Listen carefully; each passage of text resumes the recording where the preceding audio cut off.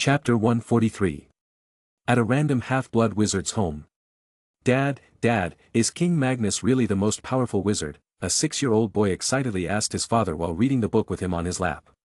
The man smiled and caressed his head. Of course, he's the greatest. He has already punished a lot of bad wizards who hurt people. He also helps the needy. Really? Then, I want to be like him when I grow up, the boy cutely announced. Really? What will you do with all that power? The father asked. The boy showed a toothy smile. I will eat as many candies as I want. In another home. A family of female muggle-born wizards were seated on a big couch. Each had a book in their hand. Her husband was also a muggle-born and they had 2 kids together. There were also their parents in the house.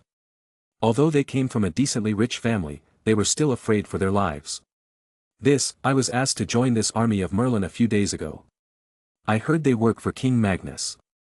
I should have joined them. He's the right side to choose for us, the woman said with a tensed face. Her husband nodded. Yes, I've heard about His Majesty so much. Even saw him once in the Diagon Alley. He even talks to house elves like they are his friends.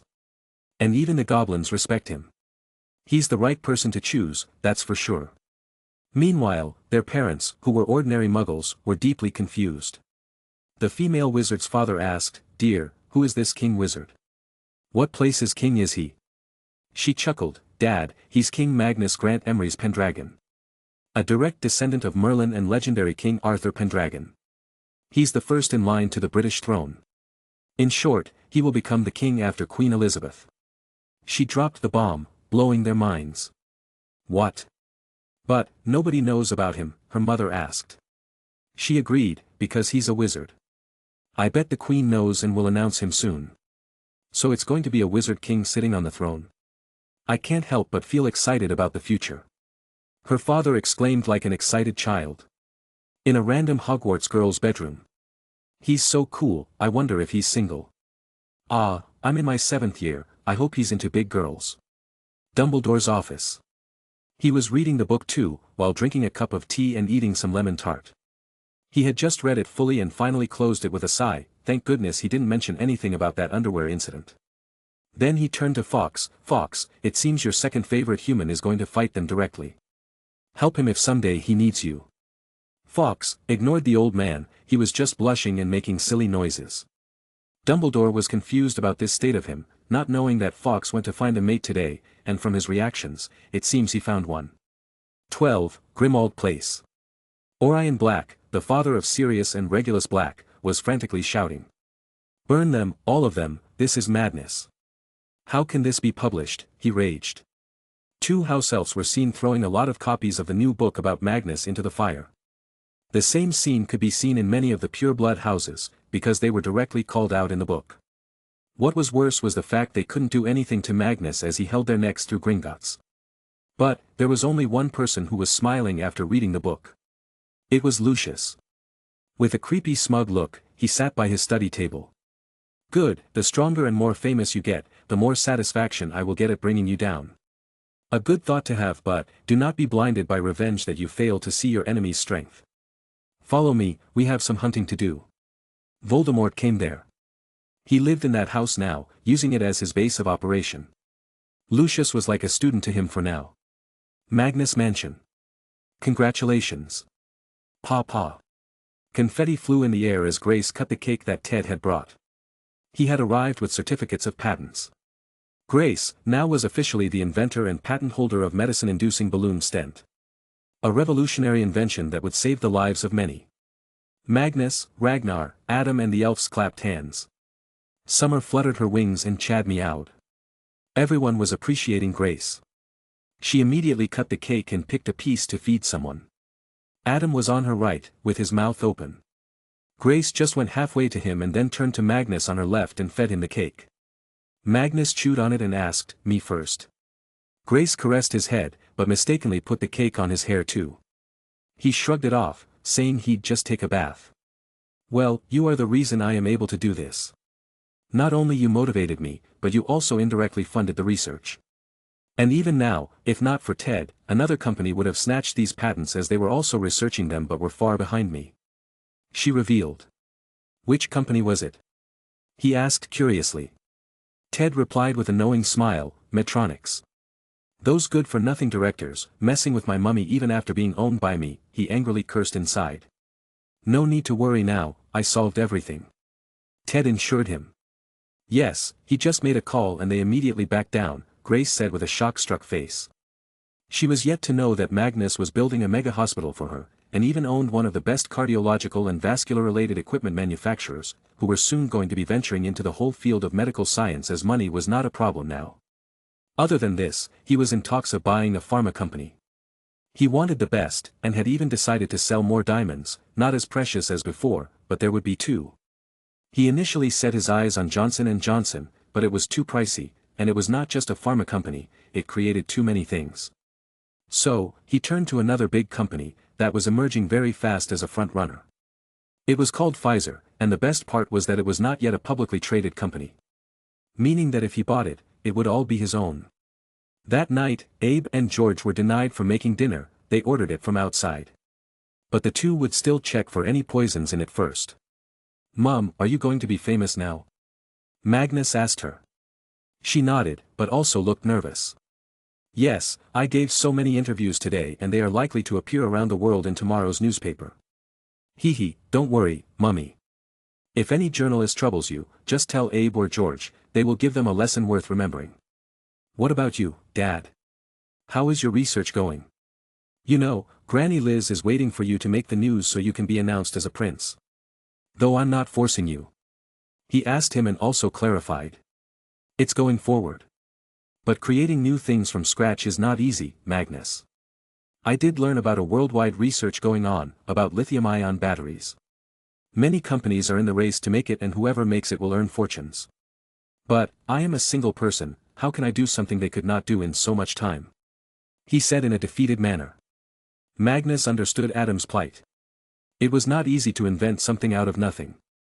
No matter how much brain you have, there are bound to be things that will be challenging to you. Just like for him it was potions. He thought about helping his dad somehow. Nom nom nom. His eyes fell on Ragnar, happily chomping on the cake as if it was his greatest enemy that he must devour. Dad, what is the hurdle you are facing? He asked. I'm a mechanical engineer, not a chemist. I need someone who knows chemicals like a master. Adam replied. Magnus once again looked at Ragnar. His face grew a smile and he voiced, My brother Ragnar, come here. Ragnar was alerted by the sweetness of his voice. He looked at everyone's faces with doubt. Slowly, he walked to them with his plate still in his hand. What? Magnus put his arm around Ragnar's shoulder. Dad, do you know, Ragnar is the best potioneer to be born in a century. And do you know what potioneering is? Mixing of various substances and making something new, although alchemy is also somewhat close but still different. Anyway, what I'm saying is, Ragnar can be the master chemist you need. He knows about all kinds of chemicals as he plays with them every day. I do work with them every day, Ragnar pointed. See? He can help you, Dad. In fact, he can help you greatly in making it good. What do you say, Rag? Will you help Dad? Magnus asked him. Sure, it's not like I got anything important, it's holidays. Ragnar agreed. Clap. Magnificent, Dad, best of luck. Ted, come with me, I need to talk to you about business. Mum, you play with Chad and Summer while the ice cream arrives. He said and moved towards his room. Grace chuckled, okay, little boss. Chapter 144. You know about the land, right? Now hear about my new company, Magnus told Ted about everything that happened at the pub today. The more Ted listened the more his brows rose. This was a big deal. Magnus now didn't just have an army, but also a company that could ignore the need for heavy machinery. They could just use magic to erect structures in days when it should have taken them weeks or months. The finer tasks can be done by muggles and they take the least time. But Ted, we will need to create a department solely responsible for making sure the statute of secrecy isn't broken. We will create fake documentaries about how much hard work went into our various projects. Then when we are near completion we will air them on BBC or other infotainment channels. Nobody will doubt us then. He suggested. It was a great idea. This way, even if people will feel that such fast construction was crazy, they would accept it. Because if it's on TV, then it must be something very amazing. Ted affirmed, "That's a great idea. When is the construction going to start?" "As soon as I get a letter from the Queen." "Ah, talk about the devil." He noticed an owl flying outside his window. The Queen must have bought an owl after meeting Magnus. He took the letter and let the owl go away, of course, after some treats. He read it carefully. The beginning was the usual royal talk and he slipped to the main part. Letter. "I talked about this with Prime Minister Heath. It is a very large area of land, so a nod from various ministries would be needed. Worry not, as the Prime Minister knows about you. I must say, all those who know about your inevitable taking of the throne are very excited. The name of King Arthur Pendragon is still so much loved. Even more, since I pushed a lot of historians to publish books about the evidence that King Arthur was real. A new television series will also air on the BBC soon. Coming back to the topic. I and the Prime Minister agree that this project of yours will be a great boon to the country. And we have no choice but to accept, because one way or another, you will do what you want. Send a full plan for the development of the hospital campus. Ministries will need to see it before signing it. If you can send it today, I can get the nod from ministries in 2 days. Also, I will visit you in a few days. It will be an official visit. Since you have already started work from your side of recreation false memories, I must do so too. The world needs to see my meetings as a mystery. So that later when I announce Adam's return, the world will think I convinced him to return. See you in a few days. Elizabeth. Letter end. Magnus folded it and burned it. It seems she has accepted everything and is really helping us now. But always be careful, Magnus, Ted advised him. Of course, I will never trust her so easily. At least not yet. Not until I sit on the throne. I will give you the development plans and get them to reach various concerned ministries. He got back to work. 1 month later. August 10, 1972. Magnus spent his time focused on studying, training and working on his various projects. There were a lot of things happening at the same time. The book about Magnus was not just a success on a national level. It had spread everywhere, in every country. The publisher Rita had hired was translating it into many different regional languages. It had become famous in the whole of Europe and North America. In a few large Asian countries too, as they were interested in Merlin. This, in return, increased Magnus' popularity. Those who didn't even know about him started idolizing him.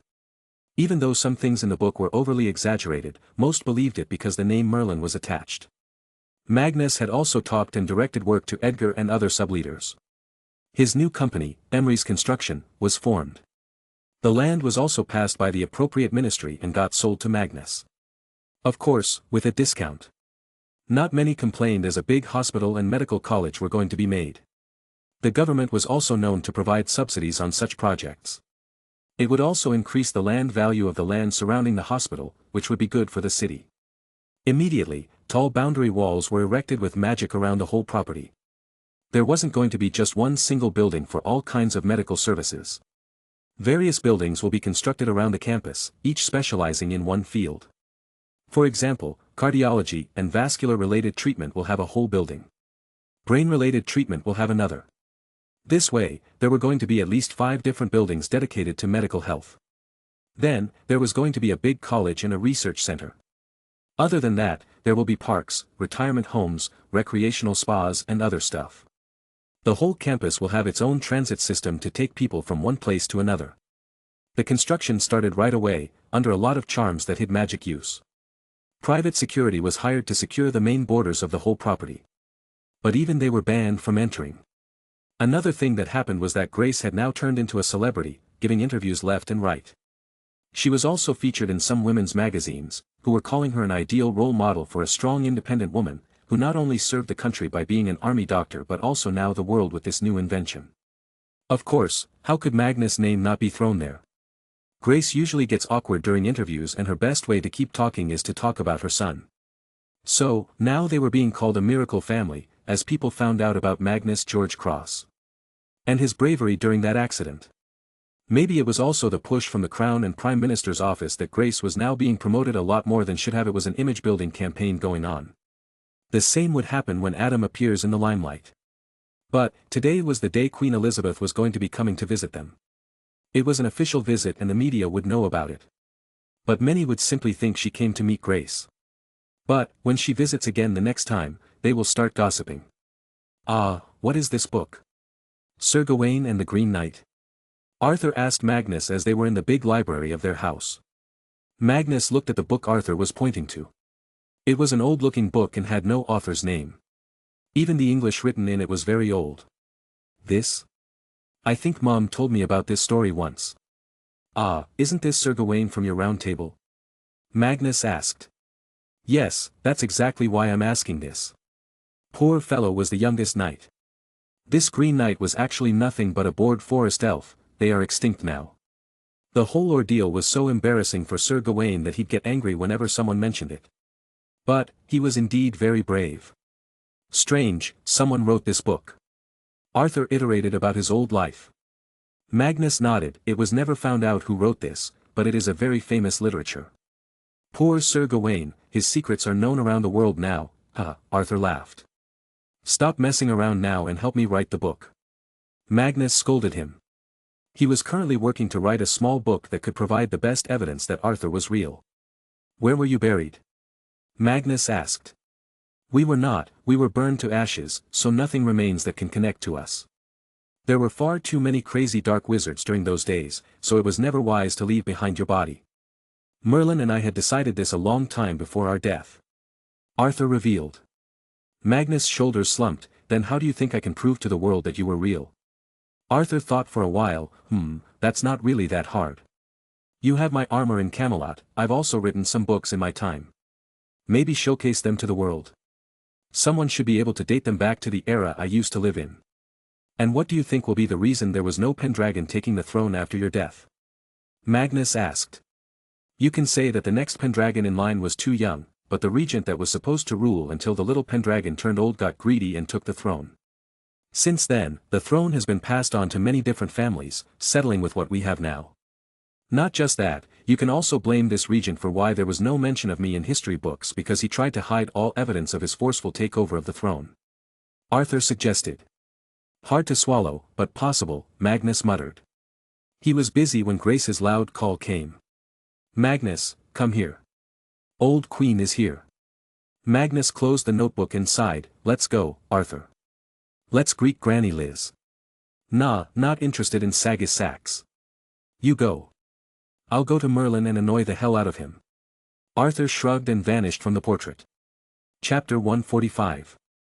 A large Rolls-Royce rolled in from the main entrance of the estate. Her security stayed outside the gates. Except for a selected few, nobody was allowed to enter. But, whoever entered, was under strict surveillance by Abe and George. Magnus came out running to the entrance. Although he did not need to greet her like this, he still needed to act as a simple boy for now. Soon, the Queen got out of her car, whose door was opened by her guard. Magnus, while looking at her, felt only one thing. Weak. Yes, she was rich and the monarch, but personally she was so weak. He wondered if she could even lift an assault rifle and fire continuously a full round. Let alone lifting his twin swords Hope and Despair. Anybody could bring this monarch down if one wanted to. Without her guards, she would be nothing. Truly, the monarchy had degraded from old times. Back in Arthur's time, kings were supposed to be warriors, and if you were not, then you were either killed in combat or poisoned. If none of these, they die of some disease due to their frail pampered bodies. But again, he understood why she was like this. Muggle world for the most part was peaceful and the rich didn't need to fight in the wars they funded. While in the wizarding world, it didn't matter how rich you were, you may have to fight for survival. She got out of the car and walked up to Grace. The casual greeting came. There were no cameras so there was no need to be too formal. Welcome, please come in. Grace led her inside. But, when some guards also decided to enter, Magnus stopped them. Not you. You stay at the door. We must follow Her Majesty wherever she goes. They told him. Magnus didn't act cocky with them, they were just working. Well, first of all, look at your shoes. It was raining this morning and you will dirty my floor. And she will also want you to stay here, you can ask the Queen. Queen Elizabeth turned around and nodded at the bodyguards. With this, the matter was settled. Once Magnus was gone, the three guards in suits started talking to each other. Guard 1, humph, what a cocky kid. Guard 2, not really. Don't you recognize him? He won a George Cross at 9 and even owns his own company right now. What were you doing at 9? Guard 3, whistle probably eating sand and dreaming of infinite chocolates. Guard 1, I hope my son is able to achieve even 1% of what he did. Guard 3, his father must have hit the jackpot of the lifetime, to not only marry such an intelligent beauty but also have such a son. Life is unfair. Guard 2, indeed, ah. Bop bop paw. All of a sudden, 3 large blobs of bird poop fell on their heads. While on the terrace, Abe and George laughed. Huh, serves them right, talking bad about Mr. Adam and Lady Grace, Abe scoffed. George nodded and turned to Summer who was flying. Yes, good job, Summer. Come, I got special treats for you. Inside the house. They drank tea and just talked about what their plans were going to be. By the end of this year, Adam was going to be announced. It was important that they start integrating Magnus into the royal circle, so that when the time comes, nobody can say anything against him. I just met Lord Mountbatten a few days ago. It's amazing how he acted when I talked to him about you, Grace. He actually referred to you as Lady Pendragon. Queen Elizabeth revealed. Grace felt goosebumps on herself when she heard that. Lady Pendragon sounded so badass. You too, Magnus. As he is the maternal uncle of my husband, he should have known that I and Adam are not related. But he whispered in my ear, asking me how Adam and you are. What did you do to them? How are they acting as if everything is normal? She asked in disbelief. Magnus proudly lifted his chin. Hee, that's magic, Granny. Just wait a few more months, soon all high nobles will recognize Mum and Dad. What she didn't know was that this job was too damn hard. Obliviating was very easy, planting memory was a hellish task. If you were not careful, you could end up harming someone. Also, this magic was only working on muggles. If it were some wizard, they would have found out about it. That would be wonderful. I have already initiated collecting all the documents necessary for you to take the throne. You will have to remember a lot of names of people, organizations, locations and countries. I have brought you a booklet. She said and handed it to him. Surprisingly, when Magnus read the name on the book, he chuckled. Did you name it? She denied, no, dear. It's been called a royal headache for the past 2 generations now. She revealed, making Magnus laugh. He took the booklet and just turned its pages one after another. And he got a migraine from it. He had thought that there wouldn't be much because the booklet was small and thin. Now he knew why, because the text on the pages was so small, there were thousands of names on each page. His face sweated. I will read at night. I had the same reaction. At least you are getting time to read them. I didn't, I had to memorize names while I was getting ready to give a speech about my eventual coronation. Let's leave this discussion. I am so proud of you, Grace. You really are a role model for everyone. Even in the darkest times of our country since the war, there are people who are lifting the country's hope. So many economists are so fast to declare that 70s will be the dark ages of modern Britain. I refuse to believe that. A country that has such inventions taking place and large-scale infrastructure constructions taking place cannot be in dark ages. She said. Magnus was worried that she might slip up the news about the hospital, but thankfully she didn't. He had told her to keep it a secret in a letter. Their talks continued till noon. She was a busy woman and had a lot of parties to attend. It did sound less like work, but that was the current job of the queen of one of the oldest monarchies in the world. When it came to leaving, she gave them a few gifts. They were mainly various kinds of expensive tea bags. Phew, she's trying hard to mingle with us. Grace muttered when the queen left. Yes, I never imagined in my life I'd even meet the queen, let alone become her son. Life sure has weird twists and turns. Adam sighed. Magnus rolled his eyes. Yeah, it sure does. I didn't even know about Arthur or Merlin, yet I'm their inheritor now. And me too, never had I thought I'd be friends with the biggest greedy narcissist in the world. Life sure is strange. Ragnar added with an exaggerated head shake. He was in his lab all this time, saying that he couldn't care less about a Muggle queen.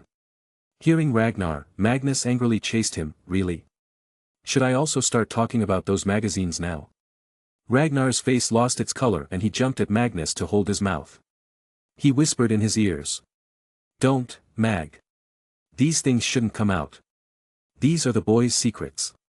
Really? How convenient for you. Mummy, do you know? Magnus started shouting. Ragnar, seeing no choice, took out a potion bottle and poured its contents into Magnus' mouth. Shocked, Magnus gulped. What the, JHGFID. Heh, this is tongue twister potion. Now you will speak gibberish for the next hour. Enjoy. Ragnar let Magnus go now. FHFH fool. It was obvious that Magnus was cursing, but Ragnar just laughed at him and left. Laughter, fun, studies and hard work filled Magnus' home for the coming days. His holidays were limited to begin with and his time to return to his school was nearing. But the one running out of time was Adam, as when Ragnar leaves, his research would also come to a halt. He only needed some help with the battery, everything else would be achievable by himself. Ragnar had been helping him create a working and economically viable lithium-ion battery. He was also working very hard to help Adam. By now, he had understood what Adam needed. Although he didn't understand much about the electron stuff. All he knew was the material he needed to create. He was just reading different research papers from various institutes around the world. He didn't understand much. He's just read their names and if interested would read further. Solid-state battery. What's this? Solid electrolyte. This is pretty similar to what I'm making, but safer. Arg, this is very hard, he frustratedly scratched his hair. He was very close to making a working example of a lithium-ion battery. But it had already caught fire 30 times since he started creating the final battery. It was obvious that this thing would not be safe. And when it reaches the market, all the companies that are themselves researching it will pounce on Adam, calling the battery a very dangerous invention. And when they also develop it, they will start lobbying for its advantages. Solid electrolyte. What can it be? He wondered and returned to his workstation, to look at various substances he uses in his potions. Throughout his time researching with Adam, Ragnar had learned one thing. There were many items that muggles take too much money to produce from nature while wizards get it easy with magic. Just take lithium for example. It was very costly in the muggle market, but in a potions shop, it was cheap. He again folded his sleeve and got to work. Just wanting to finish this project before heading to school. I wonder how much money Uncle Adam will make with this new battery. Will people even buy it? He wondered, not knowing what he was creating could be worth billions. Chapter 146. Ragnar tried his best during the past few days. But despite all his best efforts, he wasn't able to successfully make the battery. It would always explode. He was also unable to find a solid electrolyte to turn it into a solid-state battery. Disheartened, Adam patted his back. Son, you still achieved a lot. Before I didn't even know where to start. Now, our only problem is containing it. I'm sure I can come up with something. You only think about your school. But, I wanted to make a better battery. The better it would be, the more famous you will be. Ragnar said in sadness. Adam rarely saw Ragnar talking like a kid, this was new. But he tried to cheer him up, I never hoped to be able to really make it. The fact that we were able to come this far is a miracle in itself. You should not feel disheartened. We still have time. Now, get up. You and Magnus need to get supplies for the school term. Ragnar nodded and got up from his work desk. His clothes were also dirty from all the experiments he was doing. He was pushed into his bathroom by Adam. Come downstairs later, Grace is making breakfast, Adam told him. Ragnar silently went to take a bath.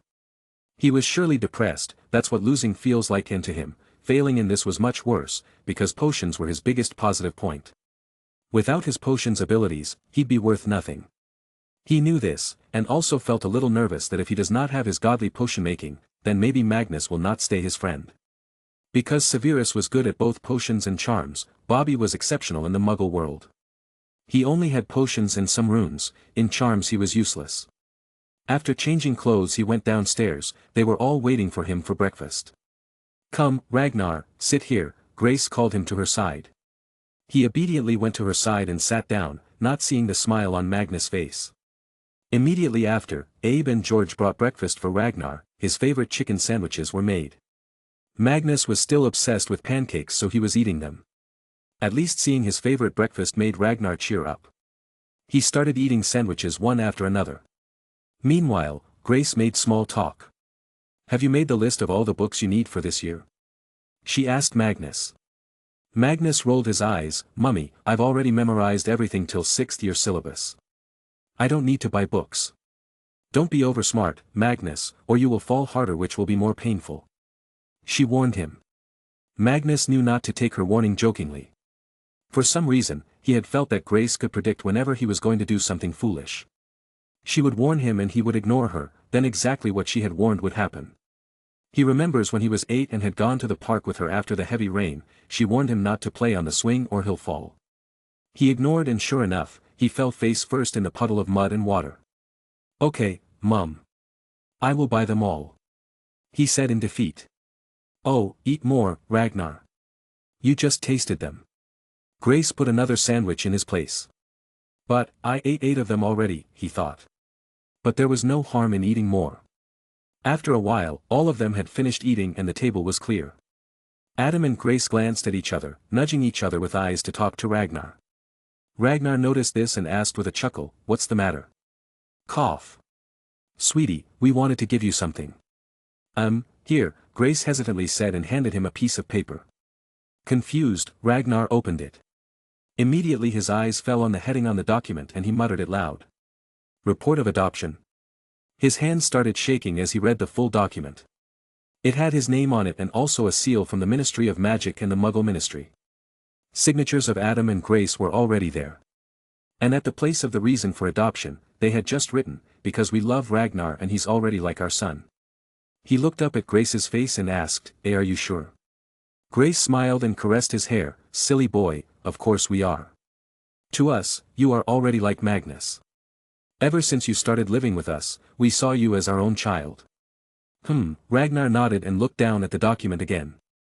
It was a very confusing feeling, he didn't know if he should be happy or sad right now. Should he cry or laugh in joy? Emotions were ravaging. Magnus was obviously not going to let his brother be like this. Let's go, Rag. We're going to Diagon Alley. I bet Sev will be there too. Adam agreed, yes, son. Go with Magnus. Don't worry about signing the document. Whenever you feel like signing it, sign it. We will always be here for you. To us, you are already a part of the family. Nodding, Ragnar left with Magnus. They just teleported to Diagon Alley with Abe.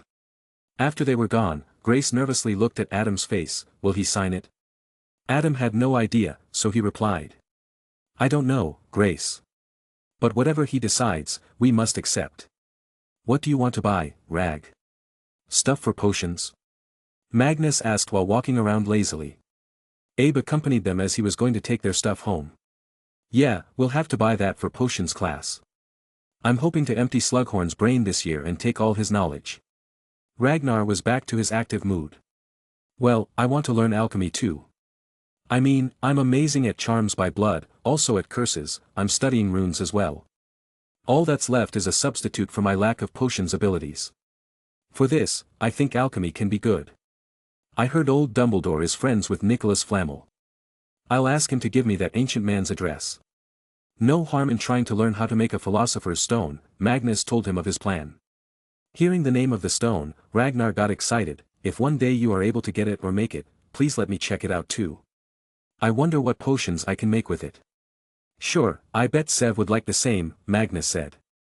They were on their way to Severa's shop, not really his though. But Magnus was sure someday he will have his own shop, and it will be the best in the market. Abe enthusiastically led the way. While walking, they noticed people looking at Magnus and talking. Some girls even started screaming as if they had seen the biggest treasure ever. What the hell has happened since the last time we came here? Magnus wondered. Sir, don't know. Abe started telling him. The new book about you has become so popular around the world. People have become your fans and girls see you as their Prince Charming because you really are a prince right now. He explained. All this, because of a book. That's crazy. Ragnar exclaimed. They sped up and quickly arrived at the shop. Abe went ahead to hold the door for them, even though he was scolded many times before for doing this. But, just as Abe tried to open the door, it was slammed open, bumping on Abe's face very hard. He fell backwards on the ground. Oh you, Abe held his long nose, it was bleeding now. From the door came out a tall black-haired chubby man. He had the air of a douchebag around him, as he looked down at Abe. He clicked his tongue in disgust. Tisk, filth, get out of my way. He said as if addressing some garbage. He lifted his leg to kick Abe aside. Abe, attack to defend. A royal family member is just being attacked. I'm sure the ministry will understand. Magnus commanded immediately. Step back, bad human.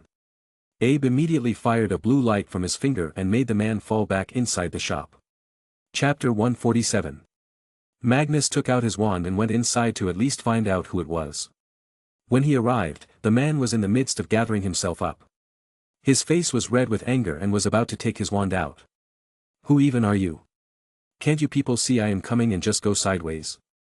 Why spoil my days? He asked. Mag? Severus asked from behind the counter. The owner of the shop was also there, and sad for whoever this attacker was, the shop owner was a Magnus fanboy and also a member of the army of Merlin. Hey, Sev. Magnus greeted.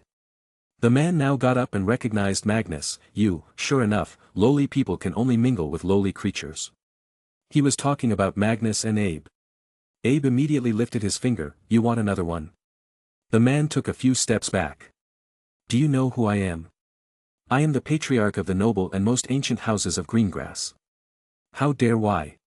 Magnus started cleaning his ear with his finger, totally uninterested in what the man was saying. Man, you sure are loud like a cow.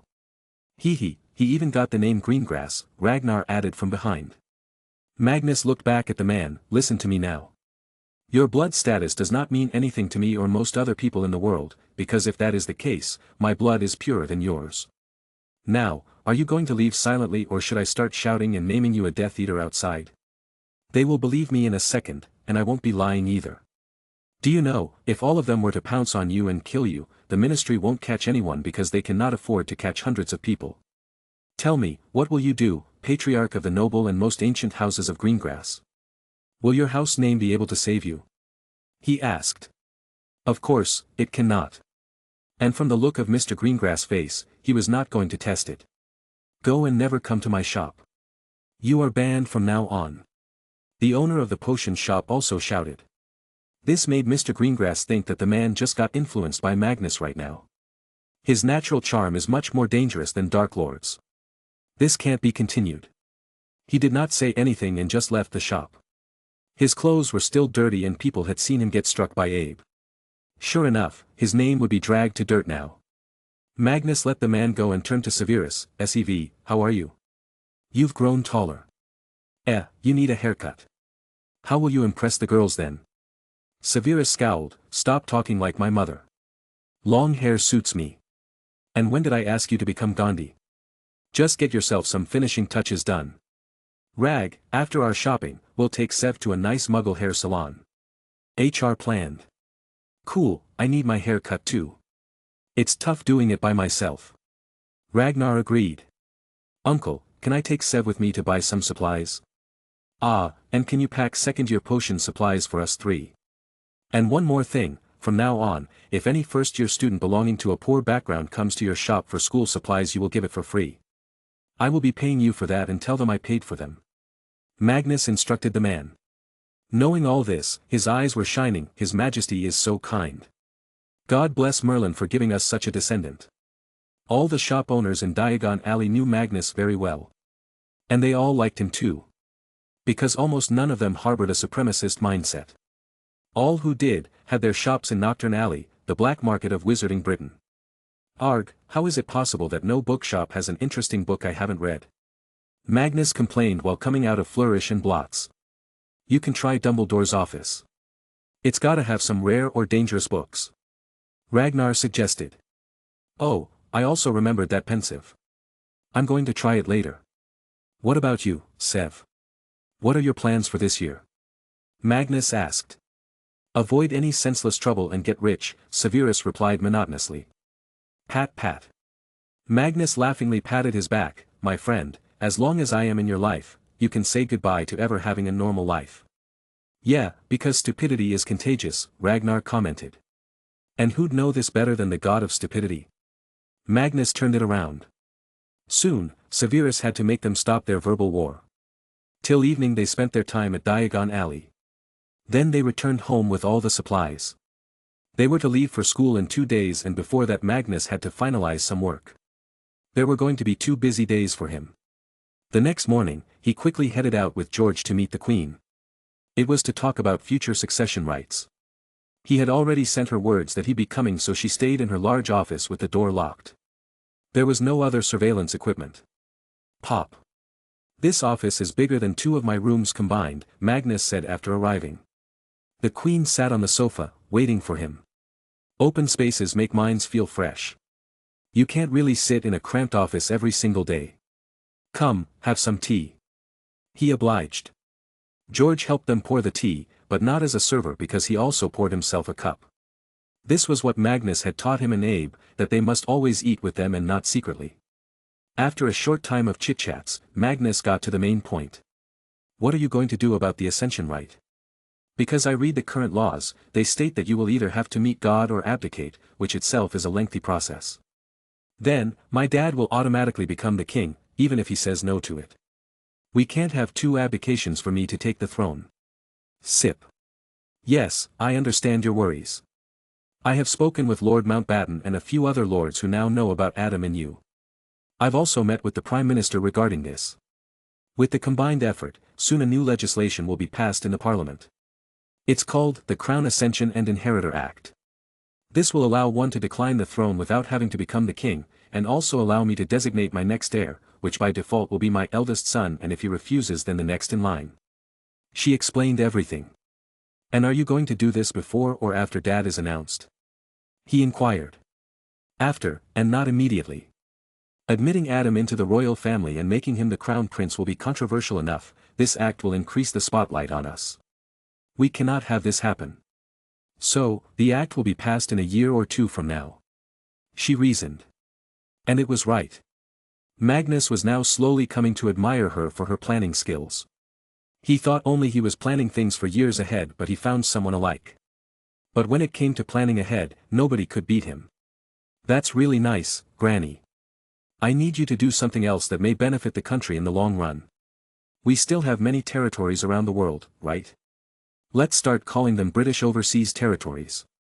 Now, I want you to start educational campaigns in all these countries. Teach their new generations English. Tell them about Britain. Bring a lot of their students for studying. I want you to do this to all remaining territories that have not yet either claimed independence or simply left the Commonwealth. The Queen really liked the term British Overseas Territories. Much more pleasant than colonies. There are no colonies now anyway because most countries now have their own semi-government bodies that rule their countries. But, she was confused. What Magnus said was going to be money-costing work. Why would she take such a risk?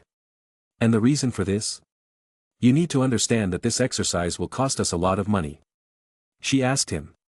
Magnus smirked. Well, Granny Liz, let's just say, Great Britain may become Greater Britain later. As soon as she heard this, her eyes widened in shock.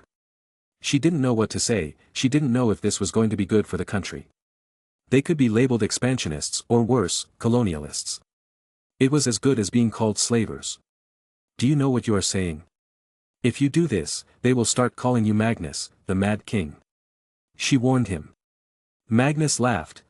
Calm down, Granny. You misunderstood me, I think. No, I am not going to colonize them. No, I am not going to exploit them like what the British Empire did in the past few centuries. You need to know that I am personally fighting bigots in the magical world. Some powerful pureblood families think they are superior to all. They want to rule the world and enslave non-magical humans. You included. What I am going to be doing is make all these territories a permanent and integral part of the United Kingdom of Great Britain. All these territories don't have much population anyway. It won't take too much to educate them, treat them better and show them the juicy fruit that is the Western developed civilizations. I asked my lawyer to do some case studies. It was found that without us, all these territories will remain poor forever. But I can change that. Magnus talked to her in depth. In the past whole month, he was constantly thinking about his future plans. He knew that once he reached Hogwarts all his problems would become magical and he won't get time to deal with all this. But the perks of having a secretary was that he could just tell her to bring all the data he needed. The Queen slowly got convinced that what Magnus said was indeed true. But what will be the end result of all this? How will it benefit the country as a whole? Magnus nodded and put his last argument. Do you know why the United States is so rich? That's because they are huge and their population is also adequate. While look at us, a small country, even smaller than Zimbabwe, which is our territory, by the way. We will always have a limit to how many people we can have on this small land. So, we need to grow bigger. And if we play our cards right, we will be big enough and spread around the world, with our ports everywhere, making us once again, a true world power. Magnus sounded very positive and enthusiastic. Now only if he was older and was speaking in front of a crowd of like-minded people, he would have gathered loud applause by now and a fanatical fan following. Oh my, is this the charm of King Arthur? Is this what those knights at his round table felt like? She wondered excitedly. Of course, she remembered the stories from her father, about how strong the British Empire was once. But since World War I, the decline started. World War II put a hole in their sinking ship. Okay dear, I will do as you suggested. I will fund education and exchange programs with all our territories, it won't be too much of a problem. It will only earn us more goodwill. But, despite what you said, you have a big problem you need to solve for all these ambitions of yours. We are a democratic country now, the king does not have the say in the state's policies. She told him. Magnus just laughed, hee, you don't need to worry about that, Granny. Just wait and when the time comes, enjoy the show in your retirement. She laughed, that I will. After this, their meeting came to an end. Magnus also went to visit the hospital construction site later. It was going at full speed and by the time Magnus would return for the winter holidays, the main concrete building structures would be completed. 2 days later. King's Cross, Platform 9. Adam and Grace had come to see them off. As discussed, they will not be coming to the platform. Magnus didn't want some pure-blood people to see his parents and have some regretful ideas. My 2 little princesses. Stay safe, okay? And don't fight each other. And if you miss Mummy then send me a letter, God, I will tell Dumbledore to put a landline in school next time. She complained and dawdled over the 2. She kissed their foreheads goodbye. Magnus smiled and kissed Grace's cheek, bye-bye, Mom. Take care and if anything happens, send me a letter. God, I will tell Dumbledore to put a landline in school today. Grace started laughing hearing him repeat her words, even in a girly voice. She tried to lightly pat his head when Magnus dodged and ran towards the wall to cross to the other side. Hee, I'm very fast, Mom. Bye, love you. He shouted and ran straight into the wall with his luggage. Next was Ragnar. Bye-bye. He dragged his cart towards the wall. But, he was not going fast and then all of a sudden he dashed back to Adam and Grace and tightly hugged both their waists, putting his head between their shoulders. Both of them were surprised by this spontaneous big hug. Thank you. He didn't wait for any reply and dashed back to his cart and ran through the wall. His emotional state was not very good at the moment and he feared he would not be able to hold back his tears if he had hugged them any longer. Before they could come out of the shock, Ragnar had left. Grace looked down at her hand, she felt there was something. She opened her fist and saw a piece of paper. As soon as she unfolded it, a small drop of tears slid down her eyes and she jumped towards Adam, hugging him. We have 2 sons now, she declared loudly. All the people awkwardly looked at them, but Grace would not let Adam go from her embrace. She was so excited and had overcome with emotions because of this. Adam smiled and looked at the blank wall. His mind was saying no, but he decided to take a calculated risk now. Yes, we do. Want to give them a little sister. Bam. He received his reply on his guts. Chapter 148. What took you so long? Magnus asked, looking back at Ragnar who had just arrived. Ragnar shook his head, nothing. But Magnus was not dumb enough to not understand what had happened. There was a reason why he ran into the wall first, so he could give Ragnar some personal time. He left his luggage and went to Ragnar, putting his hand on his shoulder. Well, I'm not stupid, brother of mine. Ragnar looked at his face and chuckled, thank you for clarifying that, my brother. Well, what do we have here? Did you 2 finally start dating? James came out of the wall and saw them. Magnus proudly turned to him, no, we are now officially brothers. Yeah, aunt and uncle adopted me. Ragnar clarified. James, although a douchebag, understood how important this must have been. He knew about Ragnar's past after all. He shook Ragnar's hand, I'm happy for you. What about you, James?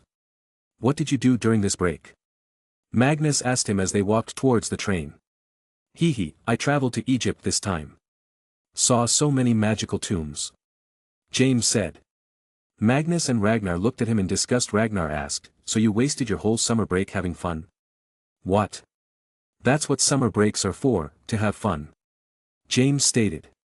Magnus facepalmed himself, don't say why I am better at charms and Quidditch than you later.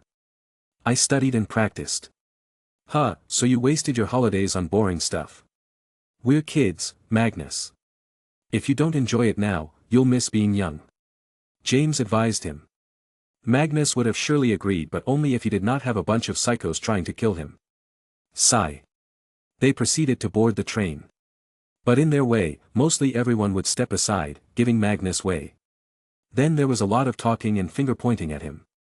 Is this what celebrities feel like? This is annoying, he muttered to himself. He also noticed a few angry eyes, most likely the purebloods. The new Muggle-born first-years had no idea though and were confused by this change in atmosphere on the platform. Ignoring all, Magnus entered the carriage and found an empty cabin for himself. After a few minutes, the whole gang got together. Severus and Emma joined him. While Sirius, Remus and Peter joined James. Where is your Regulus? Shouldn't he be with you? Magnus asked Sirius. Sirius shook his head in disappointment. He was sent with Narcissa because my family thought being with me would make him join Gryffindor. Don't worry, he will be in Slytherin most likely, and this year I am not going to let anybody mess around there, Magnus assured him. Their train ride was normal as always. Magnus had his packed lunch to eat, though it did not stop him from buying some more snacks from the trolley lady.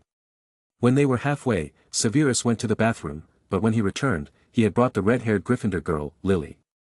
Magnus wondered if Severus even went to the bathroom. Being the best wingman he was, he made place.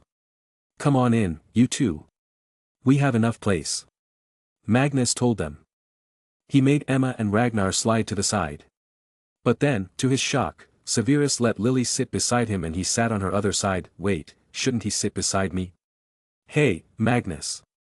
Lily greeted him. Magnus did the same, but he looked into her eyes, and everything became clear to him. It was the same shine he had seen in Emma's eyes. Looking to his other side, he could see Emma glaring at Lily, as if she would jump on Lily and beat her at any moment. This is bad. Sev likes her, and I don't like anyone. Emma is a friend, but making Lily my friend would be accepting her feelings, and Sev might feel hurt, he talked to himself. Oh, we should change into robes. There are so many of us in the cabin after all. He said and got up. Yes, Mag, let's go. Emma got up as well. Magnus stopped and stared at her dumbly. You do know I'm going to change clothes. Realizing what she did, her cheeks turned red and she sat back down. I was. Ragnar patted her head. Patience, my child. Patience. Their whole journey was awkward after this.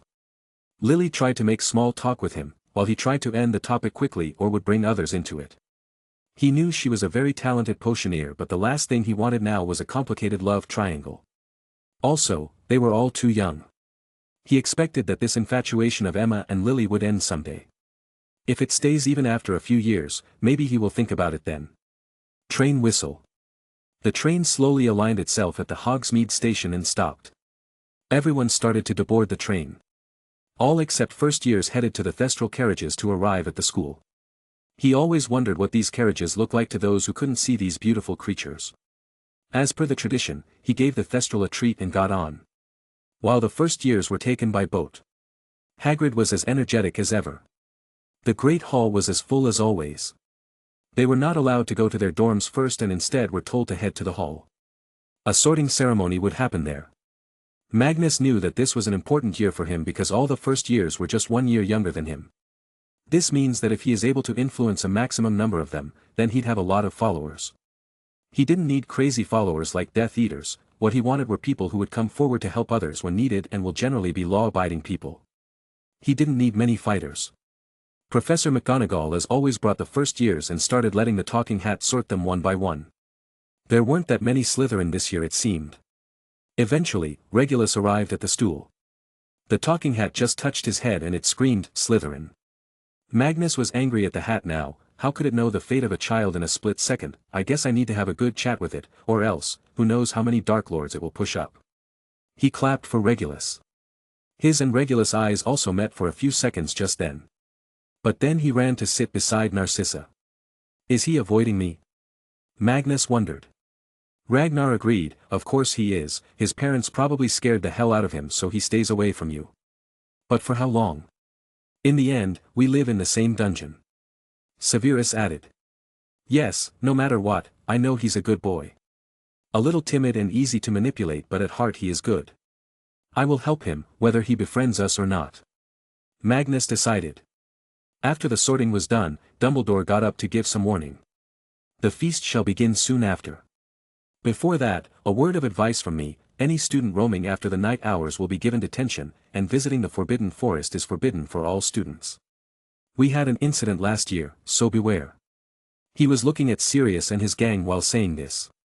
Because they were the ones who had broken rules last year, not Magnus. He always had permission. Clap clap. Enjoy the meal. Dumbledore sat down on his chair. Tasty food also appeared on their tables. Magnus and Ragnar pounced on it to fill their stomachs. I can eat more than you, Rag, so no need to try so hard, Magnus claimed as he stuffed his mouth with roasted honey chicken. Ragnar's mouth was stuffed like a chipmunk with his cheeks bloated. Foo-foo, I feel thin. Severus slowly distanced himself from them. I don't know you two. After dinner, they all returned to the dorms where Magnus let Summer and Chad go free and play around in the dorm room.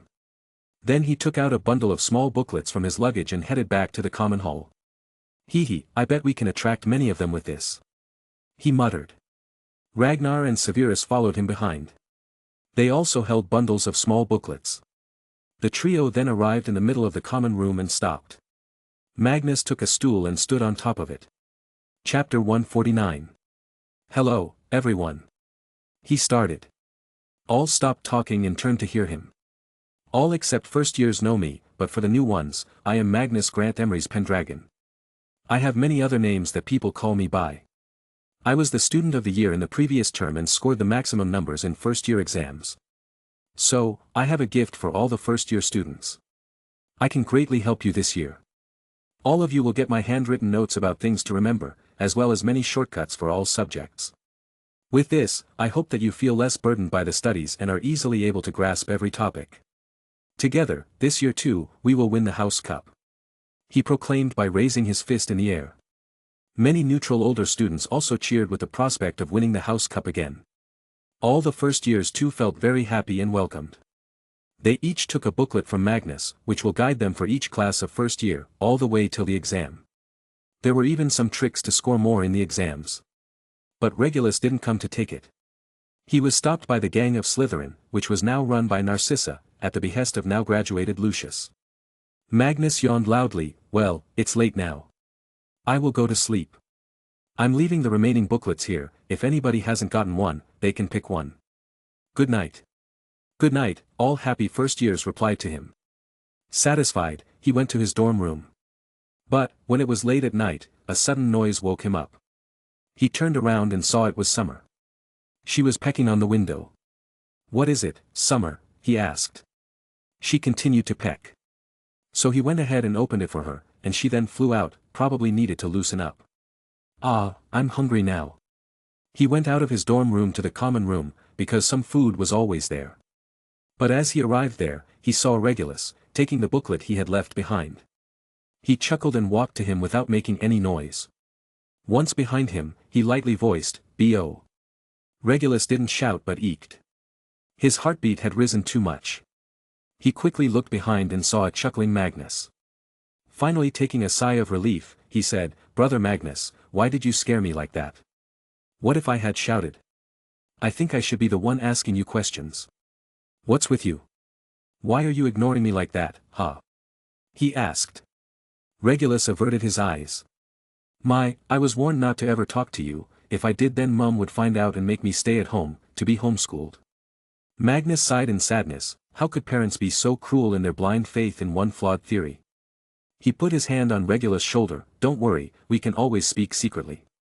Besides, I will soon take over the Slytherin house, so no bullying can happen. And, you don't need to worry, if you face any problem you can't solve, just tell me and I will make them go away. I'm your big brother, after all. I'm just 1 year younger than you, Regulus said. But Magnus ruffled his hair. I'm taller than you, and also much stronger. Go to sleep now. If you find a problem in any subject except potions, you can ask me for help. Regulus nodded and silently returned to his room. Magnus then went back to finding something to eat. A week later. Now, the days in Hogwarts for Magnus were slightly boring. Other than the more annoying potions classes and some random fans coming to him to talk, nothing much changed in his life. He had seen the schedule and had to say, it was the most relaxing schedule. There were just 6 subjects, and each day there would only be 3 classes. Fridays, Saturdays and Sundays were off. He knew that this happens only in the second year, because from the next year, he'll be needed to choose an optional subject. Then it will be a messy schedule all the way till the 5th year. He already knew the theoretical things about all the subjects, through which he had already gathered 20 points for Slytherin. All he needed to do was practically demonstrate them in class. And honestly, when you were an expert in charms by blood, things like curses didn't feel that hard. Even transfiguration was easy. So there wasn't much to do. And Magnus decided to completely read Merlin's rune book on the evolution of magic. Only when he knows all about that he can become a master at making spells and using runes. Is there any way to take away a wizard's magic? Magnus asked Merlin in the portrait. Who knows, maybe the one in your locket may know. I do not possess all of Merlin's memories. Portrait Merlin said. At the same time, another Merlin's voice arrived in Magnus' mind. It was from the real Merlin, whose soul essence was in the bead locket. There is, the voice spoke to him. Magnus was on his bed, so he closed his eyes and tried to see the same old grassland with the tree. And, soon he arrived there. A small blob of light was hovering there, probably Merlin's essence. How? Magnus asked him. In my time, magic was not regulated.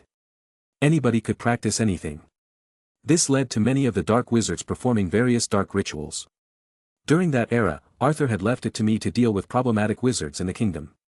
There were often wizards who tried to do some rituals and got caught. Their crimes didn't deserve death, but letting them go would have been as good as doing nothing. So, I came up with a way of taking away someone's magic. I don't take it, it just returns to nature. The main point is to be stronger than your opponent. Because when you start releasing magic from their body, you will also be vulnerable. If you perform it on someone whose magic you miscalculated, it could be you who gets his magic dispelled. It's complex magic that requires a deep understanding of how the magic flows in our body. There was another way, however, much more sinister. By doing this, you could not just take someone's magic, but also assimilate it into yourself. Morgan Le Fay did it, many times. It required cannibalism. How do you think she was able to fight me and Arthur to death? Magnus silently sat there and listened. So I'm once again too young to learn this? No, you can learn this, but I won't teach you. I don't want you to foolishly use it on someone stronger than you in magic and end up losing everything. I've seen you being reckless many times. You do not take your mother's warning seriously, but let me tell you, your overconfidence will get you killed, or worse, someone close to you killed. Merlin started scolding him. But he also sounded sad when he said the last part. This Merlin was very different from the one outside in the portrait. This one was very serious and grumpy. Okay, old man. I will get stronger and then learn it. I'm going back to reading the book now. Magnus annoyedly grunted and returned to his normal mind. Opening his eyes, he looked at the book in his hand. So what if he doesn't teach me? As long as I know how to make spells, I can do anything. Door opens. Magnus, Professional Flitwick is looking for you. I think he got permission for the dueling club. Ragnar entered the dorms and told him. Bam. Finally something interesting. Magnus slammed his book close and got up. He quickly went out to find the charms professor with excitement. Chapter 150. Magnus ran to Flitwick's office in excitement. He wanted to get better at martial magic, but you can't really get better if all you do is fight static puppets or puppets in the room of requirements. He wanted to fight Flitwick himself, a real dueling champion. Knock knock. Magnus. Come in. It seemed Flitwick was even more excited and was already anticipating him. Magnus opened the door and entered. Flitwick sat on his high chair, looking at the document on the table. It was accepted, Mr. Pendragon. They have agreed to start a dueling club, and if the club is successful, we can hold an event like the Quidditch. Magnus took a seat and replied, but it cannot be similar to Quidditch. We should not turn this into a competition between houses. Let's just make it a championship, in which students will randomly be put in a tournament bracket. The more they win the higher they will reach, eventually leading to the finale. The winner will be an individual, not a house. Absolutely brilliant idea. We cannot increase the animosity between houses. We will start this club from tomorrow. But we need students to join first, and I need you to attract students, seeing you are quite famous right now. Flitwick flattered him. Magnus smiled embarrassingly. That, I think I am. I will promote the club, Professor. All the enthusiasts will join on day one and their number will be in tens. I will focus on attracting other crowds, which will be nervous about it. Yes, I wish you luck. Also, I appoint you as the first president overseer of the dueling club. I think you are well qualified for it. Flitwick announced. This was as good as giving him a free hand over the working of the club. Is he allowing me to train fighters, or he's oblivious? Then I will go and start preparing, Professor. I should make some posters and distribute them around. Magnus told Flitwick and left his office. As he came out of the classroom adjacent to Flitwick's office, where he saw Sirius and Remus roaming around. Hey, wait up. He called them both. Both of them were going to the Great Hall for lunch. Magnus informed them about the dueling club, and instantly he had 4 new members, as they also put James and Peter's names on the list. Tell everyone in your house about it and make a list, then give it to me later. The more people there are, the merrier it will be. After Quidditch ends, there will be a dueling tournament. He informed them. With excitement, Remus and Sirius ran to their house tables and told them everything. Magnus did the same and went to the tables of Hufflepuff and Ravenclaw to tell them about the friendly and non-fatal dueling club. Ragnar, I've added your name to it, Magnus told him after returning to his table. Ragnar's open mouth froze and his spoon fell back on the plate. Is using potions legal? Sure, I am the overseer of the club, I can make new rules. As long as they are not life-threatening or harmful, you can use them. But, I advise you to focus more on martial spells or even more complex charms, they will help you in the long run. Magnus advised him. But, I don't think I have enough magic in me. I tried to cast spells but they never came out right. I also make sure my chants are right and wand movement is perfect, still, nothing happens. Ragnar said with a frustrated look. Maybe we should ask Merlin. He should know what's wrong with you. Magnus suggested. So, after dinner, the 3 headed to their room. There were no classes after lunch today anyway. But there was going to be Slug Club later that evening. When they came to the portrait, both Merlin and Arthur were in the midst of a starring contest. Where are you doing? Magnus asked them. We are deciding who will get to go on a date with the pretty woman in a portrait we saw today, Arthur explained. I will go to her, I saw her first, Merlin claimed. Look at your face, that long ugly beard, no woman will ever like you if you have a longer beard than her hair. Arthur started insulting Merlin's most loved possession. Arthur, you are going too far, I will not hear anything about my beard. Do you know how long it took me to grow? Merlin raged. Arthur laughed. Of course, I know. You didn't even have a single speck of hair on your face till the age of 30. People used to think you were a kid, so you made that beard potion and drank it for 40 years to grow this beard, but that potion also made you bald just from the top, that's why you always wore that stupid hat. Arthur, both of them hopelessly started brawling. Magnus, Ragnar, Severus, Summer and Chad sat down, each having a snack with them as they happily watched the fight. Yeah, left punch, Ragnar commented. Merlin, you can do it. Magnus cheered. As both Merlin and Arthur fell to the ground and were rolling, they noticed the eyes on them, laughing at them.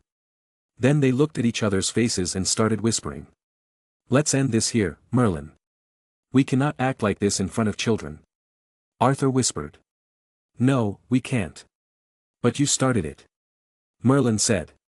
Let's continue later. The one who wins gets to go on a date. Arthur suggested. Merlin agreed, deal. So, both of them slowly got up and cleaned their clothes. Merlin put his arm on Arthur's shoulder. Oh, what are you doing here, kids? We were just exercising. Sure, exercising must be good for your health. Ragnar taunted. Cough. What do you want to ask us? Arthur tried to change the topic. Magnus didn't embarrass them anymore. Yes, I needed to ask something from Merlin. Can you help us understand why Ragnar is so bad at casting wand-related spells? Is it something related to his wand or something else? Where did you get your wand? Merlin asked Ragnar. Ollivander, Ragnar answered. Merlin thought for a second, then it's not the wand that is creating the problem. Okay, cast the basic Lumos spell for me. Ragnar nodded and took out his wand. This was a very basic and simple spell that even he could do, but his light was always weak. He swung his wand and cast the charm. Lumos. Immediately, a light appeared on the tip of his wand, illuminating the room. But, then they all noticed that it was flickering heavily, and it was also not as strong as a normal Lumos spell of others. Merlin silently stared at the light and the blinking was continuous. Cast it again. After another round of observation, Merlin had some idea about what could be wrong with him. I think I know what the problem is, Ragnar. And I'm afraid, it's not good news. The problem is in your body. It seems it is unable to channel the magic evenly, it increases, decreases or stops every split second. The problem is not your magic at all, you are as gifted in it as any other child, Merlin revealed. Ragnar looked at his wand in disappointment. But Magnus wasn't going to let his brother be sad like this. Isn't there any treatment for this? He inquired. Not that I know, you should ask Saint Mungo for it. But, as far as I can guess, there can be no cure for this, because this is something you are born with. A wizard has a different set of veins that are invisible but they channel magic in our body. Sometimes, these veins can be missing, or too uneven in thickness to supply the magic evenly. But, there is one possible way. I had come up with it a long time ago, but never tried to make it as it needed a lot of my time. The answer to your troubles is runes. You need to create a rune system that can store your magic for you and provide it to you when needed, in an even manner. Merlin suggested. All hope was not lost after all. Ragnar felt much better and now motivated. Then I will study runes and make them, no matter what. And I will help you, Magnus added. Ask me if you need any help, Severa said. Merlin nodded seeing this. Yes, together you can overcome anything. I will help you too, with whatever I know. Thank you, Merlin. I will go and start reading some books now. Ragnar immediately went to his study table. Well, you two can resume your fighting, I'm leaving, Magnus told the two in portrait. Merlin acted as if he didn't know anything. What fighting? We were just exercising. Come, Arthur, let's exercise. Let's exercise, Merlin. Let's see who's best at exercising. Arthur replied dubiously. Chapter 151. Magnus also wanted to indulge himself in studies but did not have the time because he needed to write rules and things for tomorrow's first ever dueling club gathering. He sat by his table and wrote. If he was successful, then someday these rules will become applicable in every tournament. Rule 1. Use of unforgivable curse will land you in Azkaban. Rule 2. Use of any deadly or lethal spell will disqualify you. Minor injuries will be overlooked. Rule 3. The use of potions and tricks is applicable. The main point of the duel is to either somehow make the opponent fall off the stage or make them accept defeat. Rule 4. Third-party involvement in a duel will get you disqualified. Rule 5. Attacking the referee will get you disqualified. Rule 6. Attacking your opponent outside the scope of the tournament stage will get you disqualified. Rule 7. Match fixing will get you disqualified and jailed. Rule 8. Use of any enhancing potions before or during the match will get you disqualified. Rule 9. Coming soon. He ended writing his rules but left space for more because he didn't know what other unethical things people might do in the future. After being done with this, he made a few more copies of it and headed out to put them on the notice boards outside each house. The noisiest was of course Gryffindor. Nearly all of them signed up for the club, wanting to show how brave and strong they were. Meanwhile, the crowd in Slytherin was motivated to beat Gryffindor and enrolled in large numbers. A few of them enrolled especially for Magnus though, so they could get a chance to beat him up, legally. It was obvious that all the useless ones with no real talent in dueling will quit on day one. All those that may have some talent will be helped and pushed forward. Ravenclaws were smart people, only those that really had confidence in themselves signed up, and it numbered to just 20. Hufflepuffs were totally unenthusiastic, only 7 from that house signed. Done with all this, he returned to his room and changed clothes to go to the Slug Club. He wondered if Slughorn added any new members and if he could make them friends. He was still looking for members for the Order of Merlin after all. But it was too hard to come to trust someone enough. Until now, his order included Ted, Adrian, and David, the Obscurus kid. He will also add Edgar Bones if he does a great job in constructing the hospital. Ted might get promoted to the Round Table if he stays faithful and earns Magnus' utmost trust. Unlike his earlier plans, he decided not to include his mom or dad in the Round Table, because he understood that sometimes he will need to make brutal decisions that will decide if someone gets to live or die, and he knows his mom will try to stop him. At most, he will include them in order of Merlin because Grace was an exceptional doctor and researcher, while his dad is an amazing engineer.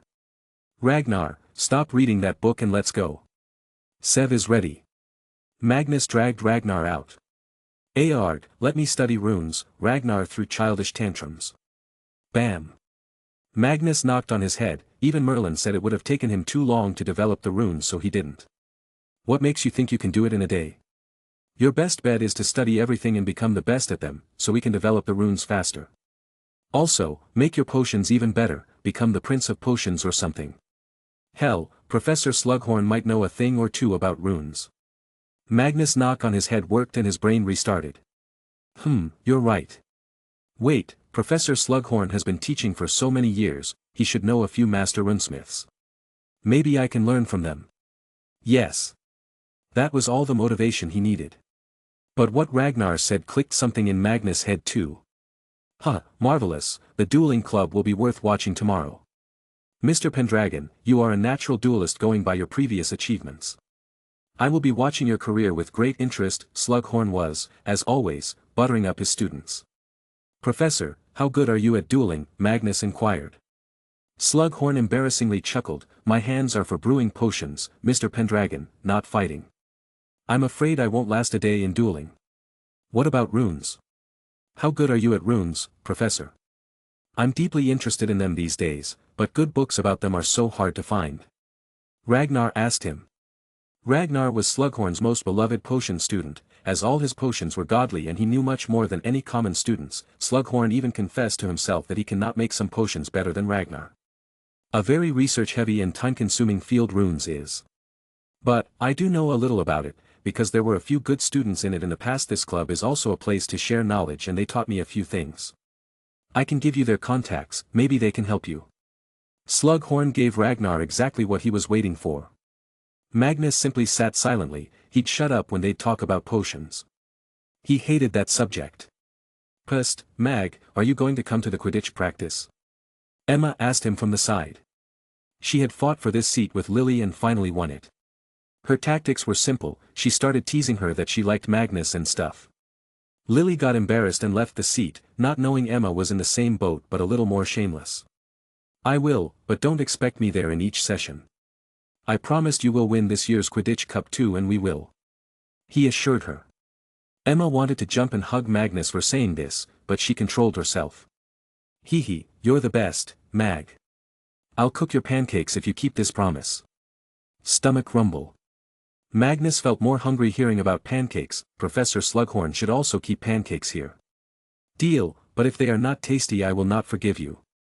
He warned her, now making Emma nervous. Professor, you didn't correctly introduce the new members. Magnus reminded the old man. Oh dear, I'm getting old. Yes, this here is our lovely Elna Abra, she's from South Africa and is in Ravenclaw. She's very good at the history of magic, knows such details about each country's history that you'd be left in shock. She's a walking human library. He introduced the first girl. Magnus greeted her, you probably heard my name too many times by now. She chuckled, yes, girls in Ravenclaws talk a lot about you. Oh really? Emma blurted and quickly covered her mouth in embarrassment. Slughorn continued, this here is Doug Flowers, he's in Hufflepuff. He's good at transfiguration, just like you, Mr. Pendragon. Magnus nodded at him, then let's compete someday. There was no new addition from the Slytherin side this year sadly. But Magnus didn't mind. Their dinner and then dessert went on for a few hours. Then time for bed came and the club meeting ended. Magnus waited for everyone to leave so he could talk to Slughorn alone. Of course, Ragnar and Severus didn't leave Emma too, as she refused to because she was part of the group now. Magnus didn't know since when though. Professor, I wanted to ask you something. I thought it wouldn't be appropriate in front of them. He started. Slughorn was in his jolly mood, fire it, Mr. Pendragon. Ask whatever you want. It's about Voldemort, he's an exceptionally talented wizard, that's a true fact.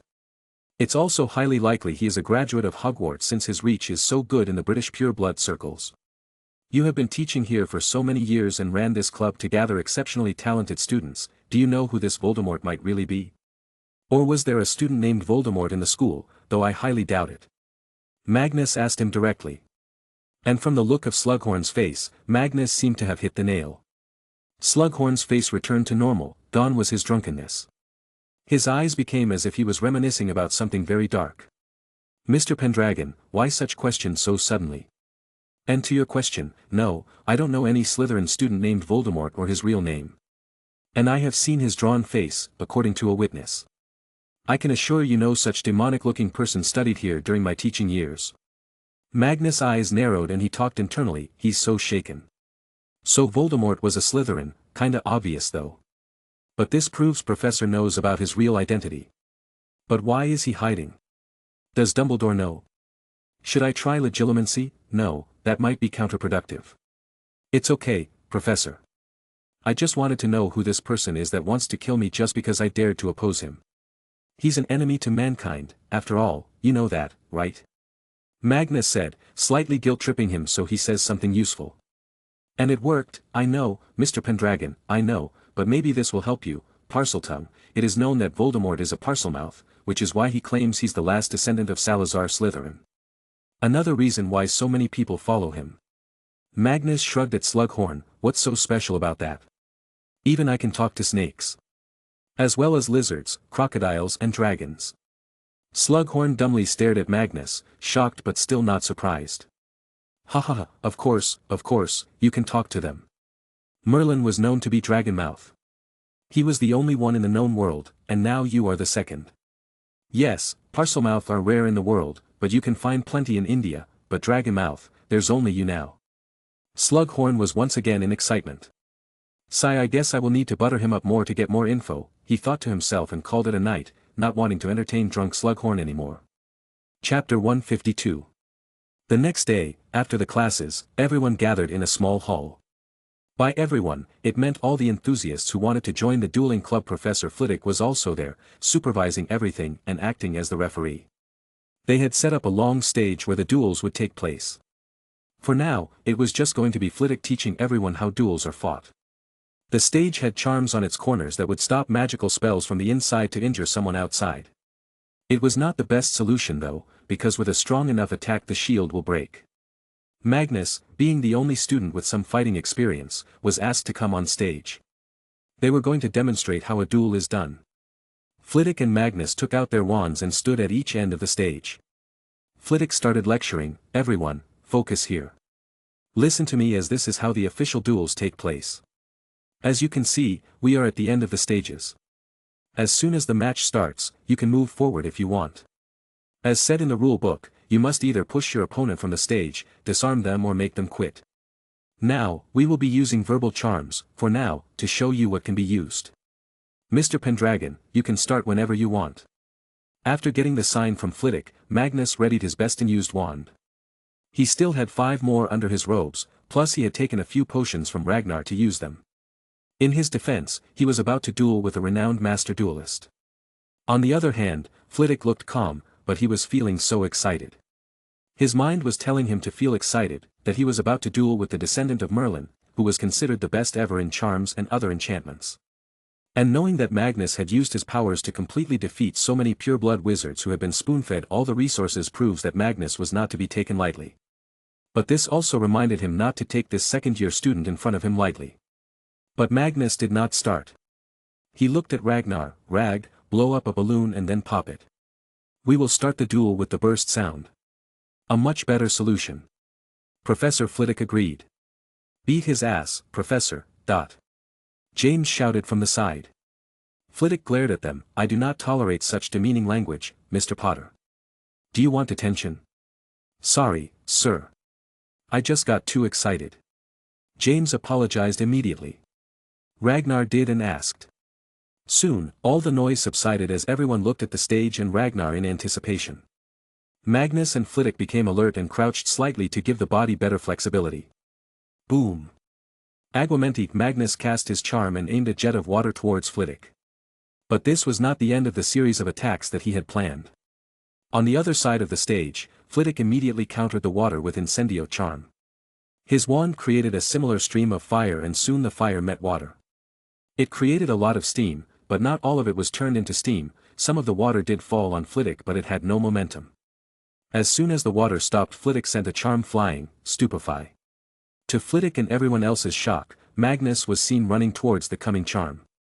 Midway he cast Protego, the shield charm, immediately neutralizing the Stupefy. Next, Flitwick noticed Magnus putting his hand inside his pocket and taking out a small vial. He didn't throw it towards Flitwick, instead his own feet. Boom! A cloud of smoke covered Magnus. It covered the whole middle part of the stage. All the spectators made excited or cheering noises watching this. This trick was only effective in duels, as in real life, the enemy would start bombarding attacks after attacks at the smoke. Flitwick stayed alert to tackle any coming charm.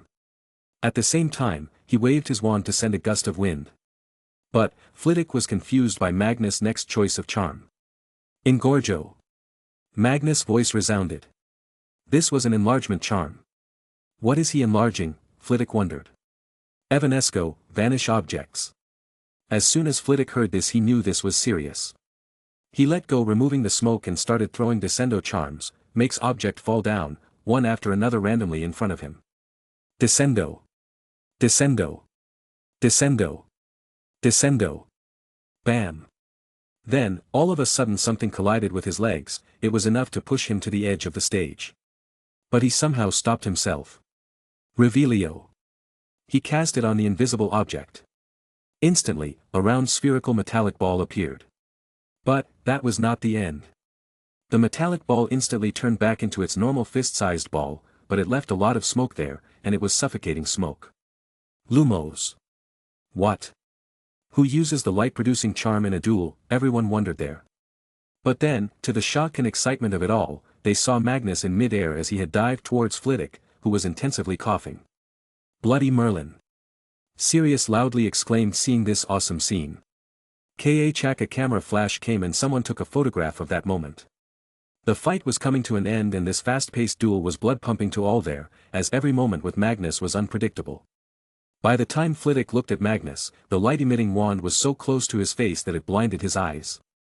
Both of them were still surrounded by smoke, with only a few of them visible to others. Bam bam. Loud noises of Magnus landing came and the next moment everything turned silent.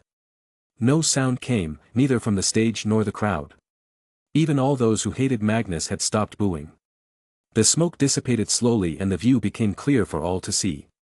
Magnus was standing behind Flitwick, with his wand's tip resting on the side of the professor's neck.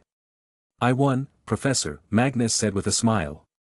Yeah, he won, the crowd cheered after seeing him win. My brother won. Ragnar was about to run to Magnus in excitement.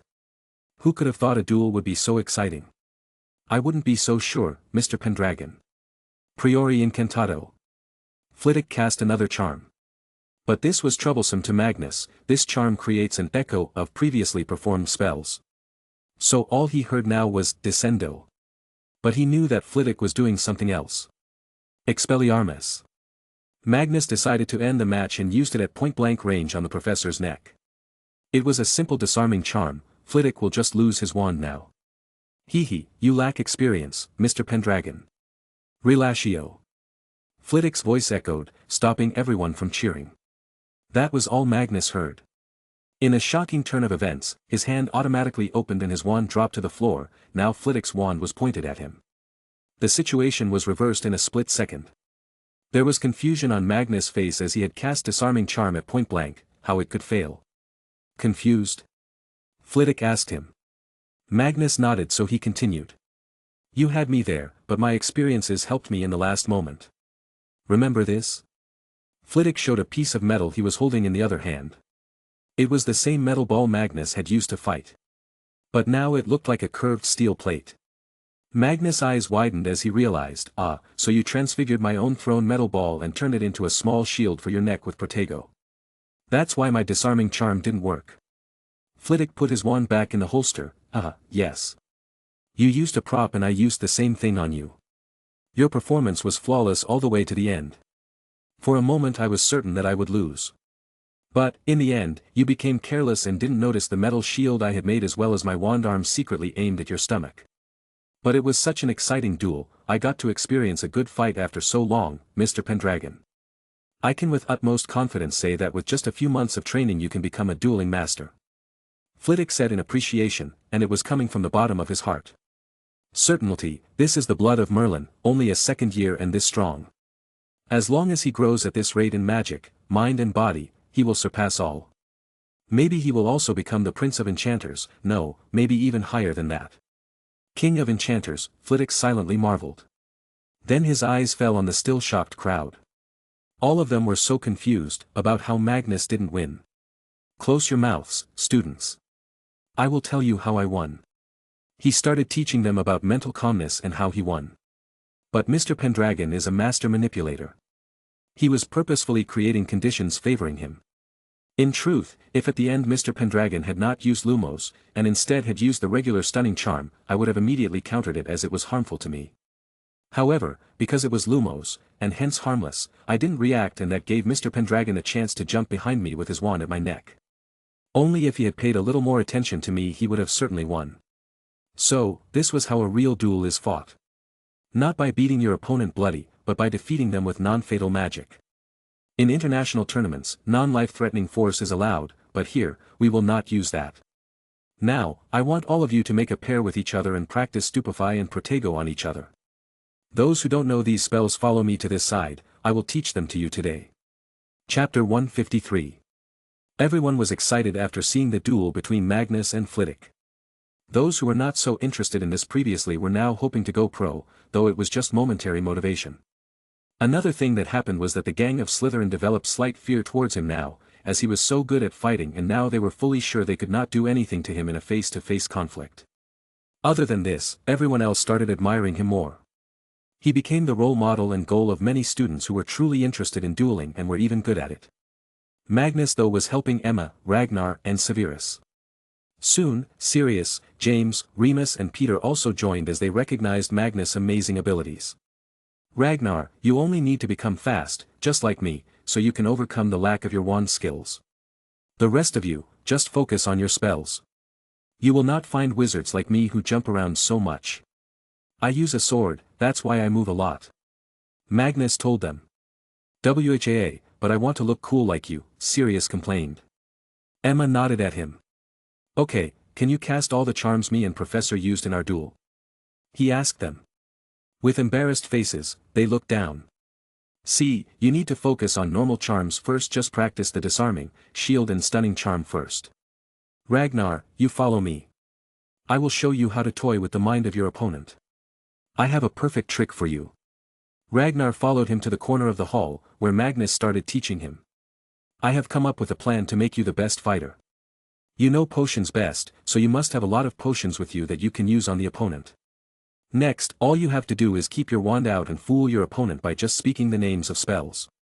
You can name any spell you want. And you can even make opportunities to strike the opponent by shouting a fake attack and anticipate their counter. But you will still need to know how to perform the defensive and disarming charm. Without them, your chances of survival and winning will be thin. But, those are my main problems, I must make those runes at all costs. Ragnar's will reignite it. I will help you too. Now, let's practice. Magnus continued to help him. The first dueling club ran till 7 p.m. Much more than the planned 2 hours. But, all of the students were so motivated that they didn't want to stop. In an hour, time for dinner would come, so Flitwick had to force them to leave to their dorms and change clothes. However, Flitwick invited Magnus to his office to talk about something. It seemed the charms professor was in a very good mood today. Come, Mr. Pendragon, here, have some hot chocolate. Magnus obliged and took a seat. He had a very favorable opinion regarding Flitwick till now. Where did you learn to fight like that? Only once in my lifetime have I seen a wizard fight like you, but he was not so talented in charms and died on the stage. Flitwick asked him while he drank what seemed like fire whiskey. I was taught by King Arthur's portrait and my father, as he's in the army. I have been practicing to skillfully use my sword. So that I can someday be the best of both Arthur and Merlin. Magnus shared his thoughts. Flitwick liked that Magnus considered him worthy to be knowing this. Indeed, King Arthur fought beside Merlin in all fights, he's as great as Merlin, but sadly, Muggles forgot about him. It's not that they forgot, it's just that because the statute of secrecy came into place, slowly the entire Muggle population started to believe all the magical things only happened in stories. Hence, the groundbreaking achievements of Arthur also became fairy tales. Magnus replied. This was his theory of why Arthur was not remembered. Indeed, I would have loved to meet him if he was alive. A person of royal blood, who treated people right. Who gave the goblins land to establish their bank on. Flitwick commented. Magnus then asked, Professor, do you feel closer to humans or goblins? I don't mean to offend you. Please ignore if it's a stupid question. Flitwick chuckled, no. My case is rare, so it's normal for people to feel curious. Well, sadly, I don't feel close to any of the two. To me, goblins look too obnoxious, short-sighted and greedy. While humans, well, I was prejudged and foredoomed from an early age because of my ancestral connection to a different breed of being that was both regarded and treated as second-class citizens by much of the wizarding community. So, I can't bring myself to feel close to humans either. I am stuck in my own world, in the middle. But don't feel pity for me, Mr. Pendragon, as that would hurt me more. I was subjected to scrutiny from those around me from the minute I set foot inside this castle. I knew that nobody would stand up for me, I must help myself. All that I am today is because of my hard work and will to never quit. Magnus wanted to salute this guy. Muggleborns were so mistreated and harassed in the current world, he couldn't imagine the things Flitwick must have faced in all these years. Stuck with dual identities, unknown if he was by law even considered a first-class citizen. Magnus had an idea, Professor, your life has been so inspirational. Will you let me tell my personal writer to write a book on you? Your autobiography. I am sure it will help so many. I personally have a friend who is a werewolf due to an accident. Your story will motivate people like him to push forward no matter what. Are you talking about Mr. Lupin? Don't look at me like that. Most of the faculty know and we support Headmaster. As for the book, will Rita Skeeter be writing it? He inquired. Of course, I pay her good money to use her brain. Come on, Professor, the world will hear about you. You might just help some depressed wizard kid avoid suicide due to social pressure. Magnus tried to convince him. Sigh. Fine, Mr. Pendragon, I will allow her to write a book about my life. He agreed. Magnus was happy, thank you. And, please call me Magnus. Mr. Pendragon seems too official. Alright, Mr. P. Magnus. Look how long we talked, it's nearly dinner time. Well, I asked you to come with me because I wanted to ask you about your wand. When will you go out to find one? Magnus sighed, I'm afraid there is none for me, Professor. I am supposed to hold Merlin's staff someday, but until that day I must use these replaceable wands. But, I have swords to fight too, and they can easily stop a killing curse. Flitwick nodded, that's good to hear. It's time, we should leave for Great Hall. Magnus nodded and started leaving, but as he was about to reach the door, Flitwick called him back. Magnus, I read the book about you. The dream of yours, of an equal world, as idealistic as it may be, is quite wonderful. If it was someone else, I would not have believed it, but maybe, you can do it. If you ever need my help with something, do ask me, Flitwick said. Magnus left after hearing this. I wonder if all the people like Professor, who were wronged by the society band together, can they defeat all these pure-blood racists? At the Great Hall, the dinner felt much tastier for a few students. Because they exerted so much during the dueling class. Poor elves of Hogwarts were having to work extra today, but unknown to all, they were extra happy, thinking their food was being valued more. Magnus also drowned himself in food. His favorite dish, pancakes, were there too. But, they were not as tasty as those his mom makes, so he also ate some chicken, lamb, beef, cake, apple pie, and finally a large glass of banana shake. Bam! Soon, the newspapers also arrived and Magnus opened the first page to see what was going on in the magical world. But, his mood got spoiled immediately. The headline read, WHO warns the world to obey or be reduced to ashes. A family of wizards burned alive on a pyre, including 2 children. Magnus was not dumb, he knew that the ministry owned the paper, not the chief editor. But this was his warning to the ministry indirectly, for them to look into this matter. Because this headline spoke less about the tragedy and more about what the Dark Lord wanted to tell the world. This was an obvious sign of the ministry being compromised. He took out a blank paper and started writing a letter to the chief editor of the Daily Prophet. I am disheartened to see the current state of your newspaper. How it has become a mouthpiece for racists and murderers. Now you are even issuing announcements for Death Eaters. Do you love Azkaban so much? Perhaps I should start my own newspaper. I'm sure it will just take me a day to destroy your sales records. But, you still have a chance to come clean, by selling the newspaper to me, or else, see your newspaper become worthless in this capitalistic business world. I can distribute my paper for free for years, I do not lack money. Can you do the same without going bankrupt? Think about it. Magnus Grant Emery's Pendragon. Ministry of Magic. The ministry had its own propaganda division. They did not have a designated department as they didn't have that many employees. Their job was just to subtly keep the image of the ministry clean. But, the whole operation was now compromised because the new head of this small division was a pure-blood supremacist, as well as a staunch follower of the Dark Lord, although he was neither a Death Eater nor had met them in his life. The moment he read the message from Magnus, he seethed in rage. After all this time, his unquestioned power was being questioned and threatened. He wanted to fight back, and for it, he was going to use the same newspaper Magnus wanted to buy. Cancel tomorrow morning's first-page special. I will write one personally, he announced. Chapter 154. Magnus did not know that his letter had enraged someone with too much inflated ego and self-importance. By now, he expected that everyone in the British magical circle would know that messing with him was not a good choice. He could cause damage to them in so many ways they couldn't even imagine. Mag, look, there's your photo in the newspaper, Ragnar told him, while they sat in the great hall and ate breakfast. Magnus, still a bit drowsy because of studying all night, looked at the paper. There his photo was, with his mum and dad. Why would Rita publish my parents' photo? I told her to keep them away from all this. He wondered. She didn't write it, Mag, look at the headline. Ragnar pointed out. Alerted, Magnus' eyes opened fully and he took the newspaper. The headline said, Danger to Magical World, an imperialist dream of a child. He continued reading it. But the first line he read made him angry. Merlin's descendant, Magnus, with his various loud surnames, is still unable to hide his secret desires to rule magical Britain. Just as his parents are dogs of the Muggle government, he wants to turn us into their dogs too, because, in the end, he will be the ruler of Muggles. But Mr. Pendragon needs a reminder that we are not his subjects, magical Britain never had a king and never will. Magnus continued to read it till the end. It was all nonsense spewed by someone with an agenda, it was obvious from this article. But, Magnus was very angry, not only its person called his parents dogs, but he also put their photo on the paper. This will make some bad people interested in them. What did I do to this guy now? This, Oscar Thumbling. I don't even know this name, and I would have surely not forgotten such a funny name. He talked to himself in a low voice. Maybe he just doesn't like your face. Even I feel like punching it sometimes. Ragnar joked.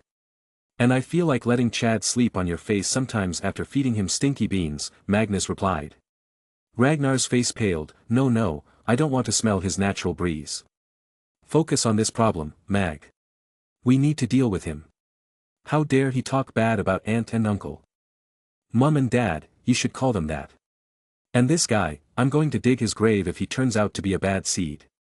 You wait here, I might skip the first class today. Just tell Professor McGonagall that I'm working on some new spell. Magnus got up. Okay, tell me what happened later, Ragnar replied and let him leave. Magnus arrived at his office under the teacher's living quarters. It was empty currently, so there was no one to see him. He quickly locked the door and called George. Go to Meta and bring Adrian here. He ordered. George saluted and vanished. After a few minutes, he had another person with him. Adrian looked around at the room and felt strange with the magic. But he still had no idea where he was because there was no window in the room. Magnus took the newspaper and pushed it to him. You used to work in the ministry. Do you know about this Oscar Thumbling? How can one forget this name? It was too funny. Ever since he joined the ministry he was deemed a funny guy, the clown of the ministry. He was so annoying to all that nobody liked to work with him. In his career, he was transferred from one department to another, until he finally landed at the propaganda division. It seems he's not doing a very good job. Never thought he was also a Dark Lord idolizer, Adrian revealed. Magnus stayed silent and thought for a few seconds. What would you say, is he also somehow working for Death Eaters? I don't know. But, knowing how he is and how the Death Eaters make people work for them, I wouldn't be too surprised if he was working for them. Adrian said. Okay, I will put a top priority contract for you. I want all information about him, from the moment he was born to right now. The payment will be transferred to the Meta account. Magnus ordered him. Actually, Magnus was officially Adrian's boss, but he rarely meddled with their work, so Adrian enjoyed relatively high powers as the CEO. After receiving the orders, Adrian immediately left with George. Then, George returned and asked, "What else can I do, sir?" "You know the place, start digging a grave there. Just in case we might use it." Magnus instructed him. George, for some reason excited, nodded. "Yes sir, I will do it right away." Pop. Now, Magnus sat alone in the office. He was still not feeling very good. What happened today would have consequences. The Daily Prophet was a big newspaper with reach around the whole of Britain, and many people, who had no idea about the dirty politics of the ministry, take everything in the newspaper as real. It was a blatant attack on his image, that he had been painstakingly trying to establish. I need reparations. This Oscar was a ministry employee who used the state-run newspaper to spread false propaganda. A legal notice sounds good. He thought and decided to write a letter to his favorite minister, Eugenia. She was his favorite because she was so incompetent.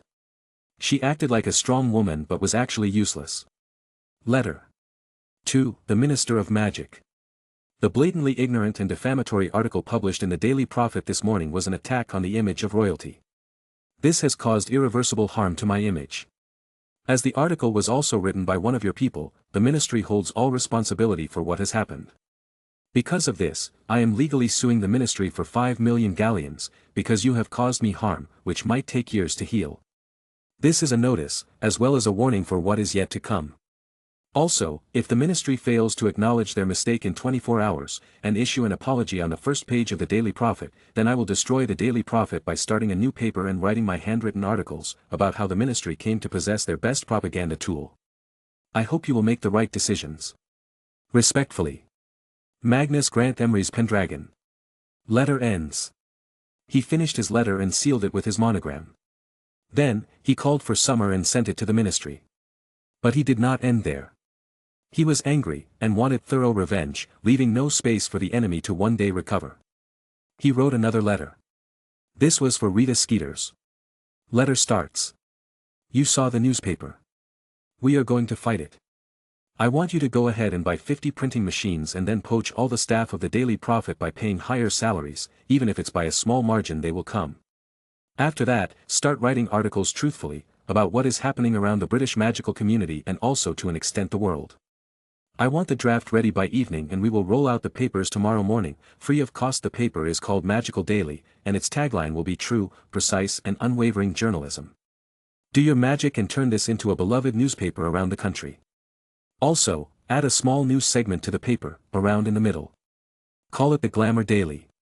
Add all the fashion, gossip and lifestyle-related news to this small 2-page segment. Other than that, dedicate the second last 2 pages for sports, the pages before that to the economy and a few more pages for international news. Then reserve 1 page to print articles by famous people as op-ed articles. They will only show the opinion of the writer. I want this paper to stick to its tagline. We will be bringing down the Daily Prophet and making Magical Daily the main newspaper of people. If you are able to do it successfully, I will consider rewarding you. From Magnus. Letter ends. He again folded the letter and waited for Summer to return, then he sent her on a journey again. Ministry of Magic. Bam. Eugenia slammed her fist on her desk, roaring and seething in anger. Who ordered you to write this? I want an answer, and I will have them, even if I have to use Veritaserum. She raged. Oscar stood in front of her with a shrunken neck. He had not anticipated that the minister would be so angry due to all this. He had only expected a few warnings. We can still talk to him, that we did not mean it. He suggested. Slap. You destroyed any chance of negotiations when you plastered the faces of his parents in the paper. And now he will not sit back unless he's brought us to our heels. I swear by Merlin's name, if I was not the minister, would have cast so many Crucio curses on you. You are suspended and will await trial. All your money and property will be seized. She announced to him. Ow, Summer arrived at her office proudly. Eugenia's eyes shrunk, recognizing the bird. And here comes the harbinger of dread. She took the letter and opened it. From start to finish, her face did not change from the previous frown. Instead, she had turned even angrier.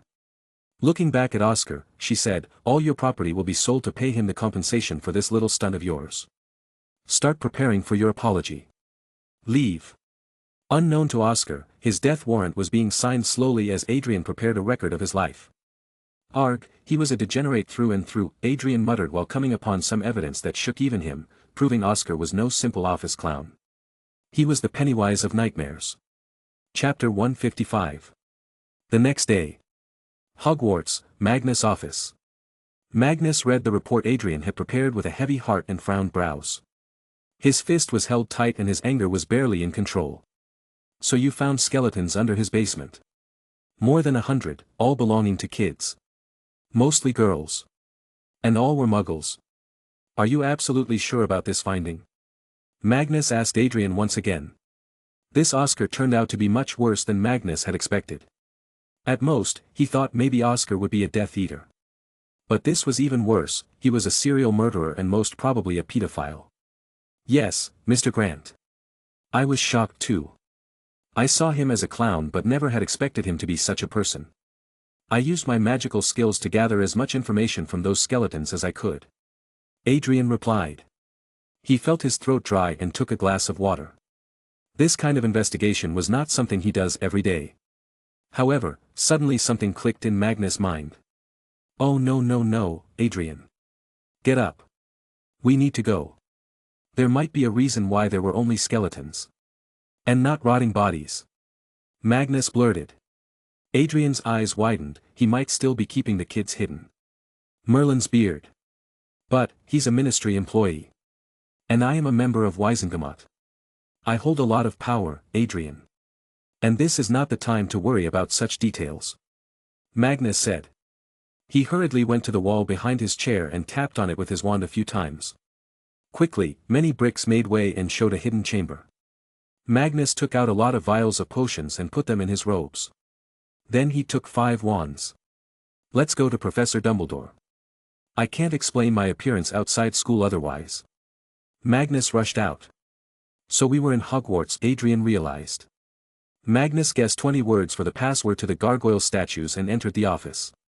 "Professor. Follow me, right now. If you don't, then don't complain why there was a school student outside the school." He rushed the old man. Dumbledore had no idea what was happening and why this Thomas was here with Magnus. "Where?" Dumbledore asked as he got up. "To the ministry. Did you read the newspaper? I ordered an investigation on its author. We found about 100 skeletons of children from under his basement, mostly females, and all were muggles. There could be children still alive somewhere. We need to get him to speak." Magnus said at speed. Dumbledore didn't ask him anything more and simply waved his wand to close his office. "Fawkes, you stay here. Let's go." Dumbledore was ready to apparate. Adrian was now completely different looking than before, so he was not worried about going to the ministry. He even had a new wand now, so there was no way for anyone to know who he was. Before leaving Hogwarts, Magnus called George, "Go to Rita Skeeter and order her to be present at the ministry." George vanished quickly. Magnus noticed being stared at by Dumbledore and Adrian. "What? You know the ministry is shameless and they will try to hush up the matter. They've been doing it for years. But, this time I won't let this happen. How dare they let such a person stay in the position of power?" Both didn't say anything in reply. Magnus grabbed Dumbledore's arm and they all apparat to the visitor hall of the ministry. It was, as always, very busy, with so many people coming in and out of that place. As soon as they arrived there, all people noticed them and made way. Dumbledore and Magnus were both very famous now. "Your Majesty," some Muggle-born wizards would every once in a while greet Magnus. They were all too proud of him because he was not just a wizard and king, but their representative at the highest level. They made strides and reached the minister's office immediately. There, Eugenia sat by her desk, working. Seeing someone enter without even a knock, she frowned, but before she could shout at this person, she heard them speak. "Where is Oscar?" Magnus asked her with a raised voice. Eugenia had the wrong idea. "What are you doing? Do you think this is your playground?" Magnus did not reply and just punched at her wooden table, leaving a fist mark on it. Answer what I ask, or you will be remembered in history as the minister who sinned. What are you talking about? She inquired, looking at Dumbledore. Dumbledore immediately gave a cut-down version of the whole story. Her face grew pale in horror. This was not a small matter. I will look into this matter. You don't have to interfere in the ministry's business and, bam. Magnus didn't let her complete her words and just took out his two swords. I am a member of the Wisengamot, that gives me enough power, and if you still want to rant about your so-called ministry business then I am ready to fight for it. Decide quickly, those children might not have much time left, nor do you. His cold voice and unwavering attitude had Eugenia taken aback. She was for the first time seeing the side of Magnus that probably stemmed from King Arthur's blood. He's in the temporary prison, awaiting investigation on what he did. She informed Magnus. Take us to him, we need him to tell us where he keeps children and if anyone else is involved in this crime. He ordered her. Not having the guts to anger him more, she decided to take him along. Besides, Dumbledore seemed silent, meaning that he was supporting whatever Magnus was doing. She led them outside and headed to the elevator. It was an underground prison made to hold prisoners before their trial. As they got inside the elevator, Magnus saw Moody. He had not seen the old man in a while now. Hello, One-Eye Moody. Moody chuckled, only Magnus called him this, and to be honest, most didn't have the guts to call him names. What's with this entourage? Follow us, I think we will be in need of your skills at the prison to make someone spill out some important information, Magnus told him. Moody glanced at Eugenia, she also nodded so he decided to stick. He was wondering what had brought all of them here and why Dumbledore looked so grim. The elevator descended into the ground, deeper and deeper, also taking many turns here and there. We had no idea he was doing such a thing. Eugenia clarified. Adrian scoffed. Of course, when does the ministry ever know about a crime before it's committed? Even when the criminal is sitting in the same building and committing the same crime again and again. Magnus snarled. Ting. The elevator stopped and the door opened. In front of them was a long hall, with crude stone-like walls. The corridor had wings, going left and right, with each wing having some guards making rounds. But, before the main entrance, there was a blockade of sealed metal rods. Take us to Oscar Thumbling, Eugenia ordered. Without asking anything, the warden took his wand and led them inside. Oscar was not kept in a very bad cell, as he had not committed a heinous crime, to the knowledge of the ministry. He was just there for misuse of power. As soon as Oscar saw Magnus, he crawled towards his feet. I'm sorry, sir. Please forgive me. Bomb. Magnus kicked his face before he could hold his legs. Where are the children? Oscar immediately felt goosebumps on his body. He alternated between looking at Eugenia and Magnus. What are you Tal? Still dare to lie? Adrian angrily went forward and punched his face. Speak. Magnus insisted. Moody meanwhile was confusedly looking at the scene. He noted that even the minister was not protesting this manhandling. So, he asked Dumbledore in a low voice. What happened, Dumbledore? Dumbledore stood there with folded arms. He sighed and told him everything. Very grave sin, Moody, a very grave sin. I will bloody gouge his eyes out. You were one of us, you dared to betray us. The next thing they knew, Moody pushed everyone aside and started beating the hell out of Oscar. Bam. Where are they? Punch. Who's with you? Kick. Since when? Moody asked him everything, and every time Oscar chose silence, Moody chose violence. Chapter 156. Oscar was not telling them anything, continuously denying everything again and again. He was by now beaten bloody, his clothes were dripping with his own blood. Veritaserum will make you speak, Moody said, making Oscar flinch. Eugenia just stood there, with folded arms and anger on her face. No, we don't have time for that. I know a much quicker way to know everything, with just a mere look in the eyes. Magnus suggested. Moody nodded with this arrangement. All they cared about was finding the children. Adrian, hold him tight, Magnus ordered. Adrian immediately went behind Oscar and held his arms. Magnus went closer and used his fingers to forcefully open Oscar's eyes. No, this is illegal, I will send you to Azkaban, Minster do some. Magnus didn't wait for his ranting to end, he had entered his mind. He was not gentle at all either, simply forcing open any kind of defense Oscar had come up with. It was very hard to find a master legilimese as it was very tough to learn the subject. An average wizard could only create small enough defenses that get them alerted if someone tried to enter. Magnus ignored all the childhood memories and tried to see the recent ones. And he did not like what he saw, his head's veins popped up. The scenes were too sad, horrifying and gory. Small children, begging for help, for mercy, while Oscar had his way with them. Beating them, he did horrible things to them. He never gave them food to eat and liked seeing them suffer. The children would eventually die from all the injuries and hunger. Magnus now went harder on his mind. Trying to find out all about how he kidnapped all these children and how big was this kidnapping racket was. Slowly, he found everything. Oscar was 50 years old, and he's been doing this for the past 30 years. He started during World War II, because during that time, the wizarding government was busy with Grindelwald, Muggle police were busy with the war and constant air raids. Poverty was on the rise, Muggle parents were desperate and worked long hours, often leaving children behind. He would kidnap these children for his sick motives. Sometimes, he even bought kids from parents who were too poor and had no jobs. Slowly, his appetite increased, but with the war coming to an end, he saw himself in more danger. So he took over a Muggle gang in London, and with his secret help with magic, the gang flourished. It had been active for the past 25 years and had kidnapped more than 1,821 children. In just the previous 3 years, from 1970 to the present, they had kidnapped 178 children. Their crimes were on the rise because of the increasing inflation and people once again being pushed into poverty. Of course, Oscar was not the only exploiter of children's. There were many sick humans in the Muggle world too, sick, rich and powerful people, including businessmen and politicians. So, Oscar started providing them with his services. His magic was very helpful to him, as it helped him keep his tracks hidden. He also had an old house elf, that obeyed his commands. The police didn't even know about the existence of his gang, as he killed every member whenever one was caught. Later, he used these same powerful people to keep his business going. Now, he even sold children abroad and was also expanding his gang abroad, mainly in the poor countries of Asia, South America and Africa.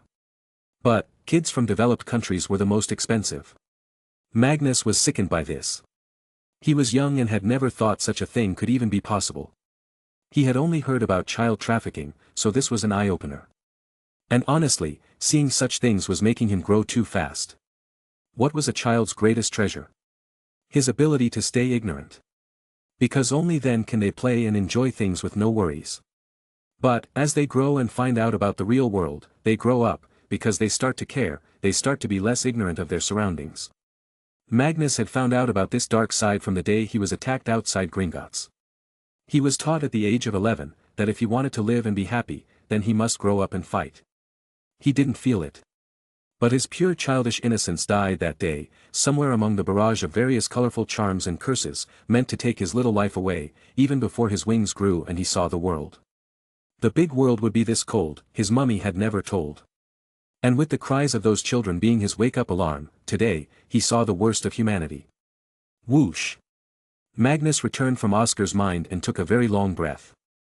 He felt like vomiting but controlled himself with long breaths. His ears were still ringing with the cries of pain and helplessness. He looked at Oscar in pure fury. You are the lowest of the lowest scums I have ever met. I wonder if people like you should be considered even lower than the Dark Lord. He's a baby killer, but you kill children's minds and souls while they are still breathing. You use this magic to do all these crimes. You have no right over this magic. Slash. With 2 swift swings of his swords, Magnus cut down Oscar's 2 arms from the torso, so that he may never ever hold a wand in his life. This is just the beginning of your suffering, Magnus coldly said. He then used an incendio charm and burned the bleeding wounds of Oscar. Everyone was shocked by this outburst. What did you see? Dumbledore asked him.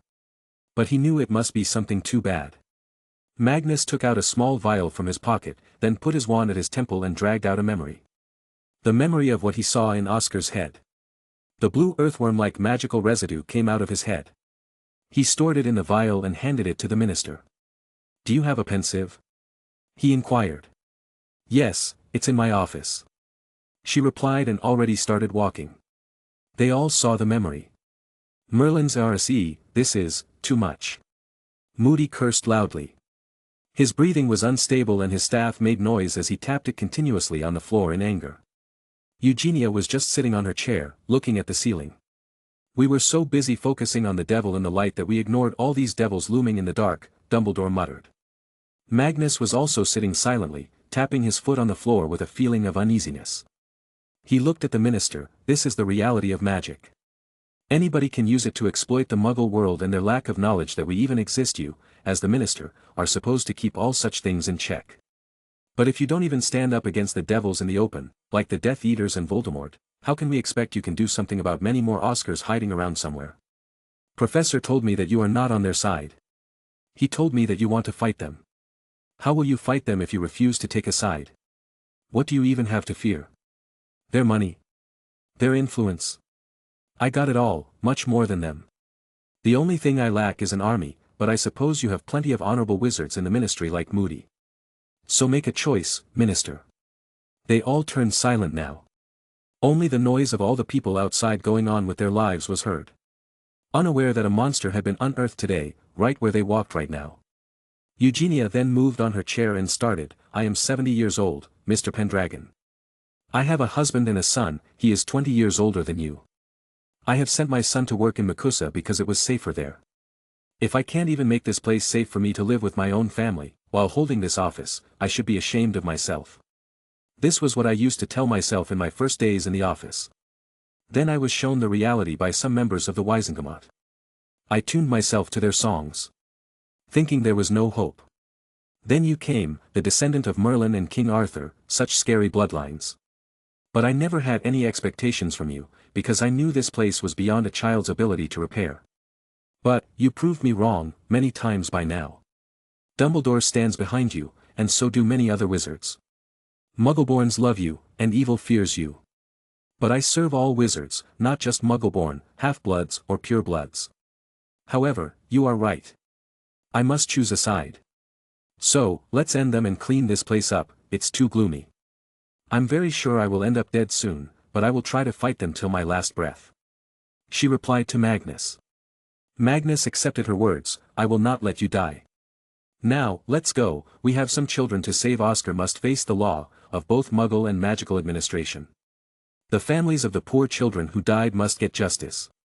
And I have already planned everything on how we will proceed. Minister, Rita Skeeter is here, give her an interview and tell her that you and Dumbledore caught Oscar and uncovered all this. While I go to the Muggle side and deal with his gang. Professor, you don't need to come, Adrian will be with me. But I do hope you can intimate the Prime Minister about the storm that is about to arrive. Magnus advised and left with George and Adrian, but not before he personally briefed Rita on what to really write in the article. Chapter 157. After settling everything at the ministry, Magnus first arrived in London. It was a sunny day, looking very cheerful and clean, not really matching to what they were doing. He needed to find a way to get the police involved in this case, so that he doesn't have to deal with all the statements and annoying legal things later. Why are we here, sir? Adrian asked him. To find a cop, his name is Tom. He was a constable a few years ago, I wonder if he was promoted. He told me he wished to someday be awarded by the Queen, I guess his wish will be fulfilled now. Magnus revealed. After looking around a little, Magnus finally saw the man. It seemed Tom had started working out and he didn't look fat anymore. He was in his uniform, eating a snack while sitting on a bench. Well, it seems he's been promoted one rank. Now he's a sergeant. Adrian said, noticing the insignia. Let's go and talk to him. I wonder if he remembers me. Magnus muttered and walked forwards. Now Tom had a stubble beard on his face and his eyes seemed to have dark circles. Magnus only remembered him from the time he was lost, he hadn't heard of him ever since. Excuse me, Uncle Tom. He voiced. Tom was tired after a whole night of running around the city due to work, only now he had got to eat something. But, this was after such a long time someone called him Uncle Tom. He looked up and saw a boy. He felt like he had seen him before but couldn't pinpoint. Magnus had changed a lot since his height and body changed, even his face had a scar on his right eye. He politely asked, yes, how can I help you? Magnus chuckled, did you not recognize me? The lost boy you found sleeping in that park. Slowly, Tom's face changed and a big smile appeared. For some reason, he seemed very happy. I remember you, how can I forget that day? Inspector's pocket had caught fire for some reason. How are you, Magnus, right? Magnus appreciated that Tom remembered his name, a good quality for a policeman. I'm fine. Congratulations on getting promoted. I knew you would become a big cop someday. Maybe even the commissioner someday. Tom embarrassingly rubbed his head. He remembered he had confessed his big dreams to Magnus that day. He was new to the department, so he had no idea how promotions worked. We'll see. What about you? Oh, I remember the news about you a few years ago. You saved some kids in a burning bus and got a medal from the Queen. I told my friends that I knew you, but they did not believe me. Tom rambled about his life. Magnus kept smiling. He could only imagine what Tom's face will be when he takes the throne. He will be able to boast for his whole life, that he had saved the king when he was young and got lost. Yes, I also completed my school. But, uncle, quick, I need your help.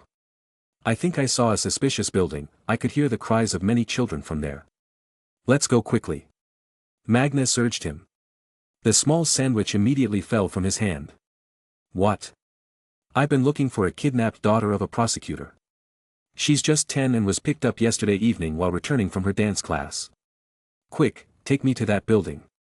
Magnus nodded. Follow me, we brought a car with us. They immediately jumped into the white Range Rover that Abe had brought there not long ago.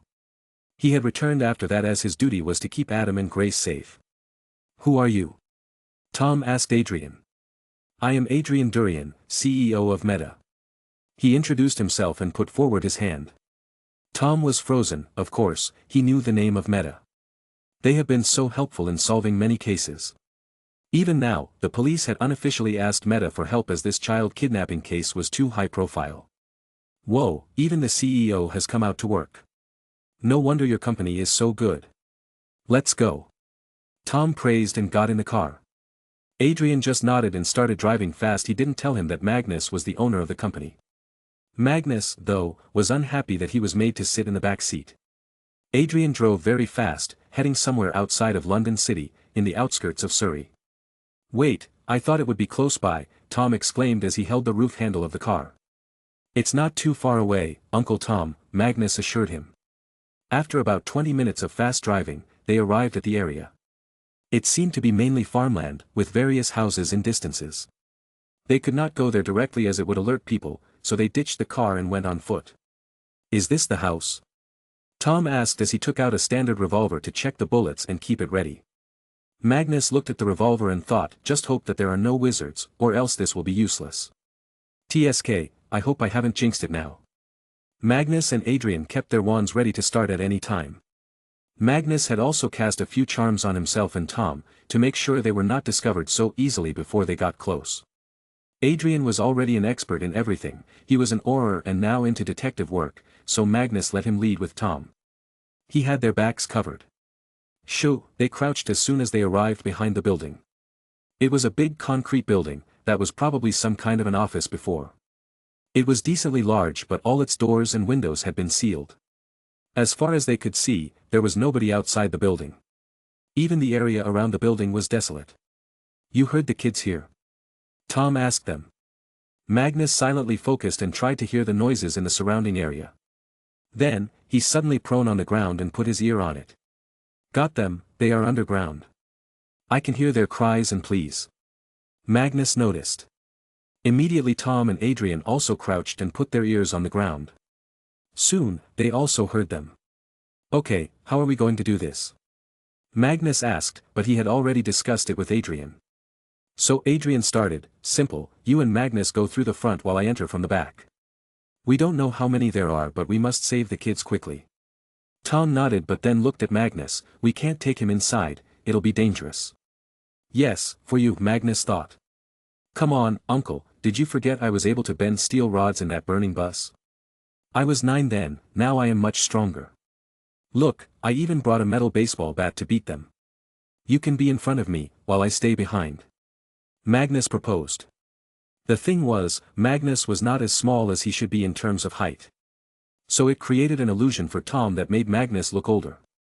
Okay then, you will stay behind me. Let's go. They got up. Adrian was going to apparate inside the building and start dealing with them quickly. Now there was no doubt that this place was where the kids were kept. Magnus and Tom went to the front door. But as Tom was about to knock on it, Magnus stopped him. "Stop, I will knock," with a childish voice. "They might not open if they hear you," he reasoned. Then, Magnus used some force and knocked on the door. He made the cutest voice he could, "Please, let me in, please." Tom held himself from coughing as he choked on his saliva. Magnus almost sounded like a girl moaning while doing the deed. Magnus though was satisfied by his girly voice. "I bet I can fool Rag and Sev, hee, I should totally prank Sirius and James with this. Remus might be too smart to fall for it though." KSH. The doorknob started to turn with a creak. Tom immediately pulled Magnus behind him and hid his gun, but still had it ready in his pant pocket. The door slowly opened and a man appeared, about 30, medium build, with brown hair and nearly as tall as Tom. His pupil dilated immediately as he saw the police officer. "Yes, how can I help you?" he asked rudely. "Do you live here?" Tom asked. "No, I come here to shit every day, of course, I live here." "Go away now, don't bother me." He tried to huff them away and close the door. He smelled something wrong with the mix of Magnus and the cop. But, just as that was happening, Adrian had entered the building. He was silently knocking men out. But, the whole building was like a maze and he was having to move around to find people. However, when he entered one room, there turned out to be a small stash of weapons, and 4 men were playing cards there. They saw Adrian and immediately picked up their large guns. Gunshots. Chapter 158.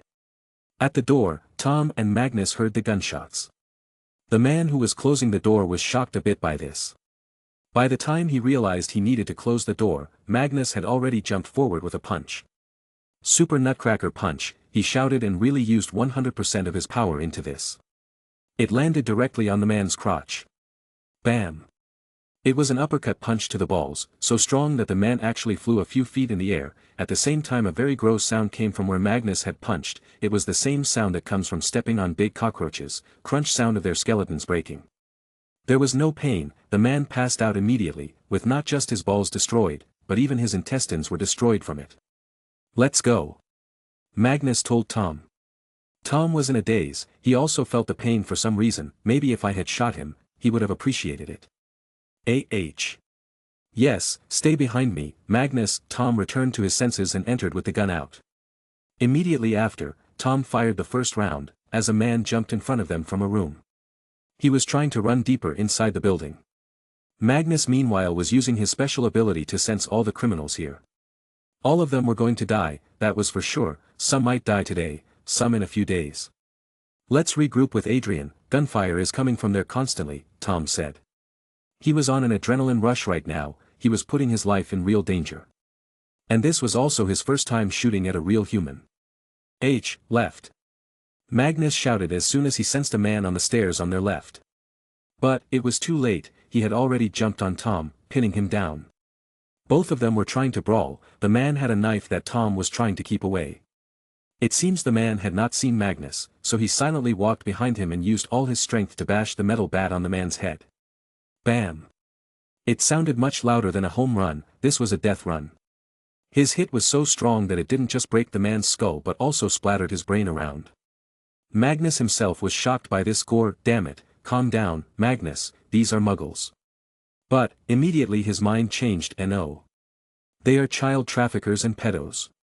Meanwhile, Tom pushed the man's dead body away. The brain matter had also splattered on him, drenching his clothes in red blood. He looked at the huge missing chunk on the dead man's skull. He had seen many gory crime scenes so it didn't make him vomit. He was in a rush at the time and failed to realize that Magnus, a kid, had killed someone. Instead, he was shocked by Magnus' crazy strength. "Thanks, Magnus.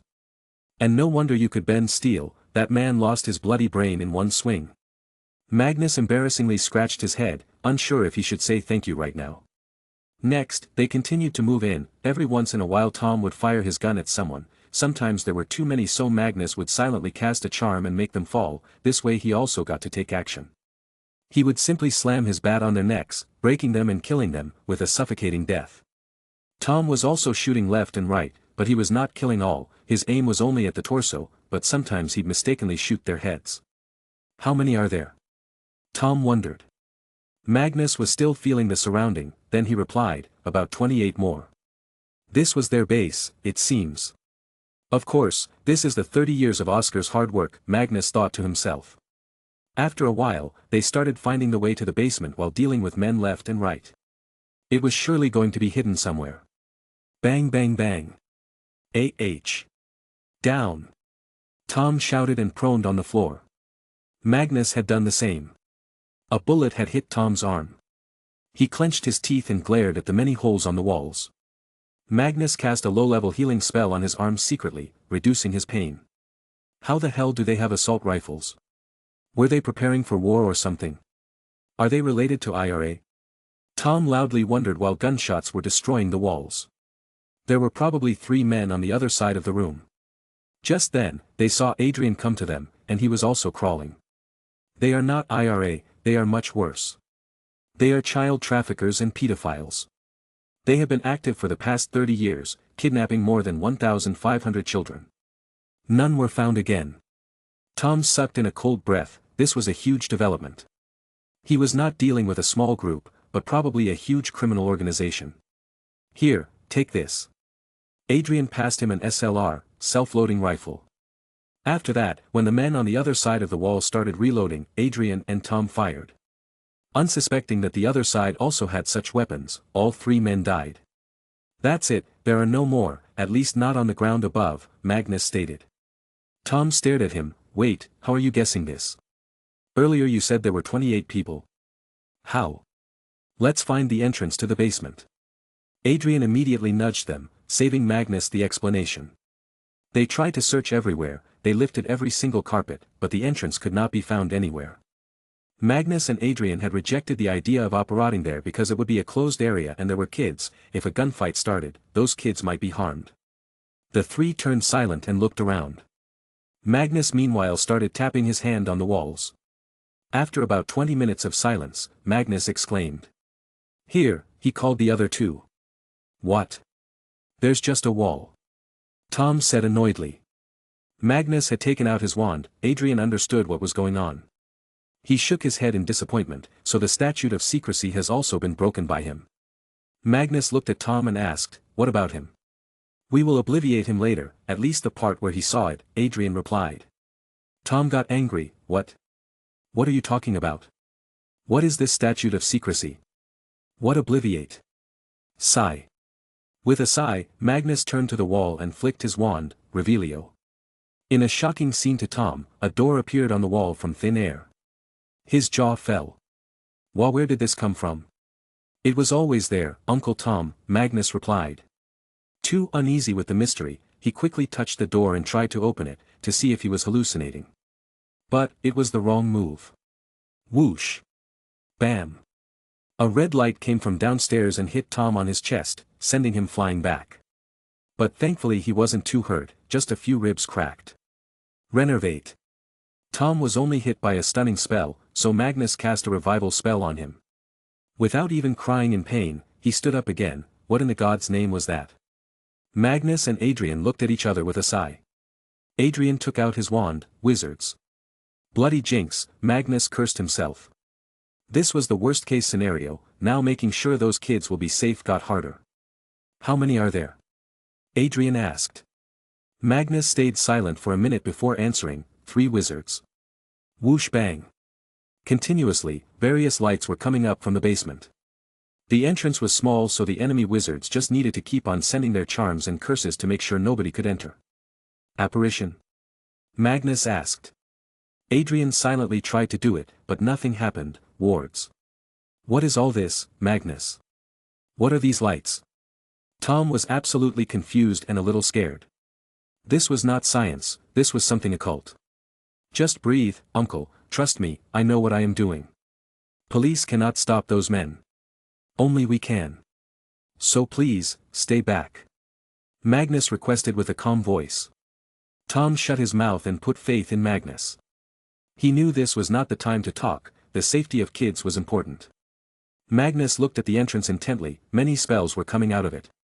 His mind was running dozens of scenarios, hundreds of ideas. What's the plan?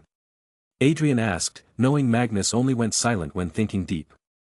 There's only one way now. Stay behind me and kill them if you can. Magnus replied and walked to the side of the door. Schwing. A metal rubbing sound came. With that, a big sword was in Magnus' hand, firmly held in front of him. He used his other hand too, to hold it in a way that its blade would cover him. I guess this is the time to see if Arthur was telling the truth about this sword. Despair, don't let me down, he talked to himself and moved. Chapter 159. Magnus places the sword in front of him, covering his body. Adrian stayed right behind him with his wand out. He was going to try to shoot at the men whenever he would get a chance. Uncle Tom, you stay here, Magnus said and proceeded. Just as he found a gap between the spells, he jumped in. Boom. The first spell collided with Despair's sword, devouring the spell, like a hungry dragon. But Magnus had to keep his feet firm, so he wouldn't fall back. The energy was great and he had to put all his weight forward. But luckily, Adrian was helping behind him by pushing him forward. The barrage of spells increased soon after, each spell stronger than the one before. Surrender, there is nowhere to run now. Magnus shouted. The intensity of attacks increased with that. But their spells told him that they were now scared. Magnus was continuously inching closer to them with each passing second. There were about 30 steps to reach the basement. Magnus had already covered half of them. He would not have normally been so frustrated, but here, because he was stuck in this one-way route, he had to keep himself focused. Confringo. Adrian sent in his first spell. It nearly hit one wizard, making their attack grow weaker. Magnus pushed quicker, finding this opportunity. Let the kids go. You can still live, put the blame on Oscar. Magnus tried to fake them into the deal. Of course, he was lying, he'd never let them live. Thankfully, they hesitated as they heard this. Hearing Oscar's name, they realized that their boss had already been caught. Trust me, I am Magnus Grant Emery's Pendragon. I can help your life. By ending it, he silently completed his words. Adrian saw the opportunity too and cast a disarming charm. Expelliarmus. Whoosh. It directly hit the guy in the front and his wand was flown out of his hands to Adrian. Now, it was Magnus' time to shine. He screamed and charged forward, Hiatus. The wizard was in shock and failed to respond in time. Before he even knew it, Magnus was just a few feet away from him. The sword that was shielding Magnus not long ago was now aiming its tip at his chest. Slash. Magnus thrust it into the man's chest with full strength. The blade came out from his back and as Magnus moved his sword, the man's body also rose in the air. It was a very scary scene for the rest because Magnus' face looked blood red. It was not his blood, but his enemies. TSK, I hope the kids aren't scared by me now, Magnus cursed as his eyes fell on the back of the room. There were so many kids, sitting close to each other, hugging each other, with fear and tears on their faces, some had even fainted. He then quickly turned his focus to the next man, surrender. But before Magnus could continue to speak, he remembered something. Wait, where is the third one? Bang. Magnus looked back. This was not a magical sound, it was a gunshot. Behind Adrian, the third wizard was standing, his eyes widened and mouth open, his wand was pointed at Adrian's back. Bam. But nothing happened and the man silently fell down on the ground as if he was a mannequin. Now they saw that there was a bullet hole behind the skull. Seeing where it came from, Tom was standing at the entrance of the basement, with his gun aimed down. He had just saved Adrian from being killed. So they can be killed with guns, Tom muttered. Only when they are unaware of it, Magnus replied and turned back. But soon black lines appeared on his head. Quad A, help, I want to go home, the little boy shouted and struggled in the clutches of the last wizard. He was desperate for a way out now and seeing he was the last one standing and would do anything to get out. Stay back, I will kill this boy if you take any step forward. And put your wands and sword down. You too, Muggle. Put the gun down, the wizard shouted. Magnus looked at his partners and nodded at them. He already had a plan to deal with this. They silently put down their weapons. Now, I want you to lift the apparition wards you placed. Quick, the wizard demanded. Magnus bit his lips and tried to show that he was angry and scared. But, inside his head, something else was going on. Ragnar, don't disappoint me with this. He slowly tilted his head upwards, then, with a long breath, he spewed out fire from his mouth, so big it lit up the whole basement. The wizard got distracted by the fire, and in that instant, Magnus took out a small vial from his pocket and threw it directly at the wizard's face. The glass shattered, and smoke came out of it. Adrian was smart enough to hold his breath, Tom was too far to be affected. This was Ragnar's invention, the sleeping bomb. In 1 second, the wizard fell asleep. All of them fell asleep, Magnus exclaimed, seeing all the kids falling left and right on each other. But, just as the wizard fell, Adrian went to his body and shot him in the head. He knew that the ministry was compromised and this was the best way to deal with such people. He'd rather see him dead than in Azkaban, from where he could escape if tried hard enough. Sorry, I trust the ministry less than the Muggle justice system, he clarified. I know, and I would have done the same, Magnus replied, though he wondered if he was turning too cold towards human life. But then he saw the kids and had no regrets. Adrian nodded and asked, are they safe? Yeah, its side effects only make people high. But thankfully I got an antidote. But let's start obligating them first, Magnus suggested. He then turned back to Tom, I saw a telephone in the kitchen, why don't you call the police and ambulances? Tell them to bring as many as possible, we have about 50 children rescued. Tom nodded and left quickly. Let's start. Next, both Magnus and Adrian one by one wiped all the memories where they saw magic. It was very easy to obliviate children as they have zero mental shields and their mind was also too simple. It took them about 30 minutes to do this.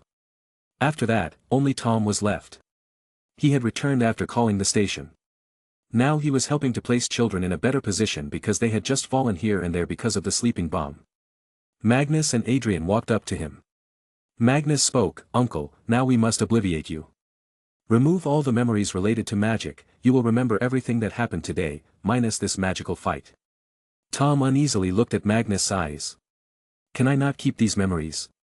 Magnus shook his head, from the 16th century, the wizards have kept themselves hidden, an international statute of secrecy is made, and anybody who breaks will get the worst punishment possible. For us, it will be Azkaban, a prison filled with monsters who feed on your happy memories while tormenting your soul.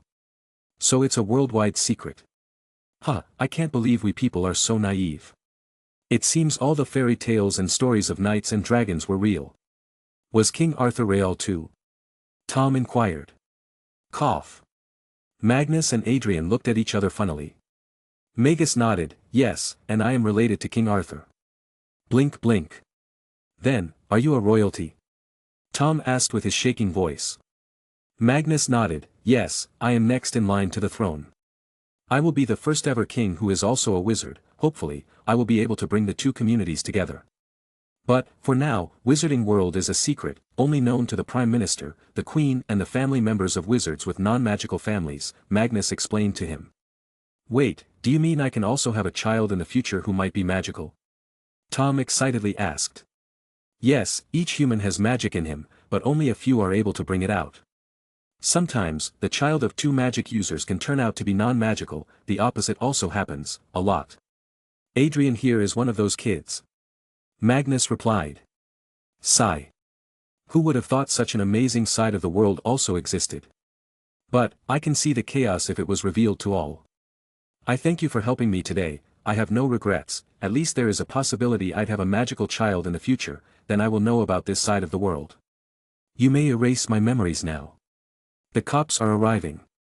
Tom replied solemnly. Car sirens could be heard from a distance away. Adrian nodded and went close to him to obliviate him.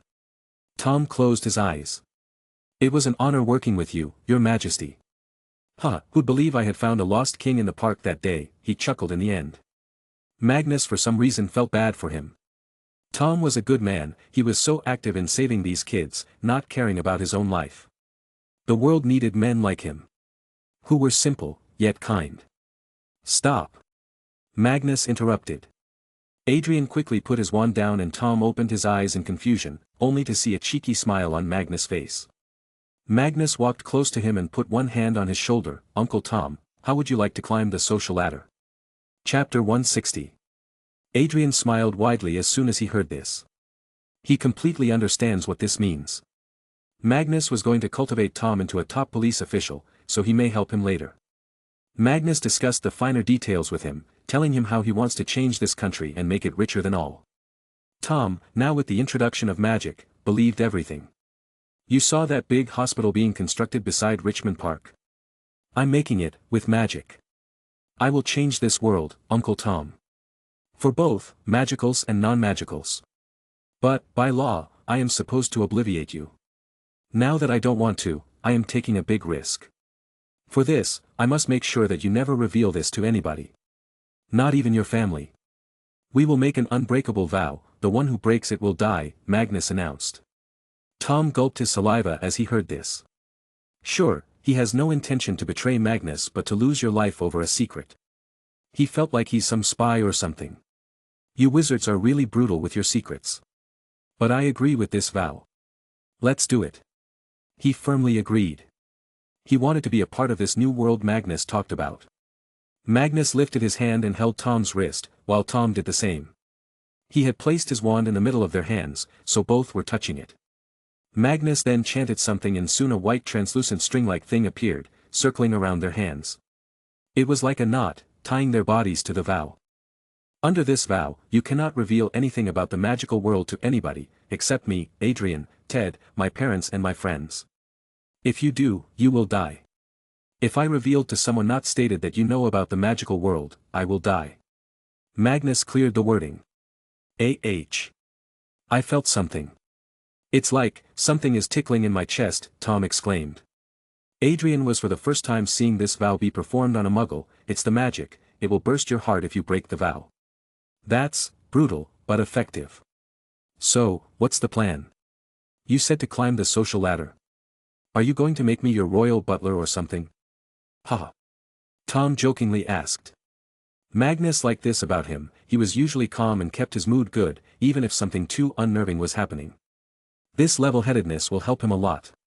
Well, let's make you the Commissioner of Scotland Yard first. Congratulations on your promotion, Uncle Tom, you will become an inspector soon and will get a George Cross too. After that, all your promotions will be fast as long as you keep on solving cases.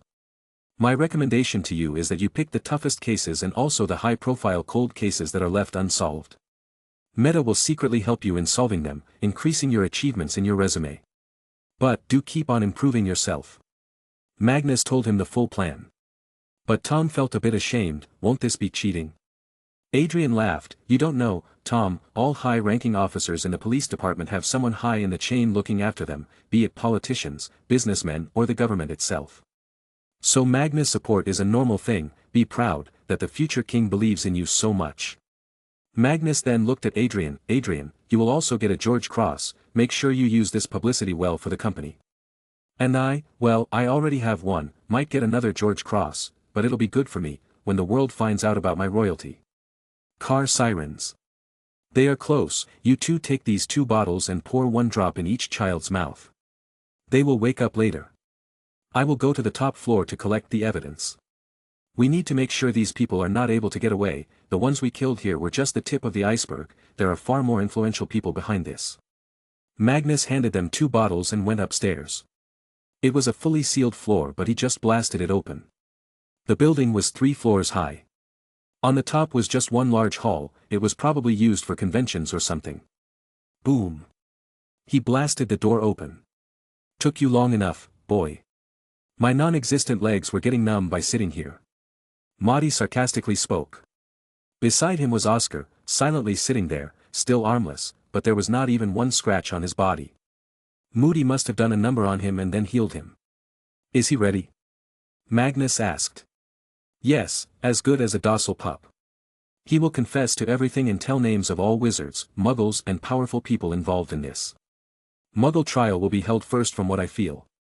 Here, this is the whole file he made to keep the evil deeds of his big clients recorded. Enough evidence to grant them death. Moody handed a thick folder. But Magnus sighed in disappointment. Muggles in this country have outlawed capital punishment, at most he will get life imprisonment, so he can squander tax money. Oscar will be handled by the ministry. However, I will make sure all the muggles related to this will get their due punishment. Good to hear that, take him. Behave now, and if you dare to do anything. Moody intimidated Oscar, and the man actually shrank his neck in fear. What did Moody do to him? No, I don't want to know. Magnus shivered internally. Follow me, he told Oscar. During the whole trial, there were going to be wizards keeping an eye on Oscar, because they know some people will try to get him killed before the tap of secrets is loosed open. Now, out of all the 35 people that were in the building, only 5 had survived. They would also stand trial and reveal many secrets. Oscar silently followed Magnus downstairs, where he was leg-cuffed with the rest of his unconscious subordinates. His eyes looked dull and hopeless. He couldn't believe that all this was happening just because he dared to go against Magnus and wrote an article about him. When Magnus went to the basement, he saw all the little kids had gotten up. They were not crying anymore, as Tom was a very good policeman, and showed them his ID. "See, I am really a cop. Do you hear all the sirens? They are coming to get you back home. Don't worry, me, my friend and this big brother of yours have defeated all the baddies." Magnus waved to them and took out lots of candies from his expansion bag. "Hello, I am Magnus, you can call me Big Brother Magnus. Want candies?" Stomach rumble. They were all hungry, so none of them said no. Magnus gave each of them 2 sweet and sour candies. "Okay, now follow me and we will go outside, to wait for good people. Make a line, don't push." Magnus politely talked to them. All were younger than him, some by 1 and some by 3 to 4 years. Magnus' height made him look much older than them. Slowly, they helped all the children out. Some were slightly injured with some scratches, so Adrian and Tom picked them up. As soon as they arrived outside, a lot of news channels arrived with their vans. It was shocking that they were faster than the police. Magnus was in the lead, with the youngest of the kids in his arms. The little girl was just 5 years old. She was continuously looking at Magnus' face. "Big brother, you are so pretty and warm," she cutely hugged his neck like a koala. Magnus chuckled as he remembered his primary school days when girls used to hold his hand because of his warm body. "Really? I hope your dad doesn't get angry if he sees you praising me and not him." She shook her head. "No, daddy catches baddies, but in home he's mummy is the boss." Magnus laughed. What does your dad do?" She looked confused. He's, prostitute." "Pfft, you mean prosecutor." He corrected her, realizing this was the daughter of the prosecutor, kidnapped yesterday. She didn't seem as scared, probably thinking her dad would find her soon. Sirens. Everything was being recorded on the cameras of the journalists. In a few more seconds, tens of police cars and ambulances arrived. Cops and paramedics rushed out of them to the kids. Finally, seeing help, some children started crying, as some of them were here for weeks and had completely lost hope of being saved.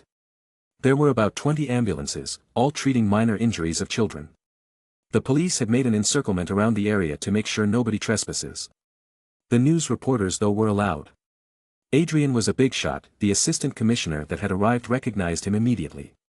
Now he knew how this case was solved by Meta, but at least he was happy that a police sergeant was also there, so there was hope for saving the image of the police department. But then the kid confused him. Magnus was too out of place. "Hey! Where are you taking me? I'm not one of those kidnapped kids." Magnus protested as he was being dragged by some paramedics.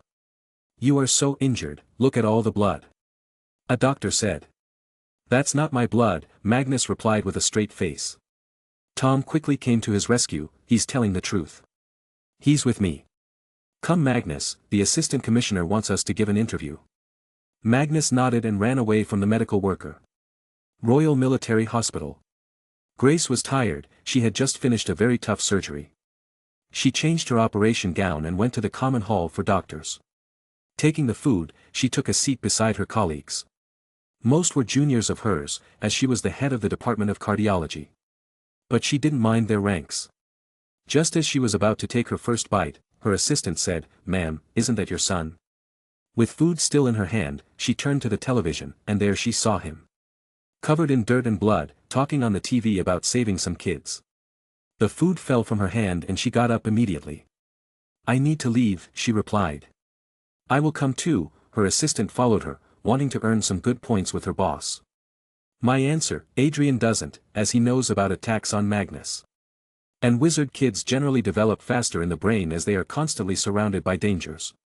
Tom does find it strange, but he's so shocked by the magic that it'll take him some time to realize the kind of crazy things Magnus has done.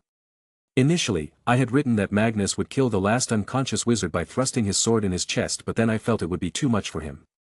So I edited it to make Adrian do it. I'm aware that Magnus seems too young for what he's doing, but he's not normal, not even by the magical world standards. I also continuously mention that he looks older than he's supposed to. But, in tomorrow's chapter, you will again realize that he's still a kid, stuck in a problematic world, who's trying his best to do the right thing. It's not Magnus who's different, it's just that the world is too messed up. The world will not know that Magnus killed people. In the official statement, his role will be of the person who found the missing children and then led Adrian and Tom there. At most, he just used his bat to save Tom and Adrian a few times but didn't kill anyone.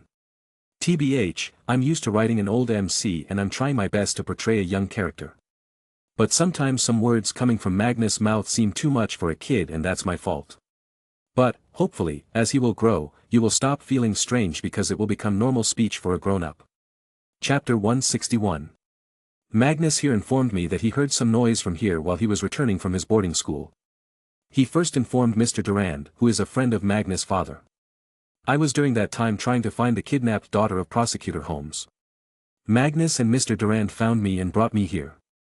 We heard the sound of all the children coming from the basement. So we decided to take action, as there were no ways to contact the station.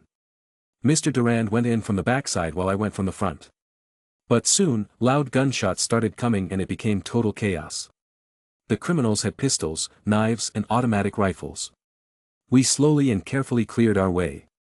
During that time, I was pinned by a surprise attack by a knife wielder, but thankfully Magnus came and helped me at that time.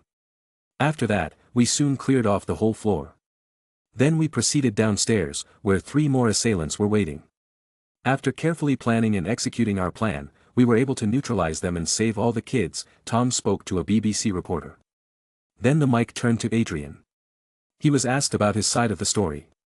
To which he answered, my company often helps the police. This time, I was able to save all these children, I am very pleased. But, I must tell you, all these people caught today are not small-time criminals, they have been kidnapping kids for the past 30 years, their network spans the world with many powerful people supporting it. But I will not back down. Meta is with the people and justice. Of course, he was talking extra about the company. Then finally, the mic came to Magnus. He replied, I am very happy I could help them. I couldn't imagine what would have happened if we had not come. Now my only wish is that the criminals are given the strictest punishment possible. Then he decided to use some big words to sound good, I believe there is excessive evidence to substantiate the crimes. Wait, Uncle Tom, why are you standing here? You were shot, quick go and get medical help. Tom had really forgotten it, and Magnus deliberately reminded him on camera. Tom looked shocked and held his left arm, ah. I almost forgot. I'll go now.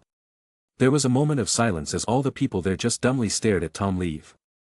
Well, now his medal and promotion were guaranteed. The next moment, the reporter asked Magnus about his past and Magnus boasted that he had gotten a George Cross when he was 9. From there, suddenly people started thinking that it now made sense for Magnus to so fearlessly help, as he had a previous record of doing the same. Soon, as the police entered the building to arrest the people, they saw blood and brains splattered around. A few weak-hearted cops ran out and started vomiting. How did 2.5 men do this much damage, they wondered. Soon, they found the 6 criminals. As told by Adrian, they kept Oscar surrounded and provided higher security as he was the mastermind. After that, they didn't wait and took him to the headquarters, where he would be interrogated. Tom had also handed over the whole evidence folder to the assistant commissioner, but of course, Magnus had kept the original copy with himself. He didn't blindly trust people, be it wizards or muggles. The news channels were showing live news to the viewers. It was a case like never seen before. 50 children were saved. People wondered why the police were not able to find them all this time and needed help from a kid and a private detective agency. But, for now, the matter was still not as spread out, its true explosion will happen when everyone will know about the scope of Oscar's operation and the skeletons under his house. Car skids. Magnus and everyone else looked towards the sound. Magnus though frowned. Mum. Why did she come here, he wondered. Are you okay? Are you hurt? Tell me where you are hurt, I will take you to the hospital quickly. Come, Grace started blabbering and patted his body. Mummy, everybody is watching.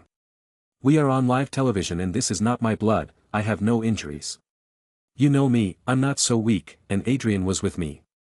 He whispered the last part. What are you doing here? Why are you involved in this? She asked. It's a long story, Mum. I'll tell you tonight. But I have one thing to do before that. Will you please drop me at home? He asked her with puppy eyes. Fine, I was worried for nothing because of that blood. I'm glad everyone's fine. Grace took a sigh of relief. No, Uncle Tom got shot in the arm. Let's go. Magnus replied, leaving Grace in a daze. Adrian meanwhile drove the Range Rover and came to Magnus' home too. Before leaving, Magnus had told Tom to contact him later and left him his number. After he was dropped at home, Magnus let Adrian in. George was there, so Magnus called him. George, come here. You will come with us, we're going to deal with an elf. Magnus, Adrian and George then came to the house where the skeleton remains were present. It was Oscar's main residence. But, last time when Adrian was here, the house elf must have run away. This time, they expected him here. And soon enough, the elf opened the door. But Magnus and Adrian were left speechless by what was in front of them. It was an old elf, much older than any elf they had seen. His back was hunched, his body was so thin he seemed like a skeleton. His eyes were gray and he walked using a stick. How old are you? Magnus asked curiously. 256 years old. Who are you? The old elf asked back. I am Magnus, this is Adrian and this is George. You are the elf of Oscar, correct? Magnus asked him some questions. When he was satisfied that this old elf was just responsible for keeping the place clean, he handed him a letter. This is from Oscar, you can look at the signature and the seal, Adrian suggested to him. He did check it very closely, soon realizing this belonged to Oscar. It was addressed to him. With his shivering hands, he opened it and took out the two items. One was a piece of cloth and the other one was a letter. He read it silently. You are free, sweeper. Take that cloth and don't show me that ugly face again. The letter said. As if nothing had happened, the old elf threw the letter aside and focused on the cloth. Am I free now? Magnus nodded, yes, you are. What do you want to do now? I can help you find a job that does not require much work and you can silently rest. The old elf just looked at Magnus' face and answered, die. There was a moment of silence. Magnus didn't expect this reaction. Why do you want to die? He asked. It's not why, it's when. I was bound to my master before, and it's the life of all elves that without their master's permission they couldn't die, even if I became a cripple. This is the life of a house elf, we must obey all orders and not do anything against them. But now, I am free, and I can pass away in peace. I can die, finally. Do you want me to help you? Adrian asked him. The elf replied, no, you won't need to. My life is drifting away. I will soon fall dead. I have seen many eras in my life, it's time to put these watchful eyes to rest. Sweeper, this was his name given to him by the first family that bought him for cleaning the house more than 200 years ago. He had seen many wizards and had served a lot of them. But, his whole life, he only saw darkness, death and misery, inflicted by his masters. Slowly, right in front of Magnus and Adrian's eyes, the old elf fell down. He for the last time looked at Magnus and said, thank you, your majesty. After a few more seconds, his body stopped moving and his eyes closed, his walking stick fell from his hands, making a noise, bringing Magnus and Adrian out of their stupor. Sigh. This is the fate of all elves, they aren't allowed anything without the permission of their master. Be it living, eating, breeding or even dying. Adrian said in pity. Magnus agreed, turning to George, George, let's bury him, but not here. George Washington didn't move and silently looked at the dead elf, there was a hint of sadness in his eyes. Magnus went ahead and patted his shoulder. In all his life, he saw all the wizards acting so bold, talking big words of days old. But at last, in his last breath, he felt calmer, because he knew he had fulfilled the purpose of his elf life with honor. But by now he's learned his lessons, seen how much worth was his whole life, now if he's ever born an elf again, he'd hope it'd quickly end with a fall on a knife. Rest in peace, sweeper. George said and got to work, helping Magnus bury the old elf. Chapter 162. Ring ring, ring ring. Ah, let me eat in peace. Adam cursed. It was the next morning. They were eating breakfast when the phone rang. It had been ringing for a while now. He got up to pick it up. Ah, ma'am, yes I'm fine, Magnus is okay too. Yes, I'll call him over. Mag, it's the Queen, she wants to talk to you, Adam shouted. She's fast, Magnus muttered and ran to the living room where the telephone was. He started talking, hello, Granny Liz. How are you? Yes, I'm fine too, no injuries, don't worry, there were no names of the royals, but there are a lot of nobles and powerful people in the governments across the world. So take my warning, don't try to help anybody, because I'm going to make sure all the people named in that folder get punished, right? I know they will try to save themselves, it'll only expose them. Okay, take care. He hung up the phone and returned to the dining table. He had told everything to his parents about how it all started and it led to this. He really dug his own grave, Grace muttered. This he will, Magnus thought to himself. Okay Mom, I will return to Hogwarts. I might get called back later to testify in the court. He got up and received a kiss on his forehead from Grace. Bye, sweetie. Take care. Then Abe teleported him outside the school. From there he entered the school with the help of Hagrid. The half-giant was as cheerful as always.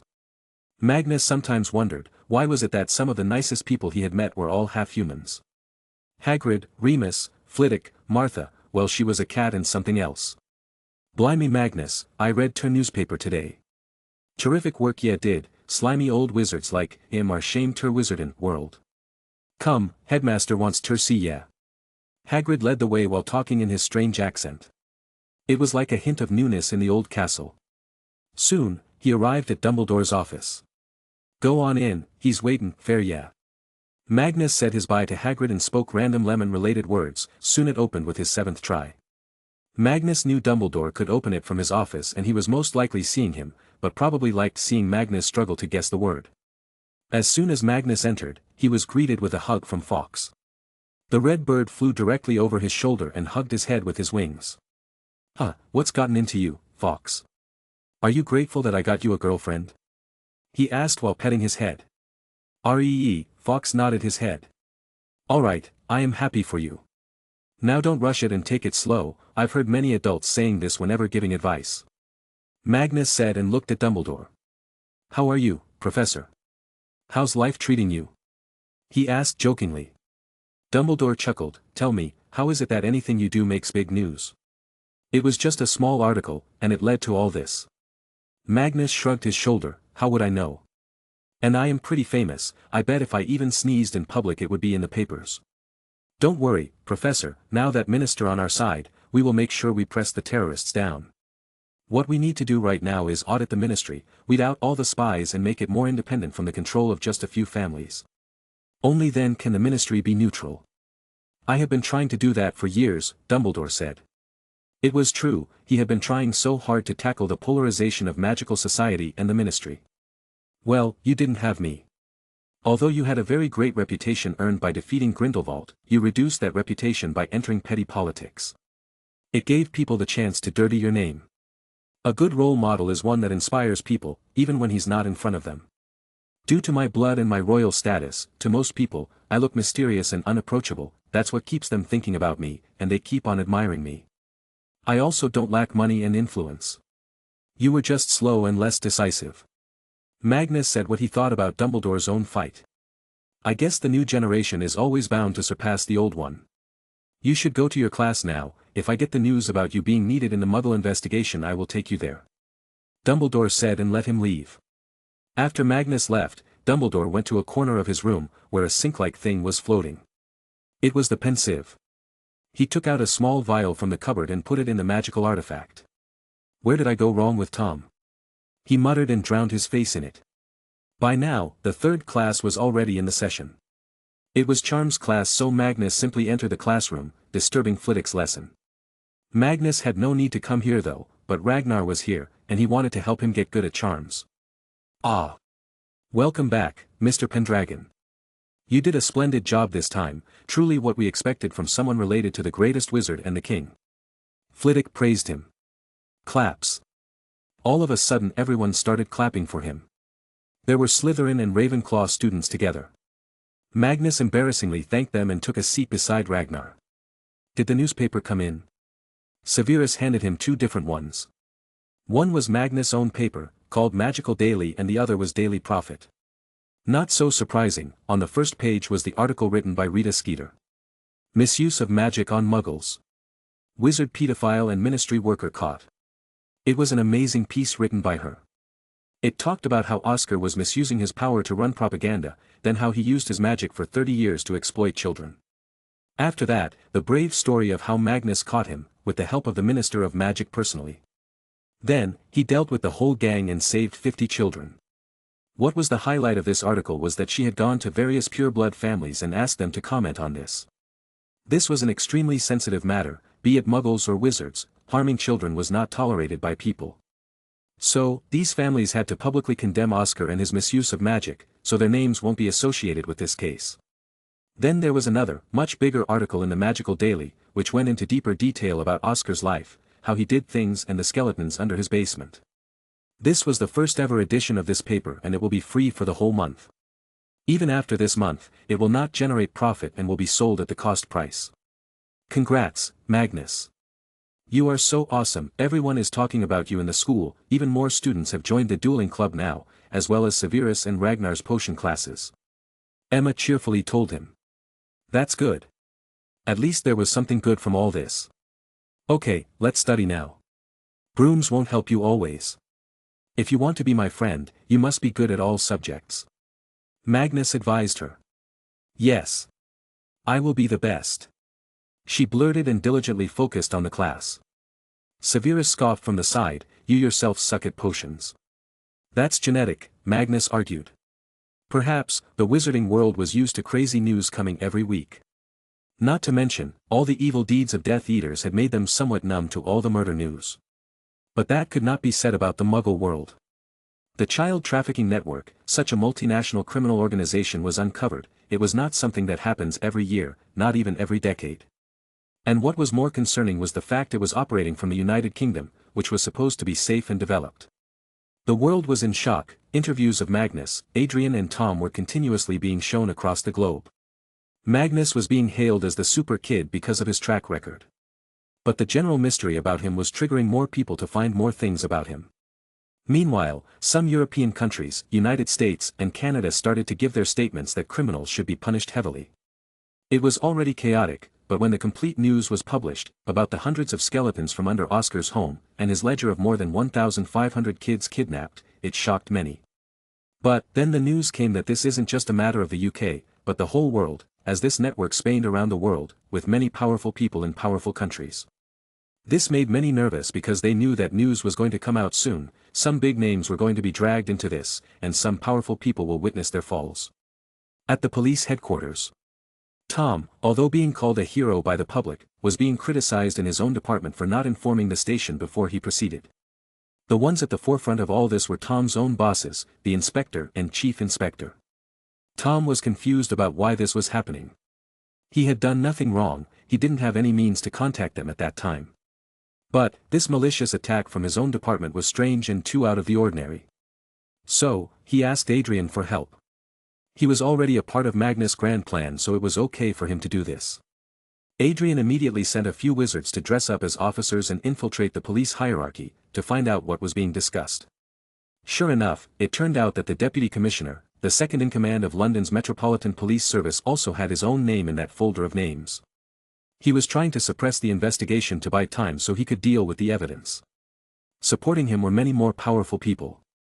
They were planning on demoting Tom as soon as this case was dealt with, and it will be dealt with soon. The reason was simple, it was too big and the country's image was on the line. The evidence was also clear and Oscar was also very cooperative with them, ready to confess everything. When Adrian found out about this, he devised a plot, of earning Tom even more points in the force. So, that he can give the exam for higher ranks and directly jump a few positions. Because, if he were to go up from being a sergeant, he'd need to cross 9 ranks to reach the top. But Adrian needed to talk to Magnus first. A lot of behind-the-scenes activities were happening. Many had lost their night's sleep because a special court was organized to hear the case immediately. It was pressure from the people, especially the parents of the kids who were already lost or those who were saved. In just 3 days, the prosecution made a pretty solid case and the Crown Court was in session. Oscar was transported in a secure convoy. He received many eggs and curses from the people gathered outside the building, the police had to wear full riot gear and control the crowd. But Oscar seemed very calm about all this. The reason was the special deal he had made with the Ministry of Magic. And he knew that in this country, the ministry had even more power than Muggle government. The court was being presided by 3 judges. But there was no jury this time. A Crown Court trial without a jury is permitted in many cases. This time the reason was that a trial without a jury was in the interests of justice. Not many people were allowed to enter though, only a few parents were. But, the whole session was going to be live telecasted to create confidence among people. But, they were so wrong. Immediately, the court started the hearing. The starting statements were being made. Fighting for Oscar was none other than Ted Tonks, one of the top lawyers in the country. But he was only here to make sure Oscar did everything Magnus had planned. Magnus was also there, with Adrian, sitting in the front row of the audience. Then, the moment everyone was waiting came. The book of names was to be read, each name would be read by the prosecution. Supreme Court Judge Anderson Hughes. CEO of Gibson Tractors, James Braidworth. Viscount Henry Williams, the Crown Prosecutor read all the names one by one. And the public just gasped each time a new name was heard. All these were powerful or rich people. When he finished speaking and sat down, the judge looked at Ted and asked, "Does the defendant have any objections to the names read just now?"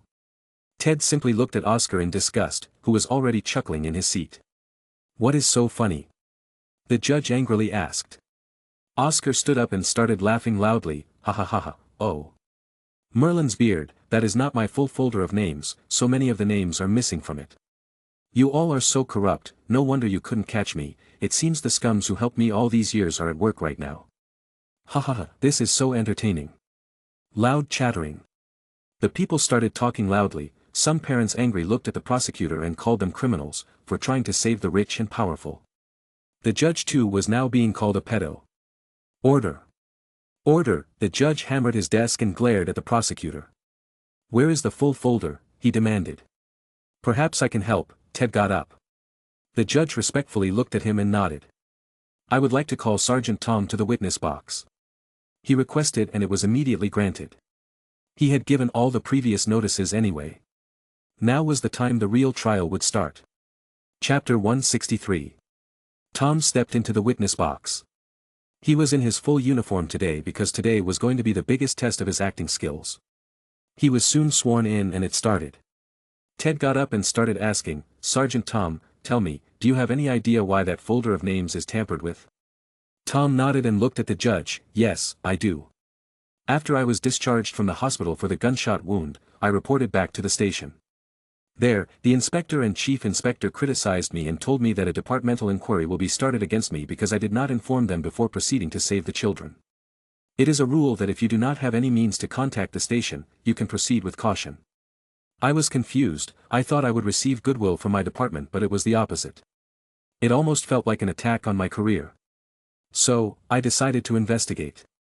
And in the end, it led me to a meeting room, where the Deputy Commissioner of Police of the Metropolis was meeting Crown Prosecutor Hilton. Everyone turned to look at the Crown Prosecutor who was supposed to make sure all evidence was shown correctly and the guilty was punished accordingly. But, here it seems the story was different. Tom continued, "So I decided to record their conversation on a recorder we use in some cases." Ted got up, "We have submitted the audio recording, my lord." With a nod from the head judge, the recording was played. It was immediately obvious that the voice belonged to the Crown Prosecutor. What was worse was that they even used each other's name in it. It played. "Just this time, for old time's sake. Do something and get these names off the list. People are ready to pay millions for this," the Deputy Commissioner told Prosecutor Hilton. Prosecutor Hilton replied, "It is too risky. I can't, the whole world is watching this. Besides, the prime suspect has agreed to tell everything. I cannot do anything. £5 million, £57,700,288 in today's value. You will get this much money. I'm not even asking you to take all the names out, just a few. You can retire after this or maybe run for MP elections. That suspect will not even notice the lack of names as he'll be too nervous." The Deputy Commissioner kept on coercing him. "Fine, but I want half in advance, in cash." Prosecutor Hilton demanded. Sure, you will get that in a few hours. Trust me, with those people watching your back, you can go very high. They are truly powerful." The Deputy Commissioner happily said. This was the end of the recording. By now, everyone was glaring at the Deputy Commissioner and the prosecutor. They couldn't even run away. The judge came closer to the mic and ordered with an angry face but calm voice, "Metropolitan Police Department is ordered to arrest these two. They will now be treated as accomplices of the defendant. Further, as seen by now, the investigation and the evidence was tampered with by those who were meant to investigate the crime. So this court proceeding cannot be continued. Further, the names of those who paid these two to omit their names need to be found. I also order the MI5 to create a task force and take over the investigation. This court is adjourned till next week, October 25th. Actually, I have another copy of that folder. I always had doubts that this might happen, knowing powerful people were involved in this. Tom spoke up. Oscar also voiced, and I have a secret ledger of all transactions done with these people. You still don't have that. But just to see those powerful people cry tears of blood, I'll give it to you. Sergeant Tom, are you still on duty? The judge suddenly asked. Yes, my lord. Tom nodded. Then you are ordered to take a team of trusted officers and retrieve that ledger. Until then, this court is adjourned till lunch, but nobody will leave this room. All the evidence that is here will stay here.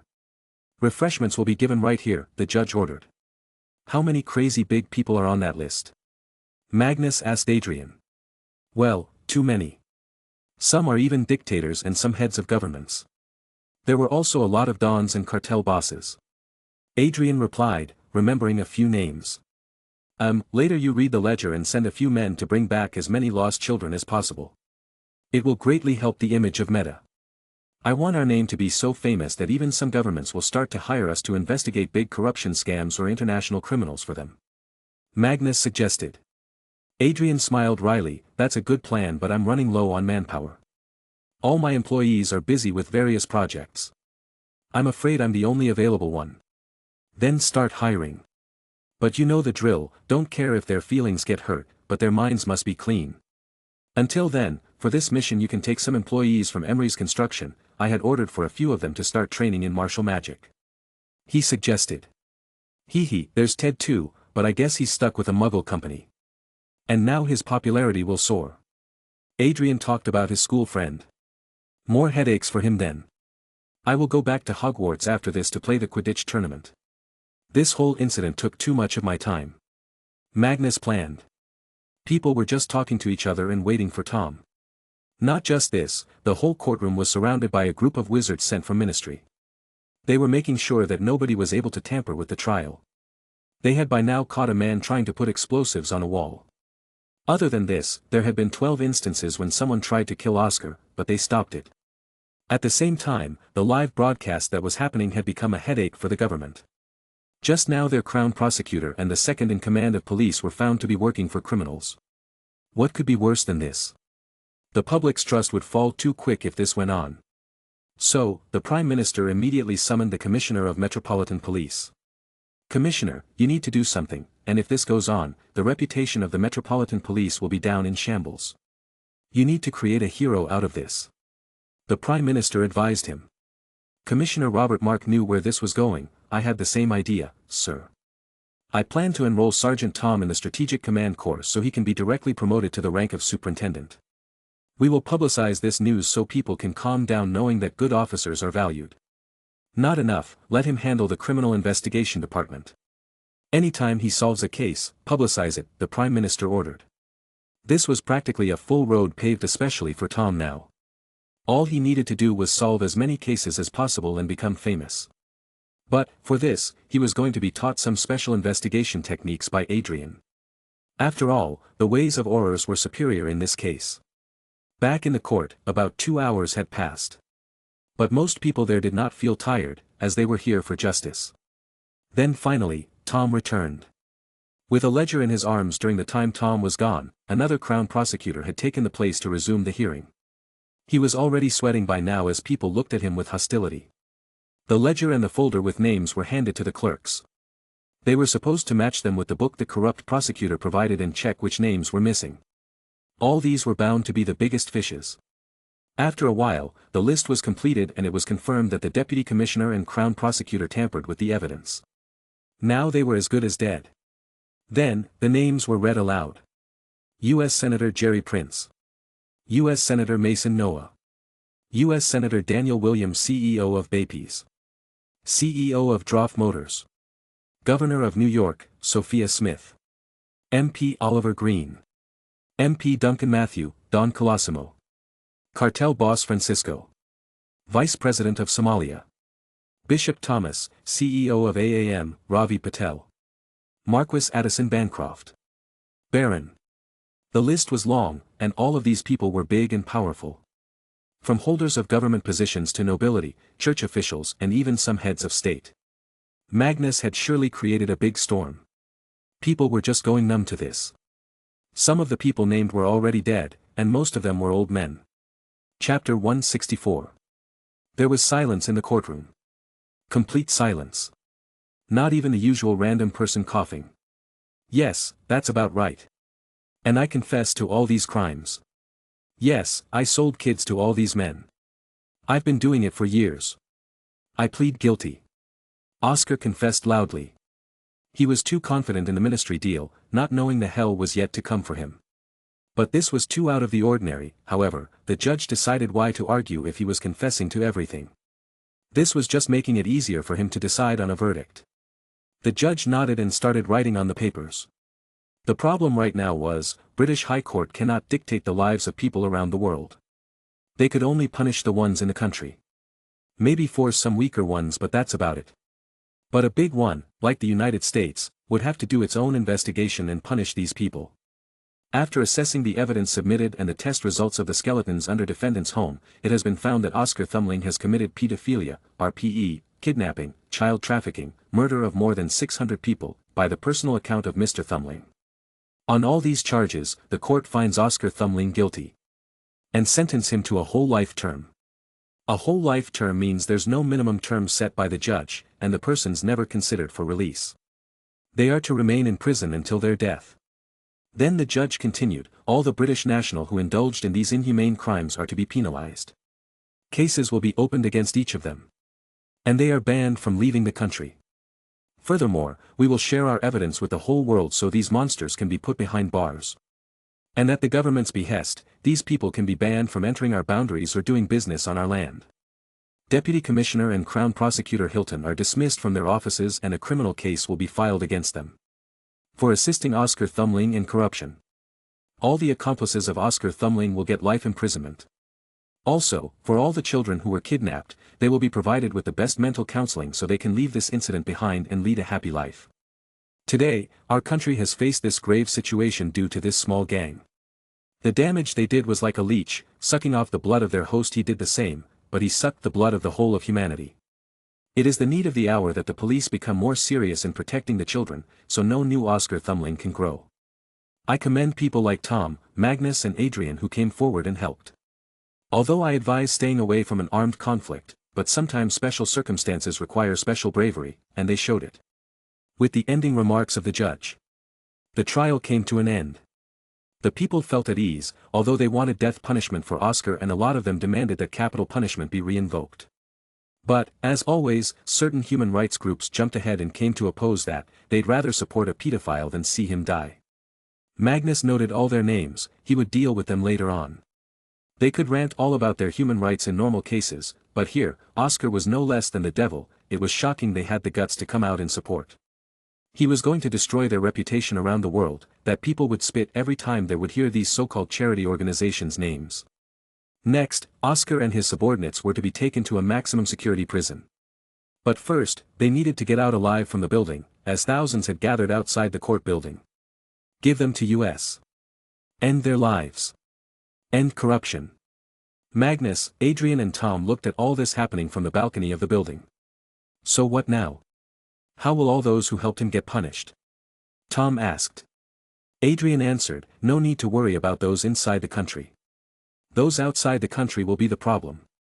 We can't just go there and use magic to kill people, their governing magical body will come against us. I will publicize their names with newspapers, both Muggle and magical. The rest is up to their abilities to deal with them. Magnus decided. What about these 6? How will you take them to your ministry? Tom asked. Just wait and watch. I'm sure the public will be very happy. Magnus muttered and they continued to look at the people. Soon, the riot police covered Oscar and his subordinates and slowly took them to the transportation van. A lot of stones, eggs or whatever people could find were thrown at them. But eventually, they were safely boarded. Not waiting for even a second, the convoy moved away. Slowly, the people there also dispersed. Uncle Tom, you must have a lot of work at the station, you should go. If anything happens, you will hear it in the news. Magnus assured him. I do. I'll probably be questioned by my superiors now. Tom said with a conflicted look. He had no idea what was going to happen to his job now. The three of them got down from the building and headed to their car. But as they were going there, a few people stopped their path. Thank you for saving my daughter. You three are angels. A man from the crowd said. Then another woman tearfully thanked them, my son was saved thanks to you. I will never forget this. And so, it took them about 2 hours to get into their cars. The crowd was continuously increasing there but they couldn't say no to them and run. Magnus and Adrian returned to Magnus' home. From there, they apparat to a large warehouse, which was in the middle of nowhere in the mountains in Scotland. They should be here at any moment, Adrian said while checking his watch. Moody is doing it, so it should have gone easy, Magnus added. Just as Magnus had said this, something was happening in a prison outside London. The convoy with Oscar and his men had just arrived at the prison. The normal routine security checks were going on. But then all of a sudden the driver and the guard left the van and went to talk to a prison guard. Now, only Oscar and his men were left alone in it. Pop. Moody and another man appeared inside the van. Oscar smiled seeing him, knowing this was his way out. Moody quickly grabbed Oscar's neck and ordered his subordinate, bring the other 5 along. What? Why them? Oscar was shocked when he heard this. Why were they saving the Muggles? He felt something ominous. The next moment, just as they apparat away. Boom. The van got blasted, it flew a few feet in the air and immediately caught fire. There were now fake bodies inside, burning to ashes. The fire was not going to stop anytime soon. At the warehouse in Scotland. Whoosh. Moody arrived with everyone else. The 5 Muggles were not really that much in shock as they already knew about the magical world. Oscar confidently looked around, so, when is my trial at the ministry? What trial? Magnus asked him. No, don't go back on your words. I was promised by the minister that if I cooperate with the investigation I will not be sent to Azkaban, and only be put in strict house arrest for life. Oscar madly blurted. His eyes were turning red, sensing the impending doom. Moody laughed, haha, you think we will let you go so easily? You only talk to the minister, not to me. In addition, Wisengamot has unanimously agreed to put you down. They didn't want your name to be attached anyway near them. Thud. Oscar fell as he walked backwards. His face that had a smug smile not long ago was now looking gloomy. No, this can't be. I was promised. Meanwhile, the 5 subordinates of his were already digging the ground. They were told that whoever completes digging first might get spared. They took the chance and quickly started digging. You dig with your mouth, Moody ordered Oscar, as he did not have arms. Magnus was just silently looking at all this. This was Moody doing it, not him. He had just lobbied the Wisengamot to make a decision. As soon as the 5 subordinates finished digging, with one of them winning.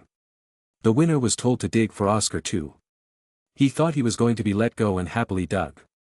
After another 20 minutes, all 6 holes were made. But, it confused all of them, they didn't look like graves at all, they looked like deep holes instead. Moody looked at George who was there, bring the bathwater.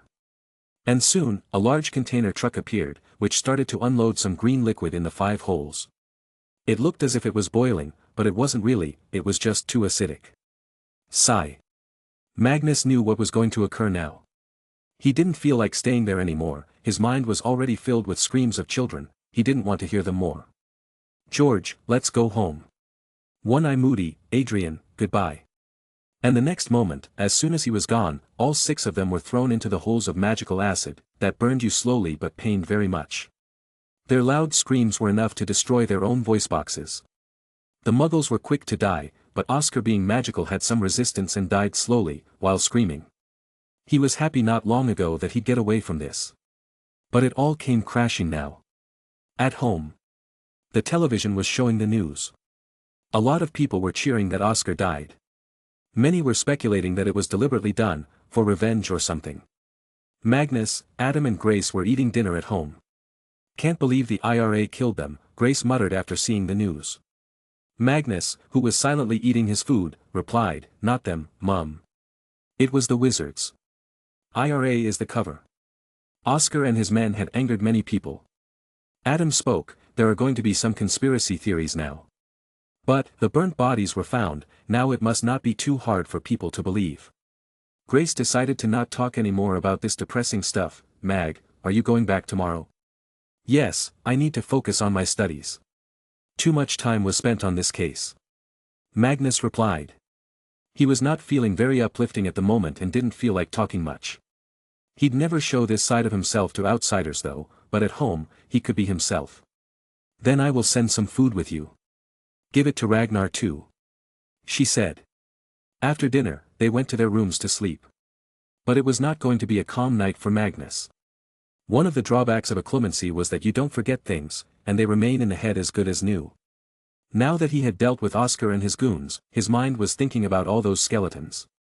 All those kids who lost their lives, their cries for help were never heard, how helpless and powerless they must have felt. He wondered that he could have been one of them if he was not found that day when he was lost. Big brother, save me. Help me. I want to go him. It hurts. Kill me, please. Please help. Magnus moved side to side in his bed in sleep, his body sweated and his brows furrowed. He was hearing all the cries for help in his dream.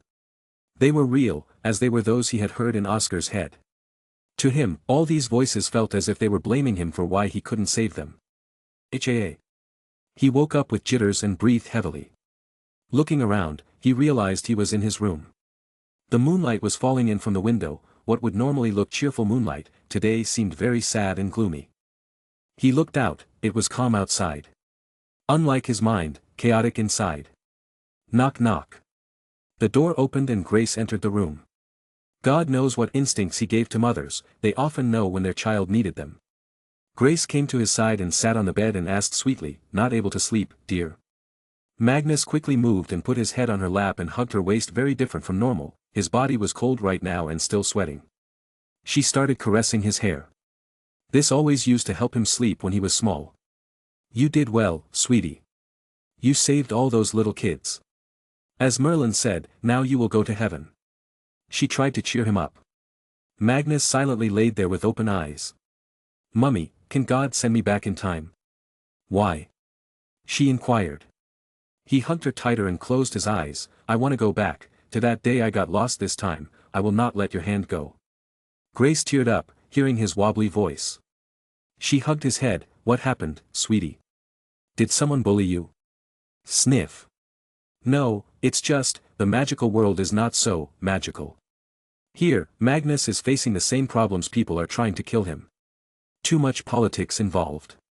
Too many people hoping he'd do something as he is Merlin and Arthur's descendant. He has too many responsibilities. Also, he has what Aang didn't, his parents, and with that, he has a fear that something might happen to them. So, don't find it strange that he's wiser than normal kids of his age, because the situation often pushes you to grow faster. I've seen kids who don't have parents learn to be independent at an early age because there is nobody to help them. Just like that, Magnus has to become strong and smart, because there is nobody to help him. And if doesn't grow up quick, he'll die. Chapter 165. That night, Grace stayed by his side, to make sure he had no nightmares. She wondered what else goes on in her son's life. Was it as simple as harmless school life, or was there something more troubling going on? Too much pressure was on those little shoulders. But to her helplessness, she was no witch and didn't know how to help him. All she could do was be by his side when he needed her. Next morning. Ding dong. The bell rang. It was none other than Bobby. He had probably come to see Magnus after seeing all the buzz going on in the news. What's up, Mag? He asked. Bored. I'm going to Hogwarts in a few hours. What about you? How's the college going? Magnus asked back. Bobby took a seat beside him at the breakfast table. Magnus had woken up late today and by now Adam and Grace had left for office. So it was just him and his elf friends. Nothing much. Started working on our own processor chip. Intel is too slow and lacks vision. They are afraid of taking risks due to being a publicly traded company. While Future Tech isn't. Bobby briefed him about the company. After all, Magnus was still 51% owner. But he never even asks Bobby about it. Magnus ate his favorite pancakes. feeling much better after a good night's sleep. He had decided he'd need to practice occlumency more in order to create a locker for a few memories. That's amazing. Everyone is trying to make something new, I guess, all except me. Bobby, what do you think about portable computers? Magnus suddenly asked. Portable computer? We haven't reached that level of technology yet. It'll take at least a decade for it to become small enough.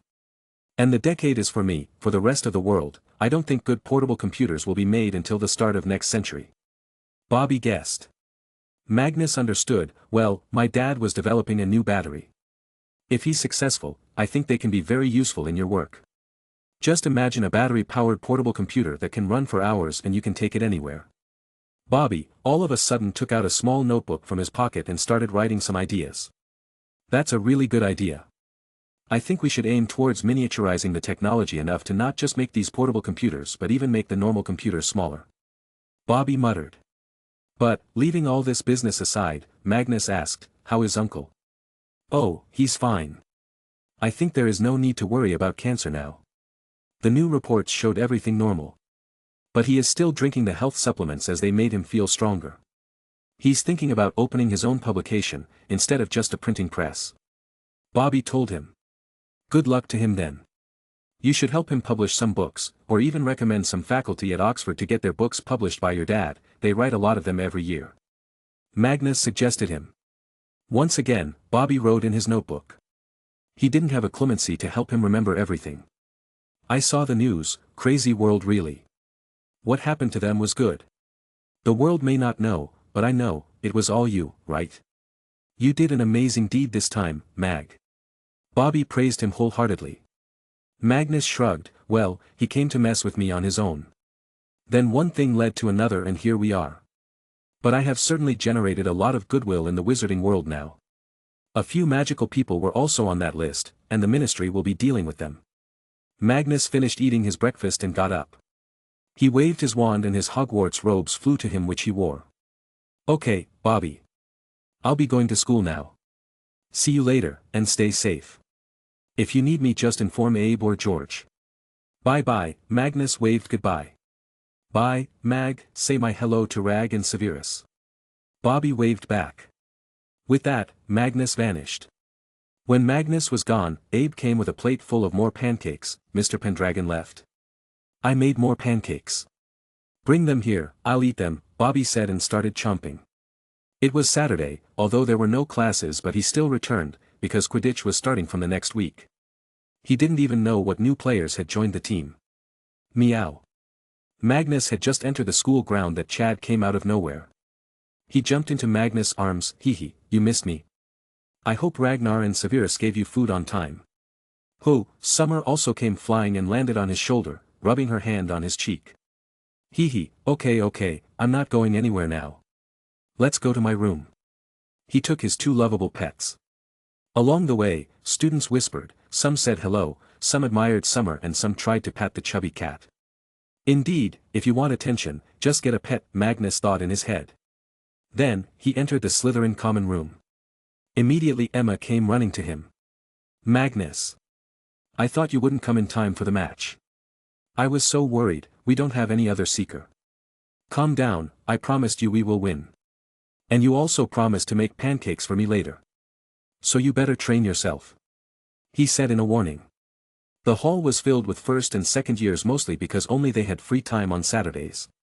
He saw Regulus there too. He was standing alone in the corner. It seems he was only allowed to have the gang of Slytherin as his friends. But all of them were seniors and hence busy. Feeling bad for him, Magnus whispered something in Summer's ear. She nodded and quickly flew to Regulus and sat on his shoulder and started to play with him.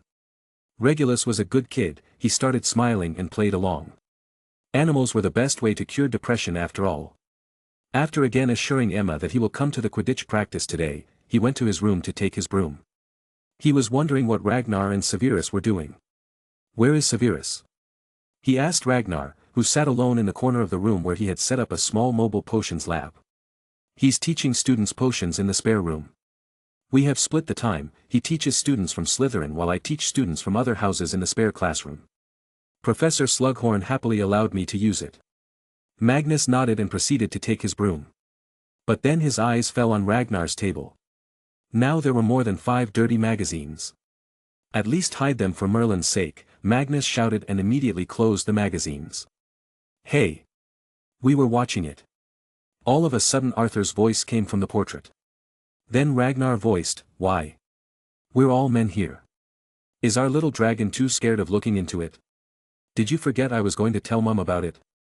Magnus threatened him. But Ragnar scoffed, and did you forget how I fed you gibberish potion? I will be careful this time, Magnus replied.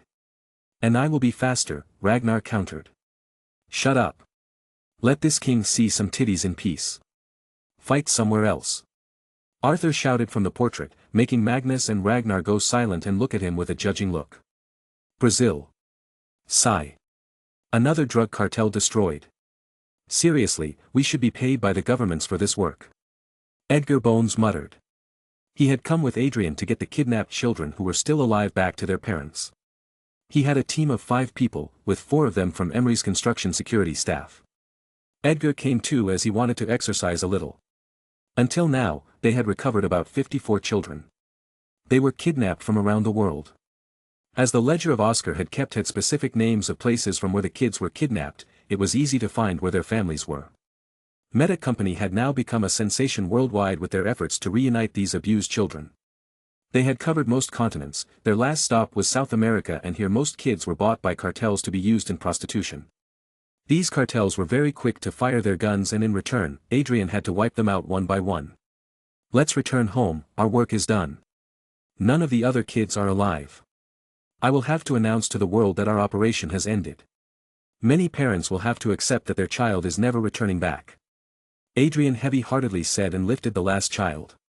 She was unconscious, so they didn't have to obliviate her later. After that, they used the port key and returned to the UK.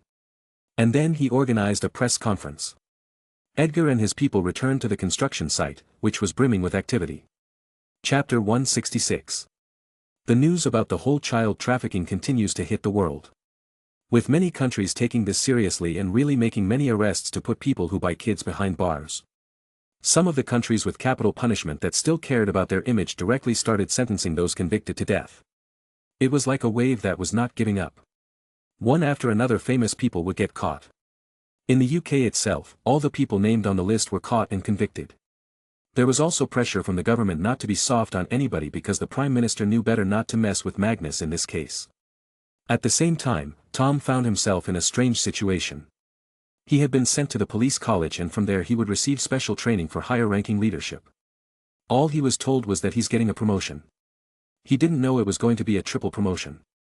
Around the same time, some interviews had started to come up on the news channel. They were from the kids Magnus had saved from that building. Most of them were happy and thankful to all 3 for saving them. But there was one little girl who was continuously talking about Magnus. She was the 5-year-old daughter of a prosecutor. Little girl, yes, big brother Magnus saved me. He's the best, I will marry him when I grow up. Reporter, won't your dad feel sad then? She innocently looked at her dad's face and shook her face and replied, no, Magnus is prettier. Back in Hogwarts, unaware of random girls having a crush on him, Magnus was busy with Quidditch. The tournament had started and Magnus was not sparing any team this time. Emma was the captain. Some of the senior team members tried to strong-arm her to follow their lead instead of hers, but Magnus threatened them with quitting the team if they didn't behave. Then they threatened that they would quit if their words were not followed. So Magnus again threatened them that they are welcome to quit, but then their names will appear in the newspaper and they will be called wuss and weak, a shame to house Slytherin. They soon realized Quidditch was not worth being on the bad side of Magnus. So they followed like good sheep. Emma now had a free hand in organizing the formation.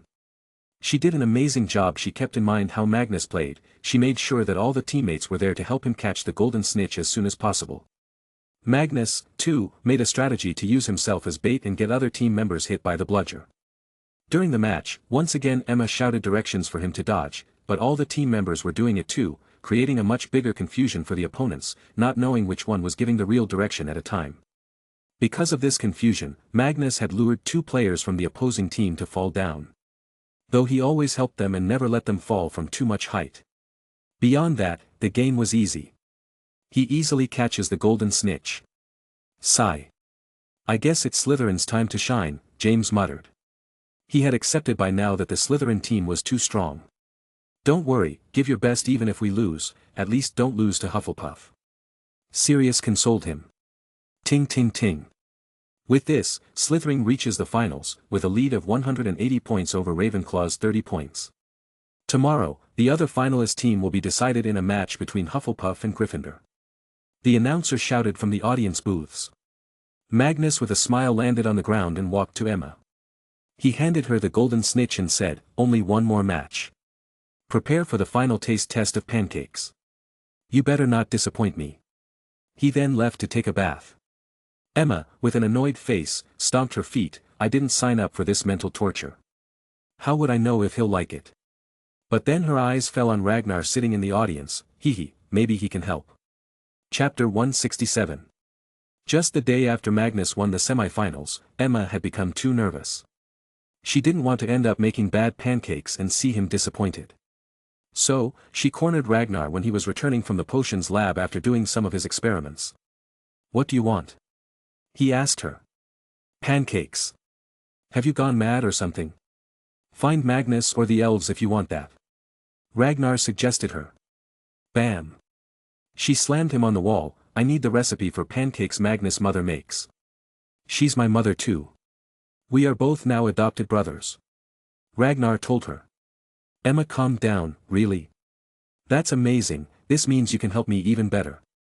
Please get me the recipe, just send Auntie a letter and ask her." "Why do you even want it?" he inquired. "I made a bet, if he wins tomorrow I will have to make pancakes for him. And if he does not like it he will not be friends with me," she said. Ahahaha, he started laughing. "Are you stupid? He will never break a friendship for such a stupid reason. Yes, if you were betraying him or something he would have, and I'm sure whatever pancakes you make he will appreciate it. He will be happy that he could lure you to the ways of pancakes," Ragnar assured her. "No. Get me the recipe, come on, it's just a letter," she pleaded/forced him. With an annoyed sigh, he agreed. "Fine, I will ask her. Now don't pester me." He shooed her away and went his way. Royal Military Hospital. Grace had just returned to her office after a successful surgery. Just as she was about to sit down by her desk, a knock on the window came. She was on the 5th floor so it couldn't be a person. Looking back, she saw the cutest orange-colored owl. She immediately opened the window and let her enter. "Summer. What are you doing here?" "Ah, look at you, it was raining, wasn't it? Let me bring a towel for you." She then helped Summer dry herself and then took the letter she had brought. It was from Ragnar. Ragnar sent it. After opening it, she was even more confused. Why does he want the pancake recipe? "Well, anything for my babies." She wrote the whole list of items and instructions on the papers. After that, she waited for the rain to stop and only then did she let Summer fly away. Hogwarts, Great Hall. It was dinner time. Gryffindor had won the semi-final. But they won only by 30 points. It was a humiliating win for them. Now they had much less of a hope for the next day's match against Slytherin. So the Gryffindor table was silent. At the same time, Summer arrived and dropped the letter in front of Ragnar. "Who sent you a letter?" Magnus asked him. "Mum did. I had asked her for something. Look, there's one for you too." Ragnar gave him the one with Magnus' name. Emma, who sat beside Ragnar, secretly took the letter from his hands. She was gloating inside, thinking about the shock Magnus will have on his face soon. Severus though was uninterested in all this.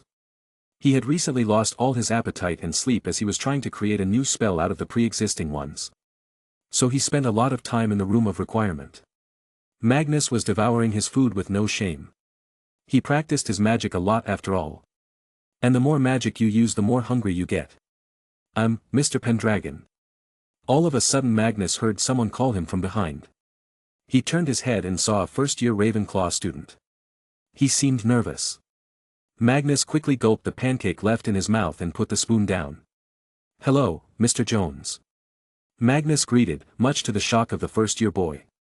He had never expected Magnus to know his name. Magnus had actually just memorized their name for situations like this. He needed followers, and what better way than to make them admire you? "Why yes, can I get this book signed?" the boy asked him. It was the book about Magnus. It was still very popular and making a lot of money. Sure, Magnus quickly signed it and handed it back. Sign my book too, then another boy came from Hufflepuff. And now what Magnus was enjoying turned into a headache as a big stack of books appeared in front of him. It took him some time to sign them all and go to sleep. He couldn't even use his magic to sign them by themselves as the students would feel it hurt.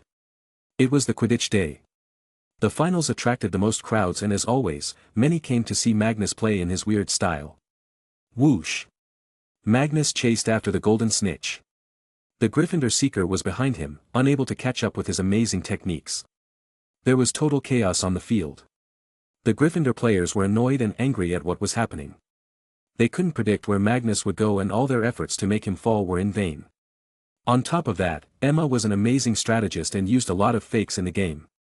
They kept on scoring normal goals. It was a once-sided massacre of dignity. Magnus smilingly looked at the annoyed James in the air, trying to score a goal. Their eyes met and James saw Magnus' smirking face. It infuriated him, but what could he even do? At this point, Magnus was just playing around and enjoying the game. It's getting boring now. I should end it, he muttered to himself and gained a little more speed. He raised his hand towards the golden snitch, that was trying to get away from him. Hee, not this time, Magnus muttered and lit his feet on fire just for a split second. It gave him a good push and he arrived directly near the snitch. The golden snitch has a speed limit so it couldn't go faster than what Magnus was right now. Whistle. Madam Hooch whistled, signaling the end of the match. Soon, the Slytherin team gathered in the group, while Gryffindor went to their changing room in annoyance. They lost too badly today. With 200 points against 60 of Gryffindor, Slytherin wins the 1972 Quidditch Hogwarts Cup. Congratulations, I hope that next year we will see the same magic happening. As the announcement ended, loads of applause resounded on the ground. Get ready to give the ultimate pancake test, Emma. Magnus tried to tense her up when they walked towards the changing room. But contrary to what Magnus expected, Emma proudly replied, "Sure, I will make the best pancake you have ever tasted. I'm sure you will like it." Why is she so confident now, he wondered. Really? Remember, overconfidence is never good, he warned her. Wanna bet? If I cannot make a tasty pancake, I will quit Quidditch. She claimed. This was a big bet, Magnus was not expecting this. Normally he was the one setting the bets. And what do you want if I lose? You must coach me to get faster on a broom, at least once every week. She decided. Magnus smiled, I accept. Nobody can make better pancakes than my mum. Don't worry, I will lead the team well in your absence. After patting her shoulder, he left to take a bath. But he didn't see the confident smile on her face. Magnus saw that the bathrooms were full. So he went to the first floor just above the Great Hall. There was just one bathroom that was empty. Well, it's not like I'm afraid of ghosts. He proceeded to take a comforting bath in the out-of-order bathroom. It had been like this since a student named Myrtle was killed there. He had read about this Chamber of Secrets thing. It was a big incident in Hogwarts history, poor Hagrid was blamed for this. But Magnus wondered how such a gentle soul could do something so bad. But throwing all these worries back in his mind, he jumped right into the big bathtub. He felt like melting in the warm water, making him feel good. His body was weird, sometimes he'd get annoyed by his body's constant high temperature, but he liked being in hot places. Without care, he started singing some made-up songs about his favorite food. Pancakes, pancakes, I love pancakes. But the best ones are those my mum bakes. He scrubbed his hair and proceeded to soak his head completely in the water. But, inside the water, as he opened his eyes, he saw something blurry. And as soon as he realized, he squeaked and cursed, "Fuuu." He lifted his face out of the water, but along with him a female ghost also rose from the tub. Oh you naughty boy. Sorry, we can't, you are too young for my taste, and I'm a ghost too. She said with a chuckle. Chapter 168. Magnus immediately collected foam from around him and covered his manhood. Lady, a little privacy would be appreciated. You're the one in the girls' bathroom. This is my bathroom. She declared. No, this is a school for all students, so this is our bathroom, Magnus argued with her. She suddenly flew close to his face. Are you a communist? No. Never. He sternly denied. Then it's my bathroom. Now you may leave, she brushed off. Magnus agreed, he wanted to leave now. At least turn around, let me wear the clothes. Whatever, she turned. No peeping, okay. Magnus quickly dried himself with fire and used magic to get dressed. In a few seconds, he was fully dressed in robes. Now all that was left was to let his hair dry. He created fire on his hand and started drying them. Just then Myrtle turned around and gasped in shock, "AAA, that's so amazing. How are you doing this?" "I am Merlin and King Arthur's descendant, this is my special power." He replied and continued. "WOH, nobody told me that, wait, nobody visited me in years anyway. So you are some big shot. You must be very rich. Do you also bully people?" "I tried to hunt my bully once, but the ministry stopped me and since then I live here." She continuously rambled. Magnus just nodded and hummed in reply. "Well, it was nice meeting you." He waved his hand and proceeded to leave, but first, he cleaned his hands with water, as the fire had turned them black. He turned the tap on the sink and washed them. Whoosh! For no reason, Magnus felt cold air on his feet. Wait! Why is there air coming from the pipes? Isn't the pipe supposed to be sealed? Myrtle came to his side and warned, "Stay away from there, that's where the monster with shining eyes live. If you see him, you die, at least that's what I remember." Magnus, in confusion, looked at her. "You were not murdered?" "No, I was not. I was bullied, then I came here to cry. And that was when it happened. Sad, nobody knows how I really died." She started crying and ran to a toilet booth. Magnus, in curiosity, looked at the whole multiple sink structure. It was in the middle of the bathroom, different from all the bathrooms in the school. Suspicious, he muttered to himself and started to inspect the whole structure. He couldn't find anything. But then he got an idea. He lit a fire on the top of his finger and started moving it around the whole structure. He tried to find where the air was coming from. Then, slowly, he started getting a response. It seems there is something behind this whole frame. Air is coming from the corners of all sinks. He extinguished the fire and started to closely check the sinks. If there was something behind this, there must be an entrance. Finally. He felt an engraving on the side of all the taps. He carefully looked, snakes. Why make something so obvious? Okay, let's try to push it. He put his hand on the mirror and the sink and used all his strength to push. Hiya, why is this so strong? He cried. Then he started spewing fire from his elbow and the back of his knee to give more push. From afar, Myrtle watched him with interest. His fire abilities were just so cool. After wasting a few minutes, in defeat he let it go. No use, there must be another way. Sigh, I don't know parcel tongue. Will dragon tongue work? So he decided to try. It was a weird language for which he needed to make sound from deep in the throat, so it sounded like a small roar of a dragon. Open sesame. He spoke in dragon language. But nothing happened. Reveal. Show me. Enter. Open. Boom.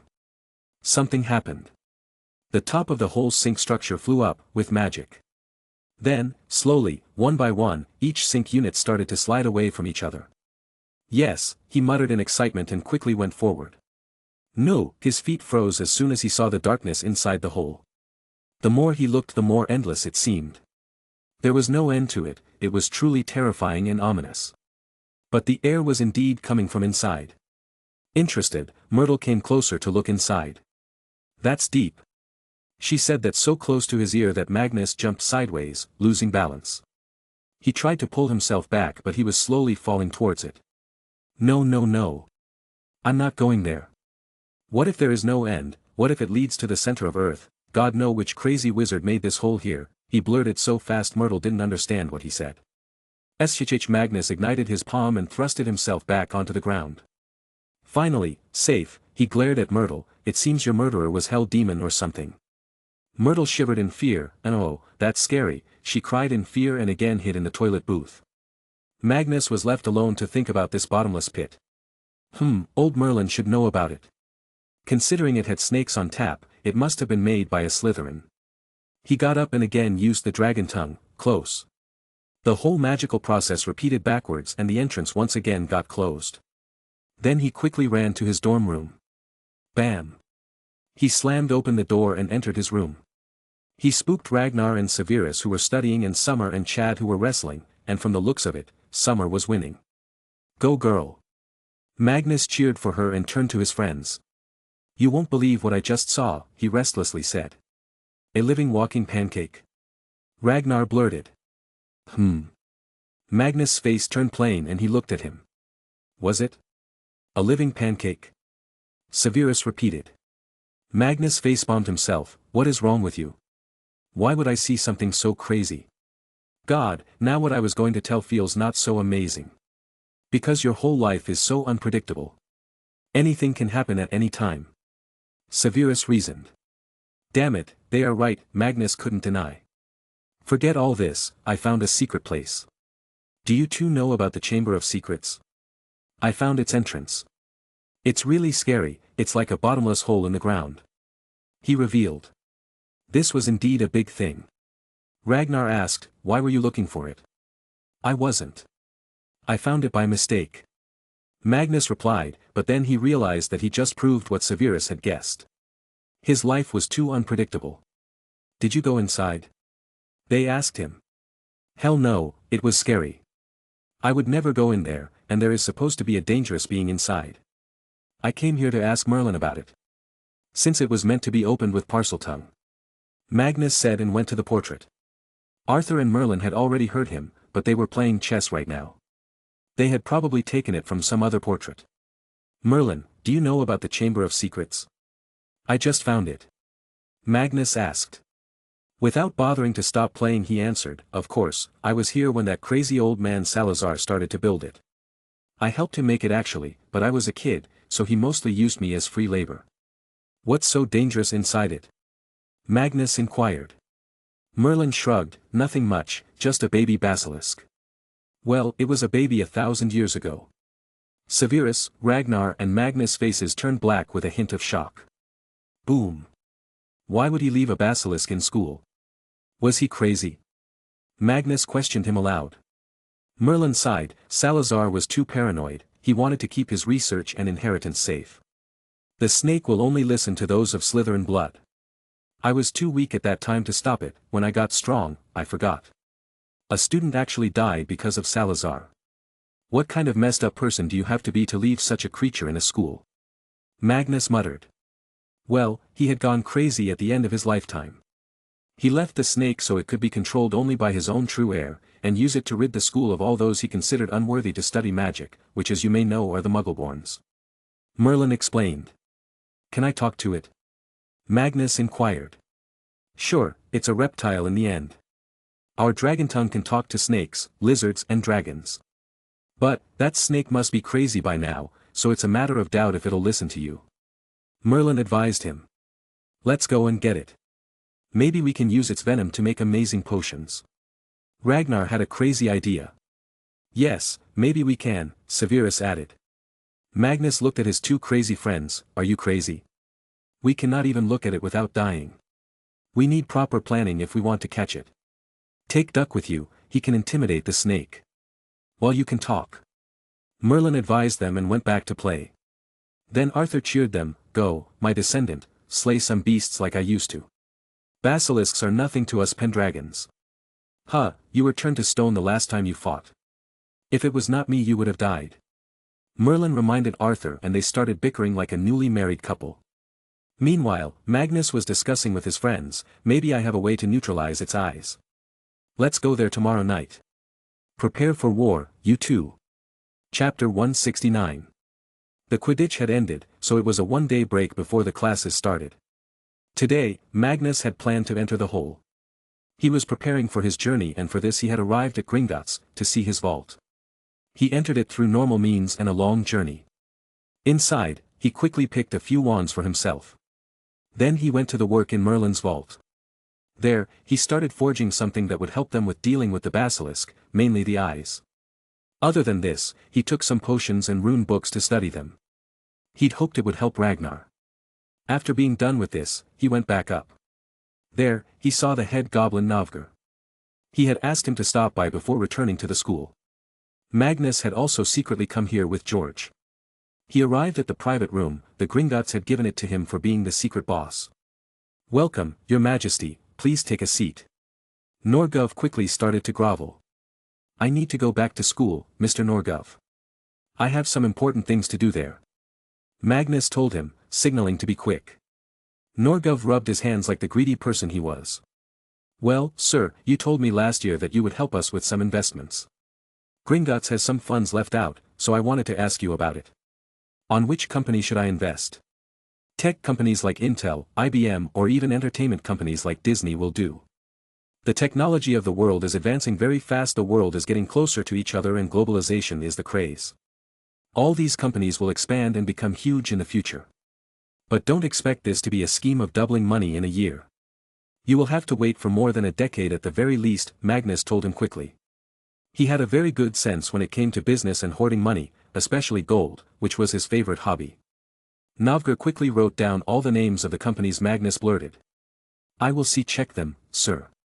Take care then, and keep auditing the accounts of all the families I told you about. If they break the contract, freeze the accounts." He instructed and left. He called George first and told him where he wanted to go, to Dorset, Newt Scamander's home.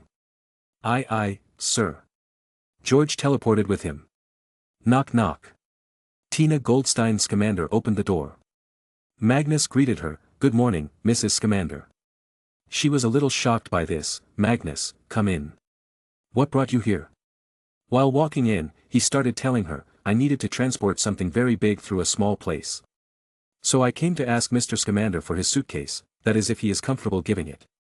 "He would surely give it, it's not as if he goes anywhere these days," she said and led him to the living room, where Magnus sat and George stood at the side. "You can sit too, we don't discriminate in this house," she told the elf. George had a habit of doing this because although his boss was very kind, it didn't mean everyone else would be either. After that, she went to call Newt, who was probably with the magical beasts. Magnus meanwhile made sure his money pouch was totally secure in his chest pocket. Those nifflers were very sneaky beasts. After waiting for a few minutes, Newt came, and just behind him was David.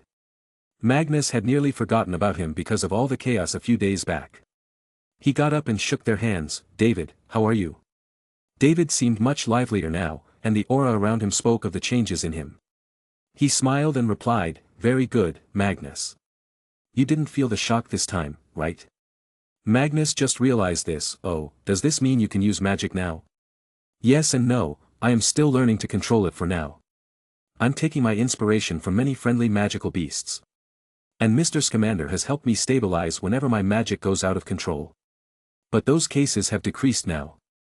David briefed him about his progress. Old Newt took a seat and joyfully spoke, "Thank you, Magnus. David is such a polite boy, with him around, I can take care of the beasts twice as much as before. He's been a great help." "Nice to hear that, Sister Mary would be happy to hear this too. Do send her a letter sometime, David," Magnus advised him. "Here, drink this tea. I grew it myself, it can calm minds." Mrs. Scamander gave him a teacup. Magnus happily drank it, not acting too conserved. Besides, one of the charms of being a kid was that adults don't get angry about little things. "Uncle Scamander, I need your suitcase for something important," Magnus requested. This was his technique to butter some people. Would you say no to the future king of Britain for something? Especially when the king called you uncle?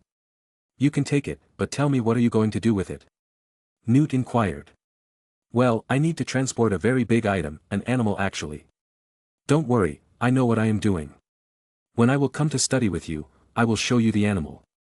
I can guarantee you that you will be amazed." Magnus replied and wondered what Newt's reaction will be after seeing nearly all XXXXX ranked beasts from around the world living together and playing like little kids. Newt didn't ask further, the suitcase was of no use to him anyway, and he can always make more of them later. And he liked Magnus enough not to deny. After all, Magnus had helped him with his house loan, he now didn't need to worry about money and could help the beasts better. "Fine then, you can have it." "Thank you, I will return it later." "Okay, I need to go now, I got a lot of things to do today." Bye-bye. Magnus just took the suitcase and dashed away with George. Newt and Tina were left in a daze.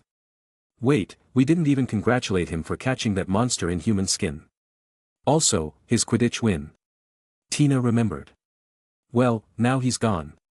Good to see him take so much interest in beasts. Newt muttered in satisfaction. To this Tina scoffed, of course, you would appreciate it, your first love are those beasts after all, poor old me probably has a small corner location in your heart. Newt panicked, oh, Tina, that's not the case, you have my whole heart, really. Seeing this she laughed, ha ha ha, Newton Artemis Fido Scamander, no matter how grown up you act in front of kids, you were and will always be the Newt I know. The one who couldn't take my hints. Come on, that was decades ago, and how was I supposed to know I should kiss you? He tried to defend himself. But she shook her head, we were standing at the port, you were leaving for Britain, we were looking into each other's eyes for 5 minutes straight and continuously saying goodbye. Hell, I even moved a little closer to give you the hint. Newt raised his finger to say something but then put it down and sighed, sigh I guess I really was a dense man back then. Magnus arrived at Camelot this time. He needed to catch Duck in the suitcase. Grandma, where is Duck? Magnus asked Martha, she was happily cooking something in the giant kitchen. It was her favorite hobby. Welcome, dear. Duck must be by the Blue Lake. He's probably playing with Horned Serpent and Sea Serpent there. Oh, and before you go, I will pack these cookies for you, take them with you and share them with friends. She told him. Okay, Grandma. George can help you pack it too. I will find Duck till then. Magnus said and flew out with a broom. Duck was at least playing with beasts of his size now. The Horned Serpent was another XXXXX beast, while the Sea Serpent was XXX.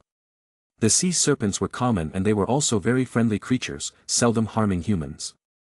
They had a head resembling a horse and the body of a snake, but they grew huge in size, going as far as 100 feet.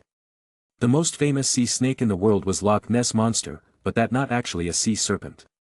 It was a kelpie, shape-shifting water demon, whose favorite form was that of a sea serpent. Soon, Magnus arrived over the Blue Lake and saw the three creatures playing in the water, splashing it at each other, but with enough force that a normal human would die from it. Magnus directly landed on the giant head of Sea Serpent. All of them immediately recognized him and didn't attack. The Sea Serpent also seemed very happy. Having fun. Well, I am going to bring another friend for you all. It will be a 1,000-year-old giant basilisk. But, don't worry, I will take care of his eye problem and also teach him well. Magnus announced them. Here, only the other big XXXXX beast could deal with the basilisk if it came to that. Duck, come with me, we will be catching that basilisk soon, Magnus instructed him and opened the suitcase, leaving it on the ground. Quack. Duck replied and happily walked into the suitcase. He was also hungry for some fighting. Then he waved goodbye at the snakes and flew back to the castle. Grandma, I'm leaving. Where are the cookies? He asked. Yes sir, here. Magnus' eyes fell on a large cloth bag, it was even bigger than him, but George was standing behind it, these are the cookies. Martha chuckled, hee hee, I made a little too much. Don't forget to share. Friends. I think this would be enough for all students in the school. Well, let's go, George. But don't bring this bag along, take it to Diagon Alley and mail it to me. This way I can justify where I got it from. He ordered. Chapter 170. Pop. Magnus returned to his dorm room in Hogwarts. Ragnar and Severus were waiting for him there, all ready to head to the adventure. Did you get the rooster? Magus asked them. See for yourself, Severus replied and pointed to the bed. There, Chad and Summer were curiously looking at the rooster. Well, our preparations are complete it seems Summer, Chad and Rooster, get inside this suitcase. Duck is also there, he ordered the three. Knock knock. Magnus quickly hid the suitcase under the bed and opened the door. Emma stood on the other side, I made the pancakes as promised. Tada. She showed Magnus a plate covered with a lid. The mouth-watering aroma was already piercing Magnus' nose. Come later, Emma, we have some work to do, Ragnar tried to send her way. But, before Emma could get angry, Magnus took the plate, we can always wait. No need to let the pancakes cool down. Of course, now we can wait, Severus muttered to himself. Emma silently stood at the side of the table. She had been up all night, trying to perfect her pancakes. She followed the recipe exactly as written by Grace. But it still took her some time to make them look the best. She also had to send an owl to her dad to send maple syrup as soon as possible. She was confident, but nervous too. Magnus calmly sat by his study table and lifted the lid. Immediately, the aroma of pancakes flooded his face in the form of steam. Ah, this is what spring smells like. So tasty. Okay, let's dig in. He happily held the knife and fork. But first, he did pour some syrup on the side. Then, he cut the steaming hot pancakes. It was smooth, telling that the quality of the pancake was top-notch. He finally took a bite and chewed it for a long time with his eyes closed. Even Emma had her eyes closed. Then, boom. Magnus' eyes shot open as if he had reached the enlightenment of Buddha. But this was pancake enlightenment. Next thing, the loud noise of spoons and plate clanking noise started to come. Emma opened her eyes slightly and saw the scene. The plate was empty, so clean that it looked as if there wasn't anything in the first place. Pat pat. Magnus suddenly got up and patted her head. Good job, Emma. You made very good pancakes, much better than the bland batter I eat every day in the school. Finally, she took a sigh of relief and cheered, "Yesss, I won the bet." Magnus just remembered he had made a bet too, and he didn't want to lose it. But he was so lost in the taste that he forgot to deny Emma that the pancakes were good. But how could he cheat with his favorite food? A good pancake deserves to be admired. Boys, let's go, we got work. Magnus tried to slide away silently. No, you lost the bet, now you must give me flying lessons. She caught his robes. Tisk, fine, let's meet on Sunday. Ragnar sucks at flying too, I will teach him at the same time. Magnus decided. Yes. I will go back and clean my broom. Bye-bye, she happily chirped and skipped away. But, just as she was gone, Severus realized something and loudly exclaimed, wait. How did she get inside the boys' dorms? You can't go in the girls' dorms. Ragnar inquired, hearing about this for the first time. Magnus shook his head, no, if you try to you will be magically thrown away, also the house head will be notified. Then, this means the rule is only applicable for their dorms, anybody can enter the boys' dorms. Isn't this dumb? Ragnar asked. It is dumb, I will ask Dumbledore later about this. What happened to gender equality? Rules should be the same for all. Magnus muttered. He could have avoided the bet if that was the case. Anyway, let's go to the chamber, Ragnar interjected and started walking away. But when Magnus lifted the suitcase, he stopped, let's go in the night. I don't think it'll be easy to sneak out with this suitcase and all the students in the common room. They nodded in agreement and waited till night. 11 p.m. Almost everybody was sleeping by now. So the three slowly sneaked out. To them, reaching the first floor was easy, as the stairs were not far away from their dungeon. Magnus was in the lead as he had very good ears. Only Filch moved around at this time of the night. It took them just 15 minutes to reach the bathroom, and as soon as they were inside they were safe. The only person to disturb them here was Myrtle, but she was ignored. Magnus went ahead and opened the entrance. He didn't know if this was the entrance to Chamber of Secrets though. For all he knew, it could be a sewage entrance for someone to clean. But monsters don't come out of sewage and kill people. But again, this was not a normal world. Magnus took out his expansion pouch and brought out 3 brooms. Let's go, hopefully, it won't be a pile of sewage water waiting for us there. Ragnar stood beside the hole and looked down, his heartbeat fastened. Oh man, why did I agree to do this? I could have been sleeping right now. Severus also looked down, and his eyes widened too, but he was a master of hiding emotions and didn't let his fear appear. We should check how deep it is first, Severus suggested. But how? Throwing fire in sewage is like making a bomb. Someone has to go down and check. Someone who can fly and... Their heads turned to a particularly translucent ghost in the bathroom. Myrtle was just looking inside the hole after gathering some courage. But then she noticed the eyes on her. No, never. Are you crazy? Go away, stupid boys. She backed away and tried to fly to her toilet booth and hide.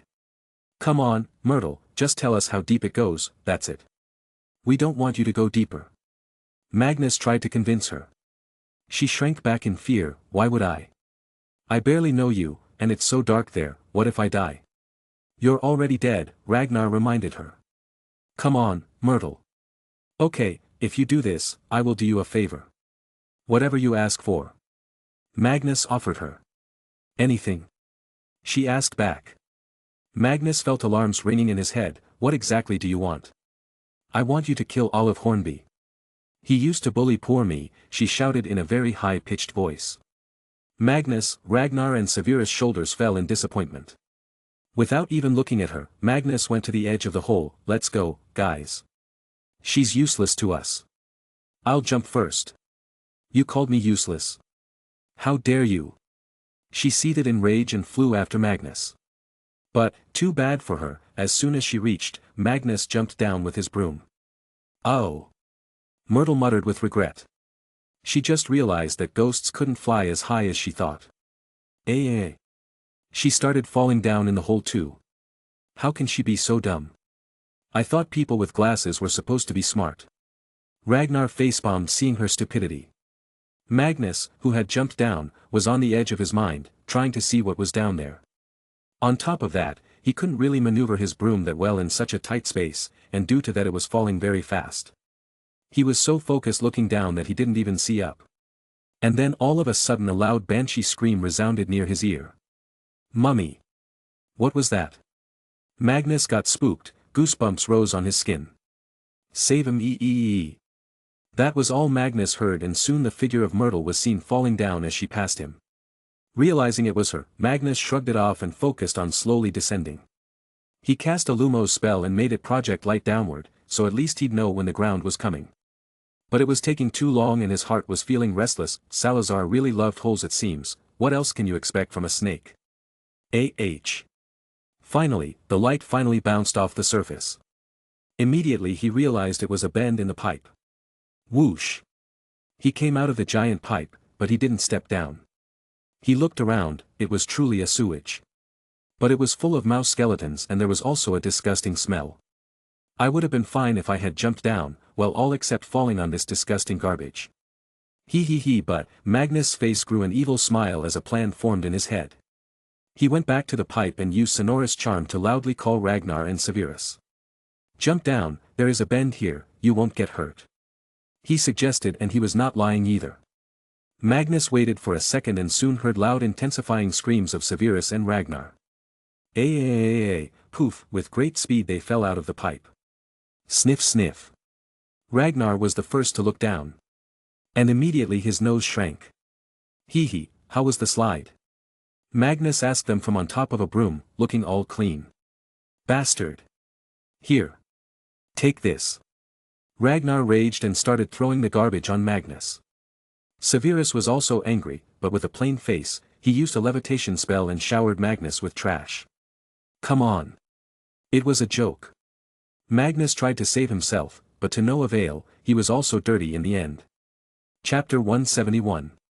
Where the hell are we? This place looks more like a graveyard. Ragnar wondered. Yeah, graveyard of mice. Magnus sarcastically replied. Severus looked around. Where did Myrtle go? I don't think she will be able to return without our help. Magnus grunted in annoyance. When I asked her, she didn't come. Now she's lost. I hope she does not find her killer first. So, they started looking around, to find a way.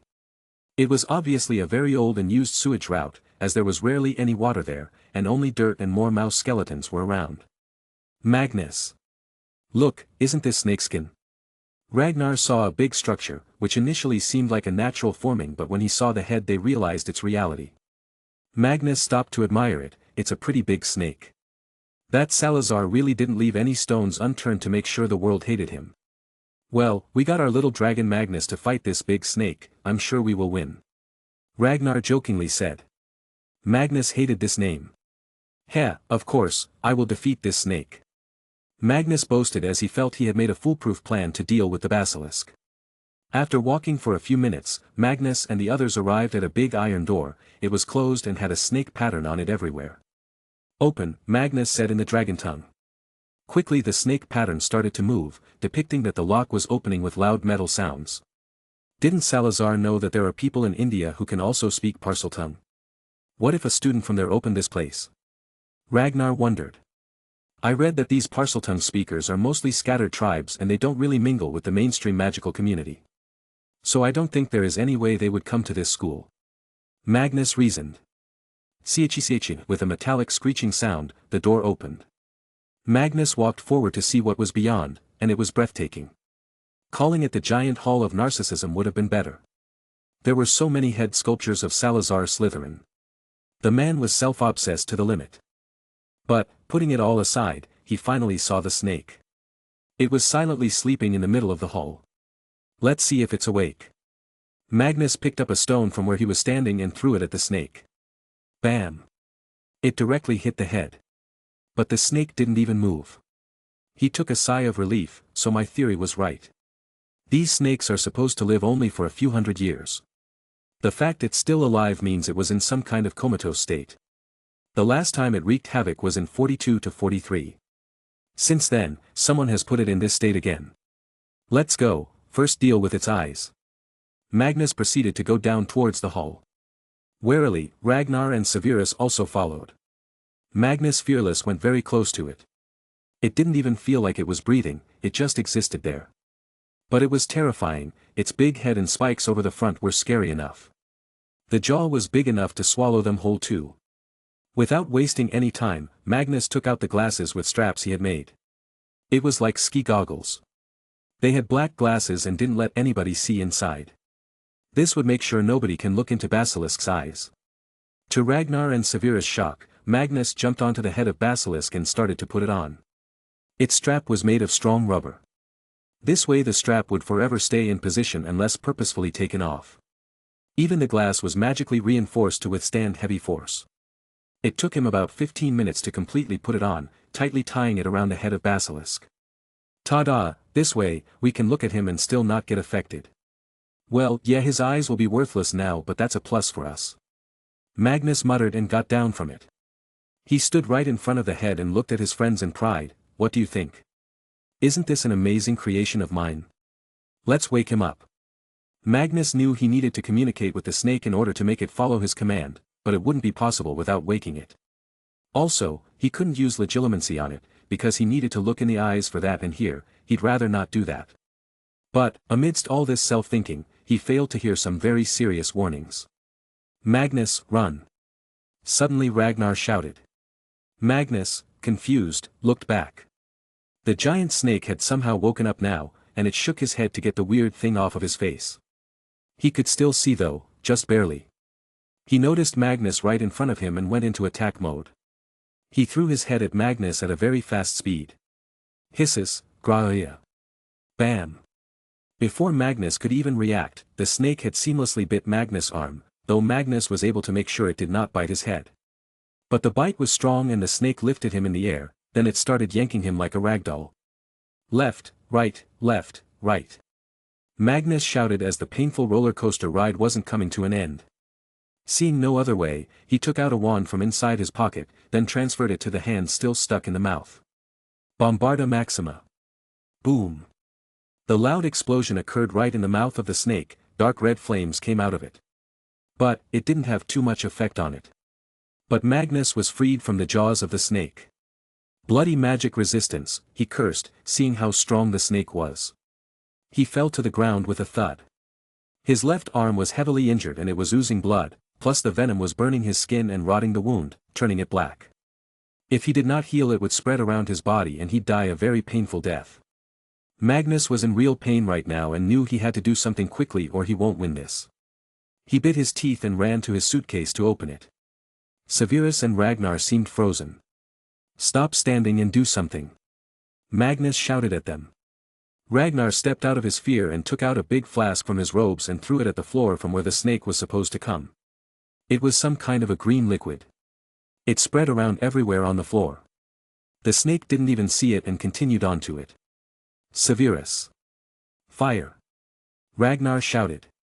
Incendio. Severus sent it to the green liquid, and soon enough it all caught fire, with the basilisk in the middle of it. The fire was green and very hot. It hissed in pain, but it was still moving towards them frantically. Magnus. Get that rooster out quick. Ragnar reminded him. Magnus was just using one hand now so it was taking him some time. But, he was having trouble finding the rooster. Where did the rooster go? He asked Duck, looking at Magnus from inside the case. Duck just made the chewing action and it was now clear. Duck had eaten the rooster. Ah, you fools. Come out now and help me fight the basilisk. He called Duck out. But Chad and Summer also followed, though as soon as they saw the crazed snake they just kept their heads out of the suitcase and looked at everything. Meanwhile, Duck with a powerful mighty roar flew out of it and landed in front of Magnus. The first thing it noticed was the heavily injured arm of Magnus. Quack. Duck was very concerned for him and quickly looked at the wound from close. His eyes showed his worry that something bad might happen. Pat pat. You just hold off the snake, I will heal myself in no time. Magnus tapped on Duck's nose and made him focus on the enemy. Duck nodded and looked back at the basilisk, anger raging in Duck's heart, seemingly saying, "How dare you hurt my dad?" Roar. His heavy booming roar was so loud it made a few statues of Salazar break down from the sound waves. The basilisk finally stopped in its tracks, seeing a worthy and life-threatening opponent. But the basilisk was not that dumb either, it knew that on a dragon, its best weapon was its eyes. Salazar had taught him this much. So the basilisk changed his direction and ran to a wall. Boom! It slammed its head on it, trying to break the object covering his eyes. Bam! Crack! Cracks started to appear on it. Bam! It took just one more slam and it shattered in pieces. Its yellow eyes were now clear for all to see. Don't look in the eyes. Magnus reminded everyone loudly. Summer and Chad scaredly ducked inside the suitcase. Ragnar and Severa started looking at their feet. Magnus too looked down. But Duck was still there, proudly standing in front of the snake, seemingly looking down on this basilisk. Chapter 172. Duck, don't look it in the eye, Magnus shouted to him. But, Duck actually didn't even feel threatened by this snake. He was looking straight into the eyes and all he felt was a tickle on his body that was soon washed away. He did not understand why Magnus was telling him not to look. Hisses. The basilisk slithered towards him. Duck, with the pride of a mighty dragon, just waited for the snake to come close. He was not a simple dragon, after all, he was different from the rest. All others were wyverns, but everyone called them dragons. Those were foolish yet prideful beings. But not as strong. While Duck was a full-fledged great dragon, with 4 limbs, intelligence and power. He was a mystery in this world. Pa. As soon as the basilisk got closer, Duck turned around in quick speed and whipped his tail directly at the basilisk's head. The snake screamed in pain, as this was a purely physical attack. Duck did not give up, he flew over the snake and slammed his hind leg on the neck of the snake, while with his forelegs he held the head tightly. In a quick move, he opened his mouth and threw flames directly down at the snake's head. Grhaa. It was a great fight, and Duck's mock battles with his big friends in Camelot was coming to use here. The snake finally felt pain now and tried to get out of Duck's hold. At the same time, Magnus had taken out a small vial of phoenix tears. He quickly poured it on his wounds, and soon it started to magically heal. You were overconfident and not careful, just as the case in that duel and right now. I told you your overconfidence will get you killed. Merlin's voice resounded in his head. Magnus knew Merlin was right. He finally realized that he was getting too cocky and that his power was getting to his head. A king is no king if he's always flying in the sky with ego, and history is known to bring down such kings with a very damaging force. You are supposed to be a people's person, like how Arthur was. He loved his people and never stopped being vigilant. Merlin lectured him. Think about them. Your body is stronger than an average human, but what about them? They are normal kids, and you brought them here. To fight a beast known to be the most dangerous. A beast to whom many master wizards have died without even realizing what killed them. You brought children along. Look at them. They are afraid, but they are fighting because of you. You are their leader. You are the king. The round table is your responsibility, their safety is your responsibility. You yourself couldn't defeat the basilisk alone, what made you think they could? So stop being stupid and cocky, and start acting responsibly. Because death often comes secretly. If you aren't prepared, you wouldn't even know what hit you. Now do as I say if you want to stop that basilisk. Magnus sadly looked down at his healing arm. This could have been my neck, nobody could have saved me then. It would have been instant death. His face turned white realizing this. No, he didn't want to die so early. He had never felt this much fear till now because in all his previous fights he could overcome with his mastery over charms, but here, the basilisk was immune to magic attacks. His charms didn't matter at all. He glanced at the unnerved Ragnar and Severus. They were barely holding on. They are so courageous, to have come with me. Heh, they should have been in Gryffindor. But he was very sorry, to have put their lives in danger. Sure, they were members of Round Table and meant to fight alongside him, but they were not ready yet, and neither was he. He was still too naive. He got up, still not looking at the basilisk's eyes. Clank. He took out his swords. If the magic was useless on the snake, perhaps this was the time to get physical. Duck. Hold him right there. He commanded. Next thing, he dashed at full speed. Duck, as if knew what was going to happen, moved his big tail towards Magnus. Magnus didn't stop and climbed it, continuing to run. He reached the head of Duck and from there he leapt down at the head of the snake with his sword, Despair, plunging it into the snake's skull. But killing the snake was not Magnus' agenda. He had stopped the sword just 1 inch from the brain. Now, he started talking in dragon tongue. Only the basilisk and Duck could understand him. Stop, if you move even an inch, you will die, Magnus warned the snake. The snake did as asked, knowing his life was at risk. It looked at Magnus with his tilted eyes, but Magnus avoided it. Now, I did not come here to kill you. So why are you attacking me? Magnus inquired. The snake slowly slithered his tongue and replied, You are not pure. My master has ordered me to kill the likes of you. Magnus did as he was instructed by Merlin. He cut his palm and poured his blood into the eyes of the snake. Of course, he kept his own eyes closed all the while. Feel that? Do you recognize this blood now? Magnus asked him. The yellow fierce eyes of the basilisk slowly lost their color and started to turn dark green. Maybe Salazar had put some kind of mind control magic on him, that could be the only reason why only the heir of Slytherin controlled him. Do you recognize that blood now? Magnus asked again. The basilisk carefully nodded and replied, Merlin. No, Merlin is dead, just like Salazar, but I am Merlin's descendant. Now tell me, do you still want to kill the Muggle-born students of this school? He asked. The snake sounded confused, why would I? I was just sleeping all this time. So he does not remember anything that happened during his mind control phase, Magnus concluded and pulled his sword up. Duck, release him. He ordered. Soon, the basilisk slowly rose up, the pain from the lashing he received from Duck was still hurting him though. Then the basilisk slowly brought his head down, near Magnus to see him and talk to him. Magnus softly lifted his hand, trying to touch his face without looking in the eyes. Don't look at any of us with your eyes. Wait, let me fix those goggles on your face. Reparo. He used the charm to fix in broken glass. As long as you keep that on, nobody will be harmed from your eyes, understood? Now, what do you want to do? Magnus asked the snake. I don't know. I am very hungry. It's like I have not eaten in years. Can I eat that bird? The basilisk pointed at Summer. Bam. Duck slightly slapped the basilisk with his forelegs and talked with the snake, don't dare to even think. Summer and Chad are families. We don't eat our friends and family. About your hunger, I know a place where you can get food and not have to fight over it. Really? Then take me there. I don't like this sewer, the basilisk replied excitedly. Wait. Duck, you can speak, why didn't you tell me? Magnus realized that Duck was making such complete sentences. Duck looked at Magnus and nodded, yes, but you never tried to talk to me. It was true, he never tried to talk in dragon tongue, and neither Duck. He always quacked. Magnus sighed, this was all for the good, everything was coming to an end, this could have been a tragic day today if not for Duck. The mind control was lifted from the basilisk, and true to words, a Parseltongue could talk to him. Do you have a name? Magnus asked the basilisk.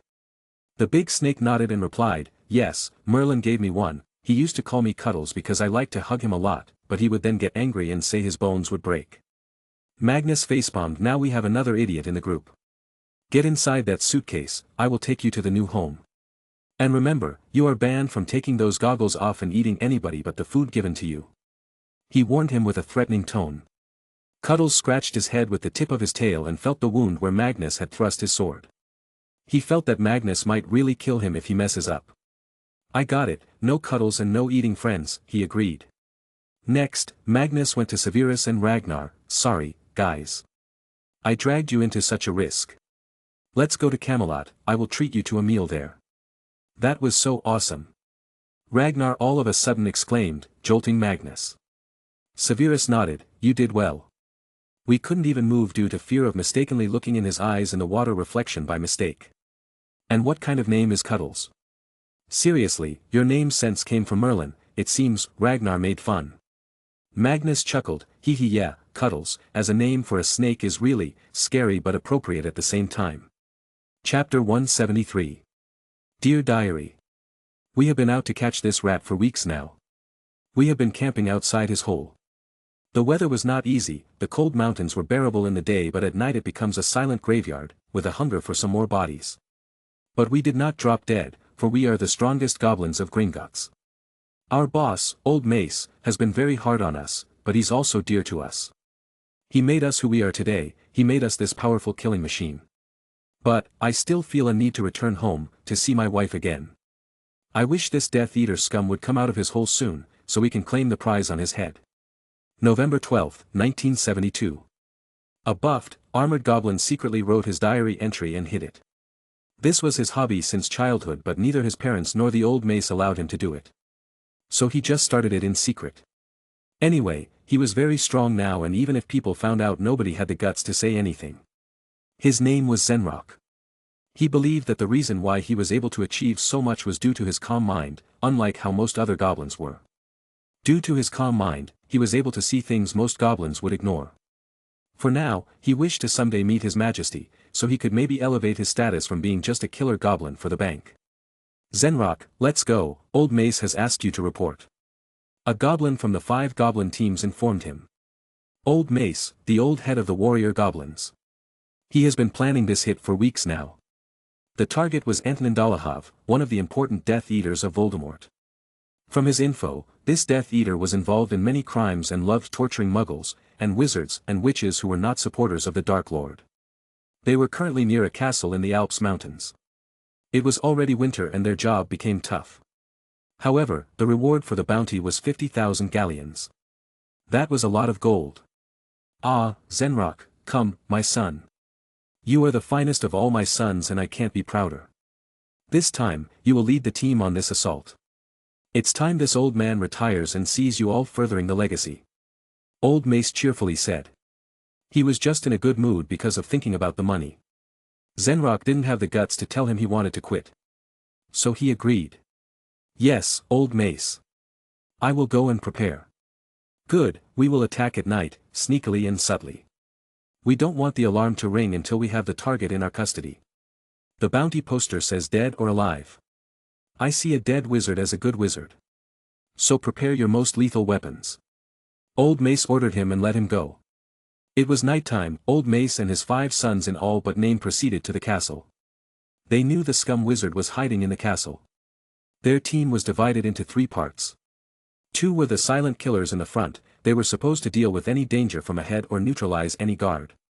Then there was Old Mace and Zenrock, the main brain of the operation giving commands. The last 3 were responsible for watching their back and act as a decoy if needed. Using this, they first entered the castle. There were not many powerful guards in the building. And the castle was nothing but a tourist destination at this point. So there were muggles too. But, as it was late at night, they couldn't hear anything except some snoring and moaning from various rooms. The wizard was supposed to be in the dungeons, where the castle served as a dwelling for wizards. Whoosh! Zenrock threw a ball like crystal, it immediately started spewing smoke around. This was a new product launched in the market, explicitly available in one shop. It could make people fall asleep, and from what he was told, this was made by Magnus' genius friend, Ragnar. In the entrance of the wizard's dwelling, all fell asleep silently on the floor. They did not know where the target was so they checked each room. Soon, they found the one. Without waiting, all 6 barged into the room where Antonin Dolohov was staying. When they finally entered, they saw him in a compromising state with a woman. Both were naked, Antonin Dolohov being on top of her, thrusting himself. Sleep girl. Zenrock cast magic on the girl first. Shocked, Antonin Dolohov took his wand from the side table, but Zenrock's axe was already touching his neck. What do you want? Money? Just let me go and you shall have everything. You don't know whom I work for, if you kill me, the Dark Lord will come after you. Antonin started pleading with them as well as threatening them. Bam! Old Mace slapped him, you serve your master is the exact reason why we are hunting you, wizard scum. Huh, we're going to not only get money by killing you but also goodwill from His Majesty. Antonin was pinned down by other goblins and Zenrock simply went to him and checked his wrist. There was indeed a dark mark. Zenrock looked at his old mace. Let's kill him, but take his head with us. We need to prove we have killed him after all. Good choice. There is no place for mercy in this world. Here, use this knife to kill him. Old Mace told him. It would have inflicted more pain on the man. But Zenrock denied. I have a better and quicker way to sever his head, no need for a small knife. Zenrock seemed appalled using torturous means to kill people.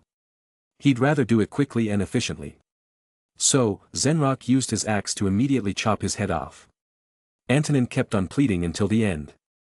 Then next thing, they cleaned the room and left the headless body of the man, to spread fear among the Death Eaters, telling them that somebody was after them. After they were gone, people found out about the dead body and the unconscious women the next day. It was horrifying. What was worse was that his identity could not be found as he was a wizard and not registered in any Muggle database. The goblins quickly returned to their bank and started counting gold in their dreams already. London. The hospital Magnus had dreams of, had its foundation nearly built. The walls had been erected using lots of levitation charms and enchantments. Magnus had also given them many enchantments to put on the bricks to make sure the hospital structure lasts decades without needing maintenance. But he needed to make sure that the magic was not so much that it would interfere with the electrical instrument. Though the whole campus was a mess at the moment. Because it was all mud and dust right now. Only the building construction was going on and other Muggles' jobs couldn't be initiated for now. Once the main building structures are done, minor things like the wiring, painting, woodwork, glasswork, garden work will be done on public tenders. In this process wizards won't be used. The whole project will most likely be finished by the end of 1973. It was very fast considering the scale of all this. It could have been faster if he used only wizards, but that would be too suspecting and crazy for people to digest. Magnus had instead hired the parents of a wizard, who were top MBAs. Their job was now to be the spokesperson of Emery's construction and bring in more projects for them to create all around the world. They were also going to participate in many contract bidding in lots of government infrastructure projects in both the UK and the world. They were bound to outbid them all as their operational cost was not much. They only needed to pay for the material. Edgar Bones now had successfully trained 20 wizards to become martial wizards, who could fight an average Auror. They worked day and night in 2 shifts. They were responsible for the safety and secrecy of the site. Other than that, about 80 wizards worked in the company on various levels. There were also 50 Muggles who knew about the wizarding world. Ah, if this speed is kept, I'm sure His Majesty will be happy to see this during his winter break. Edgar sighed seeing the research building being built. It was the most elaborate one because it was supposed to be much bigger underground than what it looked above. Boom. Arg, I was nearly there. I think I can create this before December. Adam cursed, still working on the battery. He had already developed the engine, the aspect that worked on fossil fuel worked perfectly, all he needed now was the battery to test that out. He was feeling slight pressure right now, as his ability to make this project work will decide when he is announced as the Royal Prince. The Queen had already come to their house 3 times and the media had started to speculate why this was happening. At the same time, Magnus arrived at Camelot. In the future, according to canon. In 1981, he would murder the 2 brothers of Molly Weasley, they were Order of the Phoenix member. Also, he was the one who tried to kill Harry, Ron and Hermione in London in Deathly Hallows. And his biggest achievement was that he killed Remus Lupus in the end. He was defeated by Flitwick later. So, you can see that Magnus' measures against Death Eaters are not worthless. They are working. Chapter 174. Magnus arrived at Camelot. Martha was already there waiting for him. She was told that he'd be bringing a basilisk here today. Knowing how dangerous the beast was, she wanted to make sure it didn't harm the other dwellers. Grandma, don't worry. I talked to Cuddles, yeah that's his name. I told him the rules, but I'm sure it'll take some time for him to get used to this environment. Duck has decided to teach him, as he's able to very easily beat him, Magnus informed her. Is that so? Come, I have already designated a cave for him. She said and flew away. The cave was a good distance away from all the other animals. The XXXXX beasts usually had their homes at a good distance. Only super friendly ones like Duck were allowed to roam anywhere they wanted. In the cave, Magnus let the basilisk come out. Martha felt a little surprised. Amazing, this is the biggest basilisk I have ever seen. He's most likely the biggest to have ever existed. And to think he lived in the sewers for so many years. Poor thing. Martha sympathized with Cuddles. They later left Duck to teach Cuddles everything. Magnus returned to the sewage as Ragnar and Severus were still looking for Myrtle. "Myrtle, where are you? Come quick or we'll leave." They looked for her everywhere but she was nowhere to be seen. Magnus also wondered where do all these pipes lead to.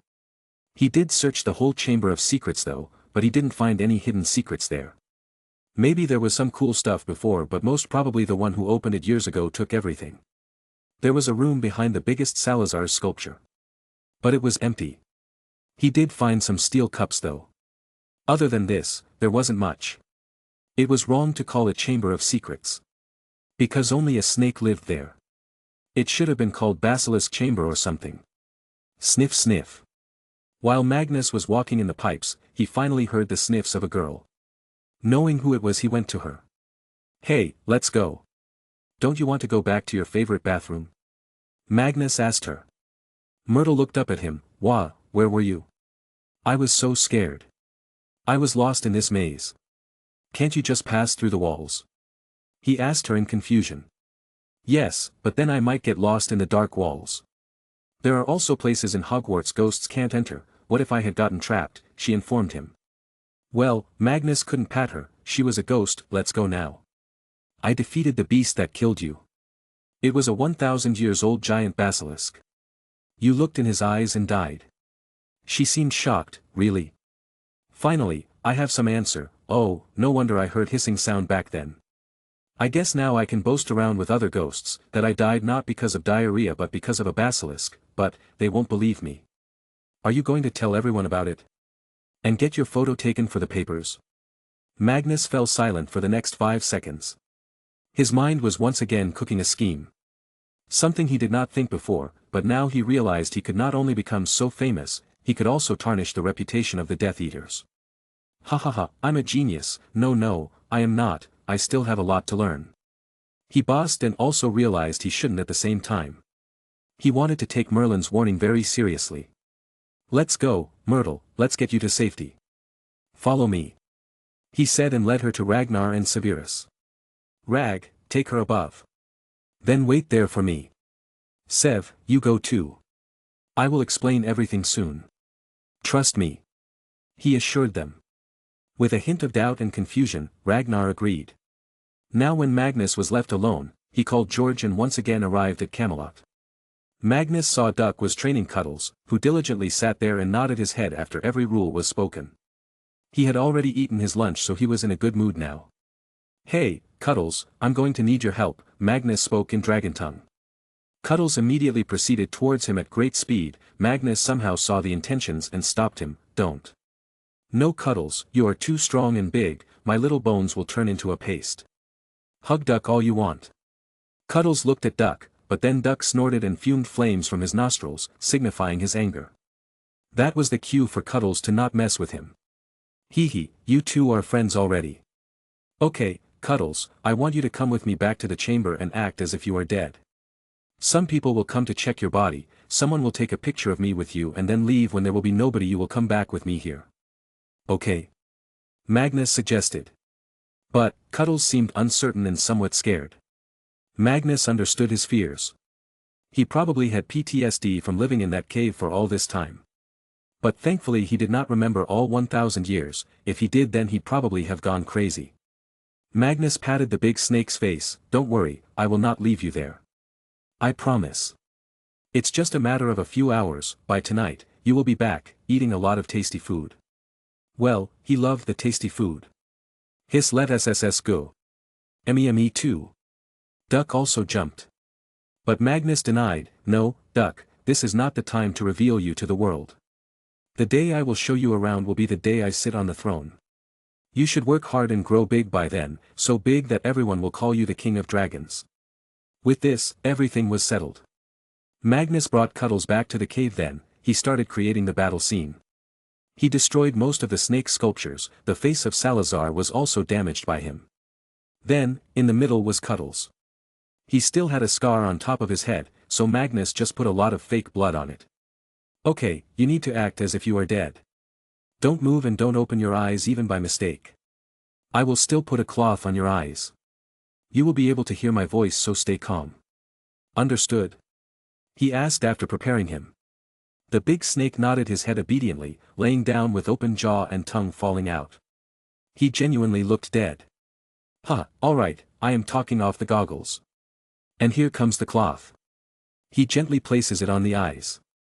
The battle scene was done.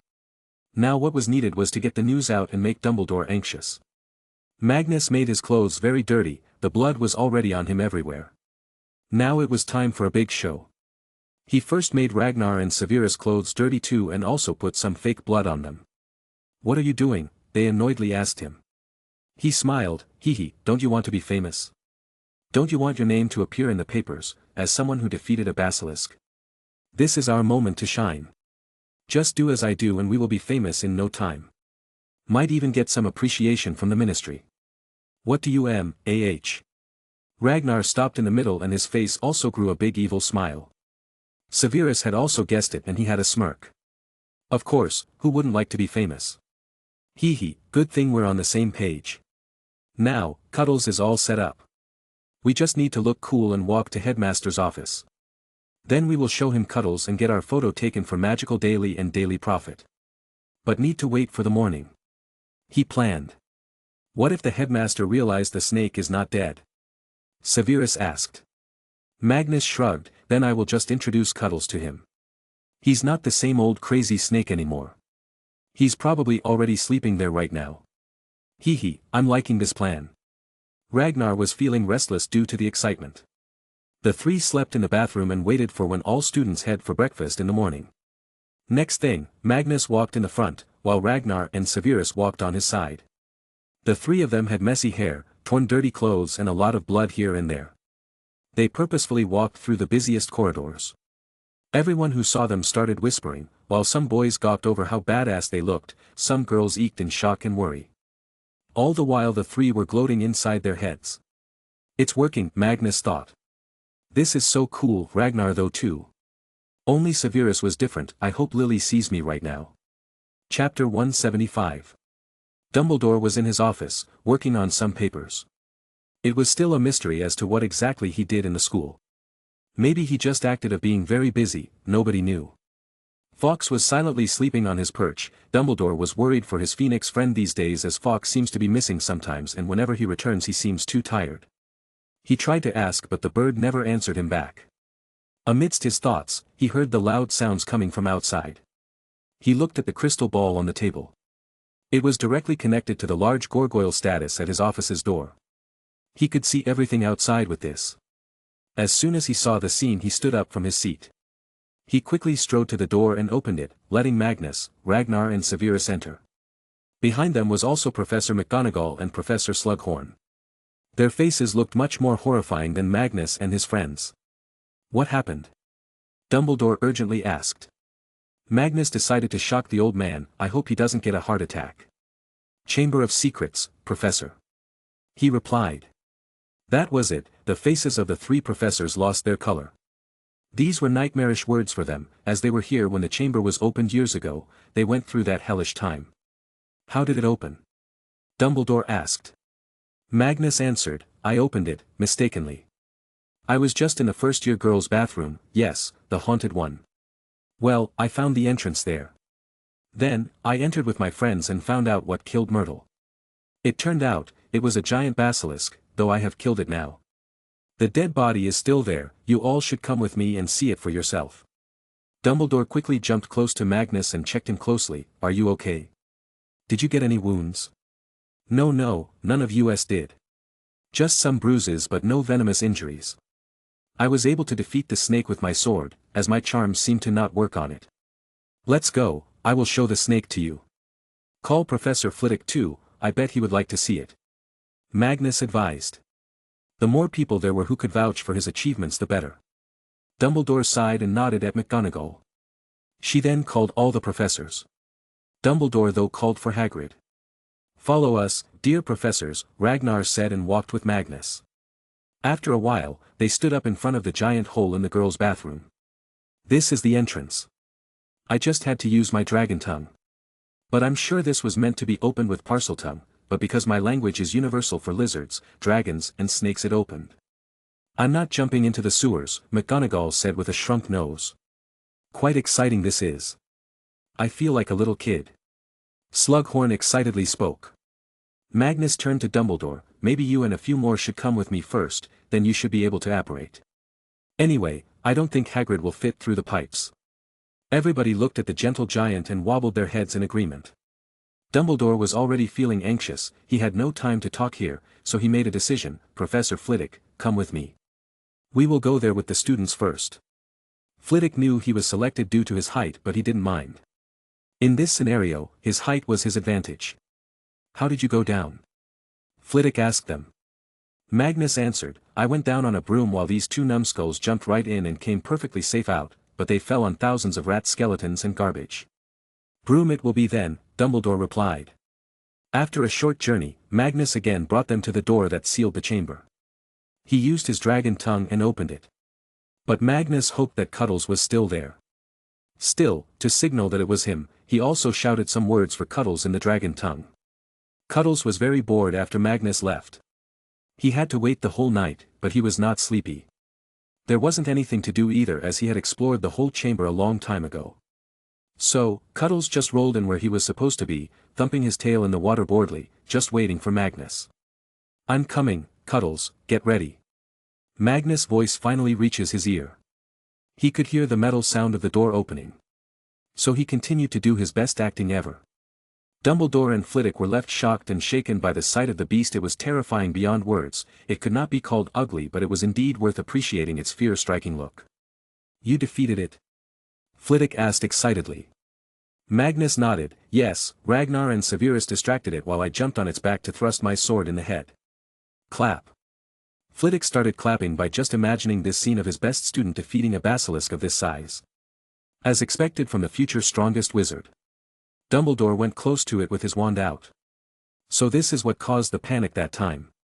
It wasn't Hagrid or his pet spider that killed Myrtle. The poor boy went to Azkaban for no reason.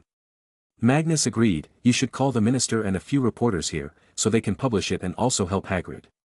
Dumbledore immediately stared at Magnus intently, was this his plan all along? He looked back at the dead snake again. Dumbledore was really amazed that Magnus killed it. Breathing. Poor Cuddles, he could only act dead, not stop breathing. When Dumbledore was too close to it, he felt air coming out of the snake's nostrils. His hand gripped tight on his wand. But he did not react. He had a feeling there was something more to it than what he was seeing. And he had known Magnus for a while now, so he knew that nothing was simple with this boy. Yes, let's call the minister and a few reporters. Dumbledore agreed, while alternatively glancing at Magnus to find out what his motive really is. After a while, with the help of Hagrid, another way into the tunnels was found. Soon, others also arrived at the chamber. Dumbledore had sent someone to get the minister too, while Magnus had already called Rita and a few more journalists. Chuck. Magnus, Ragnar and Severus stood in front of Cuddles and got their picture taken. And just in time, the minister arrived, with two Aurors to her side. She nearly jumped back after seeing Cuddles. They had never seen such a huge snake before in their life. Eugenia turned to Dumbledore and Hagrid, we will need to call the Wisengamot. Yes, indeed. Dumbledore gave a short reply. He was just waiting for all this to end so he could understand what was going on here. Why was the snake alive and also acting dead? Minister, will us three be rewarded or something for doing this?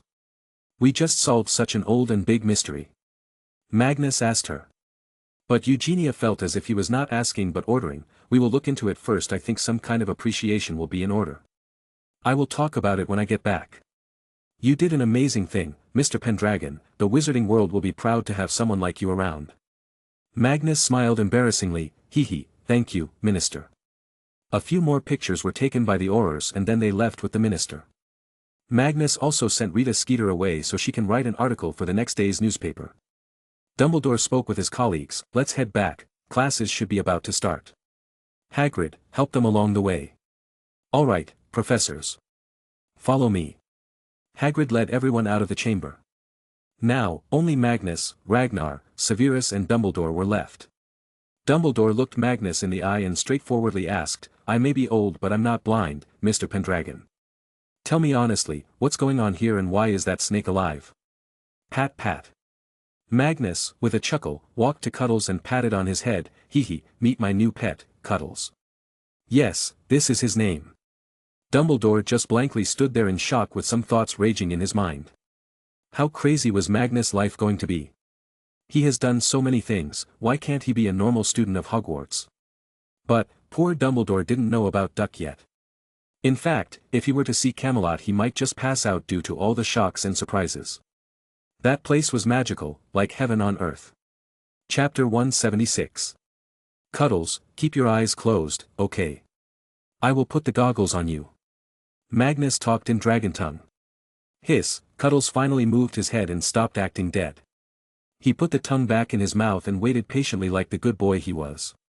Magnus was talking to Dumbledore while tightly strapping the goggles on Cuddles. Well, this is Salazar Slytherin's pet, Professor. He was under a charm for the past 1,000 years, which made him crazy. He was instructed to kill all the Muggleborns in the school. As that was the will of Slytherin. He could only be controlled by an heir of Slytherin, so that heir must have studied in the school when the chamber was opened the last time. Magnus explained everything he knew. But then he intently looked at Dumbledore and asked, do you know who it was? This heir of Slytherin? Dumbledore's eyes shined, he was thinking something and Magnus knew it. But Dumbledore didn't bother to share this person's identity with him. No, I don't know about this monster in human skin. Only kids studied in my school at that time. At least that's what we thought. Dumbledore tried to get away without lying. Because it was true that Tom Riddle was not a monster at that time, now, he was one, from inside and outside. Professor, how did the attack stop the previous time? Ragnar asked all of a sudden. They automatically stopped. Just when we were about to close the school because of all those attacks and the death of Myrtle, the attack stopped. Dumbledore replied. Ragnar rubbed his chin, you know what this means. Severus ended his words, he didn't want the school to close down. Magnus agreed with this, it is likely that this student did not have a home or maybe not a pleasant one. He'd rather stay here than go back. Dumbledore's old heart panicked. Tom Riddle was his problem to solve. Voldemort is his problem to solve because if he had not brought him to the school, and had let him die in that orphanage, all this mess could have been avoided. And he was very shocked to see the three boys so quickly making correct assumptions with just one sentence from him, they will inevitably know about his identity, I need to quicken my search for him. Here, all done. Magnus finished putting the goggles on Cuddles. Now he happily opened his eyes and looked around. Professor, come, don't you want to touch him? You won't get to pat a 1,000 years old basilisk again, think about it. Magnus offered the old man. Dumbledore stared at Cuddles' face, Cuddles was doing the same, wondering if he would get pats or not. Dumbledore raised his hand hesitantly, he couldn't see the eyes though and that was a relief. Hiss, Cuddles happily lowered his head to get the pats. So docile. It's nothing like what they are known for, he thought. What are you going to do with him now? The ministry will send people to take the body. Dumbledore asked him. Magnus walked to Cuddles, well, our boy Cuddles here will go missing. And guess who would be stealing? Death Eaters. Dumbledore silently nodded, already guessing everything Magnus was planning. But he still didn't know how Magnus was going to take this giant snake from here. Hee, you must be wondering how I will take him. Magnus asked. Have I become so predictable? Dumbledore questioned himself. Magnus showed Newt's suitcase, come, Cuddles, get inside. It's time to take you home. Cuddles happily jumped inside the case, knowing he'd be going back to Camelot, his new favorite place. And how will you be taking it outside and to where? Dumbledore asked further. Magnus didn't reveal this, I can't tell where, but I know that you know how I'm going to take him outside. It's not possible that you did not investigate how I was able to get out of school sometimes. So let's not test each other, Professor. I'll be back soon. Dumbledore sighed, Magnus was proving to be even more problematic to handle than Newt or on a bad scale, Tom. But, at least Magnus was on his side. Magnus right in front of him called Abe, the elf, and asked him to take him to Cuddles' home. He did not use the name Camelot. After Magnus was gone, Ragnar and Severus were left. Dumbledore looked at them and asked, want a lift to the surface? Ragnar immediately ran to his side and grabbed his robes. They had not brought brooms this time and if they were left behind they'd be stuck here. Yes, Professor, you are the best headmaster ever, thanks for the lift. He praised. Dumbledore chuckled and operat with them. Camelot, kitchen. Okay, my dear phoenixes. Today, I have gathered you for an important job. My sweet dear grandson will be coming soon. And he will need some precious tears from you. For this, I'm going to make you cry a little. Any problem? Martha asked the horde of phoenixes. Seeing no one complaining, she took out a bunch of onions and placed them near the phoenixes. Here I go, dears. Slash. She cut all the onions at the same time with some magic. Soon, the phoenixes started crying and making noises. A few of them were crying a little too loud and seemed too natural. Maybe they were just hiding their pain or sorrow behind these fake tears. Ooh. Nina. Why did you leave me for that outsider phoenix? What did he have that I did not? Why, one phoenix cried. Another phoenix beside him looked at him in disgust. What are you saying? When did she leave you? Sniff sniff, she was just your crush. As well as mine, Ninea. Whyyyy. What did that phoenix have? Ow, Ninea. There were about 10 phoenix among the 60 of them who were crying like crazy. They probably gave as many tears as the rest of them combined. Martha was happy that her grandson could be safer now. But she did worry about these sorrowful phoenixes. Magnus arrived just then. Grandma, I'm back. Cuddles will not be going anywhere now. Ah, hello, phoenix friends. He's the one. He brought that outsider here. The phoenixes complained in their language. Magnus could not understand them. What? What did I do? Why are you angry at me? Ignore them, dear. Here, all these tears for you. Make sure you use them wisely. Oh, did you finish those cookies? She inquired. Magnus sweated. No, Grandma. We still have some left. We will finish them soon, don't make more for now. She happily dropped the dough. Okay then. You should go and meet Mum and Dad sometimes. It'll be a nice change for them. I bet they are tiring themselves with work these days. He suggested to her. Martha must also be bored here anyway. Clap. Wonderful, I will make cookies for them and then go. She again got to cook. Chuckling, Magnus left her to enjoy her favorite hobby and returned to school. For the whole day, all the students were trying to guess what had happened.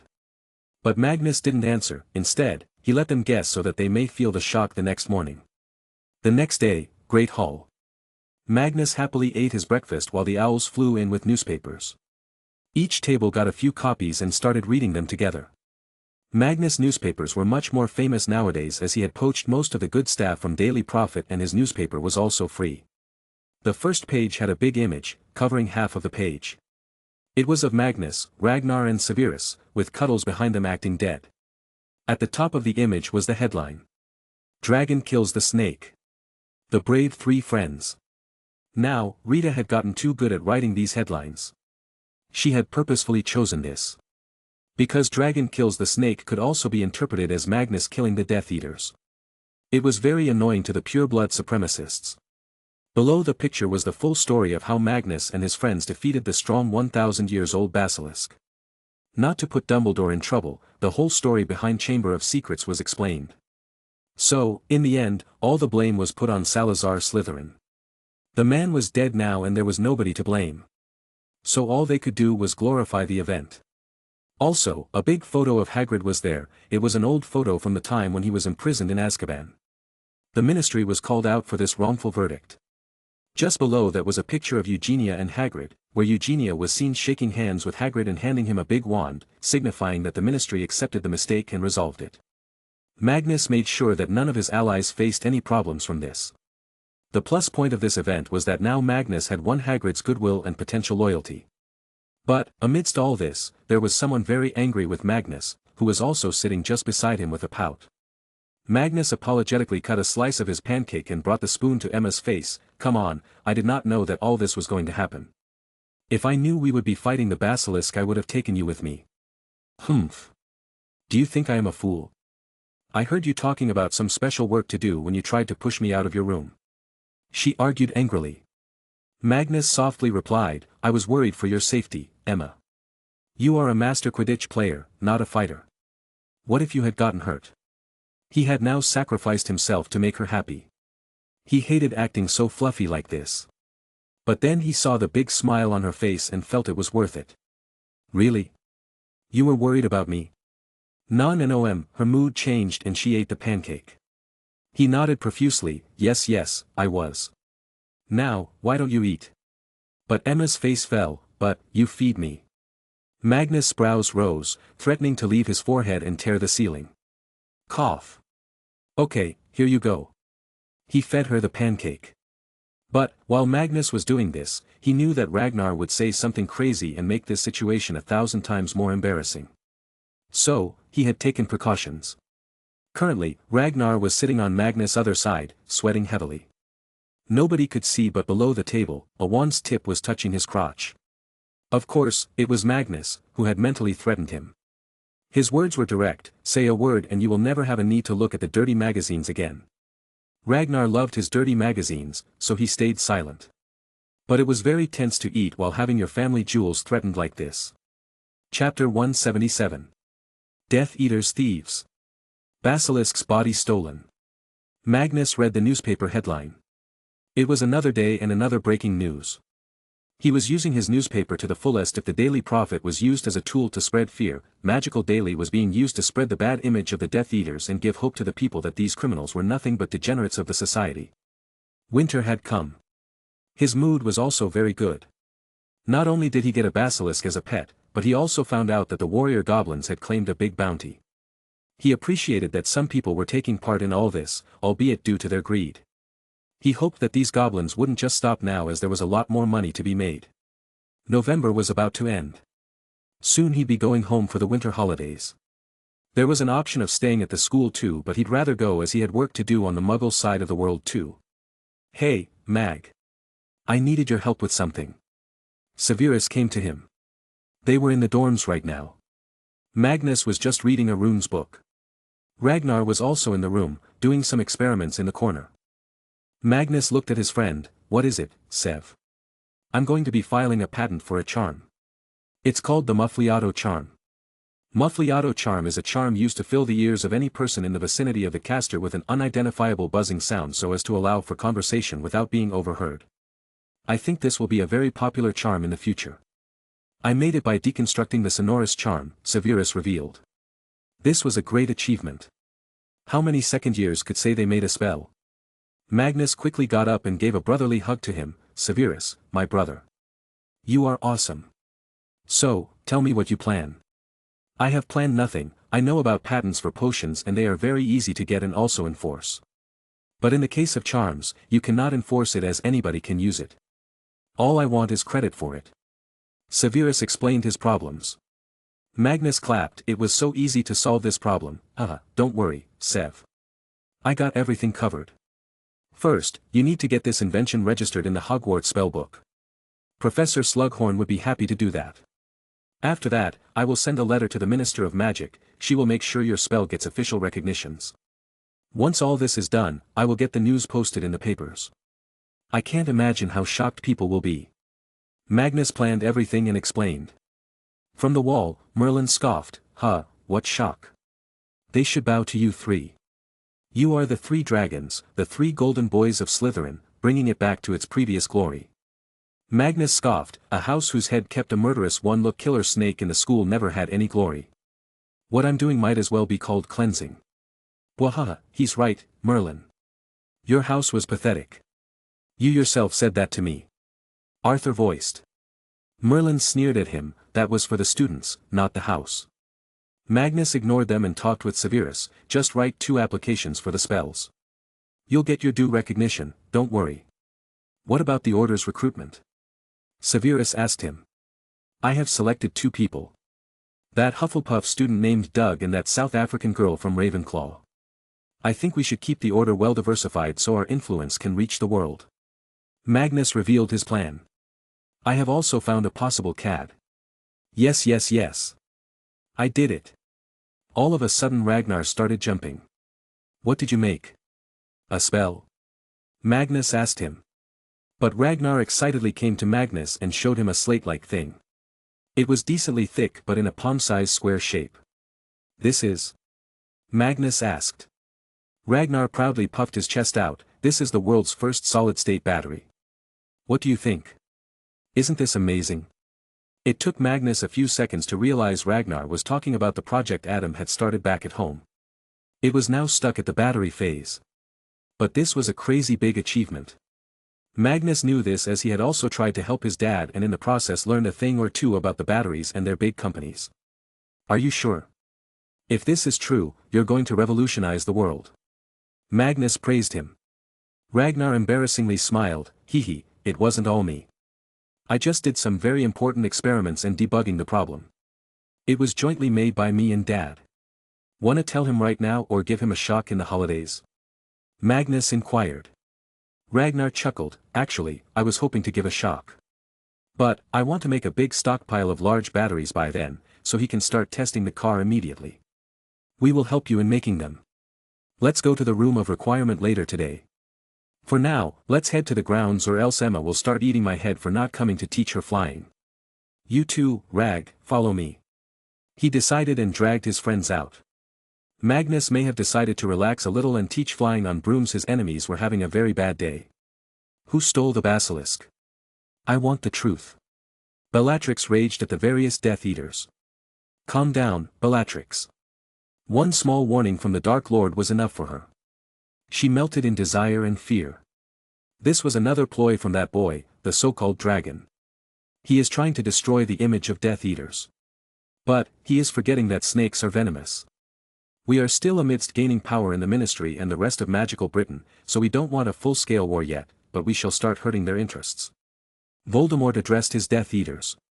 But, then he noticed an empty chair and felt annoyed. Where is Antonin Dolohov? Rodolphus Lestrange answered, we have not been able to talk to him, my lord. He seems to have disappeared. Betrayal? Find him, and if he has indeed betrayed, teach him what we do to traitors. Voldemort angrily ordered. After that, he dismissed the meeting. Lucius then asked him as nobody was around them, when are we going to deal with him? He's getting stronger and more famous.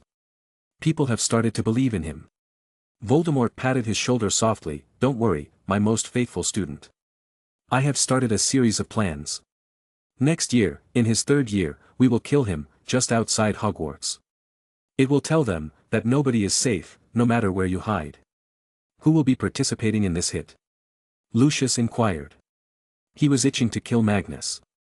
Everyone, and some of our new allies from the Forbidden Forest come, we need to leave. It is time to bring the giants into the fold. Voldemort said and headed out. He had already started planning for his final push for the takeover of magical Britain. His main target was the Ministry and Dumbledore, the so-called strongest wizard.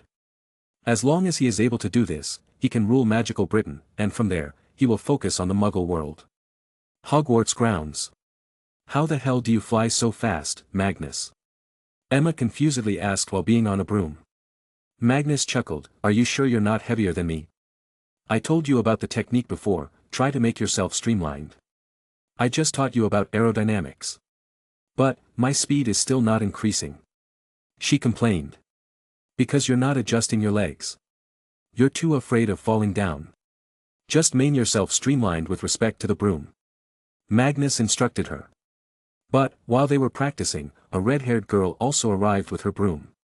She happily asked, Magnu, can I join too? Magnus looked at Lily on the ground. Well, he knew saying no would be rude, let's just treat her as a friend. Sure, come on up. I will teach you how to fly fast too. But first, you'll need to learn how to fly slowly, he invited her up. But Emma was fuming after seeing this. So Magnus diffused the situation, we're all friends here, we can help each other. After that, we will do a race. Chapter 178. A few days later. How many more batteries do you want, Ragnar? Magnus asked. Currently, they were in the room of requirements, where they had set up a full production line and had brought real materials from outside to manufacture the items. About 100 more. The more there will be, the more helpful it will be for Dad. Ragnar replied. All of them had very dirty clothes right now. The batteries were also inflammable until fully made, so they had to work very hard. Still, the solid-state battery, although still a lithium-ion battery, was very safe. Much safer than the liquid lithium-ion battery. In this, even if you were to slice it with a knife, it won't explode, while the other one would. Rag, have you filed for patents? Magnus inquired. Ragnar shrugged, why would I do that? That's for Dad to do. His name should be on the patent and the invention before mine. I just helped him in completing the research, he started and pushed it for the most part. We still have 1 week, so why are we in such a hurry to make these anyway? Severus voiced. Because of Magnus here, his life is so unpredictable, who knows what might happen at any time. So it's better to do it now. Ragnar reasoned. Magnus just rolled his eyes and continued to work, he was dissatisfied but couldn't really refute what Ragnar said. What are you going to be doing this winter, Severus? How is your mum? Magnus asked him. She's good, she has come out of her depressed persona, now she does work and is decently enjoying her life. And I have planned to spend time with her. She probably gets lonely at home, being by herself for many months. Severus planned. Magnus and Ragnar smiled. They would have never expected something like this to come out of Severus' mouth before, but now he was a changed boy. Not being depressed and gloomy had done wonders for him. Well, that's good. If you want you can also come to my house anytime. But I think this is going to be a very busy winter, with Dad coming out as the crown prince all of a sudden. Magnus opposed, already guessing the chaos that was going to come into his life soon. They made batteries till afternoon, after which Magnus headed to Dumbledore, as the old man had asked him to visit. Magnus didn't know why though. Knock knock. He entered after knocking on the door. Good evening, Professor. The old man was sipping some tea and Magnus wondered in his head if Dumbledore even works. Have a seat and have some mint tea. It's very tasty. Magnus didn't act reserved and happily took a cup and asked, so, what did you want to talk about? Can't this old man have a normal talk with his great-grand-nephew? Dumbledore replied. Magnus nearly choked on the tea, you never talk to someone if you don't need to, Professor. I know that. You must have a reason for asking me to come here. There was a pause of silence from Dumbledore. I wanted to talk to you about your school life. I have seen that you are constantly involved in things no child should. You are constantly fighting, planning and plotting. This is not something any child should be going through. You are a young boy, you should play, make friends and laugh. Leave all these problems to me. Dumbledore, although seems like a good-for-nothing headmaster, did care for the well-being of the students. Deep inside, he also feels guilty because he has to focus on Voldemort and the Order. Due to this, he isn't able to completely focus on school. Magnus didn't know this. Nor did he know what was in the old man's mind. But he had his own reasons to not be sitting like a normal kid. The day I start acting like a kid will be the day they'll kill me, he thought to himself. So he answered, Professor, you know more than anyone the complexities of my life. If I was just the next king of Britain it wouldn't have been much of a problem. But I am also related to Merlin. And that makes many people seethe in rage, even more as I am against them. What will happen if they try to kill me and you are not around me to protect me? What will happen if they come to harm my family and your people not around them? And about having fun, I do try to play around whenever I get the opportunity. Dumbledore looked sadly at him, what was I doing when I was 12 and in Hogwarts? Dreaming, of greatness. Of power. And he has achieved all those already. But he was afraid that Magnus would also fall into that depression pit he had not long ago. And he had still not come out of it. Magnus, you can't save everyone. In the end, Voldemort will lose, because he's a man who lives in dreams. He rules with fear, and humans have a tolerance to how much fear they can feel. Beyond that, their survival instincts emerge. But, in that whole process, some lives will be lost, including mine. So don't try to save everyone. Because I tried and failed. Dumbledore gave his words of wisdom. There was silence, the atmosphere turned gloomy. The ambient noise of the room was the only thing keeping them calm. Fawkes was sleeping with his eyes closed, as were some previous headmasters in various portraits. While some were listening to them talk. Magnus got up, proceeding to leave, but he stopped at the door and replied, yes, he will lose, but I'm afraid of the cost. Your life.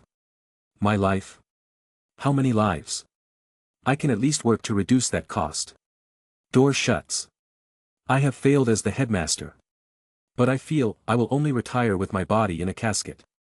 Dumbledore said to himself dejectedly, alone in his office. December 10, 1972.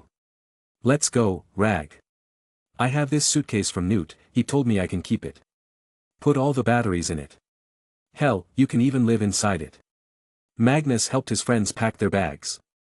Ragnar nodded and started stacking the 200 batteries in a case.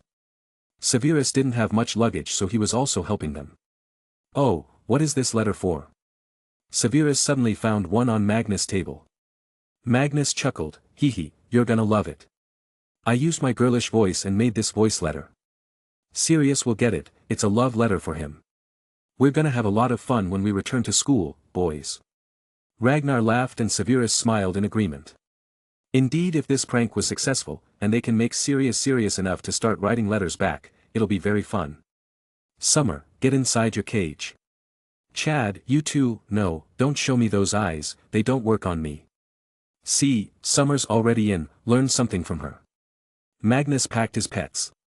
Well, they were as good as a family now. Once they were done packing, Magnus flicked his wand and immediately their room got cleaned and the windows got closed. All ready for them when they'd return. They once again got on the Thestral-pulled carriages and were taken to the Hogsmeade station. The first thing Magnus did after reaching there was to secretly drop the letter in the letterbox. Then he ran to hog a cabin in the train for himself and his friends. Magnus, will you be coming to my home this winter? Emma asked him. He denied, I will be very busy these holidays, Emma. Something big will happen, you should read the Muggle newspaper every now and then. In fact, you should come to my house someday. We can play there. This meant the world to the girl, really. It's decided then, I will come to your home. I wonder if Auntie and Uncle will like me. Black lines appeared on Magnus' forehead, did I just drop an axe on my foot? Look who it is, the great Slytherin boy. Sirius and James arrived. They were not sitting with them this time. Sirius was also going to James' home this time. And who is this, the detention dwellers? I knew I made the right decision to keep a distance from you or I'd always be in detention. Magnus taunted them. James scoffed, teachers are just biased for you. Why is it that you got to defeat the basilisk by breaking rules in the night and still didn't get points deducted? Magnus smirked, you won't understand. That's because of my charm. Do you mean to say Professor Slughorn or Professor McGonagall have fallen in your charm? Fine, I guess you can only charm those old bones.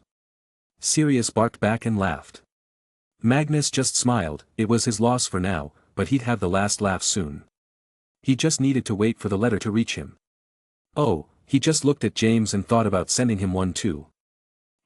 Let's see if these two so-called best friends can stand this test of a love triangle. Train whistle. And with that, the train moved, to send them back home. Chapter 179. Severus, come to my home later, I have a potion book I took from Merlin's vault earlier. It had some kind of a plan for making a magic-enhancing potion, which makes one's magic more potent. It was based on the fact that some wizards' magic release a stronger intensity for the same spells as performed by others. It said that the reason behind this was the potency of one's magic. Let's study it together later. Magnus suggested to his friend. He also wanted to make himself and his round table stronger, now Emma was there too. She was not a part of the round table but she was in danger as she stayed around them. Severus glanced at Ragnar first and asked, why not ask him? He's a slightly better potioneer than me. Ragnar didn't reply and just scoffed. Of course, angry for a reason. Magnus scoffed, he's careless. He might burn down the house if I let him experiment on such a dangerous potion. Severus chuckled, yes, he might do that. I will come to your home later then. Later, Hogwarts Express slowly stopped at platform 9 3/4. The platform was filled with parents waiting for their children. But Magnus had noticed one thing.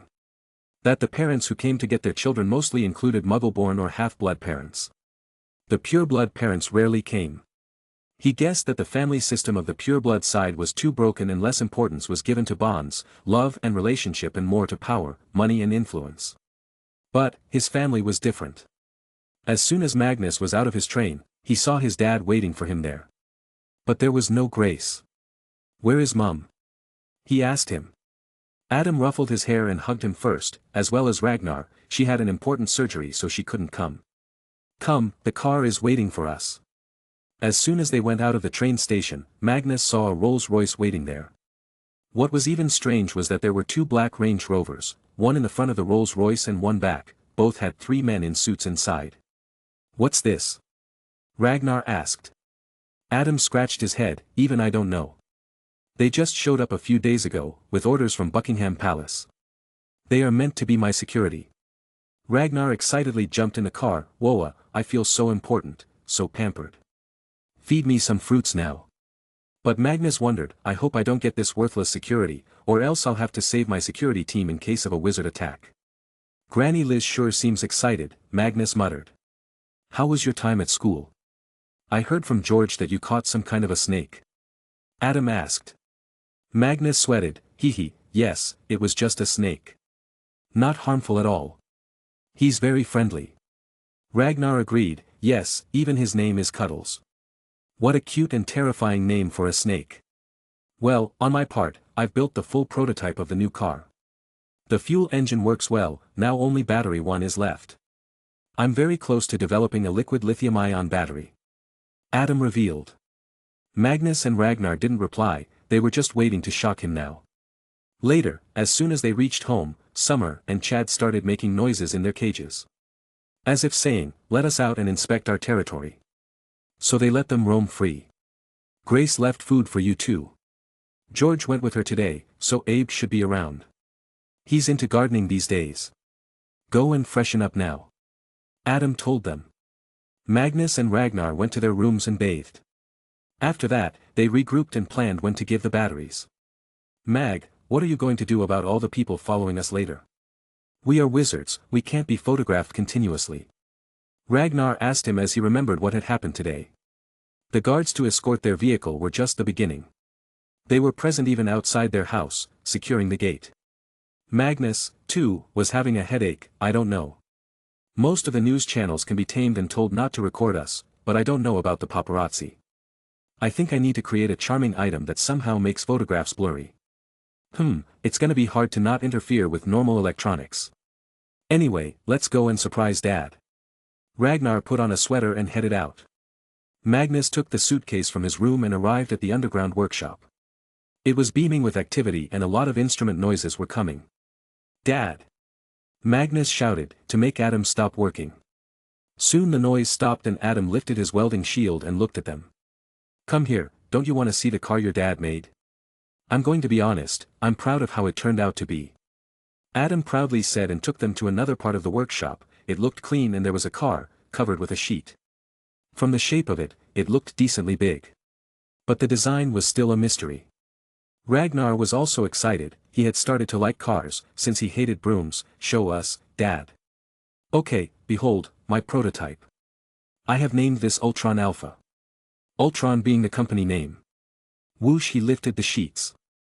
Whistle. Whoa. Magnus' eyes shined. He felt his body shake, his heart beat faster. Was it love at first sight? This looks so futuristic and outright cool, Dad. How did you even make this? Magnus blurted the questions. Easy, I made it by taking the frame of an old muscle car. It needed a lot of work but Abe and George were great help with their magic. The end result was this. I have even fitted the engine motor in it. It works on petrol. For now, the place for batteries has also been made. I just need to make them and put them here. Adam started to enthusiastically explain everything about the car. He also blurted many technical details that Ragnar and Magnus did not understand but they just nodded. Because no matter what, this was one hell of a beauty. Just then, they decided to drop the bomb, the gift. They couldn't bring themselves to look at the tired face of Adam, with dark circles under his eyes. He must have been working a lot for the battery. Dad, I want you to come here and take a seat. Then close your eyes, Ragnar has a gift for you. Magnus dragged him to the side. Adam stopped speaking and looked at his sons confusedly. He chuckled and asked, what gift? My birthday was months ago. Just take a seat and don't peek. He pushed him on the seat. Ragnar quickly took out a battery from the case and placed it in front of Adam. It was not small, at least the size of a floor tile. Dad, remember I wasn't able to help you last time? Ragnar said. Adam replied with eyes closed, that's okay, son. Life is full of failures. Instead of getting depressed, you should learn from them and work harder. Ragnar smiled, I did just that. Open your eyes. Adam did and noticed a thin black cuboid item. It was black in color, covered with some substance. There were two wires coming out of one end. His heart beat faster, as the idea of a possibility rose in his mind. Is this, lithium-ion battery? Magnus nodded and said, even better, Dad. Ragnar is a genius. He went one step further and created a solid-state battery. This thing is so safe and effective that no one can say anything bad about it. Adam felt so proud of Ragnar. The boy was indeed a genius of the highest order. I'm so blessed to have these two as my sons. He went to Ragnar and lifted him with a hug. Marvelous, son. As a wizard, you might not know, but you have changed the whole world with this invention. This is the future of mankind. Ragnar felt embarrassed. He was not as well built as Magnus and weighed very little. Magnus felt he needed to save his brother from embarrassment, so he asked, Dad, has Mom seen the car yet? He denied, no, I was planning on surprising her. Then let's attach the batteries and go to pick her up from the hospital, Magnus suggested. Yes. Let's eat dinner outside. Ragnar added. Adam nodded and looked at the car. Yeah, it's time to take this beauty outside on real roads. Let me test the batteries first. Chapter 180. It took Adam 2 hours to test the batteries and also fit them in the car. They were now going to see how far it could go with how much battery. Soon, they got in the car and rolled out. The car was surely eye candy. Every single person on the sidewalk would turn their heads and look. They gasped, awed, and whistled. The car was also running very silently on the street. They had to use the horn a lot as many people jaywalked and didn't notice the car since there was no sound. Dad, how fast can it go? Magnus asked while enjoying the ride. Adam wanted to go faster but almost controlled himself. He didn't want to start a scandal or something. It can go from 0 to 100 in 4 seconds. This is the joy of an electric motor engine, it is much more responsive. They didn't head straight to the hospital. First, they went to a fancy restaurant to book a table. But, a funny scene happened there. When they all got out of the car and went to give the keys to the valet gave the key back, saying, Sir, I don't know how to drive this car. So, they just called the manager. The valet thought they were going to complain about him, but he was fully ignored. Instead, Adam joyfully greeted the manager, as they both knew each other and were friends. They booked a table for dinner and then zoomed to the Royal Military Hospital. Since Adam was a pretty high-ranking officer, they were allowed entry in their strange car. They simply drove to the front of the main gate of the building where Grace was supposed to come. They waited there for about 10 minutes when she finally arrived. There were already a lot of people, admiring the car and making noise. So Grace also looked. And just then, the windows of the car slowly slid down, music blasting, and with the beat, all three were shaking their heads comically. It was a surprise for her, a pleasant one at that. She laughed seeing them. Why didn't you tell me you were coming to get me? It was a sudden plan, Mum. Magnus and Ragnar got out of the car to greet her. They both hugged her tightly, while Grace patted their heads. My sweet blondies are back. Let's go, I will cook something tasty today. No Mum, we are going out to eat tonight. We booked the table. Ragnar informed her. Beep beep. Adam honked the car. Come on, let's go for a ride, Grace.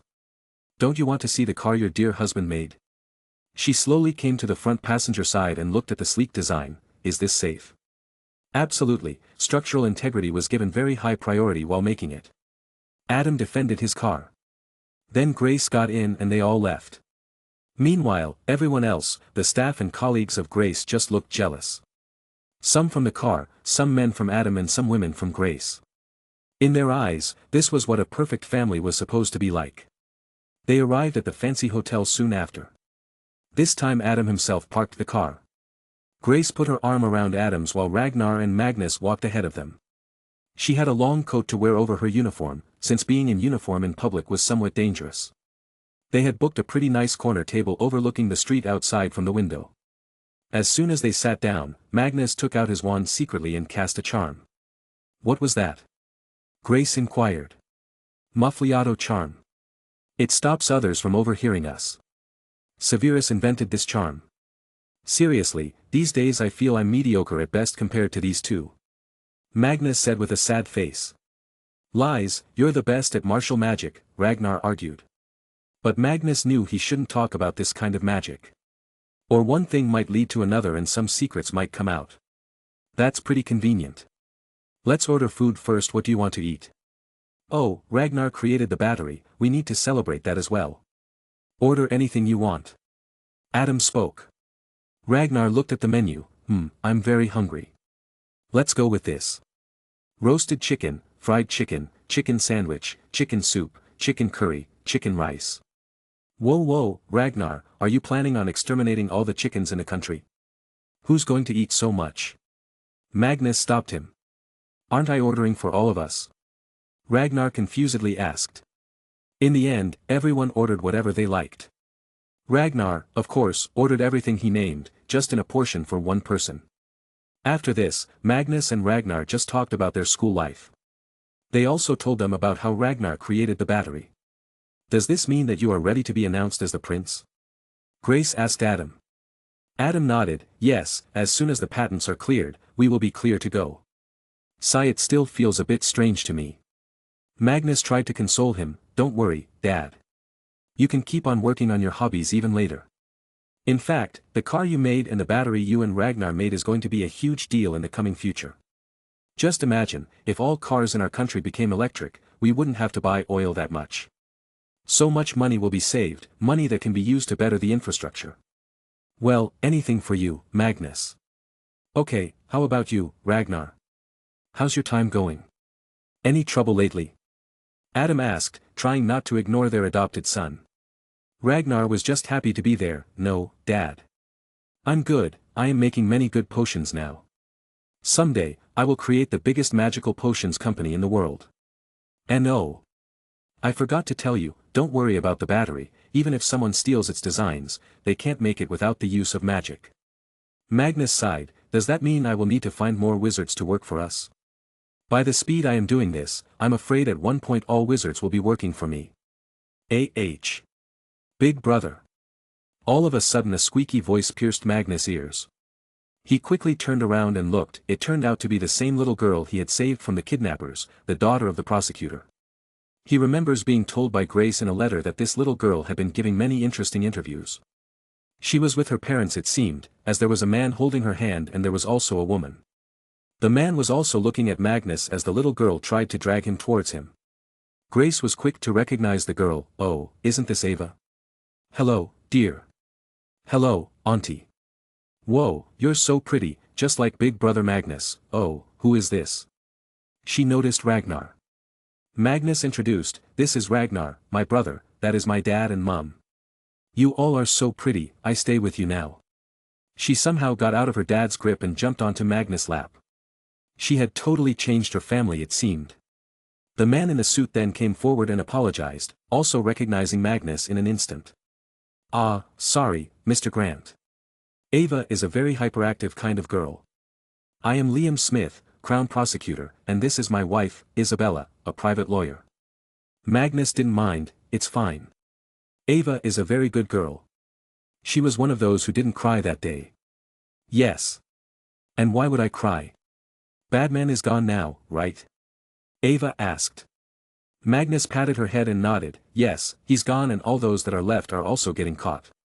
This was true, the whole country's police had suddenly gone into a hyperactive mode, trying to gain back the respect. They were now going after every sex offender as if he had sinned against the Queen herself. Why don't you join us? I'm sure they can attach another table here, Grace offered. Now was it that Liam and Isabella noticed something? Grace was a celebrity these days. Isabella was much more knowledgeable. Aren't you the one who made the new stent? I work for Tonks and Tonks, I oversaw your case against the American companies. Isabella spoke. Grace politely thanked her, oh, thank you. I didn't know Ted had put such a good lawyer on the case. Please sit with us, Ava will also enjoy it more. Yes. I will eat with big brother Magnus and Ragnar. Feed me, brothers. Ava said cutely. Magnus and Ragnar chuckled awkwardly. This girl was too open with them. Mr. Smith, why was Ava kidnapped?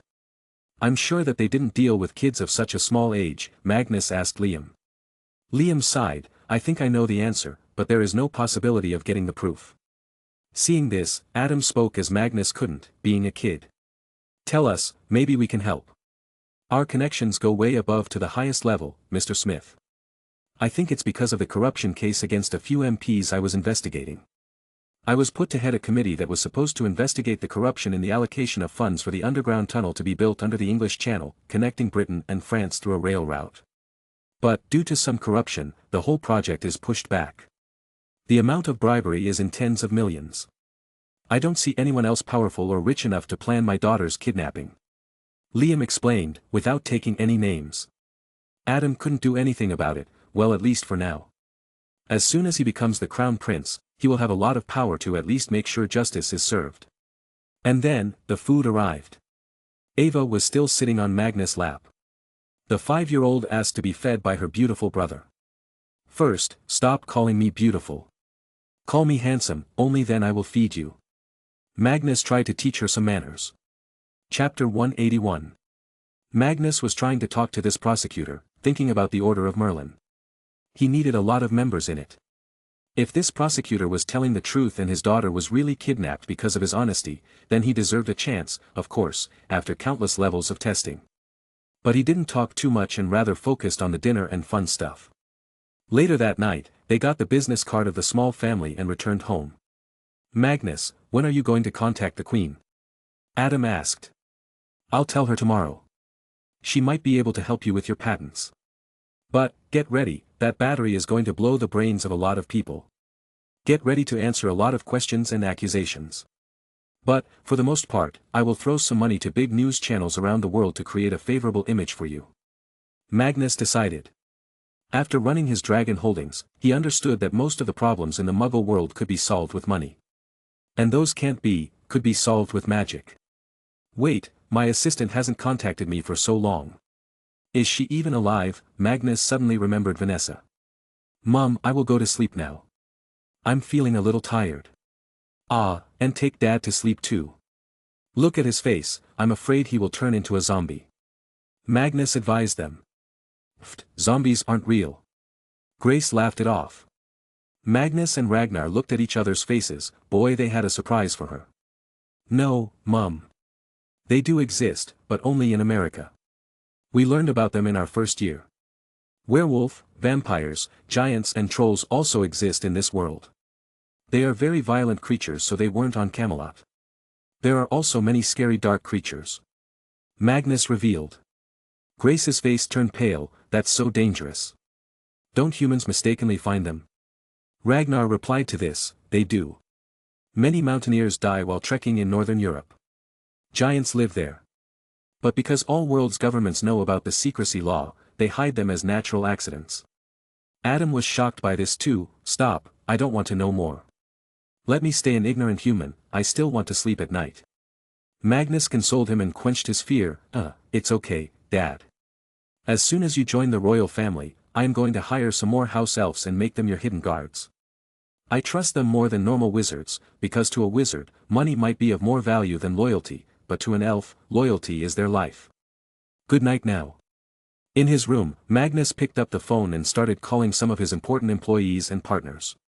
The first was, of course, his assistant. She had not contacted him in the past 3 months, even after the whole Oscar incident. Ring ring. The phone rang. It rang for a long time. Hello, yes. A girl's voice came. It sounded sleepish. This was not Vanessa's voice. So he asked, who are you? You're calling, who are you? The girl asked back. Fair enough. I am Magnus Grant. Where is Vanessa? Magnus asked her. Kid, complete your school first, don't prank call here again, we're busy. 222. Magnus, with a shocked face, looked at his telephone, this is outrageous. Did I just get pranked? He checked the number he had dialed again and it was the right one. With no option, he called Ted, he must know about this as he deals with Dragon Holdings business on a daily basis. Magnus? Have you returned? That's good, I have a lot of papers that need your signature. I've also cornered the Pfizer company and they have agreed to sell, albeit at a slightly higher cost. Ted started to blabber as soon as he picked up the phone. He had the latest model telephone that showed the caller number on a very small monochromatic display. That's all good and fine, but can you tell me why my secretary's office called me a kid and hung up on me? Where is Vanessa? He inquired. Ted facepalmed himself. Vanessa was, after all, his employee before. She hired some people to work for her, as she was getting too many calls. She probably forgot to tell them the age of the company's owner. She's in the United States at the moment. Can I get the number? Can't believe she forgot to send me weekly updates on everything. He muttered annoyedly. Ted quickly searched through the list of numbers on his table and told Magnus. "Oh, by the way, Magnus, are you free tomorrow?" Ted asked him. "What for?" Ted cleared his throat and replied, "Well, a wizard friend of mine from school days just had a son born yesterday, he's organizing a small party for it. He has invited me." What's his name and which side does he fall into?" Magnus inquired. He didn't mind mingling with more wizards. He needed them for his various businesses after all. His name is Arthur Weasley, and his wife is Molly Weasley née Pruitt. They were both in Gryffindor. Ted revealed. Magnus was immediately on board. This family was continuously called blood traitors due to their non-alignment with the pureblood supremacists. "I know Weasley family. I admire their commitment to not joining the dark side, even after being shamed by the rest of the pureblood magical community. Let's go there tomorrow." He agreed to the invitation. "Good. I will come to your house tomorrow afternoon then." Ted hung up. Magnus looked at the clock. It was 10 p.m. This meant it was still 5 p.m. in New York. So he called Vanessa. This time the phone was quickly picked up. Magnus simply started talking. "Vanessa. This is Magnus, where have you disappeared to? No reports, no contacts. I just called the office here and she called me a kid and a prankster before hanging up." Vanessa panicked on the other side. Magnus was already like a living god in her eyes before, and ever since the child trafficking case, she saw him as someone much bigger. She even asked her ex-boss, Ted, about Magnus. And in reply, she only got a few words that sounded like warnings. "You are too naive and low-ranked to know who he truly is. Just know this, he is very strong and influential, beyond what you can ever imagine. You will probably know some of the secrets soon, as a big announcement is going to be made." This honestly scared her a little. She wondered whom she was dealing with. Was this a demon in human skin? A demon kid? That was even more terrifying than an adult demon. "Yes sir, you told me to only contact you if I need your signature or some help. I was able to handle everything smoothly here. And, sorry, I forgot to tell the staff your age." She apologized. At least she recognizes her mistake, Magnus thought, and took a softer tone. "You are forgiven. Just send me the weekly progress report from now on. I want you back here before December 25th, something big is going to happen and I will need my assistant to handle the horde of hyenas called press reporters." He instructed her. "Yes, Mr. Grant. I will return in 3 days. Do you want a progress report right now?" she asked, wanting to gain back the lost reputation with Magnus. "It's alright, send it to me in a few days, no need to push yourself too much. Good night. Oh, make sure you start preparing for the New Year bonus for all our employees in all companies. But leave all the highest executive level ones, I will handle those myself after evaluating the reports. Some might need firing." Magnus ordered her and cut the phone. He then called Adrian to talk about how Meta was going. He was thinking about starting a private military as a subsidiary of Meta, in the name of a private security firm. His plans were big, and for those, he needed security and strength. Later, when he opens businesses in some problematic African nations, he will need to protect his interests from local warlords, and what better way to be safe than scaring them away with a bigger stick than they have. This was also for the upcoming royal earthquake. In the previous few months, Magnus, Adam and Grace's names were continuously being shown in the news. Magnus' names were normal as he had done many big things. Next was Grace. She was a very renowned scientist, hailed as a national treasure, and beauty as well. Adam was considered kind of a hero for that bomb blast attack. Now too, after what Magnus did, his family was in the spotlight. But by far the most confusing thing to the world was the constant visits of the Queen to their home. With a slight tweak in words on the streets, a rumor was already spread around the country that Adam was probably related to the Queen in some way. It was so easy to manipulate the people as long as one had the money. One could start a war by just spreading some rumors and secret assassinations. Chapter 182. The next day, Magnus got ready to head out with Ted. Ragnar denied coming and said he wanted to rest a little like a spoiled fat muggle. "I've told Mom I'll be going out. Oh, and feed Summer and Chad, though they will surely remind you if you forget." Ragnar waved his hand at Magnus as if shooing him, yeah, just go now and let me be lazy in peace. Magnus then ignored him and went to the storeroom to see what he could bring to gift the Weasleys. Knowing that the couple was still young, there was a high possibility they were going to pop out some more babies. And that means it'll be a headache to keep important things such as milk, baby formula and toys. So, he picked an expansion charmed pouch. It didn't come cheap in the market. He then called the Dragon Holdings office, where the assistants of Vanessa were. They were also supposed to work for Magnus after all. This time, the girl cried and apologized. First, it was a very bad time for the economy. Her even getting a job was God's grace, one paying a good salary was heaven itself. So she didn't want to lose it. Magnus first gave her an earful to never talk bad with anyone, whether the person sounded like a kid or a dying man. Okay, now I need you to bring me a whole year's worth of baby formula, baby oil and 100 pacifiers. He ordered. It was a strange request, but she quickly wrote it down and ran to buy it. An hour later, Ted arrived at his home. He was wearing normal office clothes, with just a wizard-style long coat. It probably also blended well with Muggle fashion. The man looked smart now since he ran a multi-million-dollar multinational company now. Magnus was wearing simple pants and a shirt with a green sleeveless sweater. He knew he was going to be surrounded by Gryffindor folks today and they would probably be wearing red a lot, so he needed to wear his house color too. Ah, I just had an idea for Professor Dumbledore to make money. I wonder if he will also come there, he wondered. Let's go, Ted said. Magnus looked at the clock. Wait a minute, I have asked an assistant to bring the gifts. Beep beep. And just as he said that, an SUV arrived at their front gates. It was let enter after guards confirmed from Magnus. Magnus noticed the car was filled with stuff, all except the driver's seat. The girl driving it looked very nervous. And when she got out, she turned out to be short too. Sir, here's everything. She reported meekly. Thank you. Magnus then looked at the guards at the gate. Although they were from the military, that didn't stop Magnus from using them for some work. After all, they received tasty food in return.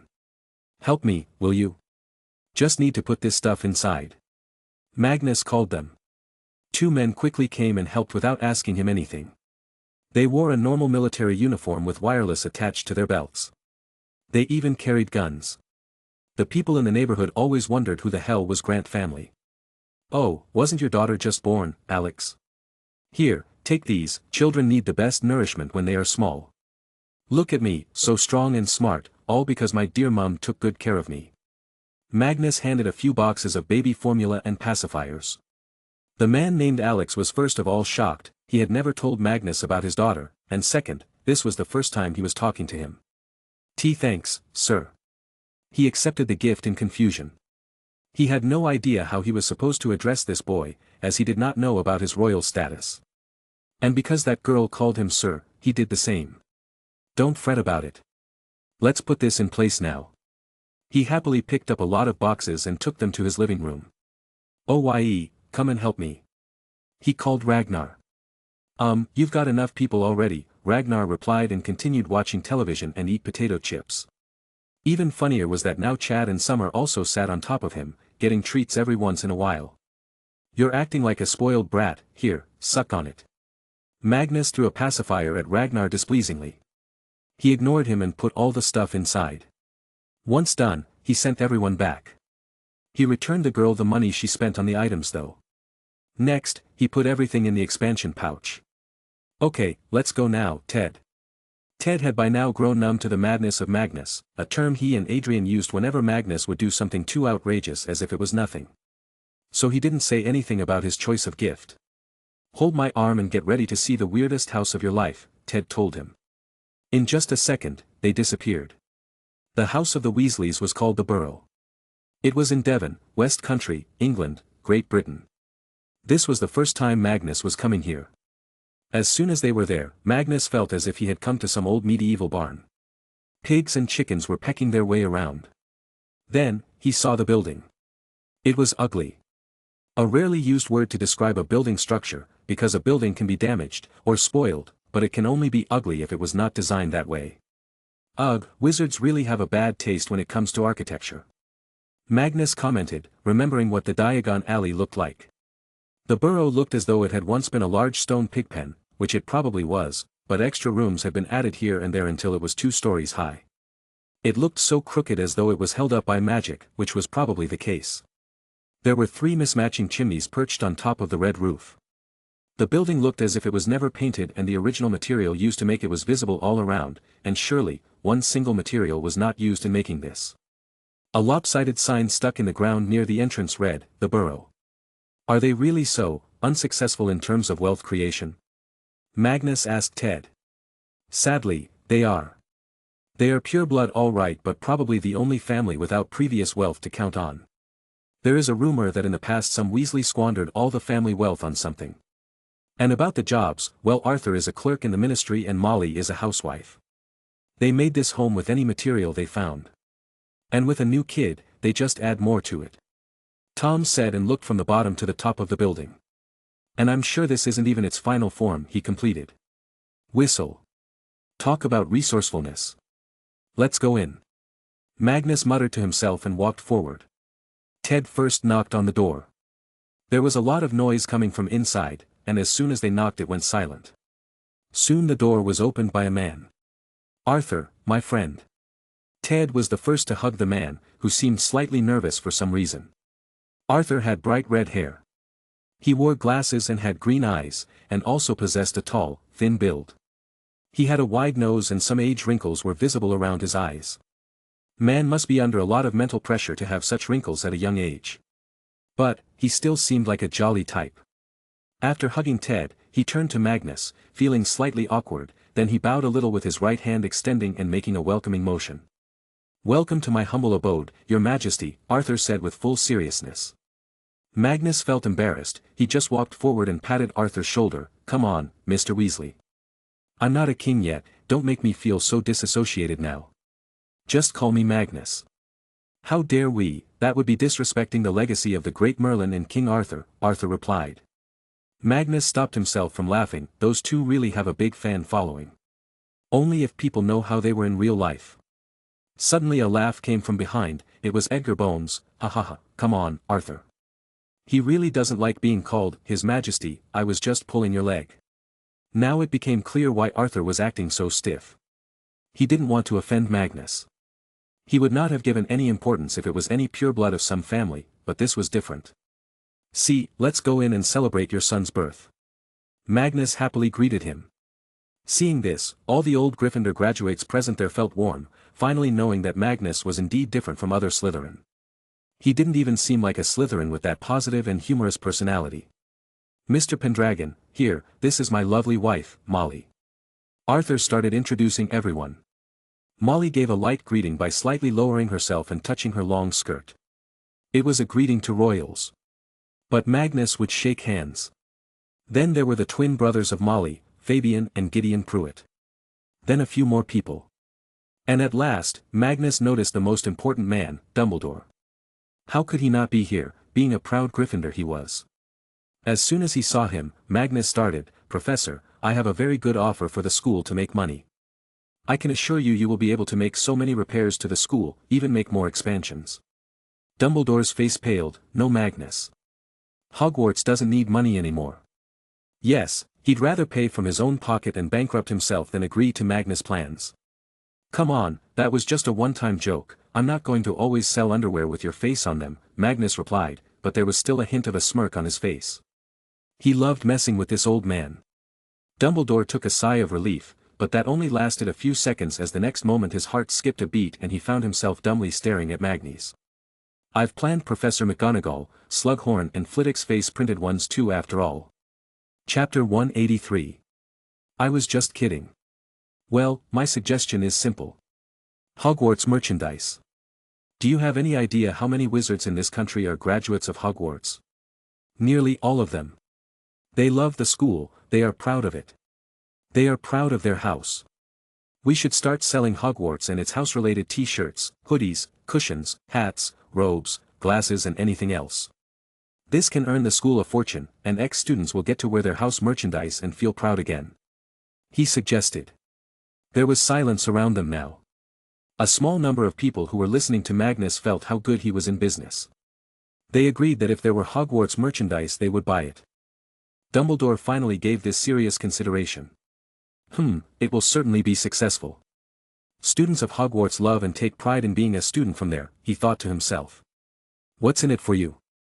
Dumbledore asked. Magnus shrugged, nothing. It was just an idea when I was wearing this green sweater. This is a small business, not enough money for me to jump in. I've got other big stuff to care about. As they talked, Molly brought the cake she cooked herself. She was very active for a woman who gave birth just 3 days ago. Maybe magical women were just different. Here is the cake, it might not look amazing, it'll taste good, that I can assure you. She said. Mama, suddenly a little boy came out of the kitchen, walking, stumbling around. This is Bill Weasley, my elder son. He's just 2 years old.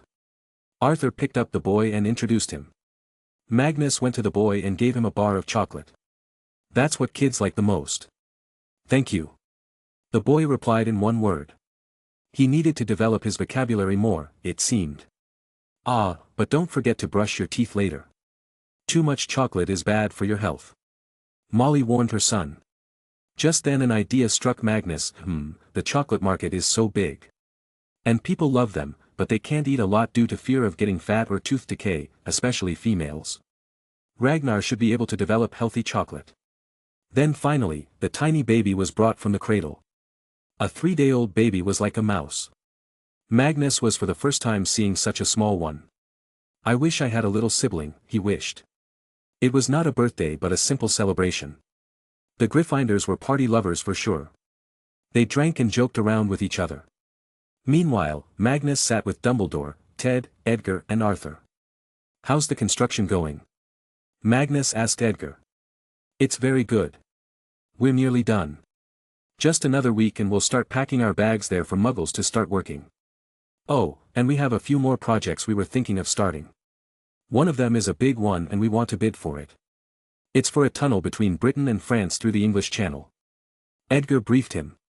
Wait, isn't the corruption case that prosecutor investigating related to this? He remembered. Its earlier bidding was cancelled due to corruption charges. I met the prosecutor in charge of it. I can delay the new bidding for about a year. In the meantime, Emery's construction will take over other big projects around the world. We need to build a reputation for ourselves, as the tunnel project is going to be worth billions. Magnus gave instructions. As Magnus spoke to all, Dumbledore kept quiet. He was more of a listener than a talker. But Arthur was feeling out of place right now. From listening to Magnus talking about big money he felt his head was going to explode. He wondered exactly how rich Magnus was. But, too bad for him, Magnus himself didn't know this. What about you, Mr. Weasley? How is your work at the ministry? Magnus asked him. Arthur felt slightly embarrassed. It's all fine, I work at the Misuse of Muggle Artifacts office. We just confiscate Muggle items that have been bewitched to keep them away from Muggles. Must be interesting work. You get to see the innovative things wizards do to Muggle items. I personally think the ministry should start funding research on Muggle technology, to see what we can also use to make our lives easier. Magnus commented. This was by far the only time Arthur heard someone appreciating his work. Otherwise, all call it boring and useless. But he was confused by Magnus' statement, what can Muggle artifacts do that magic cannot? Magnus answered, can you talk to someone sitting in France right now? You can't. You will send a letter, which will take about a day. But with the Muggle technology of the telephone, I can call anyone anywhere around the world. I really wish there was a telephone at Hogwarts, then students who feel homesick could talk with their parents. We tried, but they don't work in the school. Dumbledore clarified. Magnus scratched his chin and thought, maybe I can ask the goblins to try, they are very good at runes. Anyway, Mr. Weasley, do tell me if someday you come upon any fascinating artifacts. Absolutely, Mr. Pendragon. But I'm afraid I am not high enough in the organization to decide where the item would go. Arthur said. Then let's make you the department head. Magnus blurted. Cough. Arthur choked on the butterbeer he was drinking. How could someone not even directly working in the ministry decide his promotion? Can you do that? Minster owes me a favor, so why not, Magnus replied. I guess I have another follower now, Magnus thought, seeing the happy face of Arthur. The party went on, but many different things were happening around the same time. Ministry of Magic.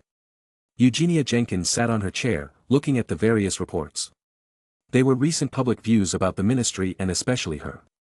For the first time since she took the office, she saw the Muggleborns supporting her in such a large number. All because she supported Magnus and he said some good words about her. The population of Muggleborns and half-bloods was far greater than the pureblood. But what made the purebloods more powerful and scary was their family history, their powers and money. Now, there was Magnus, who probably had more money than all of them combined, and many big families had also come in support of him, the biggest one being Dumbledore himself. Magnus indirectly now controls the Wisengamot by scaring the pureblood who are against him. He was very kind for the most part, but all knew that with the addition of Magnus' popular newspaper, tides were changing and Voldemort was losing momentum. But, this also gave her another headache. She knew that a cornered animal is more dangerous than a free one. Now, because Voldemort won't have a choice, he will try to directly kill Magnus. So she called Moody, the only person she could trust with Magnus matters. It was time to start providing some real security to the King of Britain. Moody put together a team of wizards good at fighting, those who have a hatred towards Voldemort and Death Eaters. From now on they will be keeping Mr. Pendragon secure. She ordered. Moody chortled, "You have changed, never knew you had a strong spine." She scoffed at his comments, "I always did. Now that I have chosen a side, I need to make sure the enemies are dead before they get to strike me." Good thinking. Constant vigilance is never bad. Fine, I will get to work now. Someone needs to protect that brat, it seems. I hope it's not the other way around. Moody muttered and started to leave. Enjoy calling him names while you can. When he takes the throne, even you will have to kneel. She reminded the proud, cynical man. Moody simply laughed while leaving. I will just give the excuse of my broken leg. She sighed and shook her head. The man had a foul mouth and temper but showed results nobody else could. At James Potter's house. James was a very spoiled boy. His father, Fleamont Potter, had made a huge wealth with his invention of Sleekeasy's hair potion. He later sold the company and retired. But, he was troubled for years as he wasn't able to have a child. And when they had lost all hope, James was born. Hence, he was pampered and cherished a little too much. Sirius was treated the same. Both of them just played and ate all they wanted these days. But just then an owl flew in and dropped a letter near Sirius. It was in pink color and the wax seal on it was in the shape of a heart. James picked it up quickly. "Is this a letter for Dad? I hope Auntie doesn't find out." Sirius felt pity for what was to come. But James read the name on the letter. "Ah, this is for you, Sirius. Hee, a love letter, ha. You bastard, why didn't you tell me you have a girl?" "I got a girl." "Since when?" Sirius wondered. Bam! As soon as James opened the wax seal, the magic got activated and the letter flew in the air. The pink wax seal now acted as the lips. Chapter 184. The letter started speaking in an exaggerated girlish tone. The voice was so melodious that it almost sounded like a young maiden. Magnus had recorded his message passionately in the first-floor girls' bathroom, the same one where the entrance to the Chamber of Secrets was.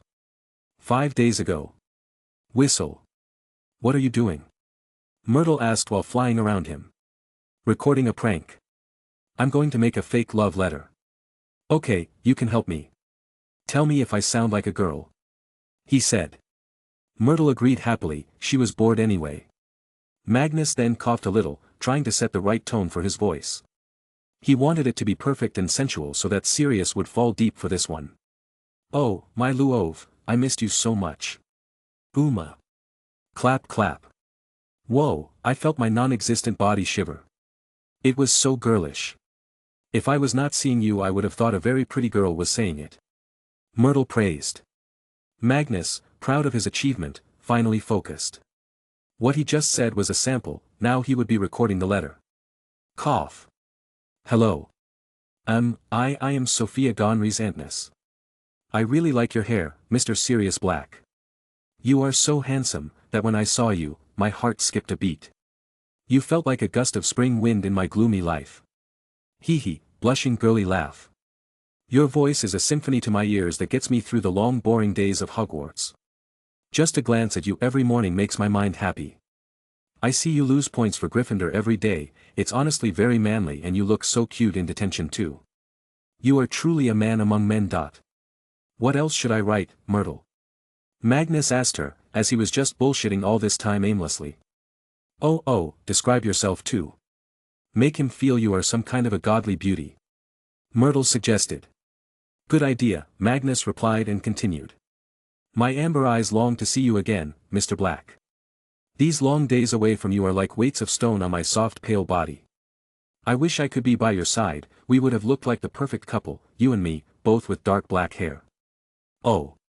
My charming prince, I'm afraid, on these cold nights, with you in my mind, I won't be able to control myself from touching. I will eagerly await your reply. Yours, Sophia. Put a kiss mark too, Myrtle suggested. I got no lipstick, Magnus said. Follow me, I got some of them here. She quickly went to a corner of the washroom. Magnus confusedly asked, how did you get a hold of them? It's nothing, many girls used to come here to groom themselves, I used to scare the living hell out of them, they would run away leaving everything behind. She replied and showed him the stash. Magnus took out the one that looked unused. He didn't have the gall to really put it on his lips. He used the space between his thumb and the index finger. He purposefully made the mark faint. Done, Magnus was satisfied with his performance. What do you think, will he fall for this? Magnus asked her. If he does not, then I'm going to question his gender, Myrtle stated confidently. Whoa. Serious, my boy. You've got girls going crazy for you. She seems mad in love. James started taunting Sirius. But Sirius was confused, I don't know who this girl is. I don't think there is any girl in Gryffindor with this name. Fool, of course, she won't tell her real name in the first letter. You need to write back. And did you hear, she had back hair and amber eyes, a perfect match for you. James had already started to nudge him to chase after her. Sirius scoffed, why would I talk to someone I don't even know? What if she turns out to be some fat chick? Come on, look at this lip mark, if it was a fat girl the lips would have been giant. At least try to talk to her, after a few letters ask her to send a photo. James suggested him. In defeat, but under secret puberty sexual tensions, Sirius agreed. What should I write? Just speak praise for the letter, we don't know what she looks like so we can't talk about that, James said. He was trying to be the perfect wingman. Fine, I will try. Sirius wrote it. James then used their owl to send it. The address was a rented P.O. box. Magnus had returned home after giving the gift to Arthur. The man was too grateful for this, as those things were going to help him a lot in terms of money, as he could save more from his meager income now. But his income was going to increase now as he would be made the head of the division of the misuse of Muggle artifacts office. The budget of the division was also going to increase as they would be focused on helping Magnus find good things among the trash the division collected in all these years. On top of this, he also called the Queen to tell her about the successful invention of Adam and that they should start the final preparation. But, she instead asked him to come directly to her office so they could plan ahead for everything. Magnus asked George to take him to her office. The Queen was already waiting for him there. Hello, Granny Liz. He greeted her and took a seat. You do know that I am not that old. She reminded him. But you do like being called Granny. Magnus countered. She chuckled, a fair argument. Sigh, how are you? You really can't sit quietly, can you? I'm afraid if the world knew even 1% of your business achievements they would have started calling you some weird names. Oh, and I checked the hospital building a few days back. It's coming along very fast and beautiful. The buildings are going to look marvelous. I'm afraid, some people might simply go there to take pictures. Magnus laughed, I hired the best architect after all. Dad's invention is going to break the market though. With the revelation of his invention, the oil market is going to take a dip. So if you want to make some quick bucks, short it. But only for a day or two. Oil is still the king of fuel after all. Elizabeth was certainly going to trust his words when it came to money. She had commissioned an investigation earlier into his assets. And to her shock, all of his assets were giving him mad returns. So, how are you going to announce him? What is the reaction of the nobles? Magnus asked her. By now, all high-level nobles have been manipulated to believe in the existence of Adam. They are eagerly waiting for the return of Adam back in the family. I have fabricated a story already. We will tie this invention with the reason for his disappearance. I will tell everyone that I tried to make Adam return but he refused as he wanted to focus on this project of his. And he had made a bet with me that he will only return if he is able to complete his invention. All the backlash, all the public opinion will be controlled by the media, but I hope you can help when it comes to the foreign media. She explained her whole plan. Magnus agreed to it.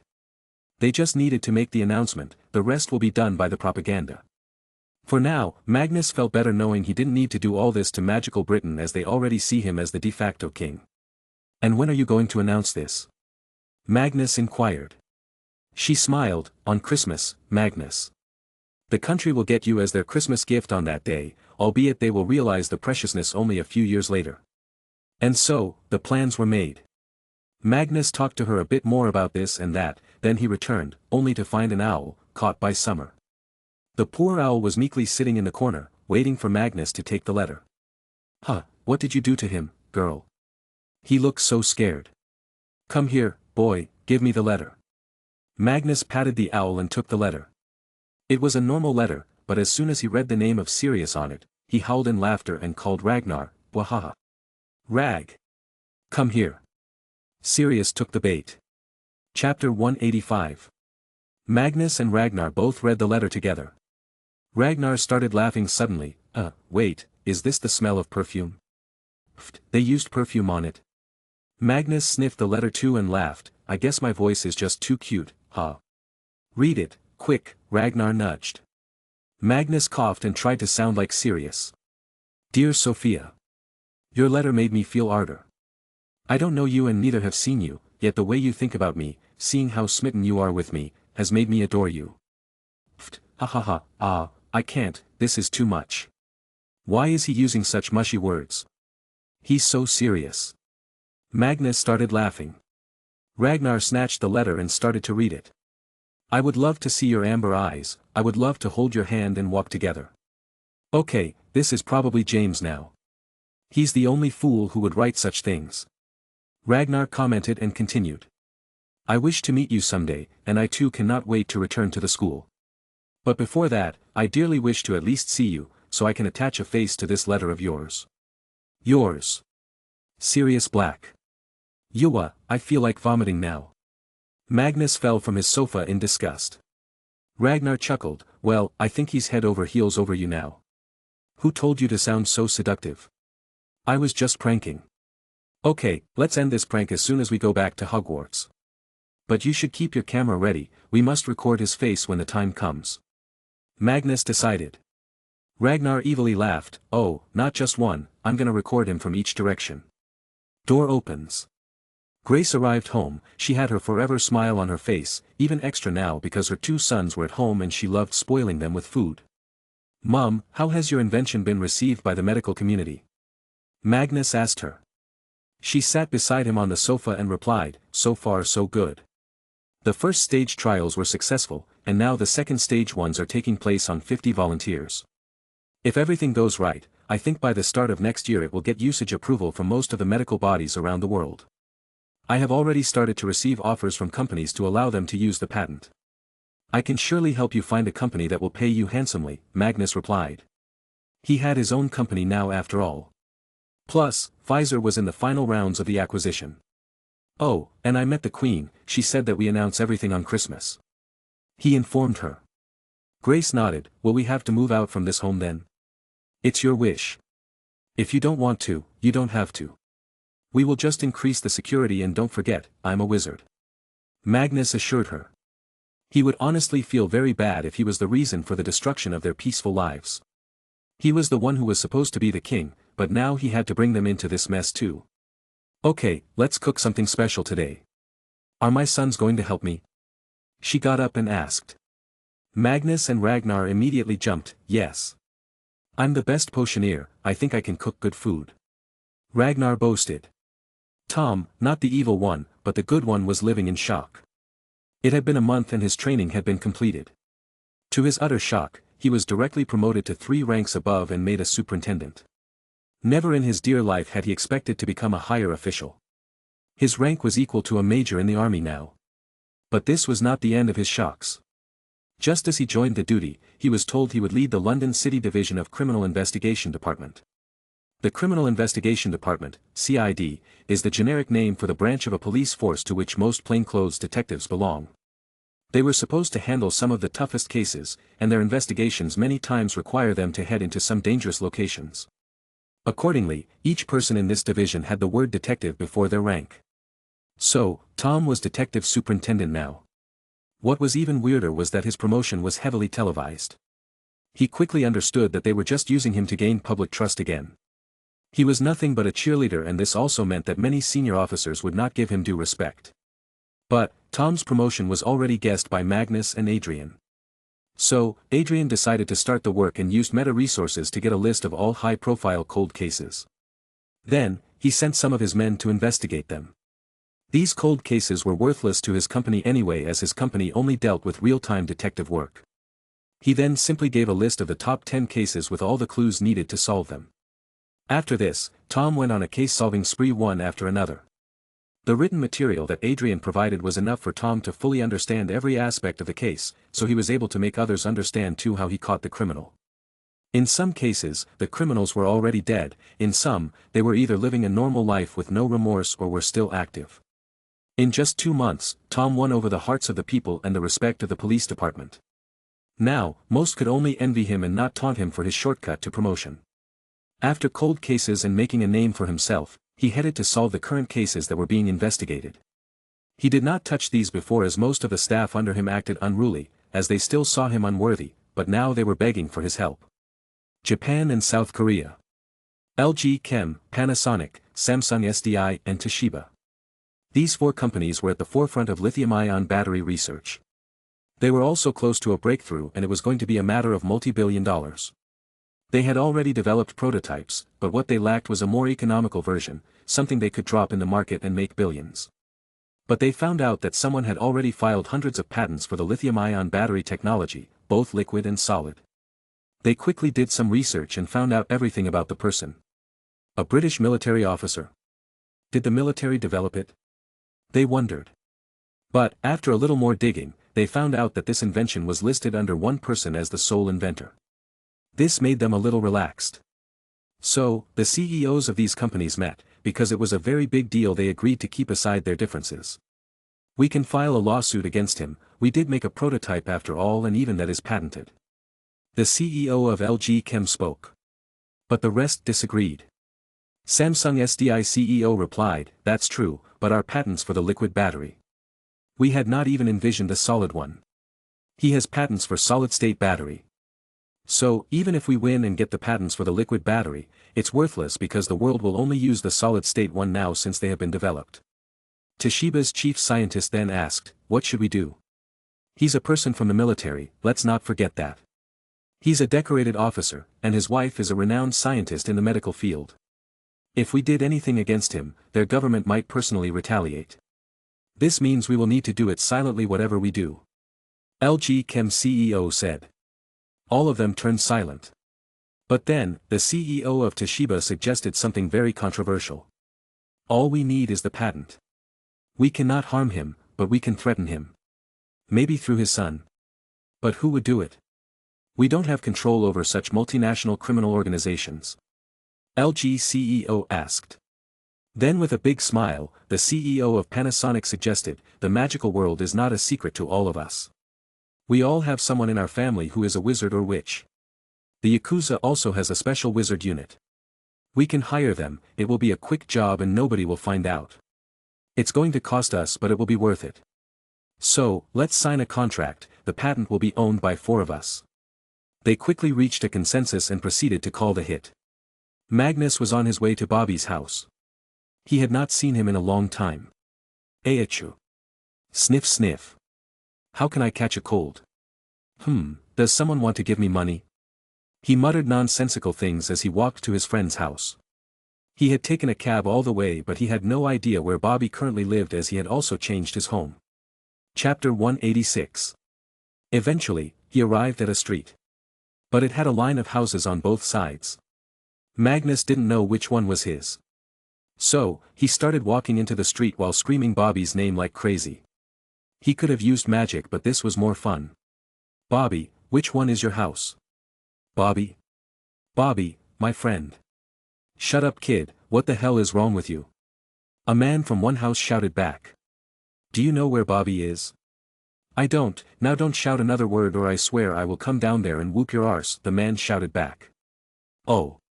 Stranger uncle wants to hurt me. Stranger danger. Magnus shouted. The man suddenly felt scared and ran back inside his home. He was seeing it on the news every day that someone would get caught by the police on suspicion of a crime against children. Magnus continued, Bob, there you are. Booby was seen running towards him with a frowned face. As soon as he reached Magnus he simply smacked him on the head. What the hell is wrong with you? I just moved here with my family, don't cause a scene. Nobody would dare say anything after December 25th. Magnus proudly replied. Bobby's face lit up, finally. Getting a nod from Magnus, Bobby put his arm around the shoulder and led him to his home. My best friend is going to be royalty. It's like a lifetime worth flexing. Just wait, I will knight you later, you will become a noble then, Magnus said. Hee, knight Brandon Steele Armstrong, it has a nice ring to it. Bobby muttered. Magnus suddenly stopped and looked at Bobby's face. Who are you talking about? That's my full name, Bobby clarified. Magnus seemed shocked. What? That's so cool. I never knew that. Really? We've been friends for the past 10 years and you never knew my name. Bobby's brows twitched. No, why would I know that? To me, you were just Bobby, my best friend. Magnus said as a matter of fact. Sigh. Were you always this crazy or is this the magic acting up? Bobby asked sarcastically. Magic is not a disease that would start acting up. Oh, is this your home? This is a big one. How much did it cost? Magnus finally arrived in front of a 2-story house. £60,000, £692,100 in today value. It's big enough for me to have a big basement for experimenting with computers. Come, Mum and Dad are waiting for you. He entered. Magnus spent the whole day with the family and just looked at the various things Bobby was making in his basement. Magnus was not too familiar with the latest technology but he knew that his friend was doing good. Slowly, Christmas arrived. The streets and houses lit up with colorful lights. The people had no idea what was going to happen soon. But over the past 2 weeks, Adam had again returned to the spotlight with his invention of solid-state battery. Adam wanted to write Ragnar's name but stopped as it would have been too much for a 12-year-old. And it would have put unneeded attention on him, which he didn't really want. He was being interviewed for his battery, he was preaching about it changing the world of oil-based engines.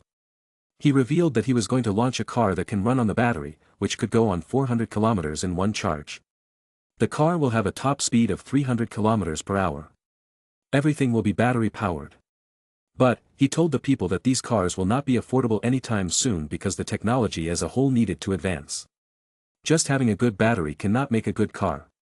But the battery was going to affect other components of life. For example, the radio can run for hours longer, homes can have a battery-based power backup, and any other electrical appliance can be turned mobile with the help of a battery. This was still a very big announcement. And, as expected, the oil market plummeted. It was not a very big dip but big enough for people who knew it was going to happen and were shorting the oil stocks. Magnus had decided to earn some goodwill from the top-level people, for example, the top politicians who were most likely to rule the political side of the country in the coming years, many big lords and ladies, along with, of course, the royal family. Magnus helped all of them make some money for free of cost. This could be considered market manipulation, but who would investigate when the investigators were also getting the benefits? Many became millionaires in 2 days. They were happy and would certainly not forget Magnus' gift. Neither would Magnus. Then, finally, December 25th arrived. That day, most people were at home, watching the television in the warmth of close ones. But, instead of watching a movie or some other Christmas program, everyone had turned to the BBC News channel. From early morning, it had been reported that the Queen was going to make a very big announcement, that all people should know and care about. This morning, the Queen first headed to Magnus' mansion publicly. This time she went there with her whole entourage of security, as she does on official visits. All kinds of journalists were camping outside the mansion. Wizards and the police were on alert. But, except for the 2 Queen's wizard guards, the 10 remaining wizards were either from the Ministry or Meta, who were supposed to safeguard Magnus and his family. Are you sure? Adam asked in shock because the Queen had requested to arrive at Buckingham Palace in his newly developed car. Of course, you are my son, I need the world to know how great you are. And, this car is going to be the reason you didn't return to the royal family, so it's better to show it to them. She suggested. But its designs are not patented yet, Adam said. The Queen smiled and looked at Magnus. "I'm sure that can be easily taken care of, right?" Magnus nodded and tried to persuade him. "Dad, Granny is right, let's all go in the car." "Fine, let's go. It's fully charged already. There won't be any problem," he confidently stated and went into the house to get the keys. All of them had worn good clothes today. Grace was wearing a simple yet elegant tea-length dress, while all the boys wore normal suits. Soon, Adam brought out the soundless car. The Queen sat at the front passenger while Magnus, Ragnar and Grace sat in the back. "My, this is a very elegant car, I'm now excited for the future of the automobile industry." She praised the car, from the exterior to the interior. "Granny Liz, if everything goes well, we'll be back in the top place of vehicle manufacturing in the future," Magnus revealed. He knew the future was going to be all about electricity, as people will become more conscious, and the cars will become cheaper, they will buy. And being the oldest player on the field, Magnus can capitalize on the market, that is if they keep on innovating. Soon, the automated doors opened and the strange car came out of the mansion. The Queen's car was now empty and followed behind. As Ultron Alpha car reached the road, a long entourage also started, with some cars in the front and some in the back. Everyone was wondering what this was all about. Many were hopeful that today they would get the answer of why the Queen visited this place so often. It was just a 20-minute drive from Magnus' home to Buckingham Palace. The doors of the palace opened as they approached. Only their car was let to enter. In front of the main entrance of the palace, a small red stage was set, on which a table and a few chairs were present. There were mics on them. And a distance from the table, there were all the journalists. The car stopped near the stage. The camera shutters were already sounding crazy. The car was as big of a news story today as anything else. Adam had told everyone about it and today they saw it. Guards opened the doors of the car first. Adam got out and first helped the Queen, then his wife. Meanwhile, Magnus and Ragnar were already out, looking at the various journalists. He and Ragnar were looking like blood brothers right now because they wore similar suits and their blonde hair. Today, Magnus was just a simple little kid. He was not supposed to say much and only sit silently, looking cute. A few seconds later, they all climbed the stage and sat down. The Queen sat in the middle with her husband, Prince Philip, on her left. Adam sat to her right, then Grace, Magnus, and Ragnar. The Queen started speaking on the mic. "For the past few months, as you may know, I have been visiting that mansion. Japan and South Korea." The phones of the CEOs of the 4 companies rang non-stop that day. And soon they were given the news. Almost at the same time, they switched on the television and watched the telecast. "Adam Grant is my eldest son." Boom. Their minds exploded and they fell down on their beds. They cursed in their native language non-stop. They all called their contact point in Yakuza. "Call off the hit. If you want to live, just do as we say." They were pleading. But, the Yakuza wizards were already gone, and there was no technology of instant communication, and neither would an owl reach them so early. Their whole team of 5 wizards had gone this time, so nobody even knew where they were. Now, with a sullen face, they continued to watch the news. Not knowing that the true monster they should be afraid of was also sitting not far away from the Queen, looking all innocent and cute, chatting with his brother, who was equally terrifying when it came to family. Chapter 187. The Queen started speaking in the mic. "Since the past few months, as you may know, I have been visiting that mansion. There is a reason for that. First of all, let me tell you who this is. He is Adam Grant. My eldest son, born as a twin to Charles, 1 minute before him." Everything went silent in an instant. No journalist uttered a single word as everyone processed the implications of what she just said. Boom. As if the world exploded, the camera shutters started sounding like crazy. But all the journalists maintained their decorum as they were supposed to be in the presence of the Queen and not some politician. "I will tell you everything about what has happened in our lives so no pointless rumors arise. When Adam was born, there were some complications. His neck had been caught up in the umbilical cord, making him suffocate a little." Adam's eyes twitched when he heard that. He wasn't told about this part of the story. After the complicated birth, the doctors warned that there could be health problems while growing up. There was a risk that his body would stay frail. So, it was decided by the family that we would keep him away from the always-on focused life of the family.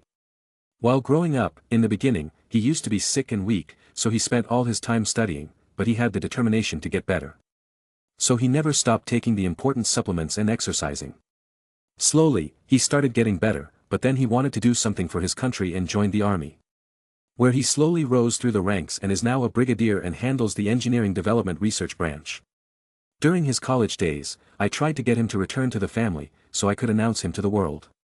But he refused because he wanted to focus on his research, the research he was doing on this battery and the car. He said he would only return after he was successful. And after so many years, I finally got the news that he is closer to success than ever. So I started visiting him officially. And today was the day we decided to officially announce his return. But let me introduce you to the whole family. This is my extremely talented daughter-in-law, Lady Grace Grant Pendragon. You may not know, but she is directly related to the legendary King Arthur Pendragon. Everyone gasped hearing this, the cameras again became active. The Queen then turned to look at Magnus. This is my grandson, Magnus Grant Emrys Pendragon. A wonderfully smart boy, most of you already know about his many brave deeds. Then there is my other grandson, Ragnar Grant Ulrich Ouroboros. From now on, they will hold the rank of princess and prince. I'm quite sure many of you have some questions. Please ask them orderly. She stopped speaking.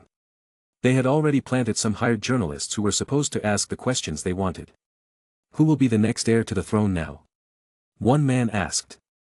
The Queen again picked up the mic and answered, for exactly this reason, and to not create any rifts, I have suggested the Parliament to consider a new succession law, which will allow me to choose the next best-suited heir, instead of the direct eldest son.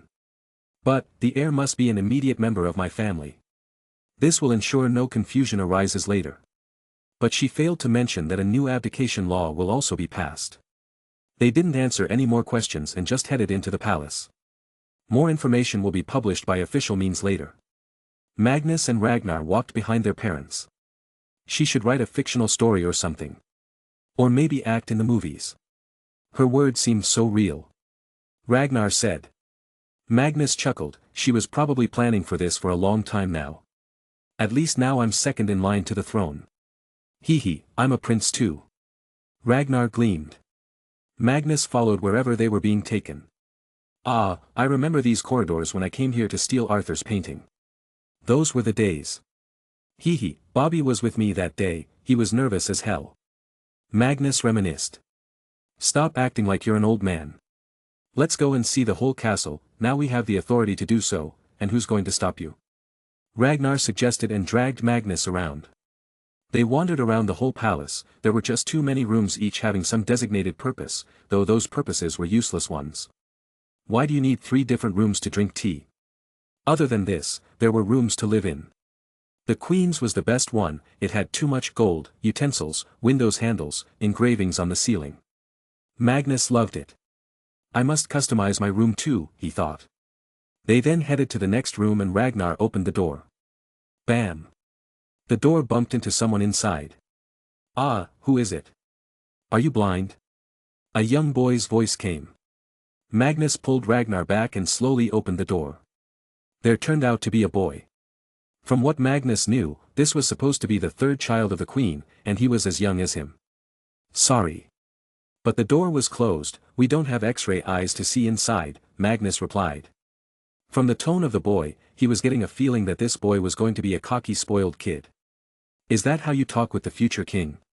Know your manners before you step here, and who even let you in? The boy, as expected, cockily spoke.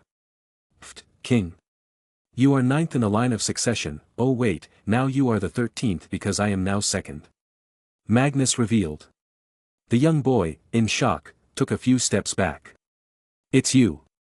Mother told me about you, how you are some kind of a genius. She never stops talking about you, and you have been the reason for my life's misery. Magnus scratched his head, what are you talking about? I just met you today. I know, but she always tells me to study and become great, achieve something good. Did you know, I have been studying for 6 hours every day, he complained. But 6 hours is very normal. Your school itself takes 6 hours. Magnus pointed out. Doesn't matter. I am a royal, I don't have to do all this. I don't have to study 10 hours a day. If I want something, I can just tell the butler. It's not like I lack money, the boy replied. Magnus just sighed, well, I only have one piece of advice. Do study as much as you can, you will need it more than money in the future. Let's go, Rag. As they came a distance away, Ragnar laughed, he's gonna get shocked when you become the king and he suddenly stops receiving pocket money.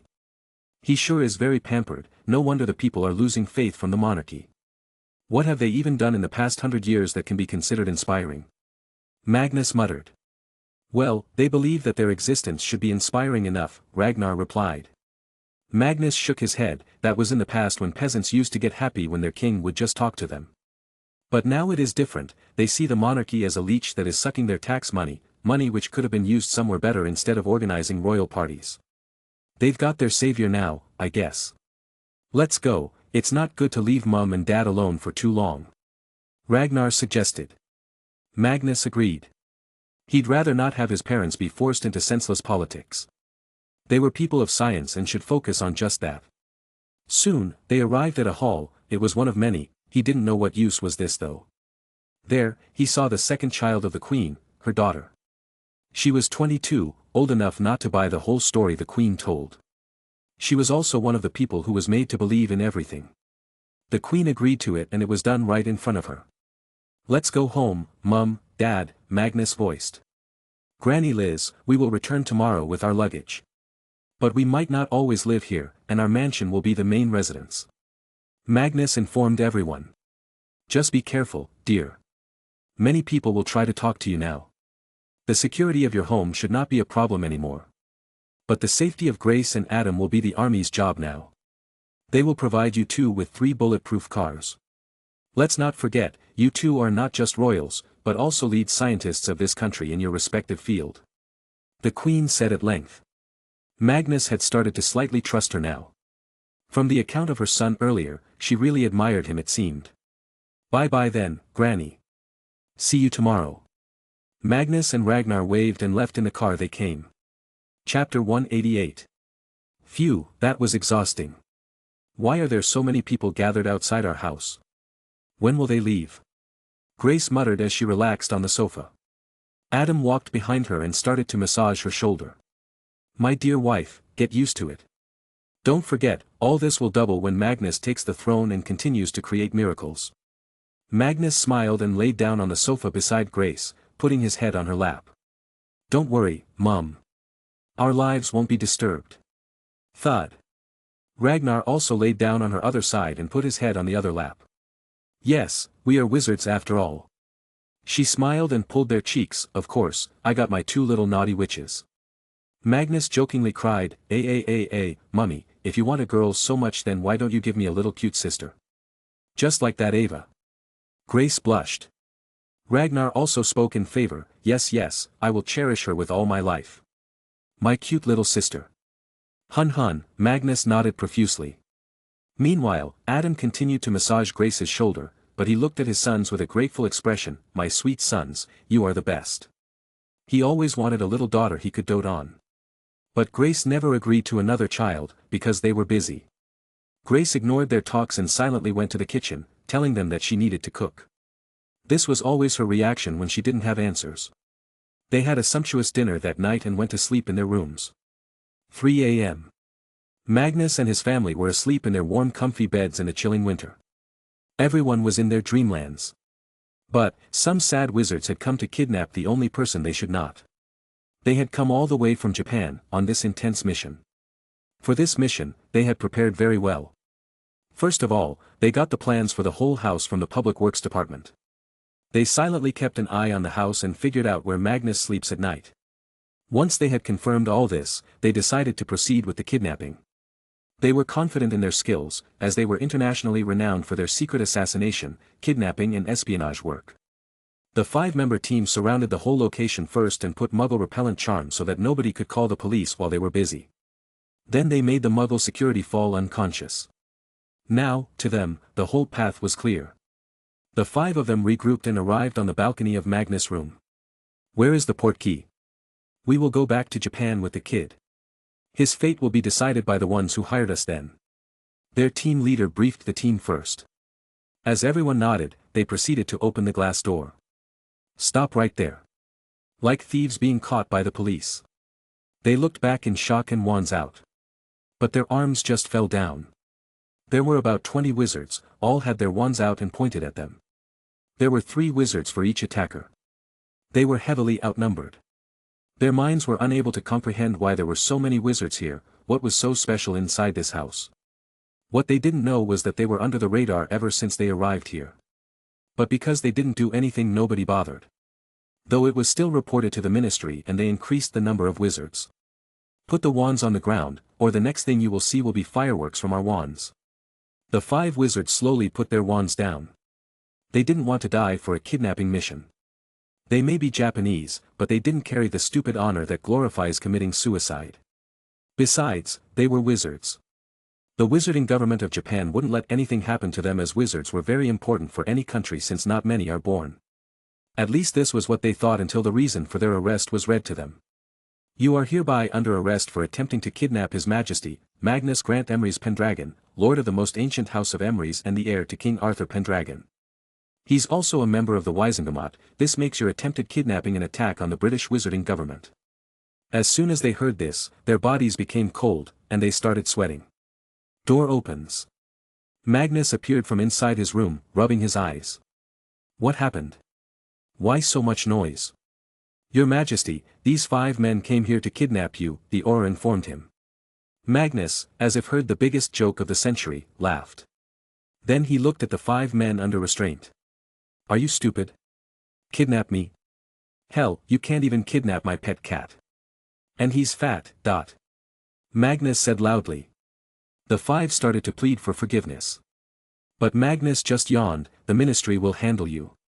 Since you dared to commit a crime in magical Britain, against the royal family, they have the authority to kill you. But I will be gracious enough to let you go alive, of course, after chopping your hands so you don't ever hold a wand. Now, I need to go back to my beauty sleep. Bam! Magnus loudly closed the door and went back to dreamland. The Aurors were a bit taken aback. The punishment Magnus just gave was not much different from death for a wizard. Next morning. Yawn. What's the matter, sweetie, didn't you sleep last night? Grace asked Magnus as he arrived at the dining room. No, Mum. Just some unpleasant dreams and mosquitoes. What about you? Didn't you sleep? Why are there dark circles under your eyes? Magnus asked her in confusion. But Grace blushed instead. It's nothing, it goes and comes. Oh, did you read that news? The new giant hospital near Richmond Park has just completed its main construction, and it will be open by this time next year. I wonder if I can work there if I take retirement. Mum, you will own the hospital, Magnus said to himself. He couldn't wait to surprise Grace when it's complete. Sure, any hospital that has you will be lucky. And Mum, I will be going to the Ministry of Magic, have some important work to do there. Will you be going to work? Magnus asked. I will, Grace replied. I won't, I was given leave from work to perfect my car and test the battery, Adam said. Okay then, be safe, Mum. Bye-bye, I will be going. Magnus finished eating and asked George to drop him off at the ministry. Ministry of Magic, underground prison. So, why did they try to kidnap me? Magnus arrived and asked. The 5 wizards were now nearly naked, except their underwears. They were held in the air with magic. Here, they are members of the Japanese Yakuza. They were hired to kidnap you to put pressure on your father, so he will release the patents for some battery. The Auror in charge explained, though he had no clue what this battery was. He had never heard of such a magical artifact. As soon as this was spoken, Ragnar laughed madly. Ahahaha, oh God, whoever hired them sure doesn't love their money. He was right, they were going to regret it. Magnus was known to extort money from those who did him wrong. And these people tried to invade his dear home. They will have to pay big money. It was going to be a bumper harvest. The next day. On the desks of the CEOs of the 4 companies, a paper was found.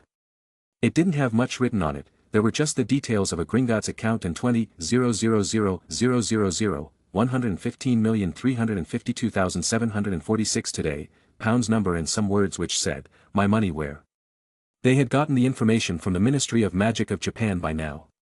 They were scolded by them for trying to plot against the descendant of Merlin. They felt like bashing their heads on the wall now, but it was too late. They knew that along with signing the check to give the money, they would also have to sign the resignation letter. Meanwhile, Magnus just made £80 million. He could have asked for more, but he didn't want to destroy relations with these companies as he needed to do business with them later. Now, with this much amount, they will feel regret and not anger. The reaction of the people was mixed when it came to the Queen's announcement. But overall it was all very positive. On one side, there were hardcore monarchy supporters, who cried for the Queen and all the pain she had to suffer. They sympathized with Adam and wholeheartedly welcomed him into the royal family. They were probably just happy that the new prince was super smart and a great inventor. Now they could boast around why the monarchy was the best. Then on the other side, there were neutral people, who didn't care much about the crown.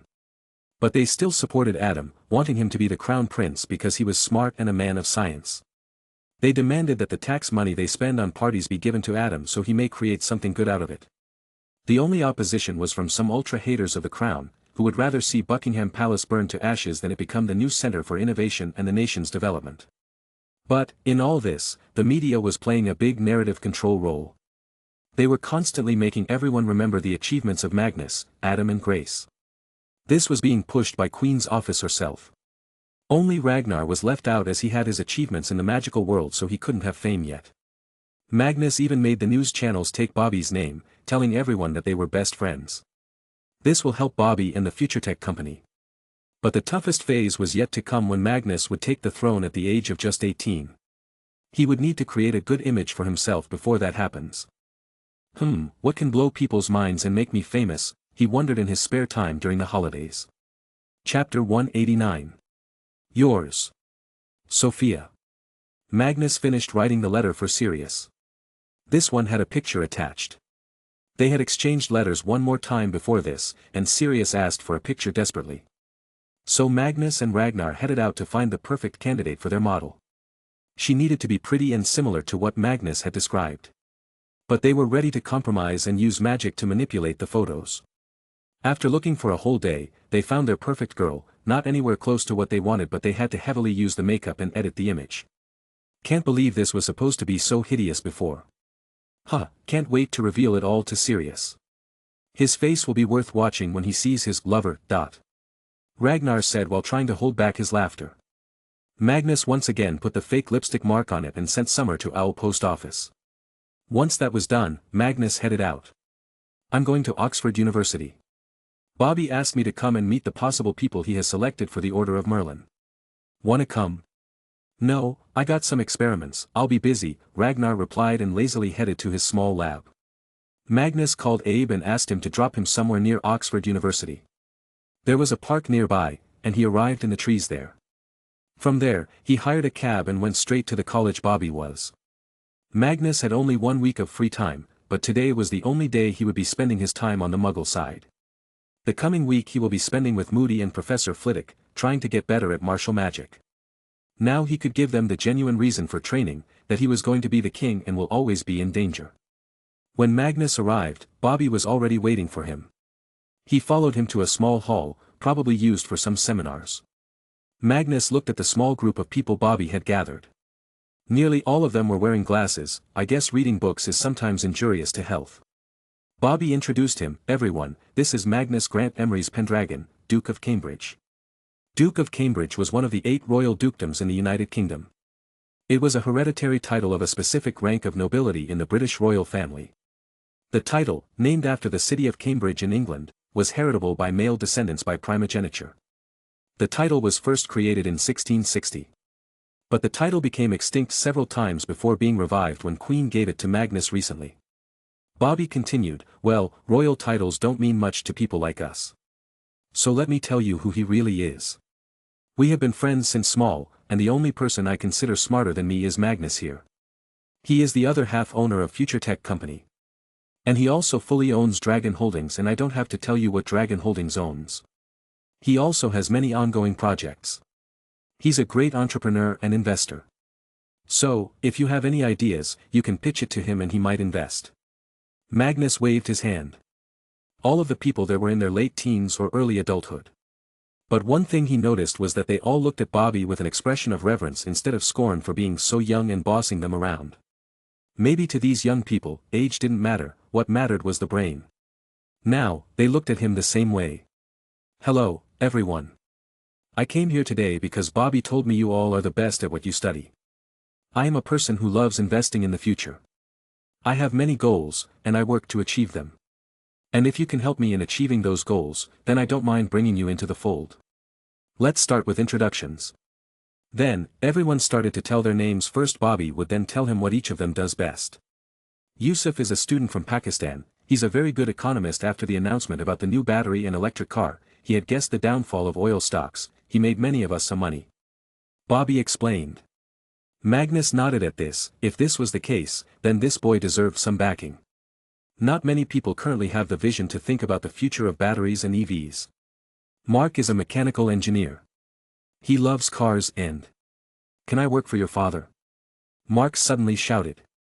Magnus was uncertain about this wish. He rubbed his chin and replied, I don't know, he does not run a company. He probably won't be able to pay a salary either. I will work for free, please, he pleaded. Okay, I will ask him. Magnus conceded. He spent the whole morning meeting all of them and talking about various ideas. Some of them asked for his investment in their business for a percentage of ownership. Magnus was rather a person who looked to keep things under his control if he felt the idea would be good. There was especially one idea, on which Magnus decided to spend a lot of money. It was proposed by a business administration student. She pitched him the idea that she wants to open a telephone shop for daily groceries. The idea was simple. She would open a lot of warehouses across the whole of London. Then she would send pamphlets/catalogs in newspapers every week, telling all the items they have. Next, the person can just call them and order the items. They would only sell groceries for now, because people usually went out to buy them a few times every week. Magnus liked the idea. They could take a small delivery fee to cover the cost of logistics. Plus, every item will be slightly expensive. For example, something worth £1 would cost £1.03, but on special occasions, they will be slightly cheaper, calling it a discounted sale. Then, he advised that the phone number be toll-free so the caller wouldn't feel bad even if the item they wanted was not available. Next, he advised keeping the delivery free above a certain amount. She kept on writing the suggestions and agreed to all of them.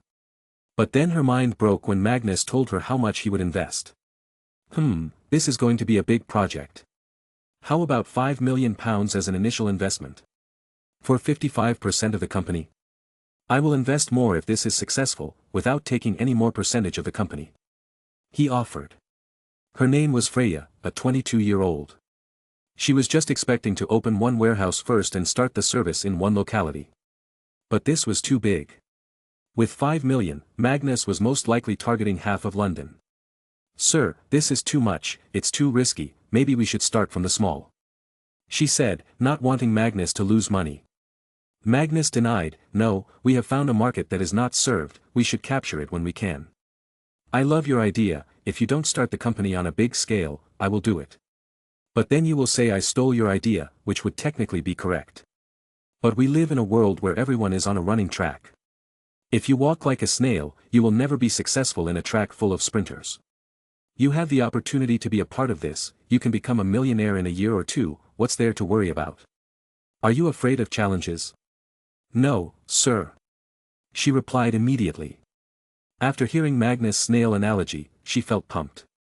It was true, if she didn't act when there is an opportunity, she will only have a lifetime's regret. Good, what have you decided for the name? Magnus asked her. I have not thought about it, sir, maybe grocery house. She suggested. Magnus fell silent and closed his eyes. No, it's too specific. It is possible that in the future we will sell even other items. For now, we will be selling groceries, something that people buy every day or two. So let's start with daily. We will sell all items from one place, we will be like a market. I have a perfect name. Daily Mart. Clap clap. Bobby started clapping. That's a very impactful name, Magnus. The name itself feels like it sells something good and alludes me to buying something. Then we are already on a path to success. Freya, my assistant, will contact you soon. She is currently busy chasing away journalists. For all those who don't have any ideas right now, you can contact me by Bobby. Remember, I invest in the future.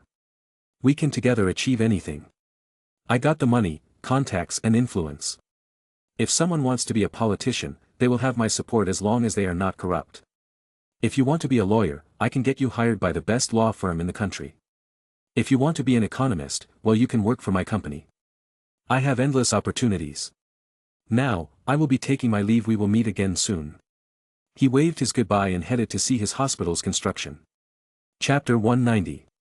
But before leaving, he wanted to talk to Bobby. I had an idea. I love the name of our company, Future Tech. I was thinking maybe we can start an automobile company in the long run. After all, the cars my dad will make will need to be manufactured. But we don't have the means of production. I am barely completing the computer orders. Bobby said. Don't worry, I will directly buy some automobile company that's going bankrupt and use their assembly line. It's a long-term idea, Bobby. Think about it and tell me if you have any ideas. I will leave now. Saying that, Magnus went back to the park, put on a muggle-repellent charm and called Abe. Magnus arrived at the hospital construction site. The people were packing up right now. He inspected all the buildings on the campus first. Their structure seemed right. All it needed now was furnishings and some thinner work. He then arrived at the temporary workers' living area. But when he arrived there, he saw all the workers watching the television. What are you doing? He asked. All of them turned their heads. Edgar suddenly jumped and dragged Magnus to the front seat. Sir, look at this. Our team worked hard to create this fake documentary about the construction marvel of this hospital. We were just seeing if it needed any improvement. Edgar eagerly said. He seemed more proud of this than the building he just constructed. Magnus was also interested in this. He always wondered what would be the prospect of the media entertainment industry if cameras and magic were utilized together. The video soon started. It was recorded with a color camera and the quality seemed top-notch. The first scene started with a full aerial view of the whole campus. Then the scenes changed and a presenter talked. He was probably some family members of a wizard who knew about construction. They introduced the whole scale of the project. Then he started telling him how it all started. The fake scenes were made where the fake planning was done by actors. Fake scenes of trucks, workers who were wizards were made to act. They all in fact enjoyed doing this. It really seemed like a high-quality documentary. Magnus liked it, but he felt something was missing in it. At the end of the video, with intense music, a combination of footage for all the buildings on the campus was shown. It's really good, but I feel like something is missing, Magnus said. Really? I thought it was pretty nice. What's not to your liking? Edgar asked. Magnus thought hard. It's not something wrong. It's just, I know, it's the narrator's voice.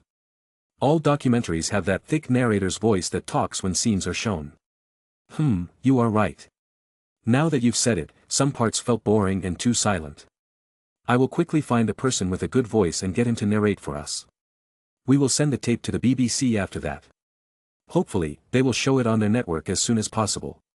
It will spread the name of our company. Edgar dreamily said. Have you decided what you are going to build next? Magnus asked him. Yes, it's a contract to build a tube tunnel as a part of an extension to the current network. We were able to bag the project this time. Our job will be to build the tunnel of 10 kilometers, the engineers from some other company will do the rail laying and electrical work. Building tunnels is the easiest work we wizards could ask for. And guess what, the cost of the whole project is £17,000,000, £182,162,559 one today. To us, the cost of building it will only be £7 million. The rest of the 10 million will all go towards our profits. Magnus smiled. This was exactly why he opened this company. He knew how easy construction was with the help of wizards. Now, they will be making so much money. Don't forget, we need to incentivize our workers. Give each wizard a £25,000 bonus from that project. And to the normal Muggle workers, give each £10,000. This will be their big reward for working for me. Magnus decided. He could always make more money, what he needed right now was loyalty. And his royal status as well as blood relation to Merlin made it so that people would feel proud working for him, and no matter what, most would not leave by betraying him. Edgar noted everything and left to start working. Although he was the CEO, he didn't shy away from working in the field. Magnus returned to his home after that. He needed to prepare to leave for a castle near Diagonal Alley. That's where he will be training for the foreseeable future. Ragnar, pack your bags, Magnus called him after entering the lab. Ragnar was sitting on a couch there. He looked at Magnus with strange eyes. He seemed scared for some reason. Magnus sighed tiredly. What did you do now? Slowly, Ragnar got up. But Magnus noticed something else was up too. But he scaredly took a few steps back. What happened to your pants, Rag? Why is it lifted from there? Ragnar ran to Magnus while crying, Mag, help him ee. Fufu, stay away. Magnus ran, and Ragnar chased him behind. But Magnus was never going to go near Ragnar, who had a straight 90-degree boner right now. What is wrong with you? Why is your manhood up? Magnus asked. Ragnar cried, It's been like this for an hour. It hurts, I drank a potion before, and it's been like this since then. Magnus facepalmed himself, but still refused to go near him. Why did you make such a thing? He asked. I didn't want to. I was trying to make a strength potion, but I was unsuccessful. The potion only made my one part strong. Help me, Mag. How do I put it down? Ragnar pleadingly asked. How would I know?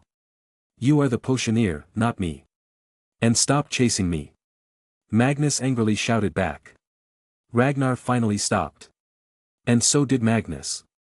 Rag, you gotta be the craziest, most talented, and yet the dumbest person I know. I don't know how you made that, but that invention can help so many old wizards. Who are strong and rich. Stop thinking about money. Help. Ragnar fell on the floor, in pain, clutching his manhood. Did you try wanking? Magnus suggested. Ragnar took away his hands, leaving his boner-lifted pants clear for a view. I couldn't, help me. Magnus jumped back. Fine, if this is the only way, then I shall chop your penis with my sword. He took out his despair sword. It was a fitting sword name for the look on Ragnar's face. No. Just get me my magazines, I can do it myself. That sword will only make things worse. I still want to enjoy my youth. Ragnar pleaded. In the end, Ragnar took his secret dirty magazine stash and freshened up. He combed his hair and looked as if he was some wise monk. He had experienced today what no man would want to. So, how was the pain? Magnus asked. Ragnar looked up at the ceiling, but his eyes were closed. Sometimes, to achieve great things, you need to sacrifice yourself. Magnus lightly punched his stomach. Stop giving me that stupid talk. I am starting to suspect that you made exactly what you were trying to. Do you suffer from soggy sausage syndrome? Tell me honestly. No. I don't suffer from soggy sausage syndrome, only old folks feel that. I am sure many in the world will appreciate my invention. Earlier, people used to try some herbs, but as they became rare, the price of the herbs increased. But now this cheap alternative will make them feel like a man again. Ah, I think I should get an order of Merlin because I have also indirectly helped increase the number of magical children now. Ragnar planned. Magnus patted his back. Yes, let's go and try to sell it. But first, we need the first-hand experiment results. Aren't we going to meet Moody? Let's try him. Ragnar suggested. Magnus laughed, thinking about the prank. Maybe we should test him first. But, poor Magnus didn't know that what he was planning was akin to putting your hands into a snake's nest.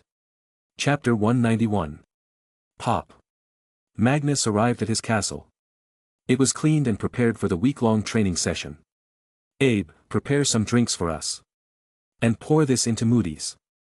If it works on him, it can work on anybody. Magnus said. Aye, sir. Abe headed to the kitchen to make the special magical drinks. Whoosh. Moody appeared in the castle. Followed by Flitwick. Magnus first made small talk with him and then called Abe. Moody, unsuspecting of anything, took the last glass and drank it in one go. Now that flowery greetings are done, let's start the training. We don't have time to waste. If no constant vigilance, then you might lose your life. Arg, if he stays excited like this, I won't know if the potion works, Magnus thought. Yes, let's train. So what spell do you want me to try? Magnus asked. Simple, Cruciatus Curse and Imperius Curse. To save yourself from these curses you need to make sure you understand them first. No better way than to perform them. Moody suggested. But Flitwick seemed offended. But teaching those to a child is not acceptable. Moody grunted with a roll of his fake eye. You're right, but normal children don't face 4 assassination attempts in 2 years. Normal children are not the next king of Britain and Merlin's heir. Common sense went out of the bucket as soon as he started using magic. Besides, the ministry allowed these spells to be used by us now. Flitwick wanted to say something but didn't. Yes, when you look at the record, Magnus did need this training. Fine, but we must be careful. Those negative emotions can affect a person's mind. We don't want Mr. Pendragon to have any bad thoughts now. Flitwick agreed unwillingly. Magnus just let them fight. He already knew how to perform these spells. Did they really think he would not try out the 3 most hated curses? He had tested them on fake dummies in the room of requirements. Magnus. Let's start. Moody shouted all of a sudden. Magnus jolted back. Is this the effect of the potion? He becomes more zealous than before. But I don't see any physical changes. How are we going to test it? Do you want me to try it on you? Magnus asked them. Of course, it's not like you can hit me. Moody proudly replied. But Magnus didn't agree. Are you sure? I mean, Merlin was called the Prince of Enchanters for some reason. I nearly won a fight with Professor Flitwick too. Constant vigilance. Let's test it on the dummies. Moody shouted his favorite slogan before speaking and changing his mind. He very much wanted to keep his remaining leg intact. Magnus was unable to understand if this was a side effect or just simple Moody. Bam! Where are you running, Ragnar? You will learn to fight too. Flitwick will teach you how to use a sword to fight magically. There are many ways you can enchant your sword in the middle of a fight. Moody pulled Ragnar, who was trying to silently run away. He just threw him at Flitwick. Come at me, Magnus. Come. Moody took the position to start a duel. Has he gone mad? Magnus wondered and felt that Ragnar's potion needed some more studying done. He'd rather not have crazy old men running around shouting, "Come at me," at young boys. Funnily, this was how the week-long camp started. Magnus understood that although it was very important to read theoretical knowledge and become a runemaster too, if he didn't have practical experience then none of it would matter. If he wants to be seen as the greatest wizard of all time, then he needs to become strong enough to never lose a fight. Even with Voldemort. During the whole week, Magnus didn't just learn the physical uses of some spells, but also how to fight efficiently. How to not lose focus and anticipate your enemy's moves. Moody was good at defeating enemies by being the better and faster magic caster. Meanwhile, Flitwick was good at anticipating and countering spells, something he had honed in his days of dueling. Magnus in these days became much better. The mistakes he made during the duel with Flitwick and the fight with Cuddles were not going to be repeated. Those mistakes were the result of his cockiness and overconfidence, because of constant wins. Moody was someone who liked to scare the hell out of someone. During the lessons, he would constantly tell him real stories of what had happened to some Aurors. How some lost their arms, eyes, or half of their body. Some got their bones removed and turned them into a dead blob, some exploded in the air. This scared Magnus a little because he now understood that his enemies only need one lucky shot and that might be the last thing he would see.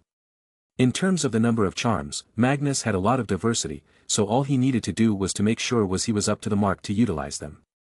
Though he knew that there were many more spells in Merlin's book, spells that were exclusive to him. And once he learned all of them, he would probably become invincible. But one thing he learned from the demise of Merlin was that nobody is ever invincible. There is always someone with a bigger sword standing behind you. Clank. Magnus and Ragnar practiced with their swords. Ragnar had the old King Ragnar's sword. It was enchanted to be always sharp, and release slight poison too. It was made by someone who was trying to replicate goblin methods. You can use your potions too, Rag. Magnus reminded him. He also had his wand, and held it in the other hand. Ragnar smiled. Hee, I know that, Magnus. Look down once. Magnus looked and gulped. You slimy bloke, what is this, acid? Yes, it is also very sticky. So you can see it as a spider's nest on constant fire. Ragnar replied smugly as if he had already won. But Magnus also had a smirk on his face. Then look behind yourself. Ragnar quickly turned around. There was nothing. Bam. Magnus suddenly arrived in front of him and punched his face, throwing him back. Rule 1, never listen to what your opponent wants you to listen to. You looked back, that was your mistake. But you looked down too, Ragnar argued. Because I know your style. I knew you wouldn't come running at me to do a physical attack. Besides, even if you had, I have the ability to cast charms in split seconds. You don't have that. So remember, constant vigilance. Magnus said, mimicking Moody. Absolutely correct. I taught you well. Moody entered the sparring arena. He had a happy look on his face. Your training is done. New Year is here, I'm sure you need to return home. Moody reminded him.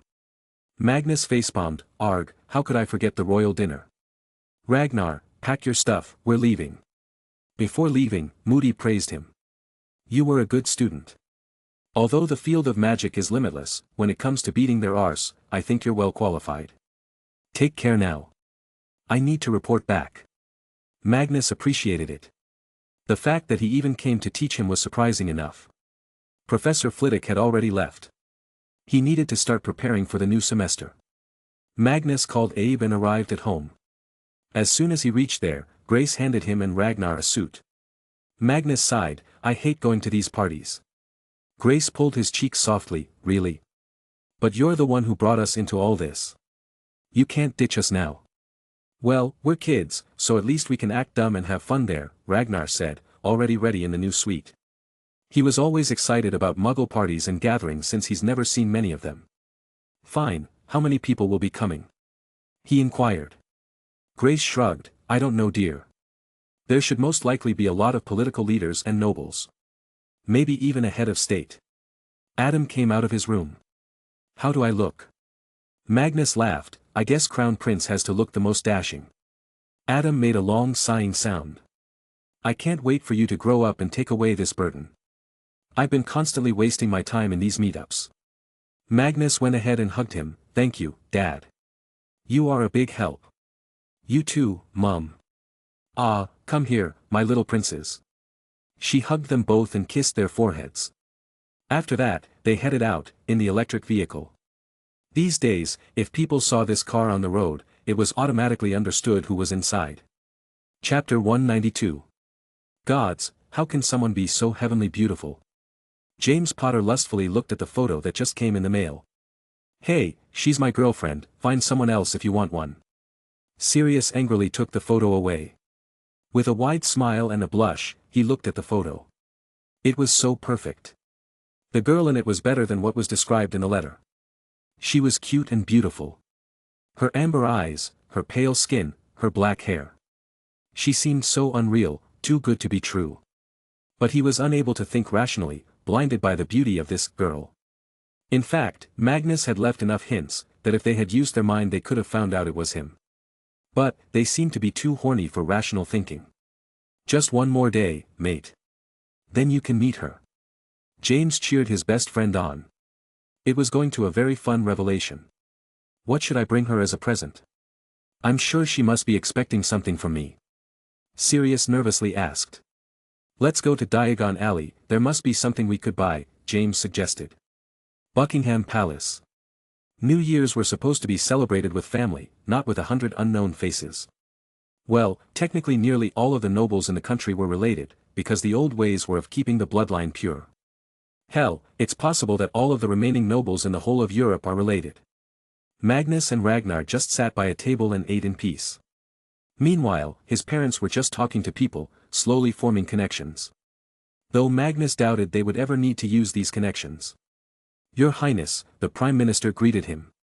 Magnus with a mouth full of shrimps turned. The man's name was Edward Richard George Ted Heath. Magnus didn't know much about him, and neither did he care about him, because the position of a Prime Minister was not something permanent. If one of them tries anything funny, he can just force them to retire. Controlling the public narrative was the easiest thing for him nowadays. As long as some newspaper or channel didn't have a personal grudge with him, he could feed them money.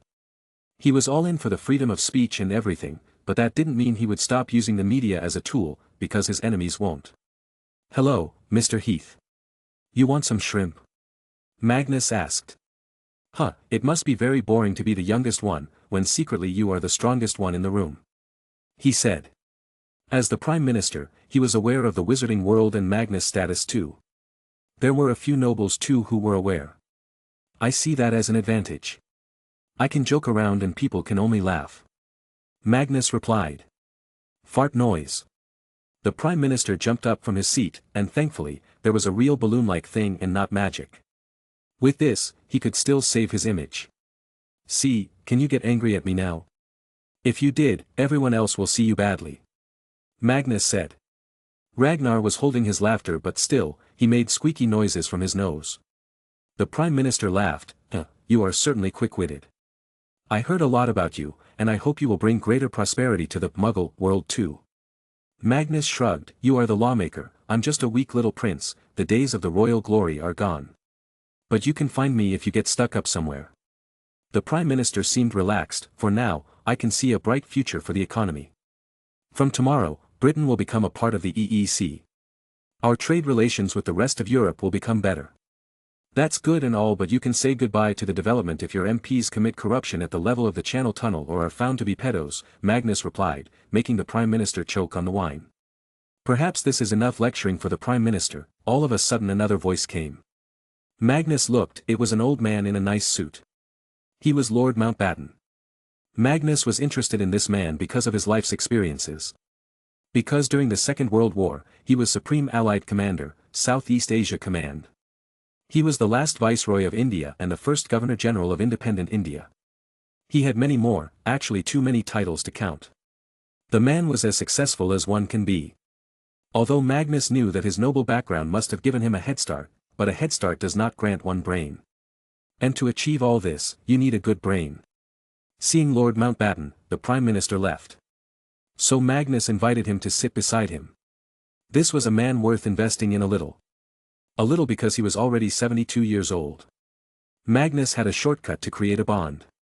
This old man was supposed to be the second cousin of the Queen. This meant he was a grandpa too. So he patted on the seat and called him, "Come, Grandpa. Sit with me."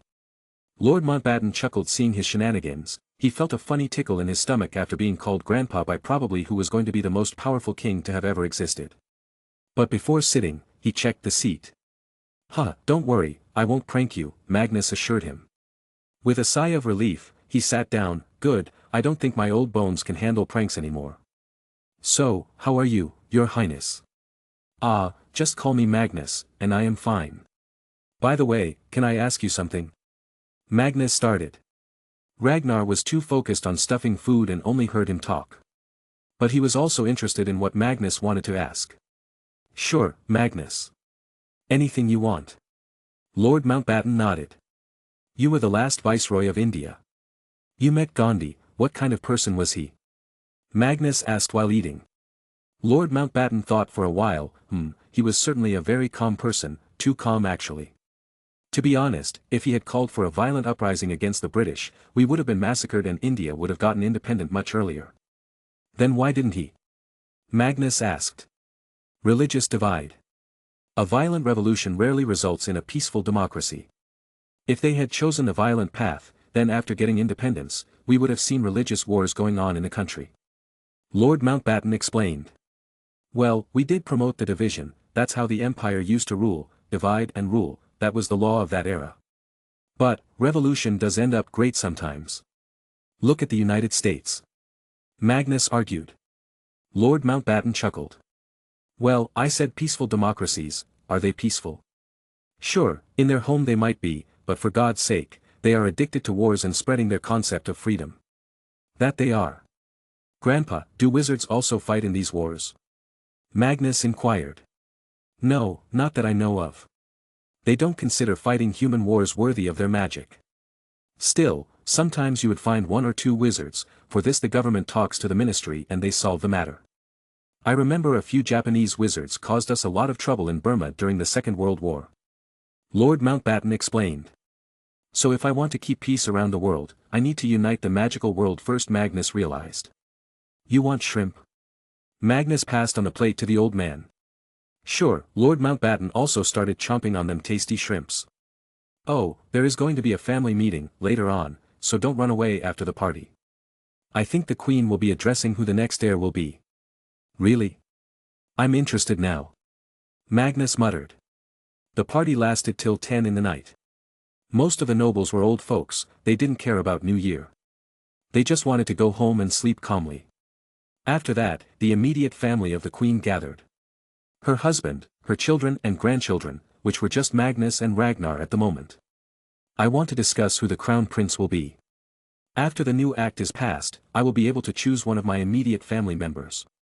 Charles, do you want to be the king? The Queen asked. Charles yawned. No, mother. I don't want it. I don't want it either. Adam also voiced immediately. To him, it was good riddance. Then, the next came Magnus, according to the hierarchical order. What about you, dear Magnus? Magnus smirked. This was a ploy of the queen to stop any dissidents in the family. Yes, Granny, I will become the king. I think I have a very good name for that. Huh, you don't become the king with a good name. You need a good mind, achievements, to become one, the now third child of the queen, princess, and scoffed. Magnus, with a smile, turned to her. I recommend you do a background check on me and see all my achievements. If you still have any doubts about my competency, then I am ready to debate with you. Clap clap. Don't fight now. There is nothing to talk about. By the normal hierarchical order, Prince Magnus will become the crown prince after the act is passed. No more questions. Good night and Happy New Year. The queen shushed everyone and left. Magnus saw Prince Philip, the queen's husband, looking at him with a frown as he left. Is he still salty with me? But, he paid no heed to it, as it was a joyous day. He will become the crown prince in a few months, and with that, he will be just one step away from kingship.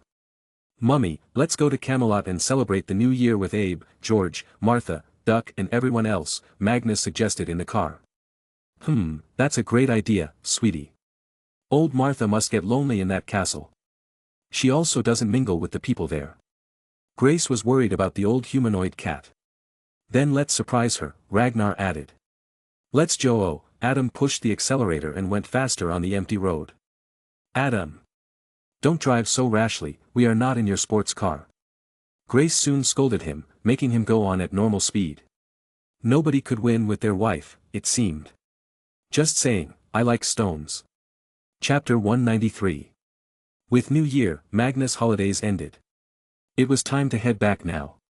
He packed his bags and headed out. It was publicized that he studies in a boarding school, but not which one. Everyone could only guess. They arrived at the train station. Magnus and Ragnar were only looking for Sirius and James this whole time. They wanted to see their faces.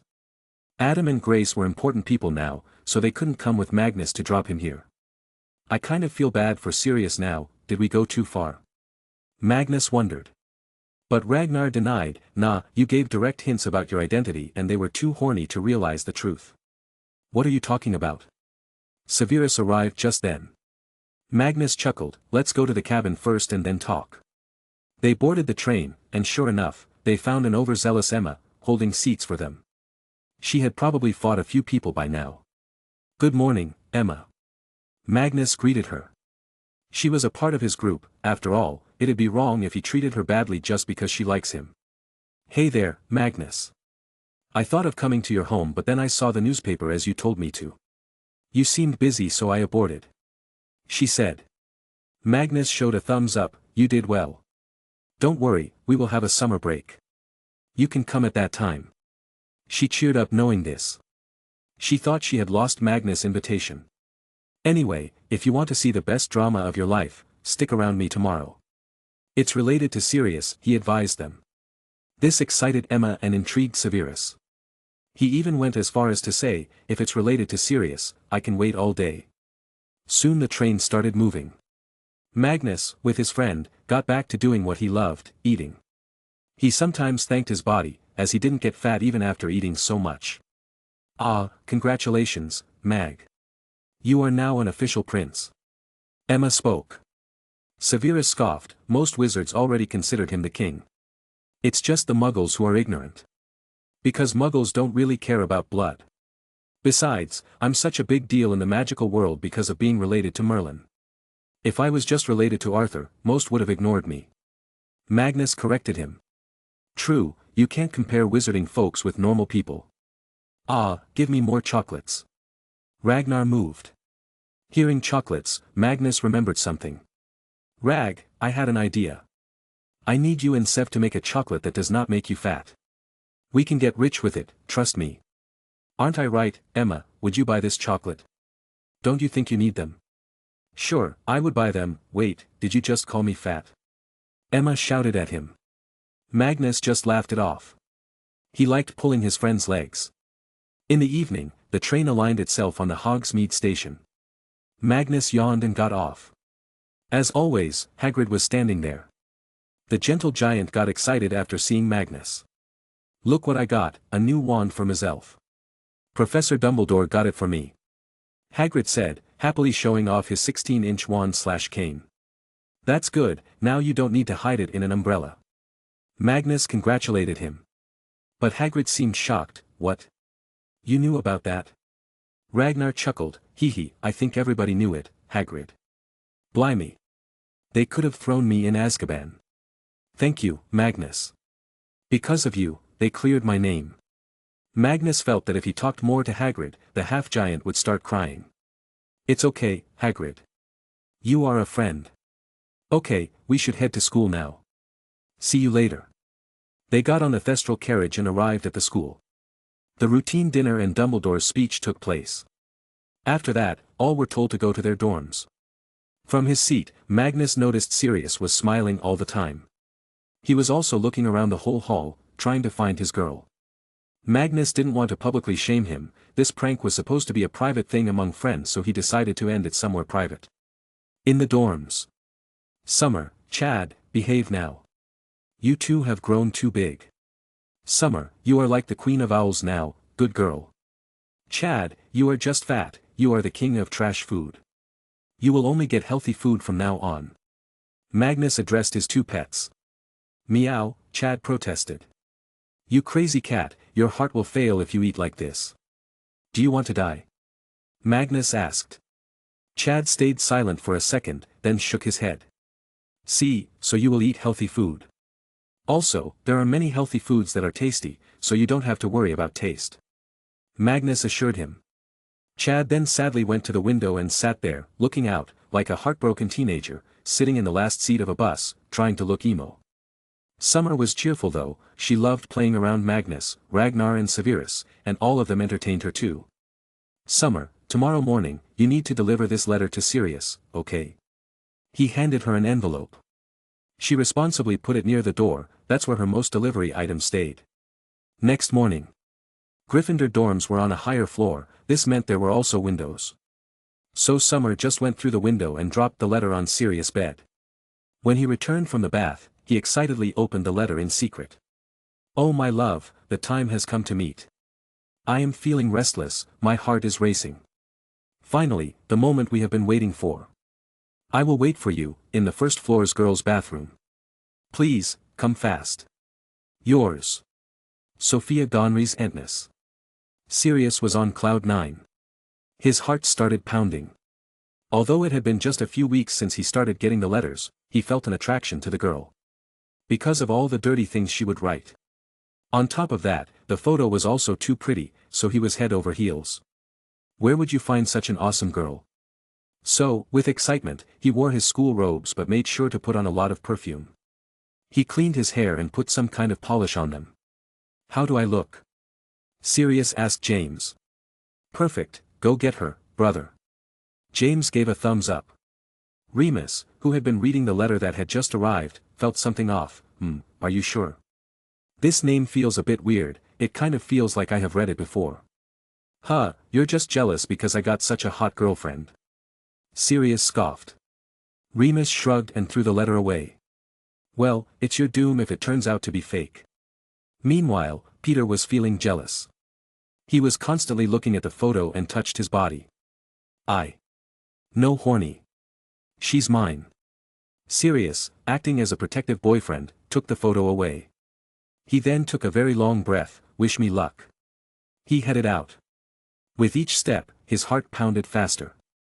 With each step, his mind started to run various scenarios. With each step, he started dreaming of the future. It was finally the day to meet his love. His life's first love. He wondered how tall she would be. He wondered how she would look in real life. Will I kiss her today? Ah, thank God I used some mouth spray, he thought. Back in Gryffindor dorm. What are you doing? Let's go, guys, aren't you interested in seeing how it goes? Let's follow him secretly. James suggested. Remus got up. Let's go, I want to know if my doubts are correct. Peter silently followed. First floor girls' bathroom. Come on, stay still, let me make you pretty. Emma was helping Magnus get their model ready for the final meeting. Magnus had worked really hard to bring this model to school. But they needed to make this meeting as memorable as possible. Yes. All done, this is a perfect piece of art. Emma proudly finished putting the makeup on. Magnus looked at her and felt like vomiting. I hope Sirius doesn't fall sick after this. No, this is going to be the greatest prank in the history of pranks. On the guy who considers himself the best prankster. Ragnar proudly said. Are the cameras ready? Magnus asked them. Severus seemed more excited, so he was the one putting the camera. Yes, all 5 of them are ready. I can't wait. This is the most exciting thing ever since I died. Myrtle was also there. Door knocks. A.H. He's here, everyone, hide. Magnus loudly whispered. They all ran to hide in the toilet stalls. While their model stayed in the center, her back facing the door. Come in, she softly spoke. The door creaked open slowly. Sirius calmly walked in, but his heart was running so fast he could hear it beat. Sophia? Sirius called her. Sirius had her photo in his hand. She looked a little short in real life, but he could accept this. He gulped, looking at her from the back. Her long black hair, her noticeable buttocks, her figure, all entranced him. Then he noticed that just like in the photo, she was wearing cute cat ears. He had told her that he loved them. She wore them for me. He wanted to hug her from behind. But he knew he should talk a little first. Chapter 194. James, Remus and Peter had arrived outside the entrance of the washroom. There they quickly put their ears on and tried to listen. It sounds so weird to listen to them. James chuckled shamelessly. Since when did he start getting these letters? Remus asked him. He was still looking at the last letter. Since the first week of the holidays. Why? James asked back. Remus rubbed his hair. Isn't it suspicious that the letters only started coming after the holidays started? If she really liked him, why not send the letter to school? Why wait? Remus questioned himself. James shrugged. Who knows, but she does like him. The letters had a voice, and she sounded so sweet. Look at her picture. I don't think there is anybody like this in the school. Remus pointed out. Maybe she's new, or from some other house, or even better, a senior. James dreamily replied. But Remus was not buying it. He looked at the letter, his eyes were stuck on the name. It was so strange. Sophia was fine, but the rest of it was too unnatural sounding. Sophia Gonries Entness. Then it struck. His face became horrified. OHNO. Merlin's beard. Sirius was awestruck by her beautiful back. Her black hair fluttered in non-existent air. Her dress seduced him to no limit. Say something, he requested. I be Sophia. What does Mr. Black like? Sophia asked. Sirius's eyes twitched. She talks weird, maybe she's from some other country. Oh, I like many things. Pranking, eating, and most of all, you. Sirius cheesily replied. Snort. Magnus and Ragnar nearly laughed out loud hearing him say this. To them, this was incredibly funny as they knew what the girl of Sirius' dreams looked like. Ragnar whispered, oh boy, he's mad in love. He will curse us for the rest of his life, I can tell you. Why though, he's so young? Magnus wondered. We've got Emma, so we can't really blame her, Ragnar said. Magnus nodded. His words were true. If there can be someone like Emma, then Sirius can exist too. Why don't you look at me? Didn't you want to see me all this time? Sirius asked her. But how could the poor Sophia turn around? She knew she was not what was claimed. I am feeling scared.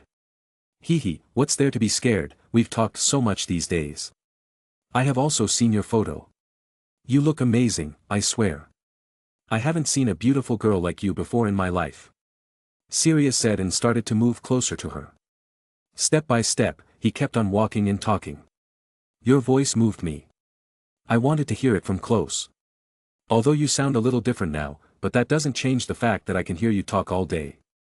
Step. Magnus felt like vomiting in the toilet booth. He sadly imagined Sirius turning on due to his voice, and his mind didn't show him any mercy. Vomit face. No. Don't vomit, come on, brother. Take a long breath. Ragnar panicked. Meanwhile, Severus and Emma were holding their laughter from the other booth. Outside the washroom, now only Peter was listening to it. Feeling jealous, that it's Sirius and not him in the place. If I could have a girl like her, life would be so beautiful. Are you sure? James was talking to Remus. Yes, 100%. It's their work, I just know it. Just look at the damn name. Sophia Gonries Antness. Now add these letters to her surname. Mag, News, Gr, Ant, M, Ris, Pendra, Gon. See, it was him all along. Remus finally deduced. No. All of a sudden a scream came from inside. James' face turned pale. He looked at the door. I'm afraid, we are too late to realize this. Inside, the climax was near. I know you were craving to meet me. You talked about doing things to yourself while thinking about me, Pat, he hugged her from behind. It was tight. She's very skinny, but at least she has the fat in the right places, Sirius felt. Hee, Sophia chuckled shyly. Turn around for me please, I want to see you. He whispered near her cat ears. But Sophia shook her head. So Sirius desperately moved to her front, wanting to admire her beauty. Okay, if you don't want to, then I will come in front of Y.O. His wide smiling face slowly turned upside down.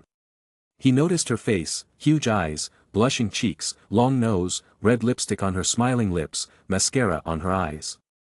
But most importantly, purple skin. This was not an exhaling scream, but an inhaling scream. One filled with despair, devastation and melancholy. He felt as if his lungs would blow out now. Sirius face, see paragraph comment. Sirius paused. His heart paused. His lungs paused. His mind paused. His bloody life paused. Thud. He fell back on his butt and kept on going back while his face lost all its color, turning paler by the second. His eyes widened, nearly popping out. And then the realization struck him. No. No. No. No, this can't be, what the fuck, Merlin's tits. God no, his body visibly started to sweat. He took another glance and felt like killing himself. Why, I jerked off to you. I can't breathe. But then Sophia worriedly came forward to help him. Terrorizing him even further. See Sophia's face, paragraph comment. I'm not Sophia. I be Dobby. Is Mr. Black okay? No. Bam. James and Remus barged in after listening to his screams. The scene they saw shocked them, their hearts became nervous and a genuine fear rose up. What is this thing? A mad elf? We were fooled by an elf. James shouted. He felt the pain too as he had also admired her photo. Where? Where is she? The beauty? Like a desperate hungry wolf, Peter ran in. There she is, you can have her. All yours. James pointed to the elf. Thud. Peter also fell back, his face looking the same as Sirius. Although he had no chance, he was still dreaming of having a girlfriend like her and growing up with her, like a perfect couple. No. I can't, this, too hideous even for me. Peter cried. Misters, I be Dobby. Do I look pretty? Dobby asked while walking to James. It truly scared them. The face was too much to handle. They felt their manhood threatened for some reason. Who is your master, elf? Dobby has no master. Dobby is a free elf. Dobby scowled. Calm down, yes, you are free. Remus tried to ease him. He looked around. Magnus. I know you're here. Come out. Remus bellowed. I can't. I don't want you boys to see me. Go away first. Magnus talked back in the girl's voice that filled them all along. James facepalmed himself, that bastard. Hang in there, Sirius. We can take revenge someday. But Sirius's face looked pale. How will I look at myself in the mirror now? I wanked to an elf. I wanted to smother the name of the Black family, but not like this. Oh no, he's going crazy. James shook Sirius. Door opens. Magnus finally got out of the toilet. With him came Ragnar, Severus and Emma. Oh, there was Myrtle too. She was still laughing in her high-pitched voice. Magnus confessed, okay, that was a prank. Meet Dobby, an elf I found roaming around my house. He used to be Abraxas Malfoy's elf but got set free after nobody renewed the contract. Ting. Sirius, like a mad dog, leapt on Magnus. You fucker, give me back my self-respect. Calm down, dude. We're brothers, it was just a prank. Magnus replied. Calm. A prank? This scarred me for life now. That was not a prank at all. Sirius raged. But Magnus rolled his eyes and looked sternly at Sirius, James, Peter and Remus. Really? I can say the same then.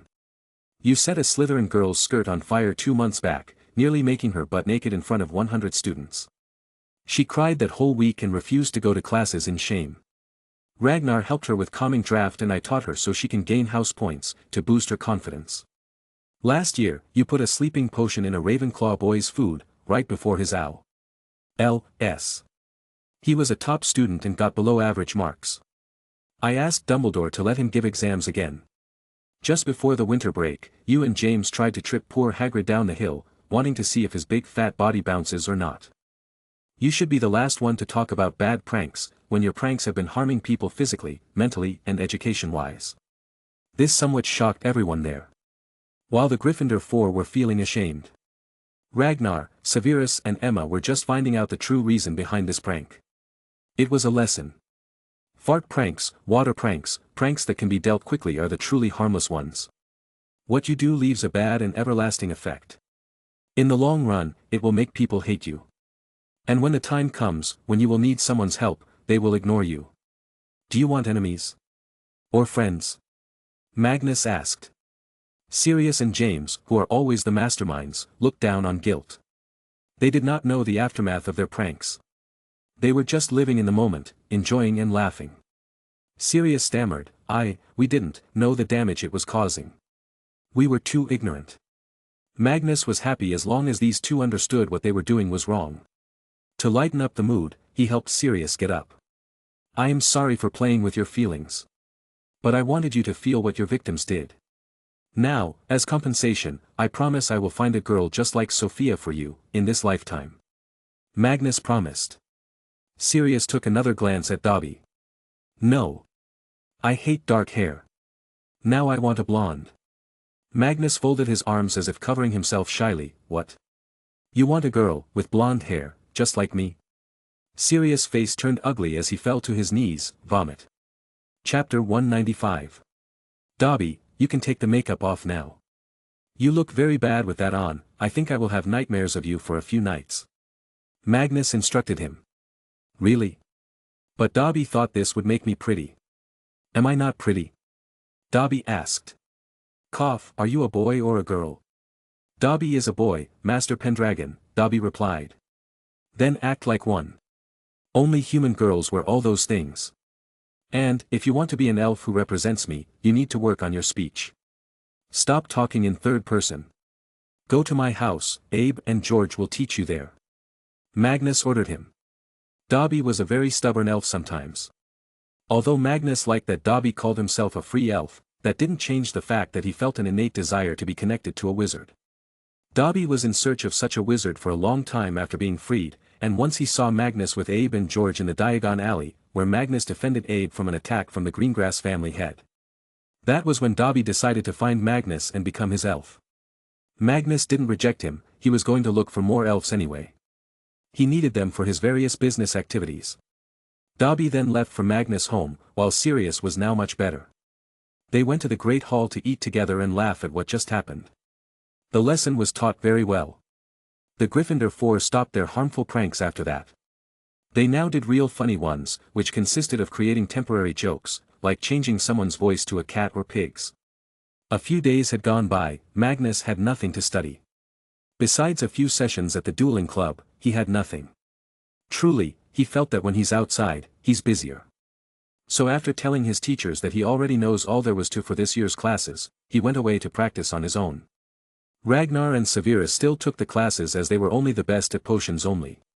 Emma was not amazing at anything, instead, she was average in every subject, this was still, a very good achievement. Magnus started spending most of his days in the room of requirement. He practiced his magic there. From martial magic to runes and alchemy. He was constantly progressing in runes and hoped to be able to create some basic spells by next year, but alchemy was a subject not even taught that well in the school, so he only had a few books to rely on. January 15th.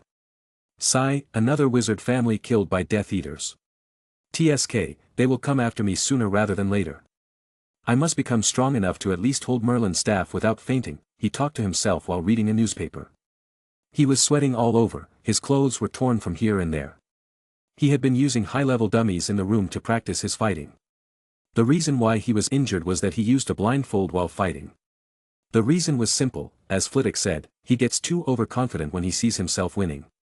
So, instead of relying more on his eyes, he wanted to rely on his other senses. This would not only increase his speed and reflexes but also make his spellcasting faster. I wonder how many monsters like Oscar are hiding in this world. Is every child like me sleeping with his stomach full? Is every child like me able to study and be happy? Probably not. Even with 2 world wars, the Muggle world did not change. With 1 wizarding world war, the magical world didn't change. How can I fulfill this dream of ours, Merlin? It seems impossible to me, much more than it was even in your time when people were simple. Magnus wondered. You have already done it. A voice came all of a sudden. The door of the room of requirements opened and Dumbledore walked in. Magnus had his sword in hand but lowered it later. So you knew about this place, Magnus acknowledged his presence, taking his seat again. Dumbledore smiled, I have lived a majority of my life in this school. First as a student, then a teacher and now as the headmaster. And I can't imagine a more boring career than this. Stuck in the same building, no wonder some people call you senile. Magnus jokingly replied. Well, I'm still better than many other old ones. At the very least, I didn't install a Class 5 beast in the school like Salazar. Dumbledore said. He took a seat near Magnus.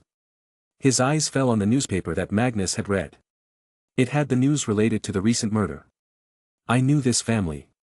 Both, the husband and wife were my students. They were kind people, this loss of life, it's too much damage to magical Britain. If these Dark Lords keep on rising one after another, I'm afraid, no wizards will be left.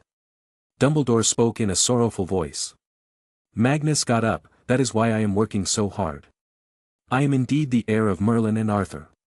I basically hit the jackpot in terms of bloodline, in both magical and Muggle worlds. Now that I have so much power and authority, it'd be too bad if I didn't even try. And even if I fail, at least I will take my last breath happily, knowing I tried my best. Will you spar with me, Professor? I want to see how strong I am against the renowned most powerful wizard. Magnus asked. Dumbledore stayed silent for a full minute, thinking something deeply. I hope that you will be successful, Magnus. And if I can help you achieve this dream of yours, I will gladly give my life to it. He got up, let's do it. I too want to know how strong Merlin's descendant is. Magnus happily moved a few meters away and readied himself. He held his despair sword in one hand, it could absorb all spells. Then he held his wand in the other hand. All the while his hope sword, which could throw back the absorbed spells, was tied to his back. So that it can be used whenever needed. Dumbledore saw Magnus and seriously felt some level of competency. Just looking at Magnus gave him the feeling that he was not dueling with a child, but a ruthless, experienced fighter, who has seen the worst of humankind. He took out his wand, a particularly special one. A 15 inches wand, with a weird texture. Is there something special about that wand? Magnus asked, because he was warned by Merlin's voice just now. Dumbledore nodded, yes, this is the Elder Wand. Only one of its kind. Dumbledore replied. Magnus' eyes opened fully, one of the 3 Deathly Hallows. Where'd you get it? From defeating a certain Dark Lord. Tell me, Magnus. It is said that the 3 Deathly Hallows were made by death itself. Do you believe it? Without taking a second, Magnus answered, of course, I believe it's real if it has any credibility. I mean, Merlin told me that God and the afterlife do exist, heaven and hell do exist, so why can't this death exist? It was certainly a big revelation for Dumbledore. He was never a believer in any religion. He didn't think there were gods either. Are you sure they were not just powerful wizards? Dumbledore asked him. Magnus shook his head, I thought the same when I heard it. But Merlin clarified it. Jesus, Buddha, Moses and many more godly messengers could have been a wizard or god, or anything. But the god Merlin was talking about was entirely different, the god who rules all, past, present, future, this word, its branches, other worlds, its branches. I felt so small when I first found out about this. But soon came to understand that we're all just doing our jobs. God is doing his work of running the fabric of existence, while we do our own stuff. Will I go to hell? This was Dumbledore's first thought after knowing this. Let's start, Professor. Magnus took a fighting stance. Dumbledore got serious, deciding to think about all this later in his office while drinking a calming lemon mint tea. Both of them stood calmly, staring at each other, trying to anticipate anything. Magnus was adamant about not moving first, because he had the Despair Sword for all kinds of incoming attacks, and it was particularly good for 1-versus-1 duel. Bang! Dumbledore did not use any verbal spells. He was truly testing Magnus this time. Magnus expected this, he put forth his sword and let it absorb the disarming charm. He already had his strategy ready. Whoosh! Magnus sent a stunning charm back, of course, non-verbal. He was Merlin's heir, it'd be a shame to his name if he used verbal chants for charms. Dumbledore waved his wand in front of the oncoming stunning charm and threw it away as if tossing a ball. Take this, old man. Magnus didn't give Dumbledore a single second to retaliate. He had aimed his hope sword and the wand towards Dumbledore. Whoosh! 2 spells, 1 exploding charm from the wand and 1 disarming charm from the sword launched at Dumbledore. It was not easy to deal with 2 different charms which would reach you at the same time. Boom! The explosion was purposefully sent to Dumbledore's feet. As soon as it exploded, the old man was thrown in the air. Yes! Magnus cheered. Oh no! His happiness was short-lived, he saw the smirk on Dumbledore's face, as he made a backflip in the air and landed on the ground, but at the same time sent a barrage of 5 spells at Magnus. Bam bam bam! Magnus, instead of stopping them, did many somersaults and jumped away, saving himself by inches from each spell. He did this because he had the hope sword in his hand instead of despair. He was still unharmed though, and had a smile, hee, I didn't know your old bones were still strong enough to make such maneuvers. It's time to get serious then. Chapter 196. Dash. Magnus jumped left and right, avoiding all incoming attacks of Dumbledore, all the while getting closer to him. Dumbledore kept on taking steps back, trying to keep a distance between himself and Magnus. He was surprised by Magnus' physical speed. It was inhuman in his eyes. He sent a wide area spell, Incendio, to create a fire. You still have a lot to learn, Magnus. You too, Professor. Magnus replied and didn't even stop. He jumped right into the fire and kept on running.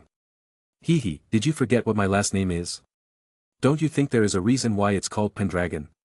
Dumbledore's eyes wondered, dragon. It was a surprise to be sure, that is very helpful, have you tried to check stronger fire? What is the strongest fire? Magnus asked while still moving. It's the dragon fire of course, Dumbledore answered. Magnus chuckled. He used to play with Duck, where both of them would throw fire at each other. They were both immune to it. He continued to push forward towards Dumbledore. But the old man was proving to be very difficult as he had too many spells he could count on. On top of that, it was all nonverbal. In fact, he also used a few wandless spells to push Magnus away. Take this. He threw his sword directly at Dumbledore's head. Whoosh! Dumbledore saved himself by a few inches. This was expected by Magnus as this was all in his plan. Pop! Magnus vanished from the spot. It was an apparition. He popped on the sword that he had thrown at Dumbledore and now was plunged into the wall. From there, without wasting time, he jumped at Dumbledore. Thud! He fell directly on Dumbledore's shoulder. He sat there, his sword on Dumbledore's neck and his wand at the old man's temples. Hee, I got you. Magnus smiled widely. Poke! Look behind, Dumbledore's voice came from behind him and he felt something touching his ass, A/N, LOL. He looked behind, Dumbledore was there, his wand was pointed at his ass. He sighed in frustration, illusion. He looked where he was sitting, it turned out to be some transfigured piece of furniture made to look humanoid. When did you make this? Dumbledore chuckled, you have much to learn, Magnus. You may be very good, even better than me in charms, your other techniques are slow. For example, what made you lose today was your apparition. It was too slow and I looked through it and prepared. Magnus dejectedly came down from the statue. Well, I was at least able to cut your beard. What? Dumbledore jumped back in shock. He quickly transfigured a mirror and looked at himself in it. It was indeed cut, from the bottom of it, although the cut was just an inch long, it left his beard looking weird because all hair seemed to be of the same length. Don't worry, Professor, it will grow back soon. Magnus consoled him. Dumbledore caressed his prized beard. You don't understand, Magnus. To an old wizard, his beard holds a lot of importance. It's like an identity card for us, it tells how wise we are. It took me years to grow it this much. But I saw Nicholas Flamel's photo, he did not have a beard, Magnus argued. He's been alive for more than 600 years, he's had a beard for hundreds of years, then he got annoyed and cut it, Dumbledore said. Magnus laughed, these old wizards sure had weird troubles of their own. Their duel seemed to have ended on a comical note. They sat down and talked. Old man, why did you decide to become the headmaster? You are very talented, you could have amassed a huge wealth with your talents. Magnus asked him. Well, after seeing the damage caused by Grindelwald, I felt that the British wizarding world needed more good and powerful wizards. So I decided to stay here as a teacher. I enjoy seeing my students become successful. It gives me a reason to continue on doing this job, to keep on supporting these children. To make sure they don't lose their way. Dumbledore replied. Magnus sighed and said, yet some do, Lucius did. Who knows in what condition he is right now? Maybe he has already joined hands with the devil. It's all due to problematic family values in magical Britain. The pureblood culture should have ended centuries ago, but it remained, and neither did the ministry try to do anything. But maybe now we will see some changes, with you here, being the voice of a majority of wizards and the ministry being freer. Dumbledore had a sense of hope in his voice. Fingers crossed then. Ah, I'm hungry now. I'm going to pack my stuff. Magnus got up to gather all the books he had brought.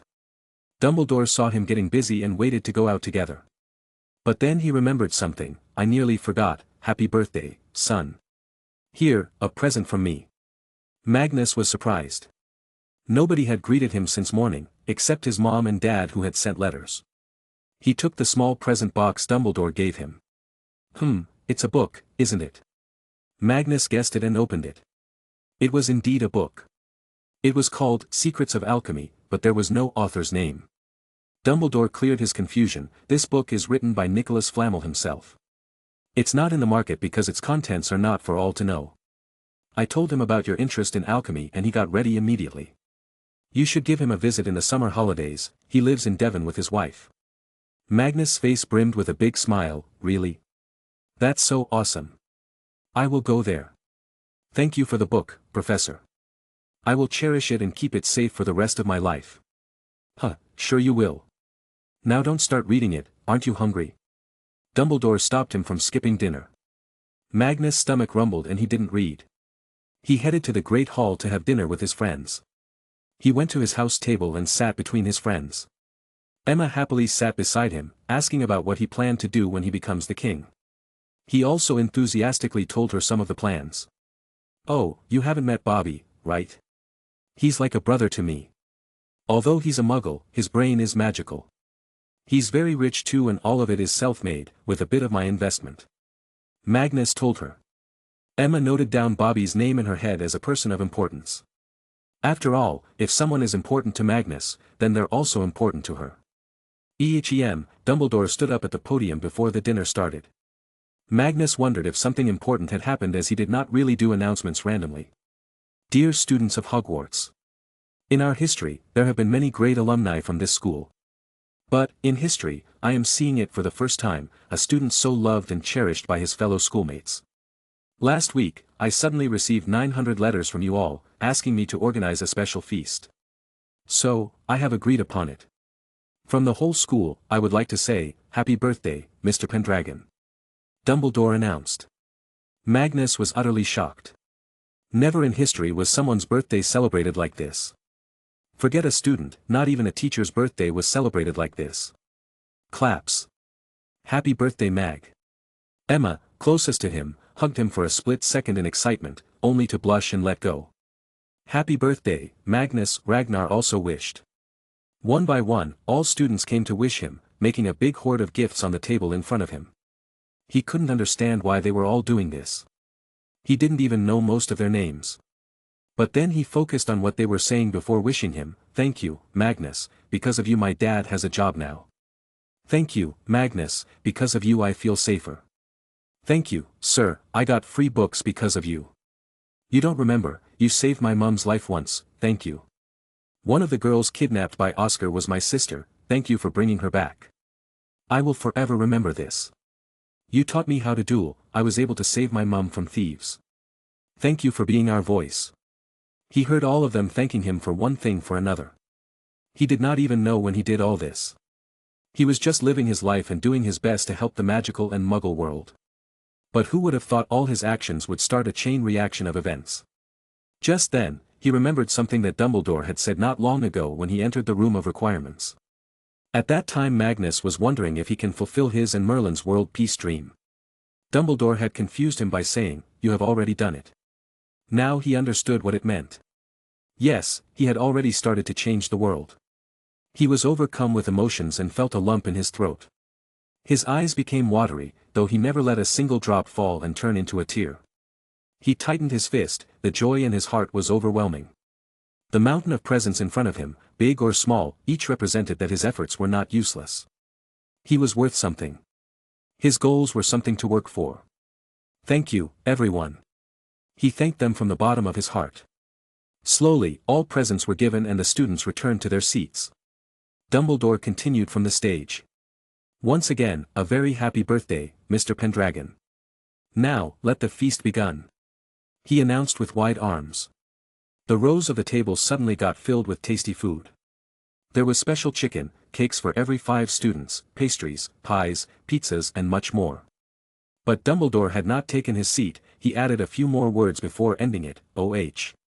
One more thing, the feast is being fully paid by Mr. Pendragon himself." Magnus, who had already dug into pancakes, in shock, looked at the smirking Dumbledore. "Wait, what?" Dumbledore just lifted his glass to cheers him. But Magnus gritted his teeth. Is this payback for the beard? Chapter 197. In the end, Magnus paid for the big feast that he didn't even organize. But, he liked it. The kind of reaction he got meant that his work was having a positive effect on the students. But there was someone Magnus wanted to say his thanks to. "Where are you going?" Severus asked him. "Underground. Did you ever try to imagine where all the food you eat comes from?" Magnus questioned. Severus knew the answer, of course, it's from the elves. They cook and keep the castle clean. And I'm going there to see them. Wanna come? He offered Severus to come along. Severus joined. Ragnar has gone to sleep anyway, can't do experiments now. So the two slowly walked downstairs. "So, how is your Impress Lily mission going on?" "She likes you, there is no place for me in her consciousness." Severus quickly replied. It seems he had accepted his fate. Magnus shrugged. "Well, she can like me all she wants but I don't think I will ever like her. She's too Gryffindor-ish." "What is that supposed to mean?" "What I mean is, she is a person who always keeps her moral values above everything else. You know me. The way I got Oscar killed, would she have agreed with my decision if I had asked her? She would have gone on a rant that laws must be followed and killing is bad. My hands are soaked in blood, Severus, and they will be like this until I die of age, because this world is filled with some really wicked people that need punishing. I will never be with a person who will try to stop me from doing what's right, even if it's morally wrong," Magnus replied. "So you want Emma?" Severus blurted. Magnus choked. "What? When did I say that?" Severus smirked with a knowing face. "The kind of girl you are looking for, she's the one. I bet if you turn into a Dark Lord tomorrow she would be your first follower. She can be your crazy Bellatrix Lestrange." "Pfft, don't run your mind too much, Sev. I bet you and Rag will be my first followers. You two have no interest in being good people if I'm not pushing you around. Ragnar might start acting like a mad scientist, researching on humans and you might go back to being edgy self. Emma, well she just loves brooms and is infatuated with me. The curtains will someday be lifted and she will find someone else to chase after." Magnus tried to reason. "And what if that never happens?" Severus asked, feeling his situation was like Emma's. He knew that he might never get over Lily. "Well, then I will probably take her to meet my grandparents." Now, let's go and meet the elves. Magnus fastened. Severus was left standing in confusion. Did he just confess to being okay with Emma? Magnus entered the giant kitchen where the elves worked. It was an exact replica of the great hall, well, not the ceiling part. There were rows of tables without the sitting benches. Where the teachers' seats were supposed to be was now a giant furnace. There were countless elves and utensils. They were being very busy with their work, probably already working for the morning's breakfast. None of them seemed to mind his presence and all of them just kept on doing their own work. But at the very least they were wearing cleaner rags. This is where our food is made. They just use magic to teleport the food from here to the tables above. This was the rule of magic theorized by Helga Hufflepuff. That food cannot be magically created, it can only be sent from one place to another. Magnus started talking about magical theories. Bam. Sorry, Magnus bumped into an elf and some empty pots fell from the elf's hand. He quickly helped him get up. Are you okay? Any scratches? He asked apologetically. I be good, sir. Don't worry. Are sirs hungry? The elf asked kindly. These poor creatures, forced to become uncaring about their own well-being, Magnus sympathized, seeing a small bruise on the elf's leg. He quickly put a charm for minor healing. No, I just came here to talk to you all. It was my birthday today. You all prepared very tasty food. I thank you all for that from the bottom of my heart. He loudly spoke. Each elf had a smile on his face now. After all, they take pride in their work and if Magnus was happy with their food then it was a job well done. Do any of you know about me? He asked them. They shook their heads. As expected, the information did not reach down here. I am Magnus Grant Emery's Pendragon. The heir of Merlin and the king of Muggles of Britain. As of now, I am also a wizard king, who rules the land, you all are also my subjects. Just like any other human, or a unicorn, or even a centaur. You are all my people. It is the king's duty to help his people through any problem they face. So, tell me, do you all need anything? He asked them. Meanwhile, Severus was in shock. Did he just create himself the master of all these elves? How many are even here? The thing with elves was that there was no official paperwork or magic that defined if a person was the master of an elf. All that mattered was for the elf to feel that the person is their master. And once they feel that, their subconscious mind keeps them subservient, because that's how they were wired to be. King. Our king? The elf started to murmur. Magnus nodded proudly. Yes, you can ask me for anything. Can Zippy have a puppy? Zippy used to care for a dog before Zippy came here, I miss him, one elf requested. Magnus nodded. Of course, I will find a cute puppy for you. But, remember to keep him away from this place, you don't want dog hair in the food, right? Yes, Zippy will keep him in the sleeping room, the elf rejoiced. Sleeping room, Magnus wondered where do these elves rest eventually. He was taken to a side hall. Here, rows upon rows of double-decker beds were placed. Half of them were full of elves. It turned out, they worked in 2 shifts. The current shift would go to sleep in the late morning, after preparing breakfast and cutting all the needed materials for lunch and dinner. Yes, a depressing place like this can use some cute puppies. Good, then you must also take those puppies out to get some fresh air. And remember, if you all ever have any problem, just come to me. I will solve them all. With that announcement, he left. Severus was very impressed with him. Did you just gain the mastership of so many elves? But don't they have an existing master? They don't. Guess what, they were loyal to the school, not a person. Now they are also loyal to me. Magnus gloated inside. This was possibly the best birthday gift to him from himself. 2 months went by in Magnus' rigorous schedule of training, studying and fooling around. It was a perfect balance of a healthy lifestyle. The finals were coming closer and most students got busy with studying. Magnus didn't, as all he needed to be afraid of was the potions exam. Instead, he was enjoying the final slug club of the year. They were eating dinner and this time it was Magnus' turn to ask a thought-provoking question. Okay, my question is simple. Yet, I can guarantee that none of you will have its answer. Is there life out there in the universe? He asked. Slughorn's eyes flickered. Oh dear, this is going to be a long night. First, let's reach a quick opinion. Those who believe that life outside Earth exists, raise your hands. Magnus asked. A good many of them did. All except several, Lily, Slughorn, and a Ravenclaw girl. Why? Why do you think so? He inquired. Lily spoke first, because it's near to impossible for the same condition to occur again on a planet that gave rise to life on Earth. The probability is near to non-existent. Severus had another idea. Universe is 14 billion years old. If there were some supremely strong powers out there, they would have reached us by now. Magnus laughed. Lily, why do you imagine an alien to be the same as humans? Just because we breathe oxygen and look like this doesn't mean they have to be the same. They could even be silicon-based life forms. And Severus, what if they've known about us for a long, long time?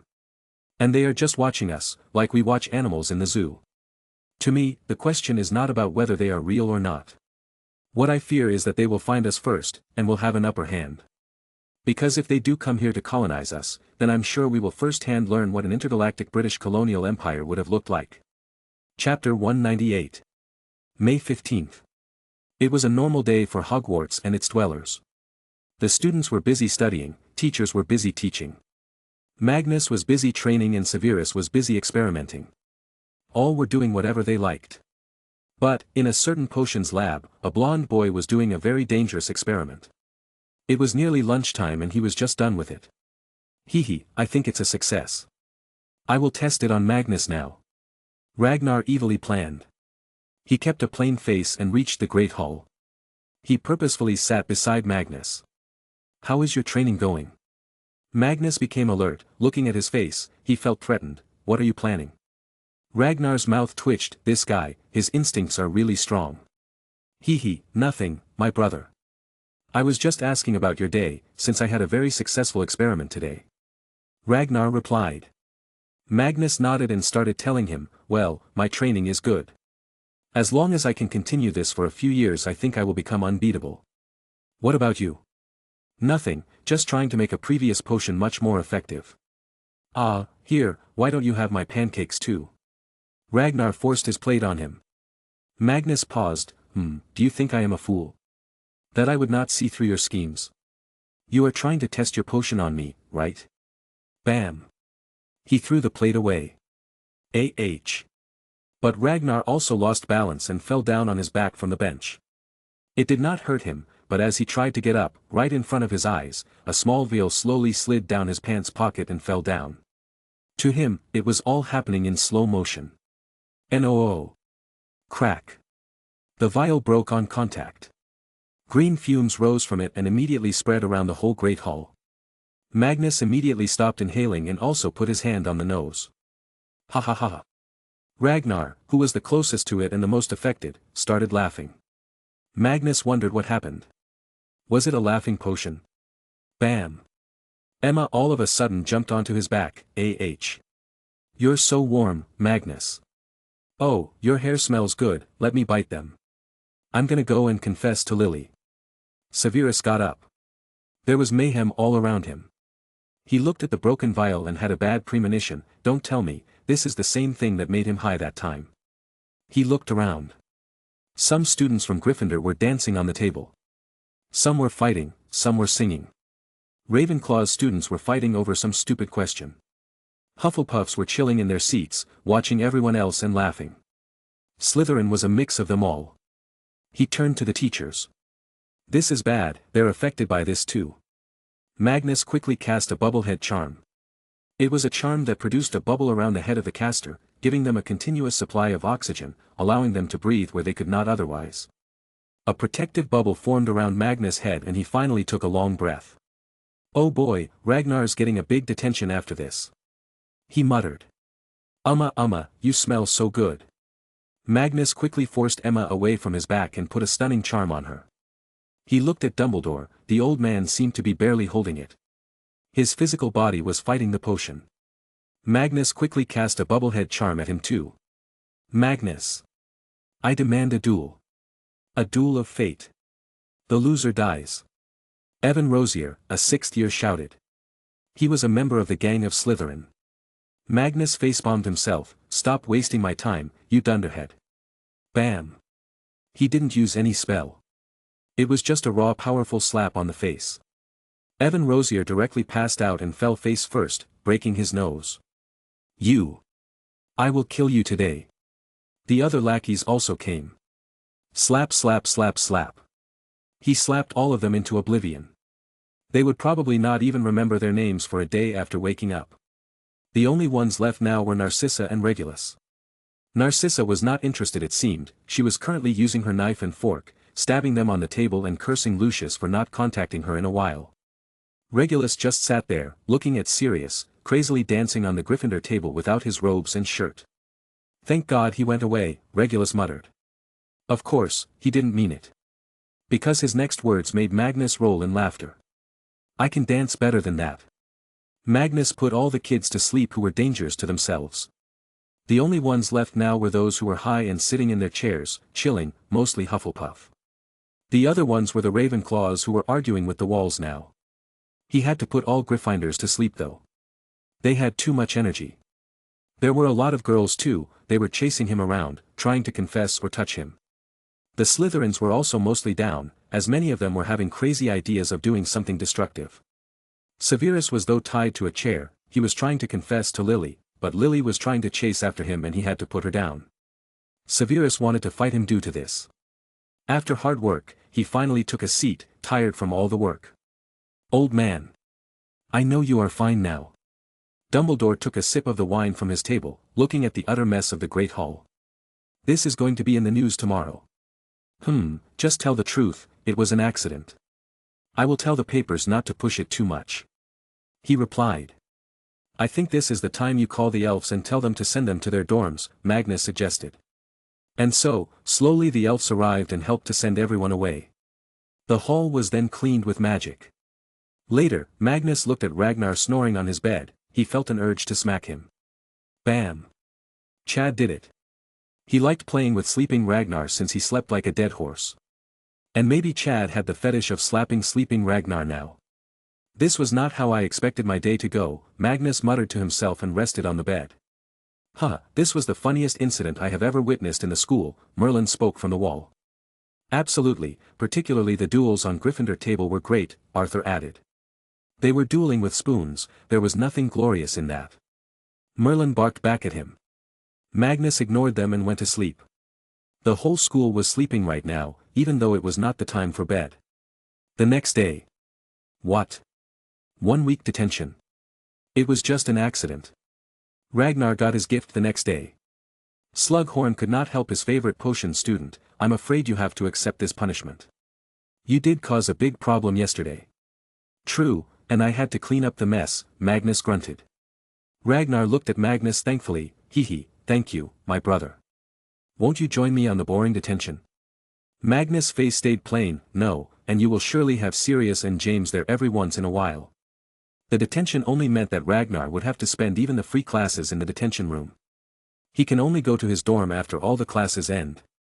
Magnus ignored him and went away. These were Ragnar's own fruits of hard work. London. Grace and Adam didn't really act as if their lives had changed. They were still busy with their careers and each other. Adam was busy finalizing the designs of the cars. On the other hand, he was looking into companies who wanted to contract his patents so they could produce the batteries. Grace was busy with her daily life. The operations were tough to do and her everyday life was filled with something new. The stench she had developed was already a hit in the market. But they still hadn't reached peak popularity. However, there was a problem. Unlike Magical Britain, Magnus did not own or control any Muggle media houses here. So, they were more likely to talk bad about him and he wouldn't even know it as he stays disconnected from the Muggle side. Currently, for some reason, a few local news channels and newspapers had started saying that Adam and Grace were not being serious with their royal duties. They did not attend any royal or important dinners/events as of yet. It had already been 5 months since they were announced. The news was purposefully finding ways to call them fake royals or such things, trying hard to discredit them. At a single glance, it was obvious someone was purposefully doing this. And it was about time Magnus' assistant reported this to him. As it concerned his own image and future plans. Chapter 199. Magnus sat in his room, writing the decryption of Merlin's book. He kept this decrypted book with him all the time in his expansion pouch. So this is how Merlin and Arthur gained the dragon abilities. I wonder if I can do it too, but I already have the ability to throw fire. He muttered to himself. Whore. Summer flew in from outside and sat down on his desk. She had a letter attached to her claws. "Thank you for your hard work, Summer." He patted her to heart's content first and then read it. It was a forwarded letter from George. He read it calmly, all the while making some notes. After completely reading it, he started to write a letter, addressed to Meta. "Investigate who is trying to step on the name of my family. If it's a royal family member, contact me. If it's some random person who thinks he's too powerful, just gather all the evidence of all wrongdoings they have committed and tell them to shut up or it goes public. No need to use force." This was how easy it was to deal with some problems for him, as he had bigger things to worry about. But, he did need to broaden his influence in the news media, or else, when he becomes the king and has to take some necessary harsh steps, they will try to talk bad and pull him down. Not just that, if his plans to make all the British overseas territories a part of Main Britain are successful, then it is possible some might call him a slaver or colonizer, even if what he was doing was good for all these regions. For this, he needed his influence in every single news media around the world. "Sigh, it seems it's time I launch my production house. Or maybe acquire a few in the States. They already have enough influence." Magnus closed his books and cleaned his table before leaving the room. He was going to an empty classroom to teach charms to students who were not good at it. Surprisingly, other than students from the 1st to 7th year, there was also Ragnar. At the same time, Magnus had asked a member of the Slug Club to come and teach him about something. And it was history. He wanted to sort out some plans for the future. She was Elna Abra, from South Africa. Since it was known that her mind was like a library, he guessed she would know all about the history of the world, from Muggle to magical side. So after teaching a spell or technique in charms, he would sit by her side and study.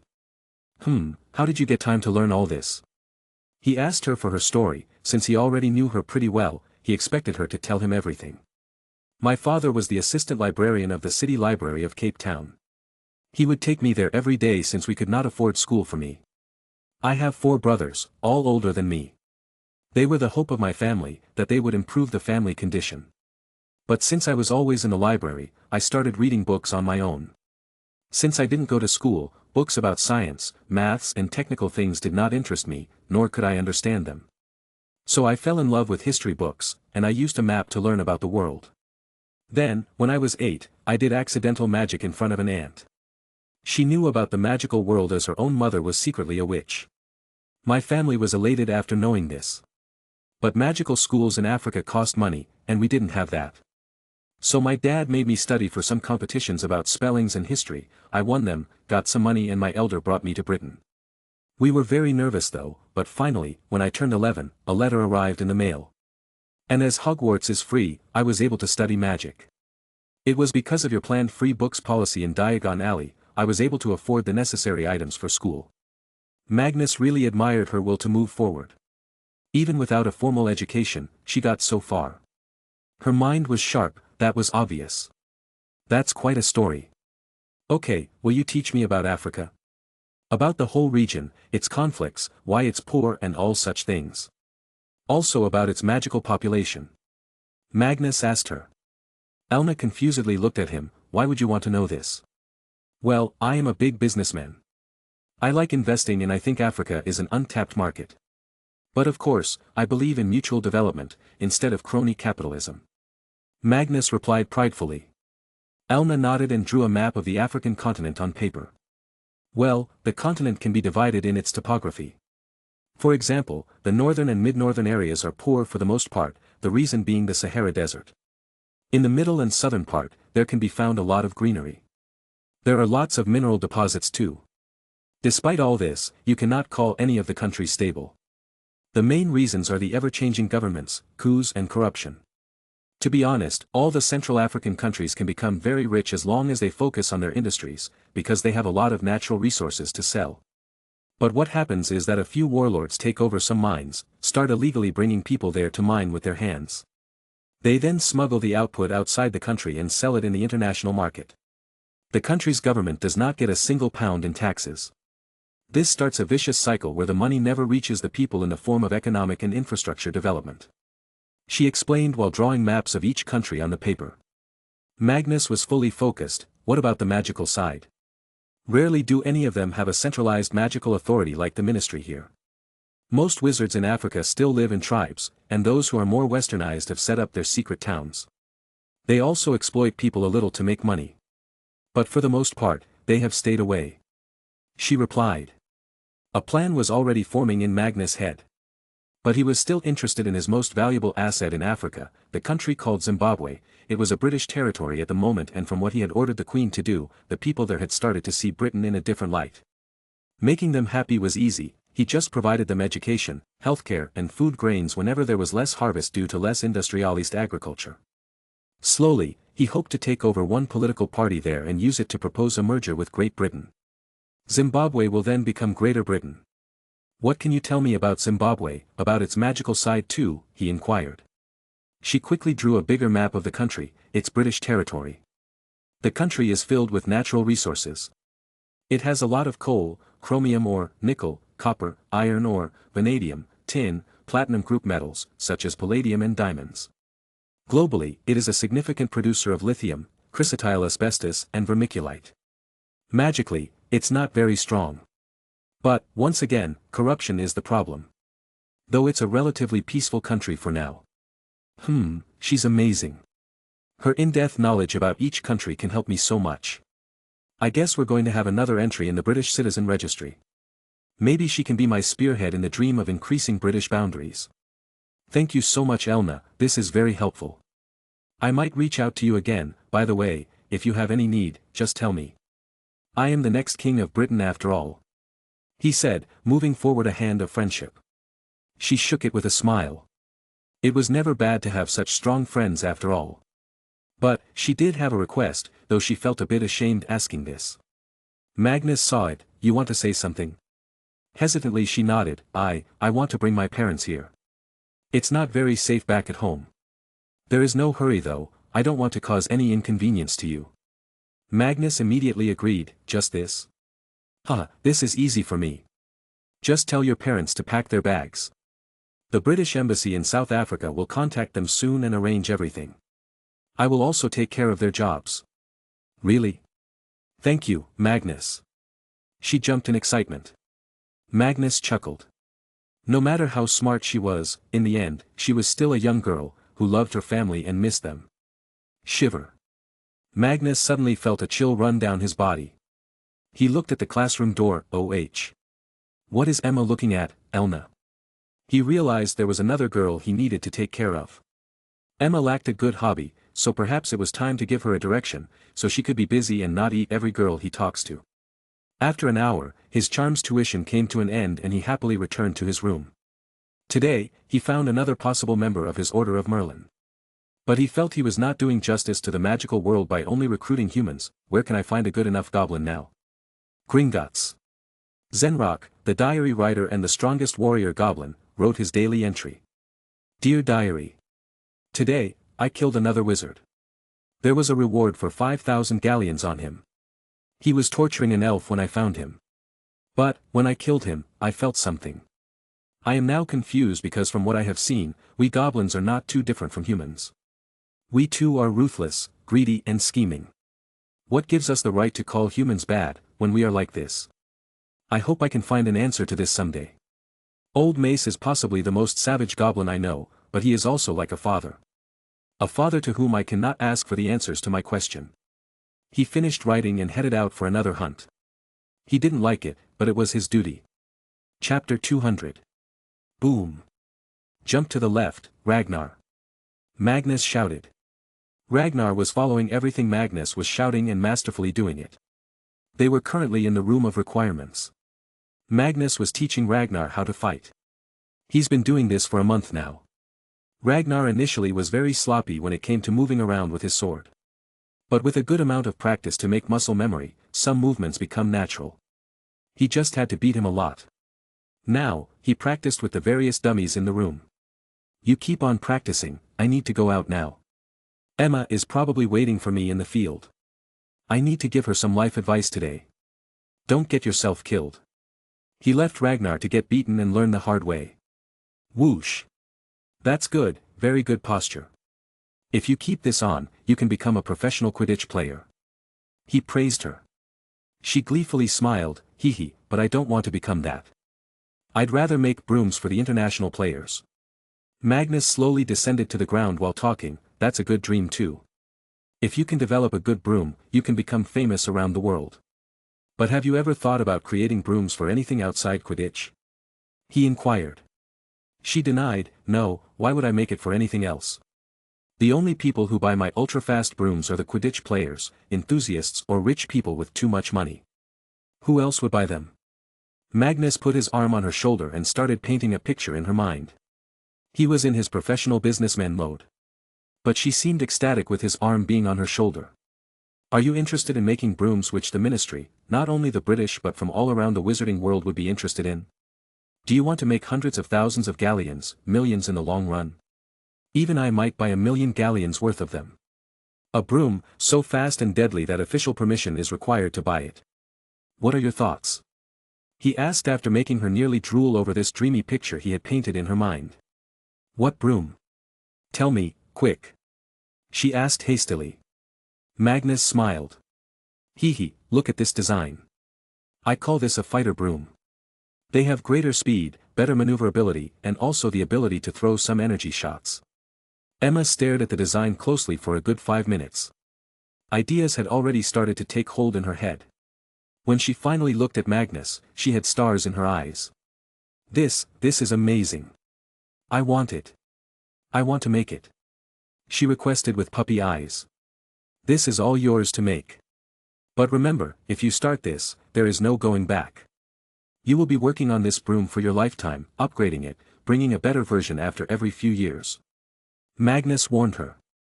He did not want her to do this half-assed. But, as it involved brooms, he could rest easy. I am ready to make an unbreakable vow. She blurted seriously. Magnus laughed and patted on her long silky black hair. It's okay, no need for such vows. I trust you. Really? This meant the world to her. To get recognition from the person you admire secretly is the best thing one could ask for. Yes, now let's go and pack our bags. The term is ending in a few days. You can come to my house during these holidays. He said and walked back to the castle. The final exams were here. Magnus had aced all of them. But now only the potions exam and charms exam were left and he was nervous as hell. He was standing in the lab, in front of the cauldron. He was supposed to make a rejuvenation potion today. It was a pretty basic potion, but Magnus was genetically crap at it. It was as if, the moment he touched any potion ingredient, it gets rotten. Come on, Merlin can't be this bad at potions, right? He tried to cheer himself up. Ash of a lion's nails. Hair of a powerful animal. Seeds of the never-withering flower. He poured the ingredient as he had memorized, from word to word. He even followed the instructions to the point. If I can still not make it, then I should commit, what do they say in Japan? Yes, I should commit Sudoku with a paper pin, he cursed himself. One by one, everyone completed their positions and Slughorn passed them with a big smile on his face. Then, Ragnar's turn came. Slughorn put a drying leaf on the potion. Slowly, the drying leaf turned back to green, looking like it was still on the tree. Marvelous. This is the best rejuvenation potion I have ever seen. It might even bring back a dead hippogriff to life. Good job, Ragnar. You will get full marks. Slughorn started praising him to the skies, totally enjoying the extolling. After that, with Severus also he had the same reaction, albeit a little less enthusiastic. Then finally Magnus' turn came. He proudly presented the cauldron to Slughorn. The old man had a smile on his face, but deep inside he knew that Magnus had no talent in potions. But he didn't mind, because he was exceptional in everything else, and he knew that potions were things that could be acquired with money, something Magnus didn't lack. Not to mention now his brother was Ragnar himself. Let's see how you did, Mr. Pendragon. Slughorn cheerfully put a drying leaf on the potion. Whoosh! The damn leaf burned into nothingness instead of turning into lush green and remind them of spring. Slughorn took a few steps back and went to his own table. From there he brought a spoon from his drawer. He silently dipped it in the potion to store it to study later. As he had never seen such a reaction from the combination of ingredients that were meant for the rejuvenation potion. Whoosh! The spoon too melted and vanished. Slughorn in a shock even dropped the spoon in it and it vanished in fumes. Thud! Slughorn stumbled back from the cauldron, with his eyes widened, almost showing a hint of fear. Is it so amazing that he's speechless? Magnus gloated inside, thinking he had aced the exam. But Slughorn broke all his dreams. Stay back. Everyone. If you don't want to die, stay back. Magnus was in shock and looked at his harmless potion in his little cauldron. This can kill. Everyone had the same question in their heads: how could the rejuvenation portion turn into this? It went beyond the ordinary senses. Magnus asked Slughorn, "What happened, Professor? Why are you so shocked?" That was an enchanted silver spoon I used, made to withstand all potions. But it melted like butter in that potion. Mr. Pendragon, I must say, you are a genius, you just invented the world's most potent acid and poison. Slughorn announced. Magnus' jaw dropped. But I wasn't making a poison. Professor, why isn't the cauldron melting then? A student asked. It was indeed a good question, but only Magnus had an answer to it. Oh, this is my personal cauldron. It was enchanted by some very special people. Magnus revealed. This cauldron was after all from Camelot, made by the goblins themselves. Magnus, though, had different priorities. Professor, did I pass the exam? Slughorn was still looking at the potion with dread. Yes, you passed with flying colors, Mr. Pendragon. Although you did not make what I asked, you did make something that will be taught in school potions books in the future. You just created history, a new record for the most poisonous and acidic potion. Magnus shyly smiled, hearing that praise. Well, all's well, ends well. I guess I am a genius in potions after all. Look at that smug smile on his face. I bet he thinks he is some big shot now. Ragnar mocked Magnus while talking to Severus. Magnus scoffed and started jokingly boasting. Someone seems jealous. I guess everyone is envious of a true genius. You would have failed if this was the OVERPOWERED. It was Slughorn, that's why you passed. He's a sucker for any new potion. Ragnar reasoned. Though he was feeling a burning rage in his heart seeing Magnus successful in making a potion, even if it was a mistake. If you can make that potion again, only then I will call you a genius. Otherwise, you are nothing but like those plague doctors in the past. Prove to me what you did was not a fluke. Ragnar challenged him. Whistling. I am tired right now, so I will go to sleep. Let's do this tomorrow. Magnus said and calmly but with a fast pace went away, hiding his gaze. Tomorrow is Charm's exam, he will be too nervous to remember anything. Magnus laughed in his mind. Chapter 201. Magnus blasted through the Charms exam. Be it theory or practical, he was the best. Even his written answers were so good, they made Flitwick copy them as they provided a different insight into the spells. Ragnar barely passed though, but he was much better than before now. It seems that if an average wizard needed to practice a spell 100 times to understand it, Ragnar needed 1,000 times to do the same. He needed to put 10 times more effort into this. But it was very frustrating for Ragnar. He was still trying his best to learn runes, and at this speed, he might surpass Magnus in it. While Magnus was studying it to make more spells, Ragnar was studying it to make physical runes. But again, Ragnar was just focusing on the potions and runes, so he had more time. Meanwhile, Magnus needed to worry about too many things. I won the Student of the Year once again. Magnus chuckled happily in his seat. The final feast was going on at that moment. The next morning, everyone would leave. His second year was full of many surprises and achievements. Keeping the Muggle world's work aside, he got cuddles now, and also the people's admiration for defeating a 1,000-years-old basilisk. But he knew that things would only keep on getting complicated as he grows. He just hoped that he would have competent people around him he could count on. Mag. Look, I made a new design based on the one you gave me. Emma nudged him and showed him the paper. Well, I can at least count on my friends for now, he thought and looked at the drawings. After a while, Dumbledore took the stage and started to announce the winners of the annual events. Of course, Magnus knew about the winners. The House Cup goes to Slytherin, they have won with 800 points. And the Student of the Year award goes to Mr. Pendragon once again. He collected 400 points all by himself. Dumbledore announced with a not-so-cheerful voice as last year. Claps. The whole hall erupted in applause and cheers. But Magnus noted that it was much less than the previous year. Some were even yawning while clapping. Was the win so obvious this year, he wondered while going to the podium to take the trophy. Are you going to take the trophy for the next 5 years too? Dumbledore asked him in a low voice. Magnus smiled, of course, I'm paying for it after all. He went back to his seat after saying that. He had allotted a money prize to the winner of the Student of the Year award. If he could save that money, then why not? Dumbledore continued, then, let's end this evening with the feast. May you all have a blissful summer and return to school for the next term safely. To the 7th years, may you find success in your life.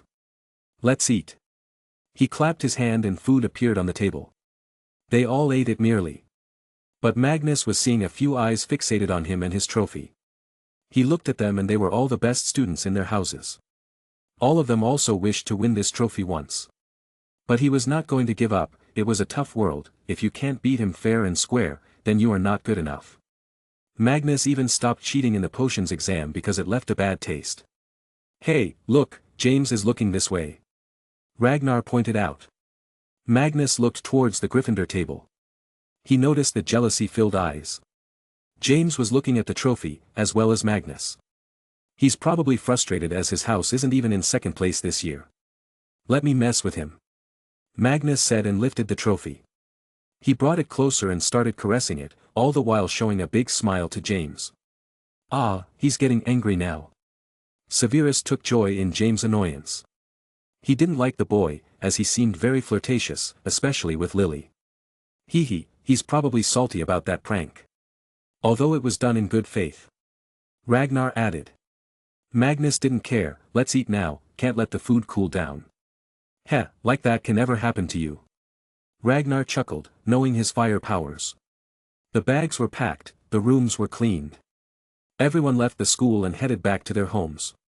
On his way, a lot of students would come and say bye to him. His popularity was constantly rising. The likes of Elna, who received help from Magnus personally, were very active. She had her whole family brought to Britain from South Africa by now. Slowly, Magnus would start motivating her to join his cause. But, he needed her to become a citizen of Britain before he could tell her anything. They soon got on the train and waited to get bored once again. Ragnar had brought some sweets for himself though. Where did you get these? They are tasty, Magnus asked. Nom nom. I made them myself, with the help of Severus and a few elves. These are called healthy chocolates, as they don't make you fat, instead they are good in protein and vitamins. Ragnar revealed. Magnus looked in shock at the chocolate bar. Did you make it? Why didn't you tell me earlier? It needs some testing to be done. I need to know if it makes someone fat. I gave a full bag of these chocolates to a skinny boy from our house. He will eat them these holidays. If he gets fat, I'll know. Ragnar explained his plan. So you just caught a poor boy as a guinea pig? He chuckled and denied, no, he was bullying Regulus. This is his punishment. Ah, from Regulus I remember, I need to give him the second-year notes, so he can prepare for school in advance. I'll be back in a moment. Magnus remembered and quickly left the cabin. When Magnus was about to reach Regulus' cabin, he heard some ruckus. It was Emma's voice. There was James' voice too. Well, we can be friends, right? I'm a real fun guy. James claimed. Emma scowled, never, why would I stay near the boy who ran around the hallway in underwear? We all call you, the boy who ran. I don't want to be called the friend of a nudist and don't think I can't see. Do you think you can impress me and have revenge on Magnus? You can try all you want, I won't ever let Magnus fall into some honey trap. He's a trillion times better than you. Magnus, who heard all this, felt proud of this girl. She may not be the strongest, her tongue surely was. She was sharp in mind too. He proceeded to his destination, knowing there was no point in hearing James and Sirius being shamed by a girl. But as he reached the cabin of Gang of Slytherin, he heard some distasteful words. Your brother is a traitor, Regulus. But worry not, as long as you do your part right, our Lord will reward you, Evan Rosier, a 5th-year, member of the Gang of Slytherins, said. They were surely brainwashing poor Regulus. In the whole cabin, only Regulus was the 1st year. Narcissa wasn't there either as she sat in the head boy and head girl cabin. Did they forget how I knocked their teeth a few days ago? He prepared something to send all the boys away. But as he heard them, Magnus found some valuable information. Yes, just wait till this Halloween. There won't be that nuisance left alive then. Finally, we will have peace in our house. Wilkes, a 4th year spoke. Bam. Evan Rosier slapped him at the back of his head. You fool, I told you not to talk about that. Are they planning something big for Halloween? I should prepare for it too, Magnus planned. He didn't wait and threw a small transfigured frog near the door of the cabin. There, the frog started to make noises that offended the boys. Slytherin sucks, huh, all you are slimy snakes who only whine and know no real talent. I bet you like each other's deep dark holes too. Also, Salazar was a dumb worthless traitor. Change my mind. This was just meant to enrage the boys. And as expected, the gang of Slytherin chased after the voice, while cursing the Gryffindors. Magnus entered. Regulus was just sitting there silently. He was developing social issues now, this was obvious. Hey there, my little brother. Magnus greeted.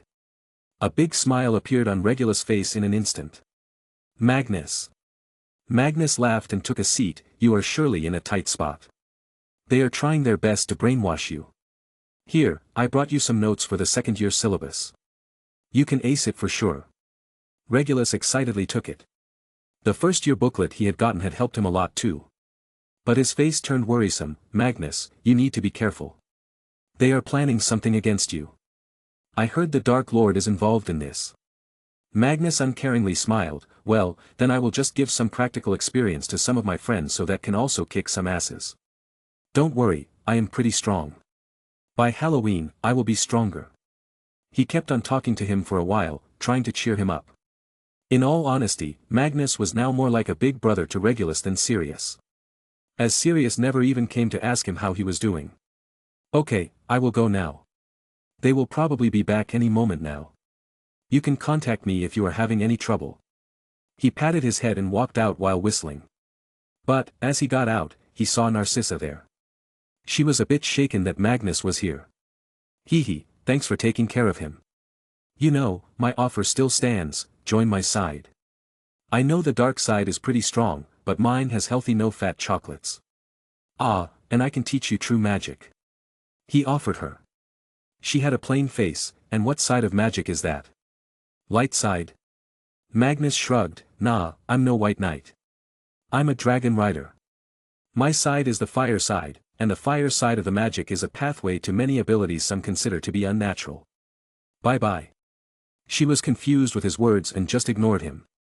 But she decided to keep Magnus meeting Regulus a secret for now.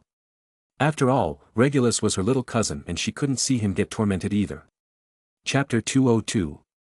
The train never arrived late at the station. All the parents hoarded at the station to see their child. When Magnus got out, this time both Grace and Adam were there, waving their hand at them. They were also surrounded by Aurors in normal clothing who were protecting them. Jump. He hugged Grace tightly and then Adam. Ragnar did the same. Then Grace ruffled Severus' hair. You stopped coming to our house, Severus. You should visit sometimes, and maybe make these two do something other than study all the time. Magnus chuckled because his innocent mum didn't know Severus was a bigger bookworm than them. Mum, this is Emma. Her dad owns a flying broom manufacturing company. Magnus introduced the overly excited girl. The whole reason she came with them on the train instead of going through apparition from Diagon Alley was to meet Grace. And she was left in awe. Grace looked like an angel. Even her aura was that of a supremely kind person. You are so pretty, Mrs. Grant. Oh, I mean your highness, she quickly changed her wording. But Grace suddenly patted her head. It's all right, sweetie. You can call me auntie. Let those outsiders call me other things. You are Magnus' friend, so you are my friend. Emma was delighted. Thank you, auntie. Hello uncle, it's nice to meet you. I am Emma Vanity. She introduced herself officially with a slight bow. After that, her father arrived and took reluctant Emma along. As did Severus' mother. Magnus followed his family along and got into the big car. As soon as they sat in, Grace nudged Magnus. So she's your girlfriend? I approve. Adam enthusiastically voiced his approval. Magnus rolled his eyes in frustration. No, she's not. Yet. Ragnar added. Well, son, you are young. You've got to take all the opportunities to have fun. Otherwise, when you get old, you will be stuck with one person. Adam spoke. But before Grace could protest, he added, and finding the right person to get stuck with is the most important part. After all, not all men are as lucky as me, to hit the jackpot on the first try. Magnus sighed, I have no idea if you're giving me life advice or flirting with mom. Or both. But this is a very bad life advice for a 13-year-old. Ragnar said. Cough. 13, Mag and Rag. You are teens now. This is where your true youth starts. Just wait, I'm sure you will grow even more handsome now as puberty will be hitting hard, now more girls will chase after my baby boy. Grace caressed his and Ragnar's hair, while she sat in the middle of them. Both of them melted in her arms, hugging her from two sides. They loved their mother so much, that if something were to happen to her, they would honestly destroy the world. Ragnar had by now wholeheartedly accepted his new amazing family, albeit he had never forgotten his vow and that night of dread. Chuck. Grace's brows furrowed when she heard the camera shutters. Looking out of the car, a motorbike was running adjacent to the car, and the pillion rider was taking pictures of the car. Tisk, paparazzi, they have become too shameless these days. They even barged into the hospital once to take a picture of me. Grace told them. Adam affirmed, same with me. They are a nuisance to everything. My life, my work. Magnus felt bad for his parents. They were facing this problem because of him. He silently took out his always prepared wand and flicked it at the bike. Bam! The camera suddenly fell from the man's hand and broke into little pieces. Oh, did you do that? Grace quickly pulled his cheek. It hurts, and yes, I did.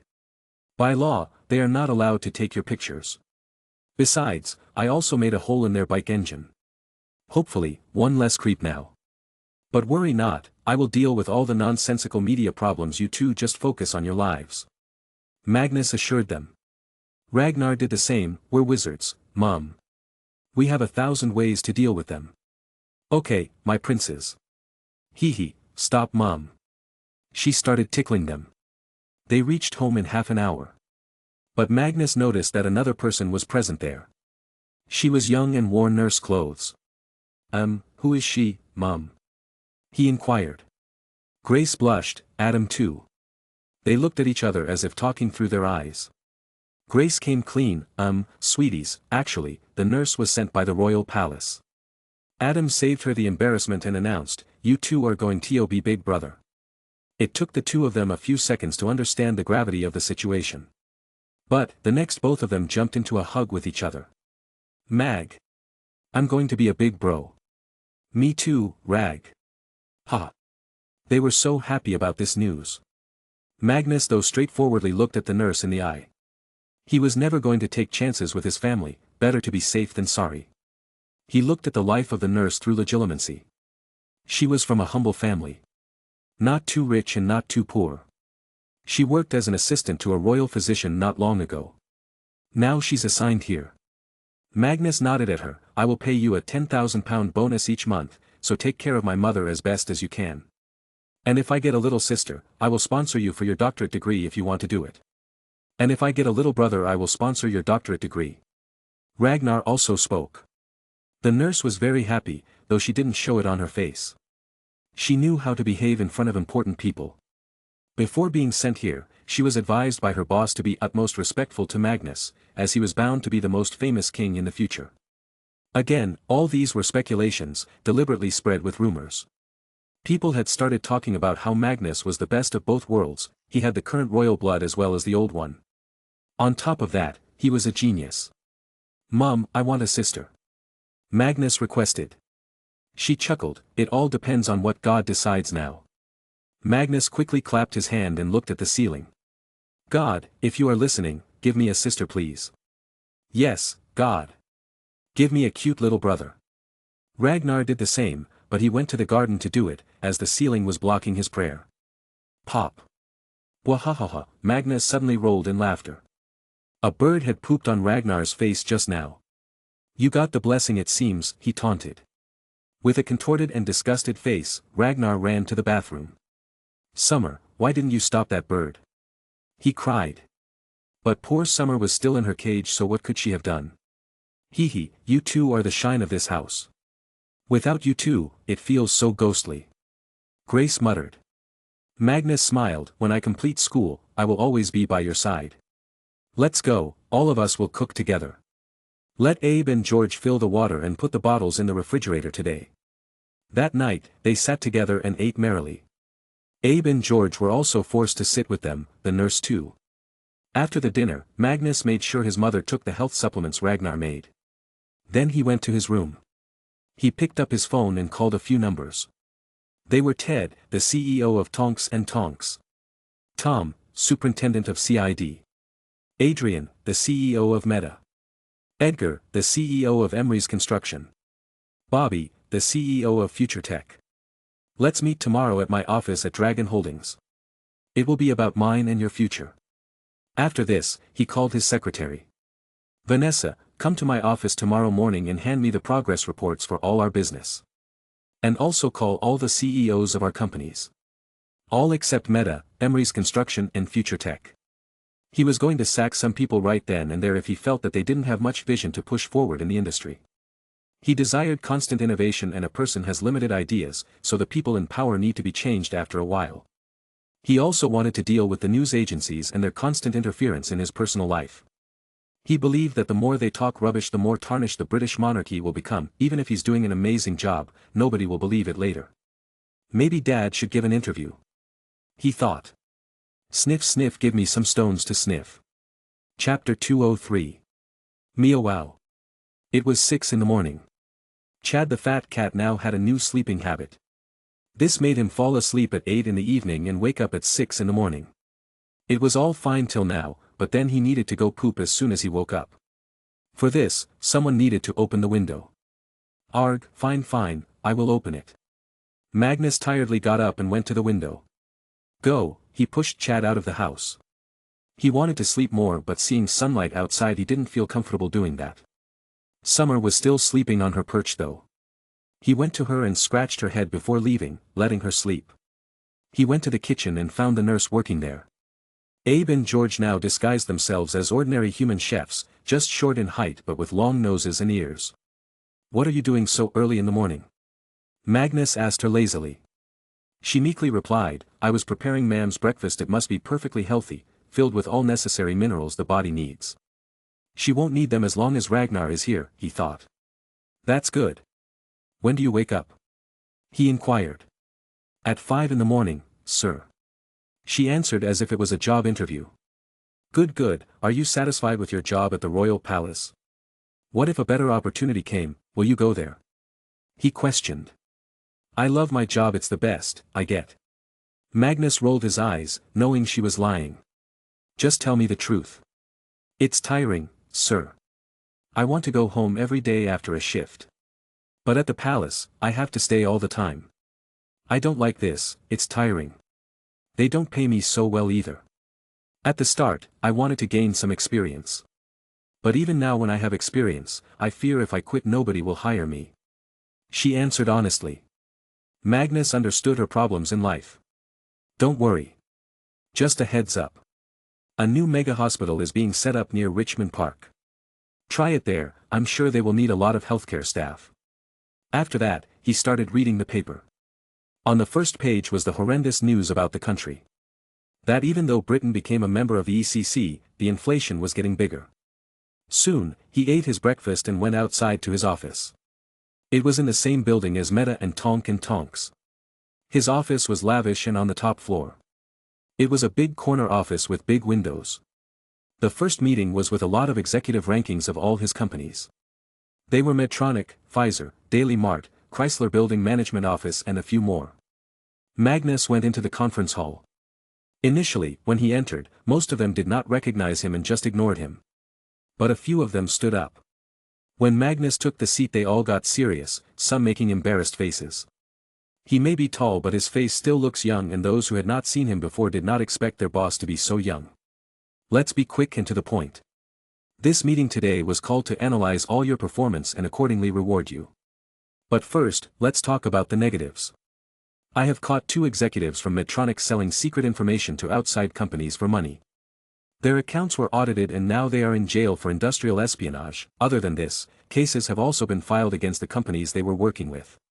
Next, 2 more executives are now in jail. They were part of Chrysler Building Management.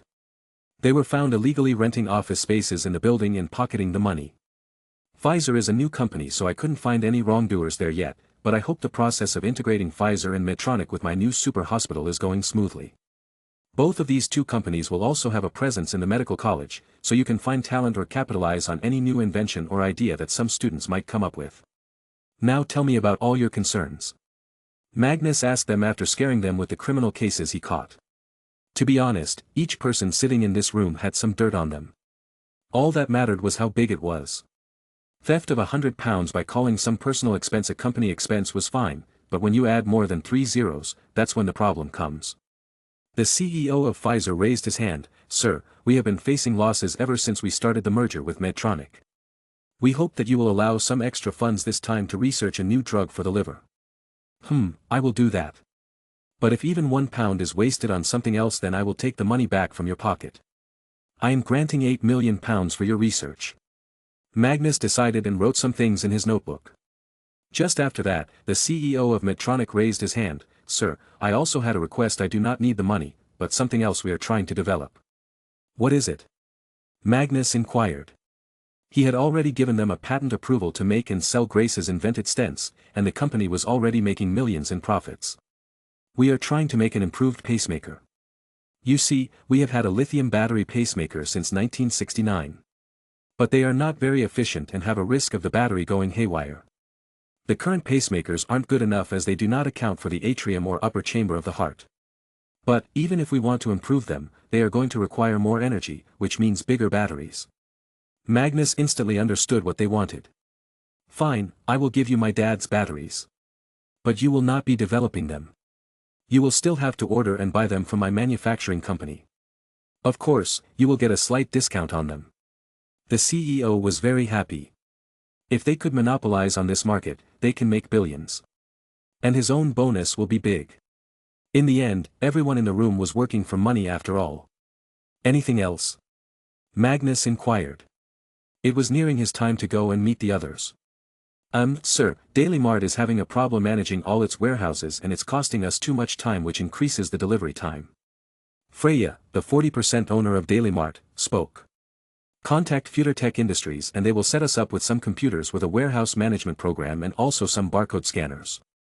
It will make it easy to count the items as well, as long as you feed their correct number when they arrive in the store. He ordered. With that, he stopped the meeting. There was nobody worth promoting here. Maybe Freya, but she was too slow in making decisions sometimes. He sent everyone away and went to his personal office. Tom, Ted, Adrian, Edgar and Bobby were present there, talking and laughing. They were all cool with each other and didn't need to keep a professional mindset. How's everyone? He asked. We're good, Magnus. What happened? Why did you ask us here? They inquired. But Magnus suddenly made a serious and angry face. It's your highness for you all. The mood turned tense and everyone looked at each other's faces. Wondering if all the power and money finally got to Magnus' head, making him a pampered young master. Edgar Bones decided to go with it. Highness, we were. Wahahaha, look at all your faces. So frightened. Scared like little kittens, Magnus burst into laughter all of a sudden. Everyone else also sighed.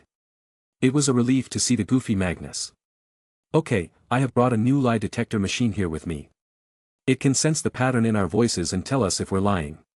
Dad brought it home from the defense lab yesterday. Magnus said and put a big box in the middle of the table.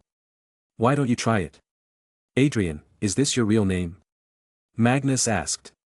Adrian agreed, yes, it's my real name. Liar, liar, pants on fire. The box sounded and lit a red light.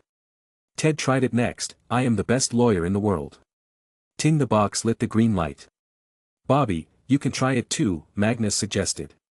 Bobby nodded and spoke, my name is Bobby. Ting, the box showed the green light. Bobby's brows creased, my name is not Bobby. This is broken. Magnus laughed, it's not the machine's fault. You truly believe your name is Bobby with full confidence, that's why it can't tell you were lying. Bobby's face was still not happy. He never liked being called Bobby in public. The name made him feel like he was a pimp or something. Anyway, today I asked you all to come here because I want your help in containing the worsening condition of the news media. They have lost their ethics and use question marks too much. I am not against freedom of the press, I am against them getting full freedom to write anything without fact-checking. Magnus started the meeting's agenda. What do you mean by question marks? Bobby inquired. Magnus thought for an example. Well, I have noticed that these days that the news media, be it televised or paper, they put question marks at the end of a statement, to get away with it. For example, they can write, "The Queen is bored with her work." Most people do not read that last question mark and believe the news. While these news houses get away with it and make money, it permanently destroys the image of the person.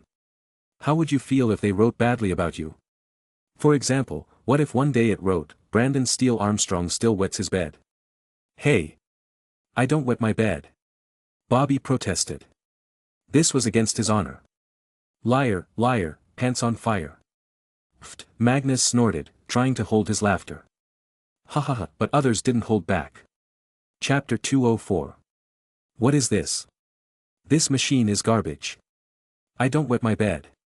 I stopped doing that even before you. Bobby protested. Magnus howled in laughter. My brother Bobby. Calm down, this box is not real. I was just pulling your leg. Did you really think technology has advanced so much it can wirelessly read our minds? But now you understand how you would feel about fake news, right? Tom agreed as he had faced this recently. They did it with me not long ago. The headline said, "Superintendent Tom in cahoots with the criminals." Because I was solving cases too fast. Bobby nodded. The others did the same. This question mark was indeed a big problem. What is your plan? And why was I invited? I just run a construction company. Edgar sounded confused. The common thing among us is that we're all knowledgeable about the magical world.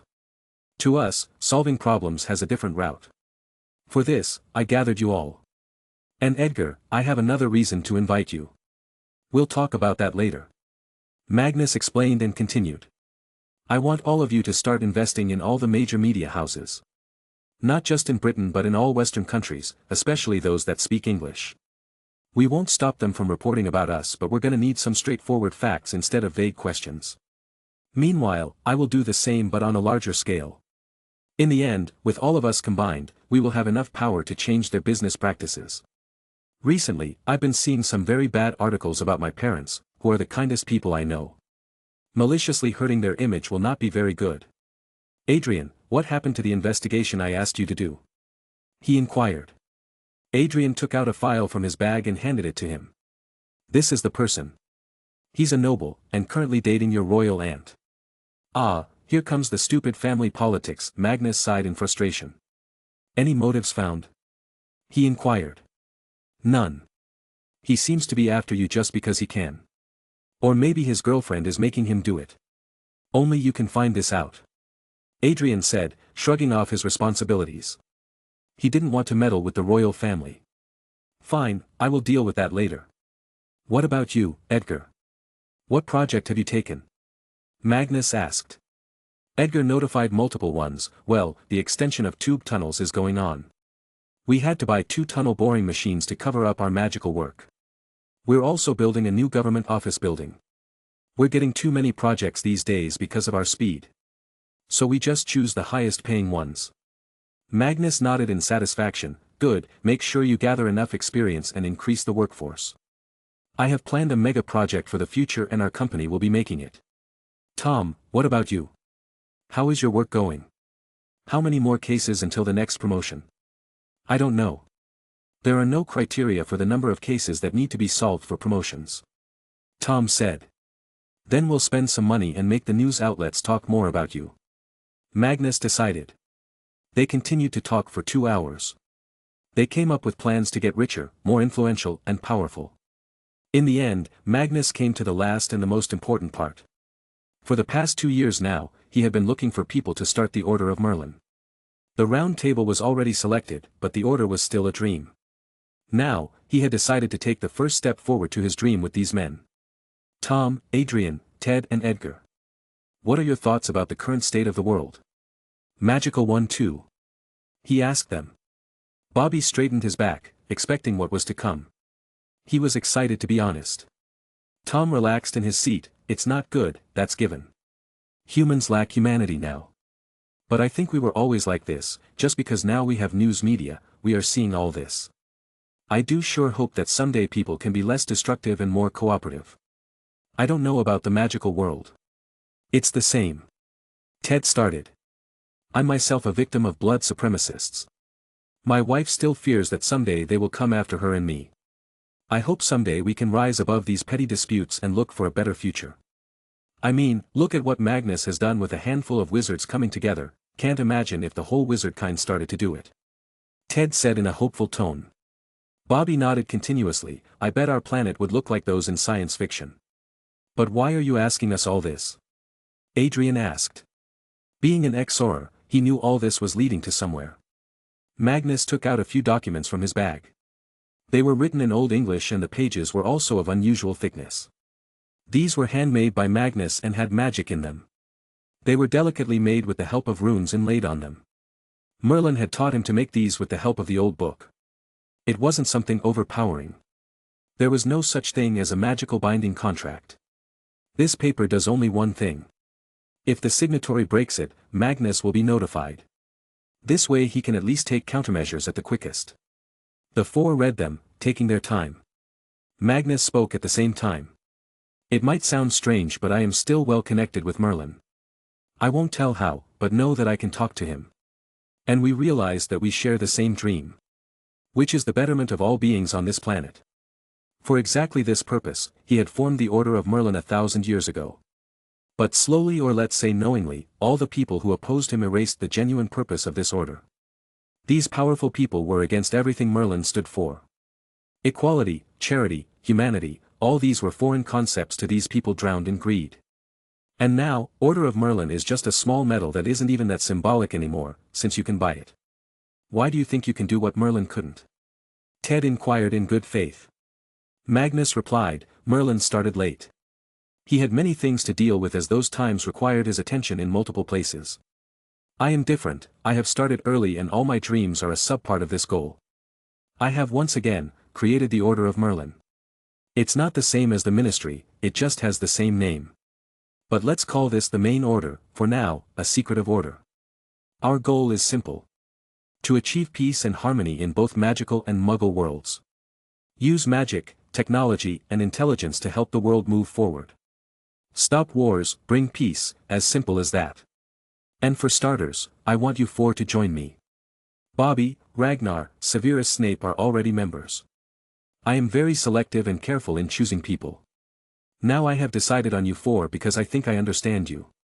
Now to what you will get in return. For your services, you will have all the resources of the Order and my personal assistance in achieving your life dreams. You can decline too if you don't feel comfortable. Magnus explained to them in great detail, not leaving anything out. Whoosh!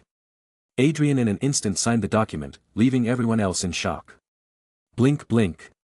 Adrian chuckled, I love my job, and if joining the Order can make my job go international, and also be able to use my ability for the betterment of the world, I'll be very content with my life. Other than this, I trust you, Magnus. You saved my life and helped me start this new one. I will not forget your kindness, because I know the kind of person you are. Ted signed it next. Being a part of the Order of Merlin. The real one. I will be basically a part of history now. Not to mention, I have already achieved my life's dream. Now if I can do something for the world, that's the cherry on top. And I think if I don't sign this, my wife is never going to let me enter the house. I need to come to your house and meet Mrs. Tonks and your daughter. I always wonder about the person you fear so much. Magnus planned. Amazing, I can't wait for her to become your biggest fan and scold me more. Ted sarcastically said. Next, Tom also signed. I didn't really have many dreams and wishes. But I like the feeling of helping people. And now that you have helped me reach this rank, I can help people more and on a bigger level. Only Edgar was left. But he signed it too. His reasoning was simple. I joined you to help and save the Muggleborn wizards in the first place. By doing this, I'll be achieving my goal anyway. I also like my current work. Who knew construction could be so much fun? Magnus happily collected the papers and snapped his finger. Abe instantly appeared with lots of drinks. Then let's celebrate the creation of the Order of Merlin. May we prosper. Everyone lifted their glasses, may we prosper. And so, history was created that day. With the formation of the first generation of the real Order of Merlin. Chapter 205. Everyone came together that evening. The formation of the order was a success, now all that remained was the division of labor and the goals. What are your plans, Magnus? From what we have seen, you seem to be really aiming to develop the country. Bobby asked him. He was very interested in learning about this. Magnus, of course, never hid anything from him. Due to this, he knew about all his companies, even the magical ones like Emery's Construction, which was by the way an awesome company in his mind. He had seen the construction site once. He also knew about Meta, another amazing idea. Magnus sipped on the lemonade. Well, this is 1973's second half, right? Right now, the GDP of the United States is $104 trillion. Meanwhile, ours is $192 billion. Nowhere near them. I want to surpass them, not in military power, but economic power. The military will improve automatically. However, I have recognized multiple factors that make this task impossible. 1. Lack of land. 2. Lack of a large population. 3. Lack of industries we can rely on. 4. Our trade is not very good. 5. Infrastructure. I have already set my plans in motion to tackle the first two. The lack of industry is not something I can do alone. At most I can run a few big world-renowned companies, but we need more people to start things. The government needs to take a soft approach to entrepreneur laws. Next, the trade will increase as long as we solve the industry problem, and as the industries come and we have money, we can make infrastructure to support a sustainable economy. My goal is to increase the United Kingdom's land area by twice. I am not just trying to make it an export-based economy, but also a consumer-based economy. This way, even if there is some kind of financial crisis around the world, we won't be affected much. For this, we need to analyze the markets and capitalize on them. Become the best player in every field. He's crazy, Bobby thought. But he felt excited. Why wouldn't he feel proud if someday the UK left the US behind in terms of money and became the richest nation in the world? This is the king this nation needs. Tom was a muggle and he felt deep admiration for Magnus. With the correct planning, it's doable, Adrian said after thinking deeply. Edgar nodded. You just gotta say it and I will construct it. But only Ted had a very important question. All this is good, but let's not forget there is a Dark Lord out there after your life and the good days of the world. Magnus nodded. I will stop him. I am taking steps towards that too. And do not worry, no matter what happens, this project will not stop. Once we start this economic machinery, there is no stopping it. One more thing, although we are the founding members, I want you all to keep your eyes open for any new talent in any field. I have decided to initially create the Order of Merlin to be 25 members big. We can expand it later if needed. But then Edgar spoke and came clear. Just to be clear, I was also offered to join the Order of the Phoenix made by Dumbledore. Same here, Ted added. What is this order about? Magnus inquired, even though he could guess. Ted answered, fight the Dark Lord, that's about it. Magnus thought for a few seconds. I will probably join this order too, just for the name's sake. I have already started to prepare the Order of Merlin for any future fights with any Dark Lords. What I have is something they don't, immense wealth. I am developing magical armor for our people. It will decrease out fatalities by a great number. With time, I will poach members from that order to mine. Edgar chuckled. I guessed you do that. Okay, let's decide what we need to do for the next year. We can have half-yearly meetings about future projects if you want. Magnus agreed. Yes, we will have many meetings, but for the progress, we will have half-yearly. For now, Tom, you need to reach the rank of commissioner. Later I will transfer you to become the chief of MI5, after that you will run for MP elections and if possible become the Home Secretary or the Secretary of State for Defense. Tom gulped hearing that. This scale was grand. He was to move from the crowds of ordinary people to the forefront of the government. Ted, you have done pretty well. You have elevated the status of all British law practitioners around the world with the multinational company. Your ideal goal should be to expand to other countries too. Try to get into Africa, China and India. They have a big population. The initial returns will be low but slowly, as their economies grow, so will our market. You will also be my official legal advisor when I take the throne. He said. Aren't I already your legal advisor? Ted inquired. You are, but nobody knows it. Now, Adrian, you have a big task. How is the creation of private security going on? He inquired. I am looking for well-trained men. A lot of officers and soldiers from the Soviet Union are looking for jobs. There are also some retired American soldiers. I have created a 3-man wizard team, they will be handling everything about them. Currently, I have started training 300 men. But I would like to get some contract papers like the ones we signed, they are special, right? Adrian asked him. He knew those old papers couldn't be normal. Magnus nodded and answered, yes, I made runes in them. They will notify me when a contract is broken. Each member of the order will sign it. And yes, you should get the members of the private military to also sign it. What have you named the company? I would like a few of those contracts too, Ted spoke up. Me too, it'd be really helpful to find out spies, Edgar added. Maybe I can make my company's executive board sign it. Bobby thought out loud. Magnus chuckled, okay, I will make a machine to mass produce them. Adrian agreed, that's nice. And I have decided to name the new subsidiary the Golden Company.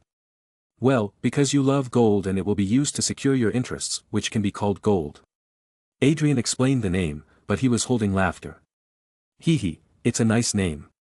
People would think it's some gold mining or trading related company when they hear the name. You just keep on expanding and modernizing them. We will need to use them extensively in the future. Now, Edgar, history is going to remember you as Edgar the Builder. Your job is simple, construct and construct. While making money, of course. He instructed. Edgar laughed, as long as I am in history books in the future, I guess it will all be worth it. But make sure they have a good picture. Now, Bobby was left. Magnus had a big task for him. Bobby, I want you to expand the future tech greatly. First, set up a large battery manufacturing facility. Dad is only interested in inventing them and not producing them. So we are going to produce the new solid-state batteries. We can name the company Eternal Energy Solutions. Bobby wrote in his notebook, I was already planning to set it up, as I want to research the feasibility of making a portable computer and telephones. Awesome. Next, buy a car company with all of its production lines. We will make future tech cars in the future. The designs will be made by my dad's small company. Other than this, I want you to start investing in all kinds of electrical items that our army or companies might need in the future. Maybe even start a weapons research division. Also, the most important part. I want you to invent a low-cost computer that people can put in their homes and various schools in the country can afford. He suggested. But this left Bobby confused. You do know that most people don't know how to operate computers and consider it a waste of money. Magnus nodded, but he had a different long-term plan in mind. I want our population to start learning about computers and coding. I want our next generation to be full of critical thinkers and not blind followers that work like robots. It will be amazing if children can slowly start learning programming languages from a small age, because computers are the future. It will start just like how alphabets are taught and then to more complex stuff like grammar. In just a decade, we can leave behind Japan in the technological field if this goes on. You are already at Oxford University, maybe you can ask a few professors to start compiling 9 textbooks for children from the 3rd year of school to the 12th. They need to be about computers, their hardware, software, and programming. Then I will get the Department for Education to implement them. I will even donate lots of computers to various schools. Bobby laughed. If this plan was successful, computers will become so famous that his company will make billions from sales. The more people got into it, the more people will continue to invest in hardware. I bet those old men at Oxford will wet their pants when they hear about this. However, I will be going to the United States in August. I will be completing my master's from MIT. I can start looking for talents there too. Bobby revealed. Magnus nodded. No matter what, the US was way ahead of Britain in many fields. They invested in research and development at the right time and were now reaping the benefits, and they will continue to do that for years. He needed to take the right steps now or it will be too late and then there will only be the downfall of Britain. Chapter 206. The meeting came to an end soon and everyone returned to their work. Magnus needed to go home and pack his bags. He was going to be staying with Nicholas Flamel for a few days and learn about alchemy. Dumbledore had already talked with Nicholas and Magnus even received a letter from the old wizard himself. He sounded excited to be teaching him about alchemy. For Flamel, Magnus Merlin roots mattered the most because he was alive in a time when the stories of Merlin were told in every magical home. He grew admiring the wizard. When Magnus arrived home he saw Ragnar watching television. There were some wildlife-related programs going on. Summer was also sitting on his shoulder and Chad was sitting on his lap. There was a whole 8-seater sofa empty but the two still had to sit on Ragnar. Mag, did you know, a group of owls is called a parliament? Hee hee, I guess our summer also runs a parliament. Ragnar jokingly said. Magnus chuckled, I know. I also know that a group of pandas is known as an embarrassment. And a group of apes is called a shrewdness. Ha ha ha, I can understand the pandas as they are embarrassingly clumsy, but why apes? Ragnar asked laughingly. I didn't know. But gorillas are still the best and cool, they are smart too, so it's okay to call them shrewd. Magnus reasoned. Of course, you and your obsession with gorillas. Where were you? I asked Dad, but he didn't know. Ragnar asked. Magnus sighed, you really don't remember anything you do in your sleep. I just formed the Order of Merlin with Ted, Tom, Adrian and Edgar. I asked you to come along, but you said you wanted to sleep more. Quad A, damn it, Ragnar cursed himself. He wanted to be there to witness the scene. I am going to meet Nicholas Flamel now, I will stay at his home for a few days. Wanna come? He asked him. Ragnar shouted in agreement, yes. I was waiting for this. Let's go, quick. He ran to his room to pack his bag. Magnus though waited for his parents to return home. He waited for a long time. But even after 10 p.m., they did not come back. Now he got a little worried. He picked up his phone and called their security teams. Beep beep, the call did not connect. Magnus summoned George immediately. George, where are Mum and Dad? George appeared, I was with your father at the workshop, sir. He is busy working on a new engine. Dobby was supposed to be with Lady Grace. Dobby. He summoned Dobby this time. Pop. Mast, Mr. Pendragon, what can I do for you? Dobby appeared. Where is my mum? She usually comes back by 8 at max. He asked. Dobby nervously rubbed his hands, sir, she's at a club with Princess Royal. Magnus' face turned angry. This Princess Royal was the person who was conspiring against him, her boyfriend was publishing propaganda against him. He had told the Queen to deal with her too. Did she go there by herself? I don't know, Dobby only saw them smiling together. Dobby replied. George sighed and scolded the young elf, fool, humans smile even when they are not happy. You need to become good enough to read the room. Take me to her, now. Teleport me to some secluded part of the club, he ordered. Take me too. Ragnar also came with a bag full of potions. I will bloody dissolve their bodies if they even touch Mum. Magnus did not stop him, he would do the same if Grace was harmed. Dobby did as asked and teleported them away. George also followed them. A certain high-class club. Mostly rich people come here as only they can afford the stuff being sold here. A single drink here costs more than an average person's monthly salary. Magnus arrived there and immediately felt disgusted. Most people here were either high-level government officials, MPs or nobles. Tax money is being utilized very well here, he muttered to himself. Where is Mum? Ragnar asked. Dobby pointed to the side. There, sir. They're in a private room. Dobby invisibly led them to the private section. Magnus was stopped there by a guard. He glanced at the man with dangerous eyes, my face is plastered on newspapers and televisions every day now. Don't tell me you don't recognize me. Sir, this private section is only for adults, the guard nervously said. Sigh. I don't have time to deal with this nonsense. Stupefy. With a whisper of a spell, the man fell to the ground. He barged into the so-called private area. There were rooms with curtains here. Magnus noticed activities happening in one of the rooms. There was an old man and a young woman who was dancing in front of him in no clothes. So this is one of those rich clubs that make the rich happy at all costs, he realized and got angrier. How dare that woman bring his mum here? George, take photographs of every single person doing objectionable things here. He ordered and proceeded to follow Dobby. But when Dobby was just about to enter, he dragged him back and told them to keep quiet. Magnus put his ear near the curtain and tried to listen to what was going on inside. Lady Grace, why don't you take another drink? No, I've already drunk too much, I need to be back home soon, Grace's voice came. From her voice, it was clear she was too much drunk. Magnus had never seen his mother drink to this point. Lady Grace, what do you think about this place? Isn't this nice? Everything is available here, even things that shouldn't be. Just wait, I have a surprise for you. All of a sudden, from a curtain from the other side, a muscular man, in only jeans and no shirt entered. He had too much perfume on himself and oil on his torso, defining his muscles and abs. What do you think? Grace huffed, good, but Adam has much better muscles and abs, those are like made of metal actually. I wonder when he gets time to exercise. K.A. Chuck. Magnus noticed a camera flash. Everything made sense now, all became clear. He was looking for the motive and he found it. Incendio, he burned the camera to ashes in an instant. The man who was taking the picture screamed in fright and ran away.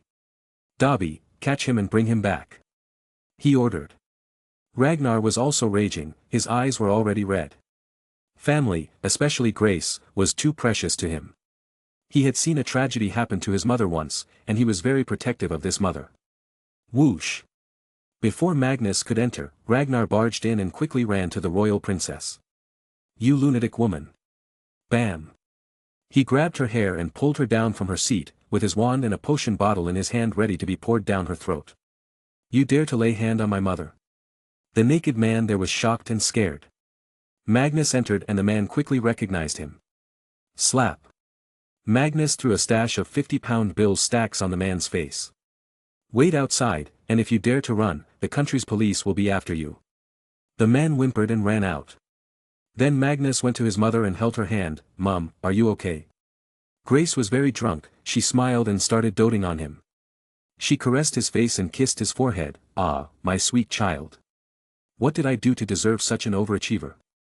And Ragnar, my beautiful boy, you are so kind to me and Adam. Come here, give Mum a hug. Ragnar's heart melted and he pulled the hair of the royal princess harder. He then handed something to Magnus. Magnus, give this potion to Mum, it will quickly dissolve the alcohol in her system. Magnus did as asked. Mum, let's go home now. You are drunk, here, drink this and you will be good. Really?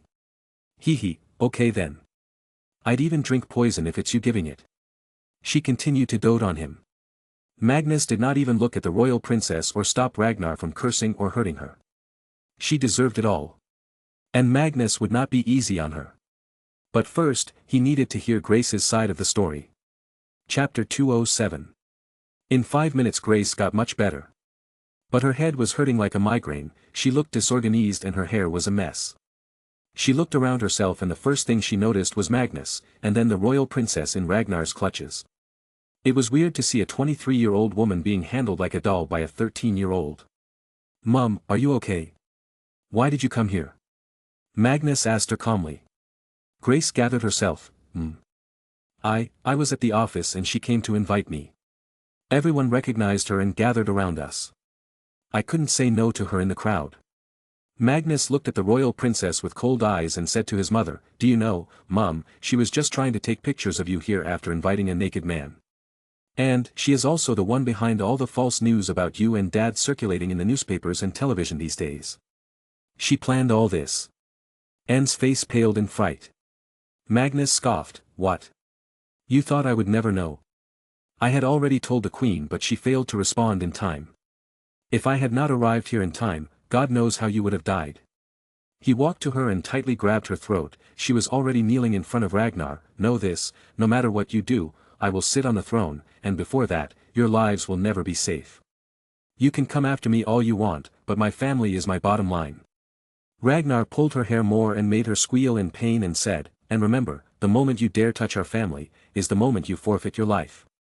And we are already inducted into the royal family, so if you die, no one will even care. Grace, for the first time, saw her 2 sons acting like this. They always showed her their sweet or sad side. But she was for the first time seeing anger. But even if she thought what they said was too much, she couldn't bring herself to stop them, because she realized that they were angry for her. And in all honesty, she was very scared, thinking what would have happened if Magnus and Ragnar had not come in time. They have grown up so much and I didn't even notice, she thought and felt sad. She failed to see their subtle changes and still thought they were like the old naive little angels. Why did she do it? Grace asked. Who knows, jealousy, entitlement or insecurity. Her boyfriend is pretty influential, she used him to push the narrative. Magnus revealed. Let's go home, Mum.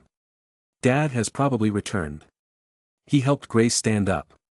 Ragnar, go with Mum. I will go with this princess and meet the queen to decide on her punishment. Magnus decided. Ragnar nodded and helped Grace up.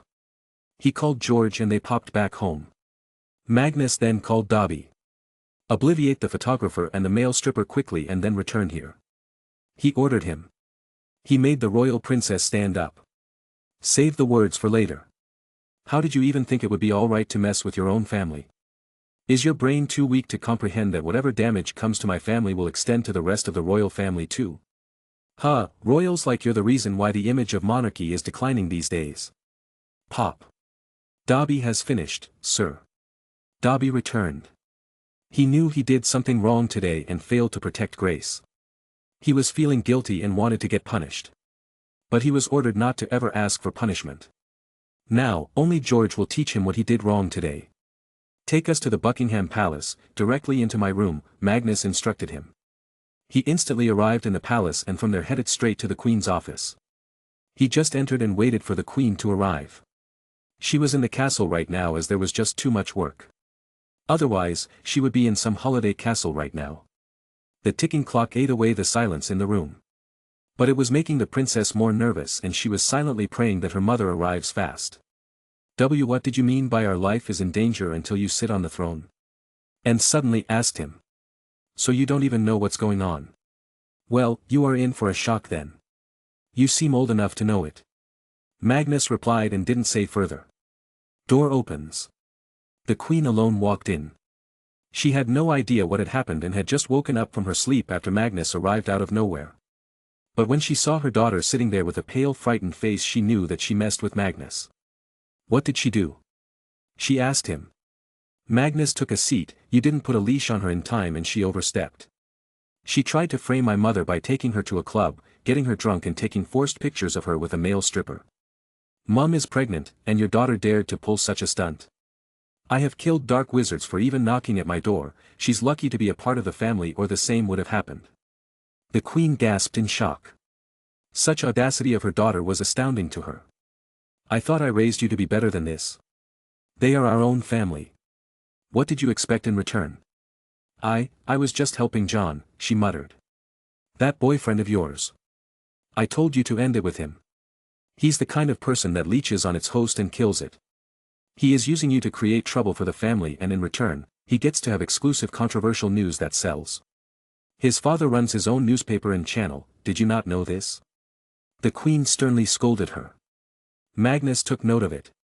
Then consider that newspaper and channel gone. They live on sensationalizing news, even going as far as fabricating them. They deserve no space in this business. Magnus decided to leave, tell her about the curse. And from now on, she must not get even a single pound from the royal treasury, she must not get any help from the family to live her high-class lifestyle, her accounts will be empty by morning and if you helped her, you will face a PR blunder of astronomical height. Good night. He vanished with Dobby. The Queen angrily looked at her 24-year-old daughter. I have been trying so hard to improve my relations with him, and here you are, derailing all the progress I have made. He did not even call me Grandma Liz today. But, why is he so important? You can choose the next king or queen by yourself, you said it yourself. And argued. The Queen sighed, so this was your motivation. To spoil their name and get in front of the line to the throne. Let me tell you one thing, the next king has already been decided. It was decided 1,000 years ago. Magnus is the true heir of King Arthur and by the will of Merlin's magic, if we don't let him be the king and if we harm him in any way, that will be the death of us, literally. Don't try to scare me with such jokes, mother, the princess laughed. But the Queen's face remained stern. You have no idea what could have happened to you today. Now just watch what happens to your boyfriend and his father's business and you will know how strong Magnus really is. In today's day and age, it's not him who needs us, it's us who need him if we want to bring back the royal family to its past glory. Go and apologize to Grace tomorrow, plead with her or lick her feet for all I care but you must get her forgiveness, or you can say goodbye to a comfortable life. Magnus arrived back home almost immediately. But he had made a small visit to Tom and had given him all the photos from the club, of their illegal activities. About the newspaper and the channel that was responsible for all this, they would soon find no advertisers and investors, because now the Dragon Holdings, Tonks and Tonks, Future Tech Industries will send out unofficial words that whoever deals with them will never get deals from these companies. How are you, Mum? Magnus went to Grace. Even Chad and Summer were sitting close to her in worry. I'm fine now. Adam just made me some coffee. Come, sit with me here. She pulled him close. Adam also came back from the kitchen. George would have killed poor Dobby by scolding him so much. I think he has learned his lesson now. Seeing both there, Magnus advised them in good faith. Dad, Mum, from now on, you don't have to oblige with any requests any royal family member makes. If you don't like it, just say no. No need to give them a face, as they don't value it enough. Remember, most of them were pampered ever since they were born. They are arrogant and selfish. Treat them like how you treat such people. Also, Mum, you are pregnant, please take care of yourself more. Ragnar nodded, yes, or else I will have to make so many more tear potions. What do you mean? Magnus asked him. Ragnar awkwardly rubbed his head. I put the crying potion, with pepper, in her eyes when I had caught her. Her eyes will be constantly crying for the next 3 days with burning and itching. That is mean, Ragnar. But thank you for worrying about me. Grace pulled him in for a hug. He smiled warmly and hugged back. Don't worry, Mum. It won't harm her, just teach her a lesson. But in reality, he was just a few seconds away from pouring a blinding potion into her eyes instead of a tears potion. He only stopped because Grace would find out and be angry with him. To him, Grace mattered the most, as this was the motherly love he always longed for, and now that he had it, nobody will be allowed to take it away. Chapter 208. Magnus postponed going to Flammel's house that day. He wanted to be by his family's side and be their emotional support if they needed it. But the next day, Adam took Magnus and Ragnar to a car factory before dropping him at Buckingham Palace as his presence was needed there. I am thinking about buying this car plant. I need someplace to manufacture my prototypes after all. Small, secretive research will still be worked on in the basement though. Adam planned. He now had enough money to fulfill his dreams, but he wanted to help Grace too. They still needed a lot more money if they wanted to open their own heart treatment hospital. Don't worry, Dad, I will put charms, wards and curses on the building to make sure nothing ever gets stolen from here. In fact, I have started developing a new kind of contract paper, through which, if the signer ever breaks the terms of the contract, you will instantly know. Magnus assured him. Adam gasped, feeling the implications of such an amazing paper. Give me 100 of them please. With the demand, I guess I will need to hire some elves from Hogwarts to make these, he thought. The whole building was like a giant warehouse. There was a full assembly line too, but now it was shut as the economic recession was going on. The stock market had crashed and was still going down since January, /N, 1973 to 1974 stock market crash happened in the real world. Magnus, for one, knew that he could not do anything about this in the short term. He can only hope that by the time he becomes a bit older all the projects he had started will start reaping him and the country benefits.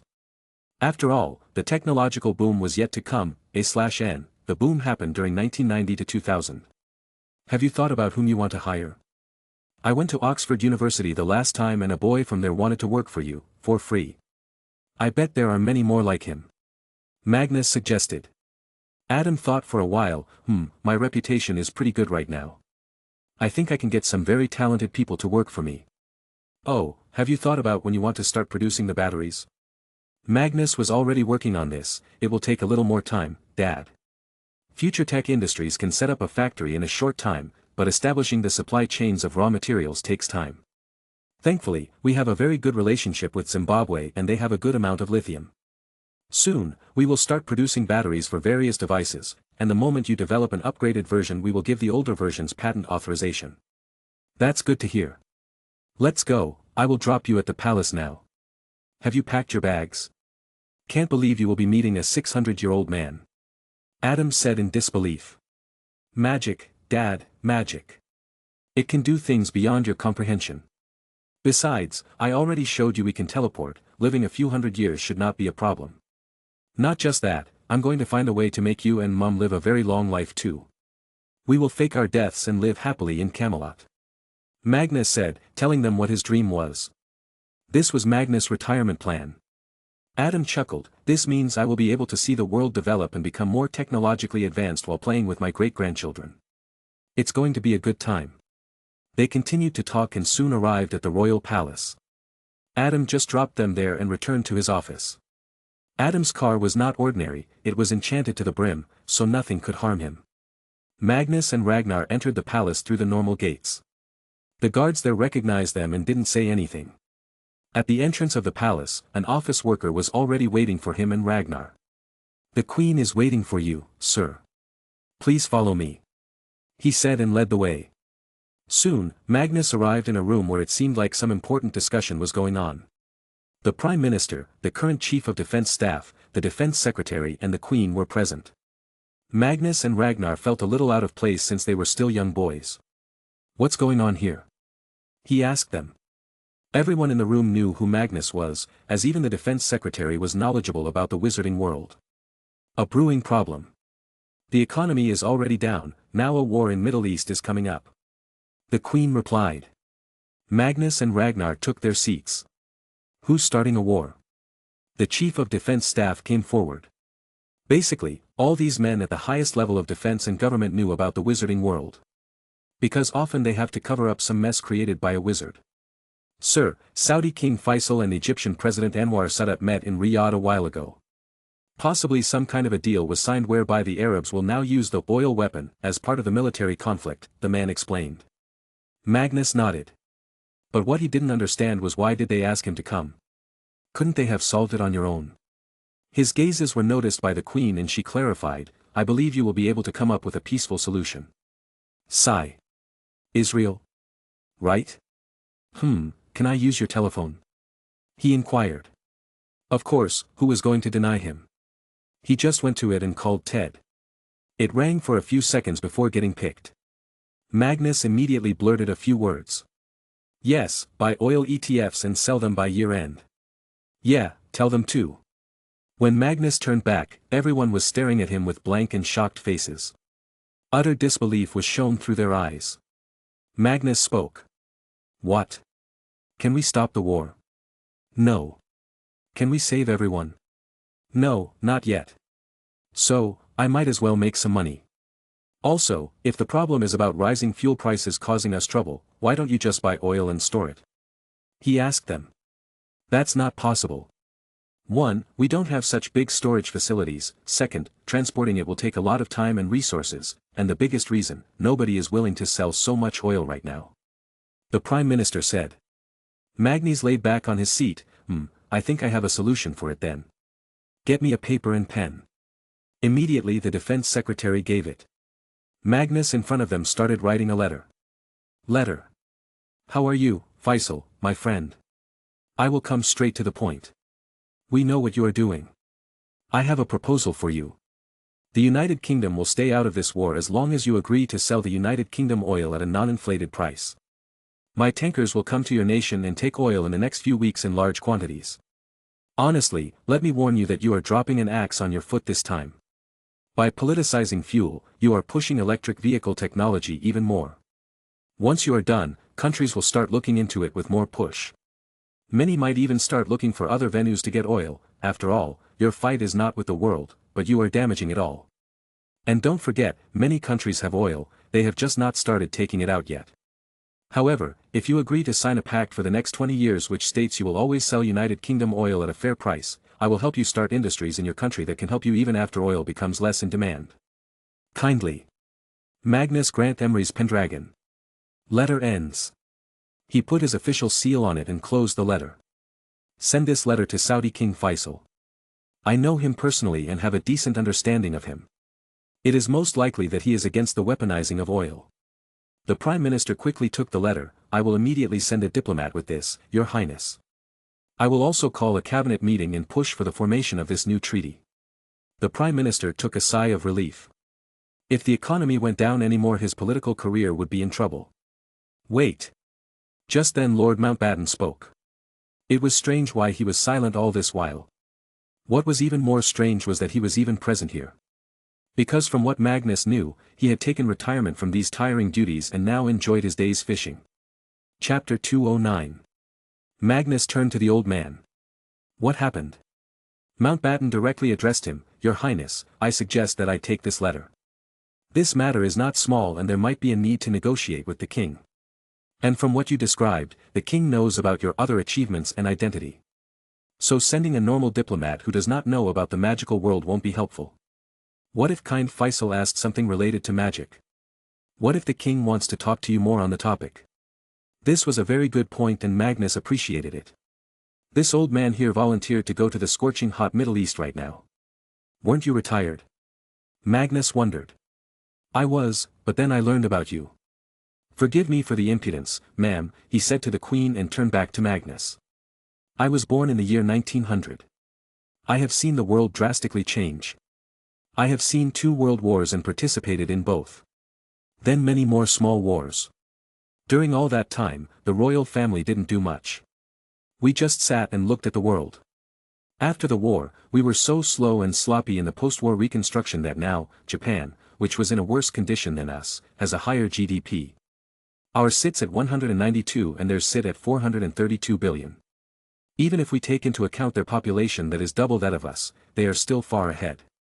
But how I saw your rise, your vision in terms of what the future holds and how to make money is exceptional. I know you will use it to strengthen this country, and I want to be a part of this history in the making. Lord Mountbatten said all this with a straight face but a confident voice. Magnus felt so delighted. Arthur was right. If I make people believe I am strong and worthy, strong and wise people will flock to me to join me. He nodded. I believe you have already left a mark on the history, Lord Mountbatten. But, I am not a fool to not welcome a well-learned and experienced person like you into my plans. Magnus looked at Ragnar and asked him mentally, did you bring your pouch? Yeah, why? Ragnar asked back. Magnus responded, give me a rejuvenation potion. If I want him to be truly useful in the long run, I need him healthy and alive. He's already in his 70s. Can't have him die so soon now. Ragnar without replying took out a small vial from his pocket. It contained some shining blue liquid. With a smile, Magnus raised it to Lord Mountbatten. You are very old and have a frail body now. So, congratulations. With a confused face, he took the vial and asked, congratulation. For what? You're going to live beyond 100. This is a rejuvenation potion, nowhere can it be found in the world as it's our own invention. I only give it to those I consider valuable. And since you are old, I am going to need you in better shape if you truly want to see the country move forward with great strides. Magnus said proudly. Many in the room felt jealous of this boon. The queen too felt it and knew why she didn't get it. The actions of her daughter had set some cracks in her relationship with Magnus again. Lord Mountbatten was no monk to refuse such a gift. He drank it in one go and felt warmth spread throughout his body. He felt a few years younger already. Magnus got up, I will go now, gotta meet a very old wizard now. Call me if you need to ask anything. He silently left the room and headed to his personal room in the palace. After he was gone, everyone started asking Mountbatten how he felt. But the old man kept a solemn attitude and just replied, rather good. I shall take my leave now. Magnus and Ragnar called George to transport them to Ottery St. Catchpole village in Devon County. The village had both a muggle and a magical community. It was the home of the Weasley, Lovegood, Fawcett, and Diggory families. Nicholas and Perenelle Flamel made their home here as well since the place was very peaceful all year round. George just left them in an empty farm field that had been harvested. From there they walked to the only house in their sight while talking with each other. Do you trust that old man? Ragnar asked. Magnus shook his head, I don't trust most people so easily, let alone a strong political man like him. I gave him the potion by implying that it was all he needed to live long. Now, he believes he can live long, and he will either work very hard or become sloppy, proving he just came to me for benefits. He will die later, a few years older than he should have been, not knowing it takes hundreds of potions to really attain longevity. Ah, how much have Mum and Dad consumed? Ragnar shrugged, I don't know. I reckon the more the better. I don't want them to ever die. Magnus totally agreed, yeah, I wish that too. They were just a few hundred meters away from the house now. The house was big but didn't show any magical features. Mag, I had an idea, Ragnar said. Magnus turned to him, what? I was wondering, can I also create an automated potion factory like that car factory? If we can use programmed robot arms, that will precisely move the spoon with the right intensity and the right direction at the right time, we can have very consistent potions in an amount unimaginable. Ragnar planned. Magnus stopped in his tracks and took out a notebook, let's do it. I can smell a lot of gold from this plan. If we are successful, your company can become world famous in an instant. Yeah, but I wonder how we can build all this without breaking the statute of secrecy. Ragnar wondered. Magnus also thought for a few seconds and immediately had an idea. He grinned, hee, we don't need to do anything, Rag.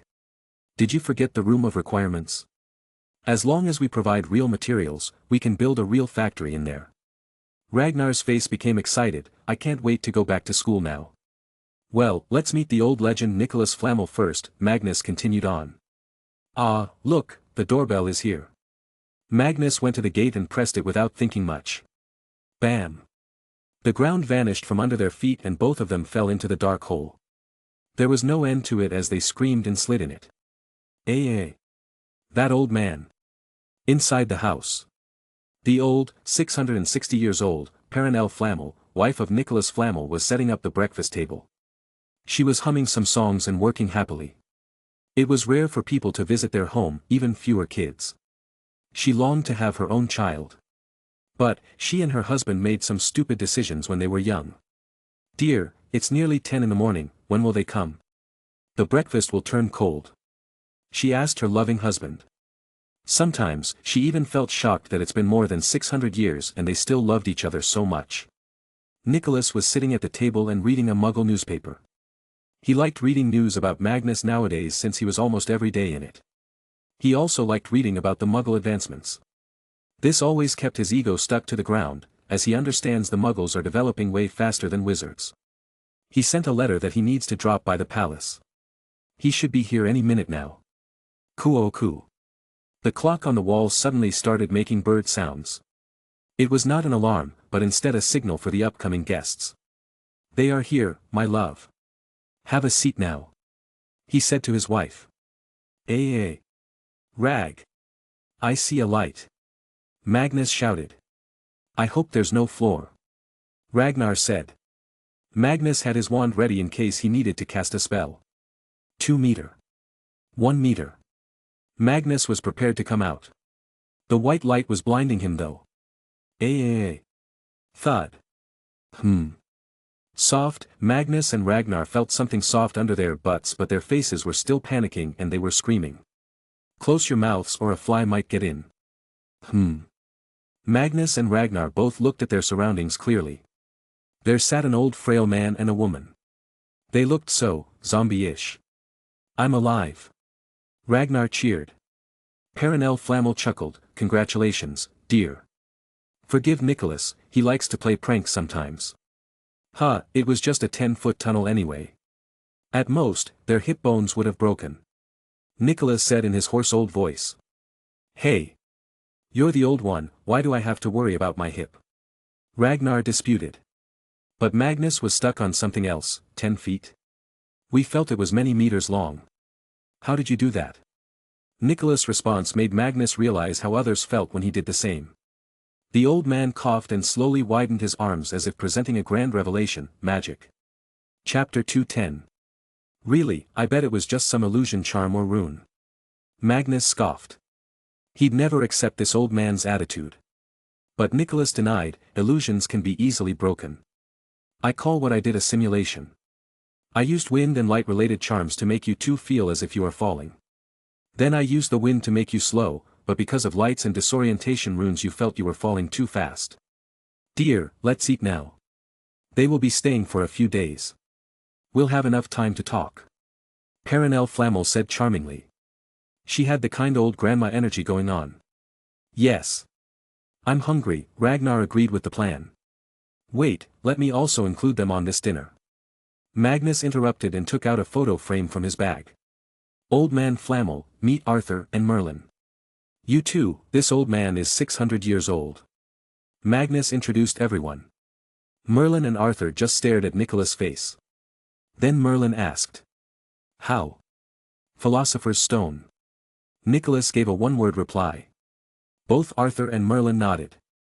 Merlin replied, I remember those stones. There was a frenzy to make them in the past, as they could make you both rich and immortal. Wait, you know how to make them? Magnus asked excitedly. I remember I knew how to make it, but don't know that now. Maybe the other one knows. Merlin replied. Magnus sat back stumped. He's too grumpy and won't teach me. Let's eat now, everyone. Perenelle Flammel nudged them and finally, their spoons and plates started making noise. But as they ate, they heard Merlin and Arthur talking.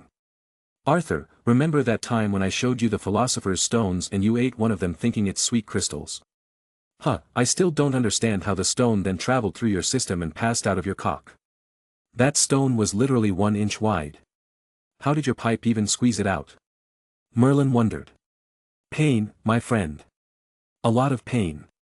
Arthur's face turned pale remembering the dark days. Didn't you have some spell to help me? Arthur inquired. Merlin nodded, of course I did. But I just wanted to see such a big stone being passed out naturally. It really helped me in research later on. Arthur seethed in rage, bastard, I was ready to cut my own manhood that day. But I helped you, Merlin pointed out. Arthur roared, yes, by offering me a bloody painless castration with magic. Cough. Nicholas was trying to control his laughter all this time but he finally snorted. He wanted to maintain his serious old man aura but he just failed because of these 2 dead men. So why did you not use your stones? Nicholas asked him. Merlin scoffed, and turn into you? No thanks, I loved my tight skin. But I would have surely found a way to not turn old and also be immortal. Ragnar's face lit up, we have already found it actually. My invention, the rejuvenation potion. As long as one drinks it enough times, he won't age a day physically. So, I am sure its effects can be added to and multiplied with the elixir of life. Merlin proudly nodded, good lad, Ragnar. If you were born in my era, I would have made you my son and transferred all my knowledge to you. What's stopping you now? Ragnar asked, he was not convinced by Merlin's praise. Because I am but an empty husk. I don't have detailed memories anymore. I only know about things existing, how, when and where is unknown to me. Surprisingly, we remember our whole lives and even its tiny little details but it's all worthless stuff. Merlin answered with self-doubt. Burp. The food was very tasty, Mrs. Flammel. Thank you for the meal. Now, let's go and start studying, Mr. Flammel. Magnus got up from his chair enthusiastically. Perenelle Flammel chuckled, thank you, dear. You can call me Grandma actually. She was right and Magnus also felt it. So he obliged, thank you, Grandma. But Nicholas didn't get up, not so fast, first I need to see what you do know. A test of some sort. Magnus was very confident in his abilities so he took him head on, I am okay with it, as long as no potions are involved. I am utterly bad at them. And I got Ragnar to make potions for me. Remind me to charge you for potions from now, Ragnar commented while still eating. I pay for the materials, you just need to make them. Magnus barked back. What about my precision and hard work? My market fees are in the hundreds, and you don't even pay me. Ragnar complained.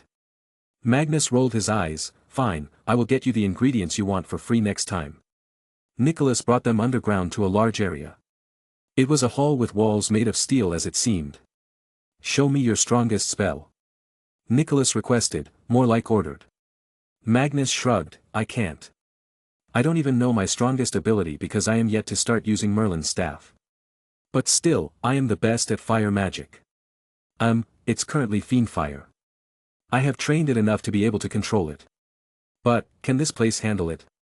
Magnus inquired in concern as he didn't want to destroy the humble abode of this old couple. But Nicholas had no concerns over it. Just do it, this place is not ordinary. Okay then. Ragnar, you come and stand beside Mr. Flammel. Saying that he took out his wand from his pocket and chanted the spell. A small fire appeared on the tip of the wand, next he knew, it shot out like a snake coming out of its cage. In normal cases, his wand should have just exploded like a grenade, but here it didn't happen because now Magnus had learned to control the magic that went to the wand, this way he was able to make sure magic did not strain the wand too much whole spewing out the max amount of it.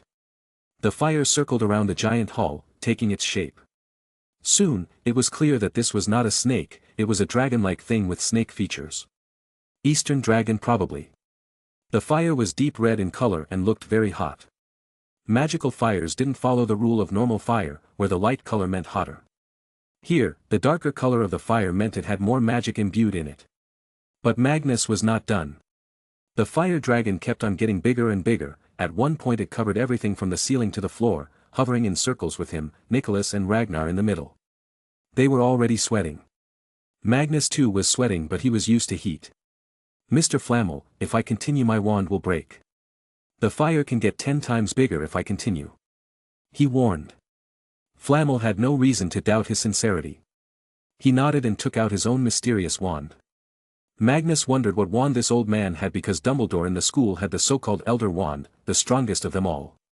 While here this ancient man must also have something precious too. Nicholas waved his arms in the air and the metal walls suddenly opened from places as if they were vents. Then in a few seconds, the whole fiend fire spell vanished with no damage. "Where did it go?" Magnus asked. Because fiend fire was a fire that had a mind of its own. If the caster didn't extinguish it, then the fire would continue to rage and move to create more destruction. "Absorbed into my magical converter, that will now use your gracious spell to power my home," Nicholas revealed. Magnus and Ragnar's jaws fell. This was crazy. "You mean, you have found a way to generate electricity with magic, and the electrical appliances don't fry because of magic?" Magnus asked with great interest. "No, they don't. Didn't you see my television showing the pathetic news about the Muggle world?" Nicholas replied as if this was a very common thing. "Can you show me the generator? I have been trying to find a way to let electrical appliances work with magic ever since I learned magic," he requested. "Sure, come with me," Nicholas agreed. Magnus suspected that Nicholas was just faking this attitude and was excited to show Magnus around the house as if a child showing his prized toys. After all, Magnus was probably the only person in years who was getting such a tour from him. Due to safety reasons, he couldn't tell anyone about his various discoveries before. After a long descent in an elevator, which went sideways too, they found themselves in a pitch-black place. Nicholas first used his wand to cast a Lumos spell, illuminating the whole lobby. And there it was for them to see. Chapter 2:11. The reason this place is kept dark is that whenever it gets charged it creates a lot of light, and if I add more then that would blind a person. Come on, this is the core of the whole technology. He led them to a chamber where in the center of the room a small box was resting. Thousands of pipes were connected to that box and they went into the whole walls around in the hall. "I made this conductive stone, which soaks all the magic in and converts it into rotational energy. Rotation is only done because of the shape of the stone. As magic reaches it, the stones start to create a thrust of some kind from its lighter side. I am using it as a large turbine of sorts, which when rotates a motor I have enchanted. The motor creates enough energy to keep the house running," Nicholas explained to him. It was truly an amazing discovery. This also changed a lot of things for Magnus. "Can I also learn this from you?" "As long as you can. But if you want to research the Philosopher's Stone and this as well, it will take a lot more time," Nicholas warned him. But Magnus was no one to fear hard work. Ragnar then requested, "Can we see your Philosopher's Stone? I came here for that after all." "Sure, come with me. I will show you my most prized possession, which has allowed me to collect all kinds of knowledge and riches. But, creating it also took nearly my life." Nicholas was muttering about his past that didn't make sense to Magnus and Ragnar, but they silently listened. After a while, Nicholas brought him to the room where he had kept the stone in a jar. The only use to him for it was when he created the elixir. He didn't create gold though, as he had plenty. Magnus and Ragnar's eyes were widened so big they threatened to fall out. Magnus was the first one to get a hold of it. "You know what, I do get the feeling of wanting to eat it. But I don't want to go through what Arthur did. But licking should not be a problem." "Don't. The tongue is too sensitive and if touched you will get burned," Nicholas warned him. "Let me see it too." Ragnar snatched the stone from Magnus and looked at it intently. He chuckled with his plans in his head. Hee, this is gorgeous. If I can use it on my potions, I wonder what it will create. Miracles, that's for sure. Alright, now study this book. We will start formal training from tomorrow. These books have now been lost. I found them buried deep under the old library of Alexandria. The content of these is runes. Nicholas threw 2 books at them. They got busy after that. Later at the lunch table, Magnus asked something to Mrs. Flammel. He felt a little weird for some reason that they did not have any children in 600 years. Grandma, why did you two not have kids?" She depressingly looked down. "Well, I guess heavens have a way to punish those who break heaven's rules. Just before we took that first elixir of life that would make us immortals, an old man appeared out of nowhere. He had a long beard, long hair, some kind of strange glasses on his eyes, and he was smoking too. He was tall and his voice was so gentle yet earth-shattering. He warned us that the price for being immortal is that we won't be able to have a child. He explained to us that we would be breaking rules by being immortal, and by doing this we could have thousands of family members, all immortal and living. It would be a danger to the world. We naively thought we would find a solution later, as we were young. But, we were wrong. That man was right all along. Wait. Did that old man also call you my child or something like that? Did he also pat your head? Merlin suddenly asked. They affirmed, to which Merlin laughed, that old man is probably still alive. I wonder who he really is. Did you mean, you also met him? Nicholas asked in disbelief. Yes, I did. It was a long story. Anyway, you continue your story. But Mrs. Flamel instead asked Merlin and Arthur a question, why didn't you two have children? Oh. I know, Magnus enthusiastically answered. Merlin and Arthur do not have children because they are interested in each other in all possible ways, Magnus claimed. What? No, absolutely no. I loved fine wine and woman. Arthur protested first. Magnus looked at Ragnar and asked, what are your thoughts? Ragnar stared at the two in the portrait and answered, yeah, they seem pretty gay to me. Magnus laughed and ate his food, see, everyone thinks that. But Merlin denied, no. We didn't have children because we were impotent due to our highly strong magic. Yeah, sure, whatever lets you sleep.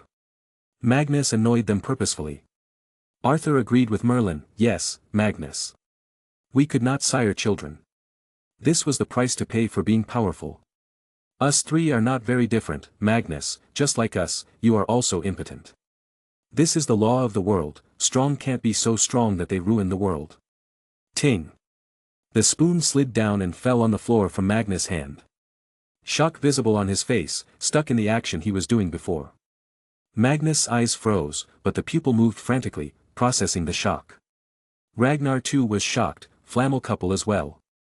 Oh no, I thought the other Merlin had told him. Merlin panicked in his mind, realizing the meaning behind Magnus' reaction. Underscore underscore underscore underscore underscore underscore underscore underscore underscore xx triple x underscore underscore underscore underscore underscore underscore underscore underscore. Oh, make with Grandpa Universe. Heaven.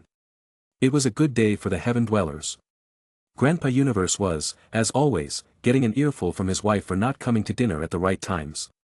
But his reasoning was also good, as, at this point, he had hundreds of great-great-great-great-great-great-great grandkids. Who would play with them if not him? Ting ting. Alexander heard his self-invented heaven's only smart tablet device. It was a notification. He opened the Godsend social networking app and saw who it was. Odin the All-Seer. What did he send? What is this? Wahahaha, he howled in laughter on the throne. A person's soul was standing in front of him for judgment. It got so scared of hearing Alexander's laughter that it kneeled. Forgive me, oh, mighty one. I will never have any bad thoughts now.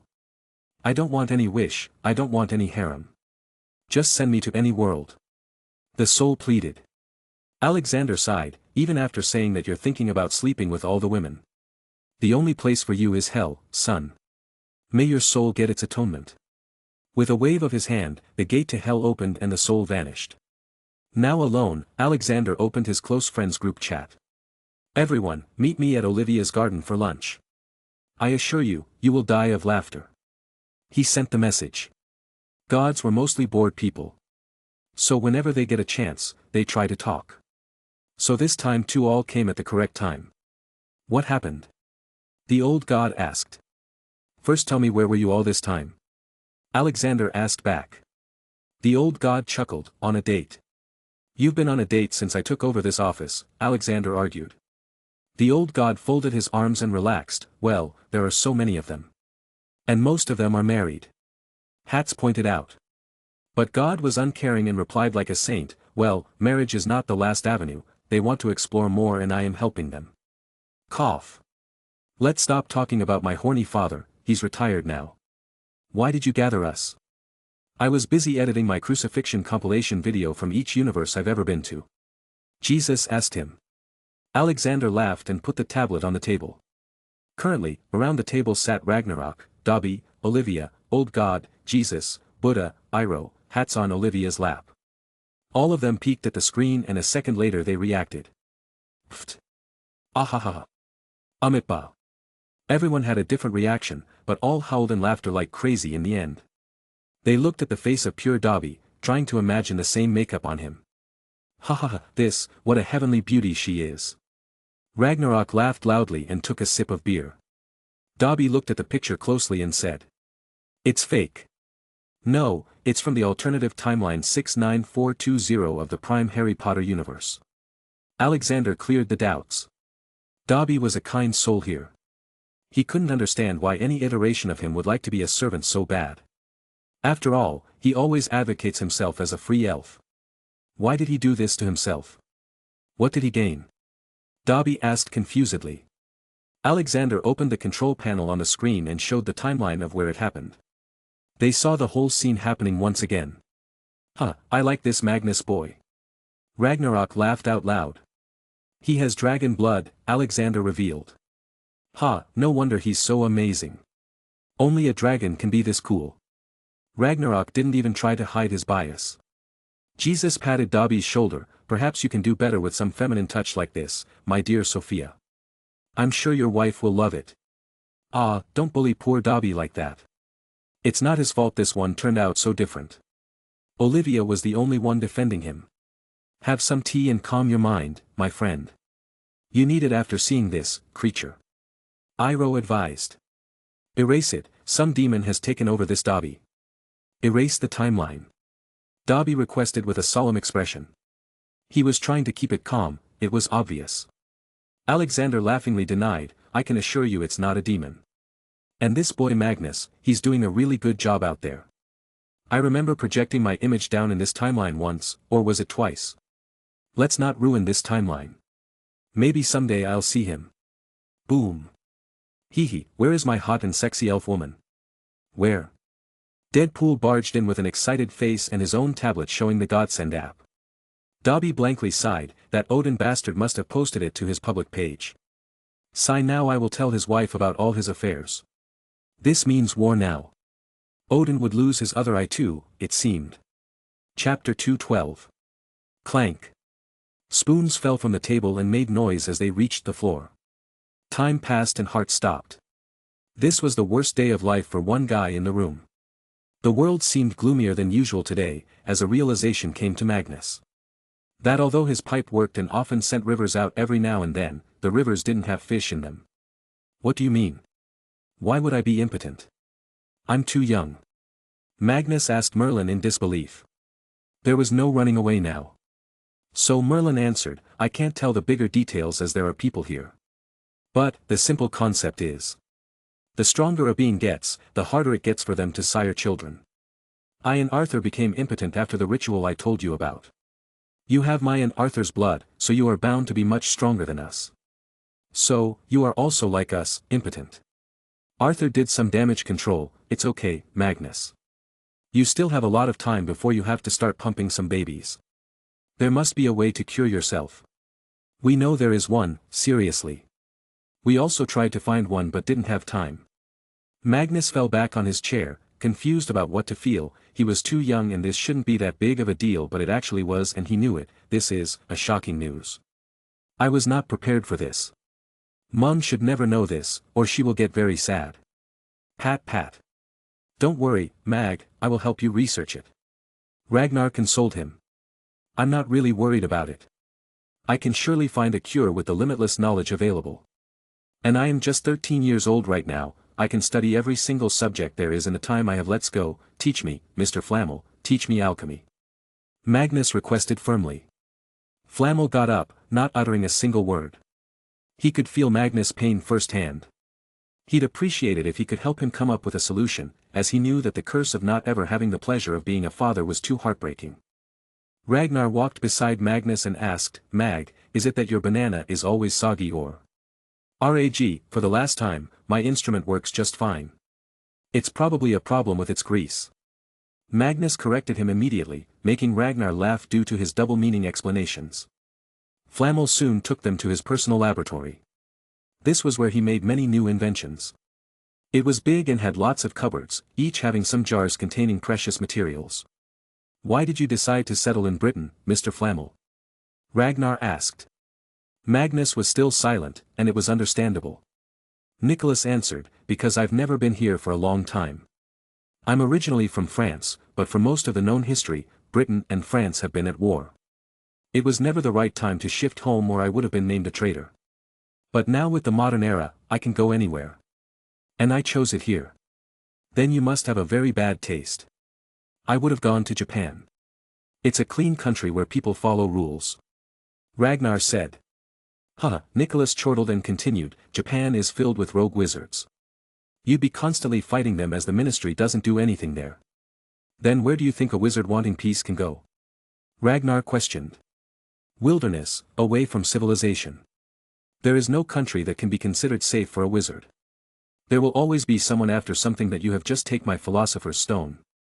I have killed more than 1,000 wizards who have tried to steal the stone," Nicholas revealed. "Whistle. But that's still a small number when compared to 600 years of living." Magnus joined the conversation. "Who said I only killed the wizard after me? I went after them too, killing their entire gangs at once.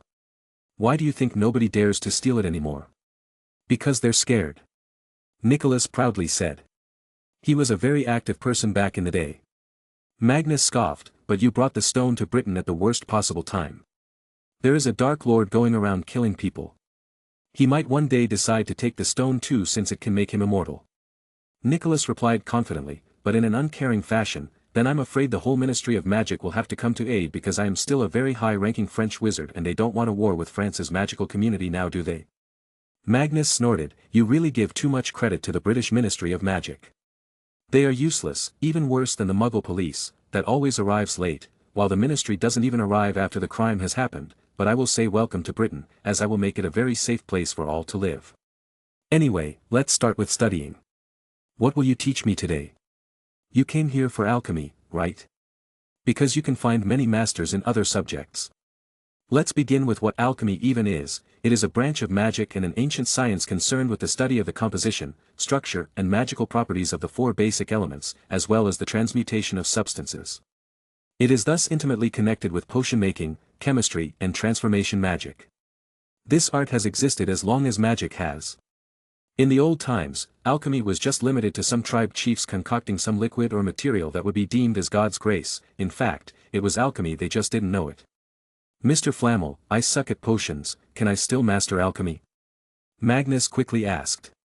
"Sure, but you will have to ask for your brother's help sometimes, as potions are still needed in some alchemical reactions. But other aspects should be easy for you. As alchemy also concerns philosophy, one interpretation of alchemical literature, which is known to be dominated by mystical and metaphysical speculation, that the study of alchemy was symbolic of a spiritual journey, leading the alchemist from ignorance, base metal, to enlightenment, gold. While Muggles for the most part largely dismisses it as an outdated forerunner of modern chemistry, there are still wizards actively studying and practicing it in the 20th century and who held it to be some of the most difficult magic known to wizard kind. A less well-known branch of the study of alchemy was spagyric, or plant alchemy. To be honest, I don't think there is anyone in the world who knows spagyric anymore other than me." As soon as Ragnar heard this he cheered up, "Sir, I want to study spagyric. I will use it to make better materials for my potions." Nicholas agreed immediately, "Sure, son. Dumbledore told me about your amazing potion skills. I am going to teach you everything I know about potions, alchemy, and anything else that you want." Magnus became alert after hearing this. In his mind, he knew that there was never a free meal, and Nicholas was going so far as to teach them with so much enthusiasm. "Sir, why are you doing so much for us?" Silence ensued, as Nicholas looked Magnus in the eyes, guessing what the young boy was thinking. Taking a guess, he sighed. "Dumbledore also told me about your careful nature. Don't worry, this is a free meal. I am more than 600 years old, Magnus. And honestly, I don't desire to live much longer anymore. I have seen and experienced everything a person could imagine. But before I die, I would very much like that my magical inheritance is passed on to someone worthy. I don't know anybody who comes even close to being as talented as you. And from your actions in the past 2 years, and even before you arrived at Hogwarts, I believe you will do good with this knowledge." Magnus smiled, "Well, thank you, sir. I will honor your legacy and keep this knowledge secure. Nicholas waved his hand as if it was not a big deal, but he was happy deep inside. Just call me Professor now, I'm used to that. Okay. Drop your clothes now. What? Magnus and Ragnar exclaimed. Chapter 213. What? You need to wear a protective suit while working here. Alchemy can be very dangerous sometimes. Nicholas clarified. Magnus and Ragnar took a sigh of relief and followed his further instructions. To be successful at alchemy, one needs to understand the value of an item. To understand how it would be worth in another material. You should know what each item in your alchemical formula consists of in exact quantities. To create something out of alchemy, you need to give it something in return. It could be something small but expensive, or it could be something in large quantity but worthless. The next main component of alchemy is the transmutation patterns. These patterns are like a circuit in your Muggle electrical appliances. These circles each line and curves define what is going to happen to the item you place on it. How much it's going to be combined with the other substance, what is going to be the end result, all of it is controlled by these circles. I was told that you two have a great memory, so I will give you 2 books to memorize all transmutation circles I know of. You will have till tomorrow morning to remember them. Nicholas handed them 2 thick books. Next, I will demonstrate to you how to produce gold, Nicholas said and started preparing his alchemy table. Magnus' eyes shined as soon as he heard gold. This was a very good motivation to learn alchemy even better. Ragnar was the same to some extent. But his gold lust did not go as deep as Magnus. Both of them flocked to Nicholas' side to see every single move and record it in their minds. Nicholas started giving them the lesson. Creating gold was the driving factor of the earlier alchemists. But, creating gold can be more accurately explained in Muggle science than magical, as the magical method sounds more occult and unbelievable as compared to the scientific one. Wait, you studied Muggle subjects? Magnus asked in shock. Nicholas nodded and showed him some pictures. Of course, I have had one-on-one conversations with Albert Einstein, Marie Curie, Isaac Newton, Charles Darwin, Nikola Tesla, Galileo Galilei, Leonardo da Vinci and many more. Many of them were wizards themselves. This was a real eye-opener for Magnus. This meant Nicholas was like the best of both worlds. That's amazing, Professor. Most wizards are too proud to even talk to Muggles, let alone study their science, he praised. Thank you. Let's continue. To make gold, you need to understand how gold came into existence in the first place, and this takes us to the origin of the planets, stars and their eventual deaths. Gold, like most heavy metals, is forged inside stars through a process called nuclear fusion. In the beginning, following the Big Bang, only 2 elements were formed, hydrogen and helium. A few 100 million years after the Big Bang, the first stars were blazing away with their nuclear fires. These nuclear fires forced lighter elements together to make slightly heavier elements, and these nuclear reactions released a huge amount of energy. Gradually, these early stars began making elements such as carbon, nitrogen, oxygen, working their way up through the periodic table towards iron. But there was still no gold in the universe. Once these earlier stars ran out of light elements to burn, they kicked in on the heavier ones. Finally, as they burnt silicon to make iron, they exploded as a supernova, and for a few short moments, each star would release as much energy as all the regular stars in that galaxy put together. In that cataclysmic explosion, for the first time, atoms of gold were manufactured and then hurled out into the universe, along with the other debris from that explosion. On Earth, gold finally reached us some 200 million years after the formation of the planet when meteorites packed with gold and other metals bombarded its surface. During the formation of Earth, molten iron sank to its center to make the core. What we must do today is replicate that same process, but on such a small scale that the gold produced will be of no use. This is the only reason why not all alchemists are rich with gold, and why so many try to create a philosopher's stone. The truth is, the philosopher's stone is the only tool that can help you create gold in large quantities. Let's proceed now. Nicholas drew a transmutation circle on the granite tabletop. Concentrate on this now. We will use all the things necessary to make gold and put it on this transmutation circle. After this, all you need is a power source for this reaction. Now, you cannot use your own magic for this, because that is unstable. For this, you will need another alchemical creation, called the magic crystal. You can make this by taking a silicon crystal, adding some oak root ash and your own magic in it.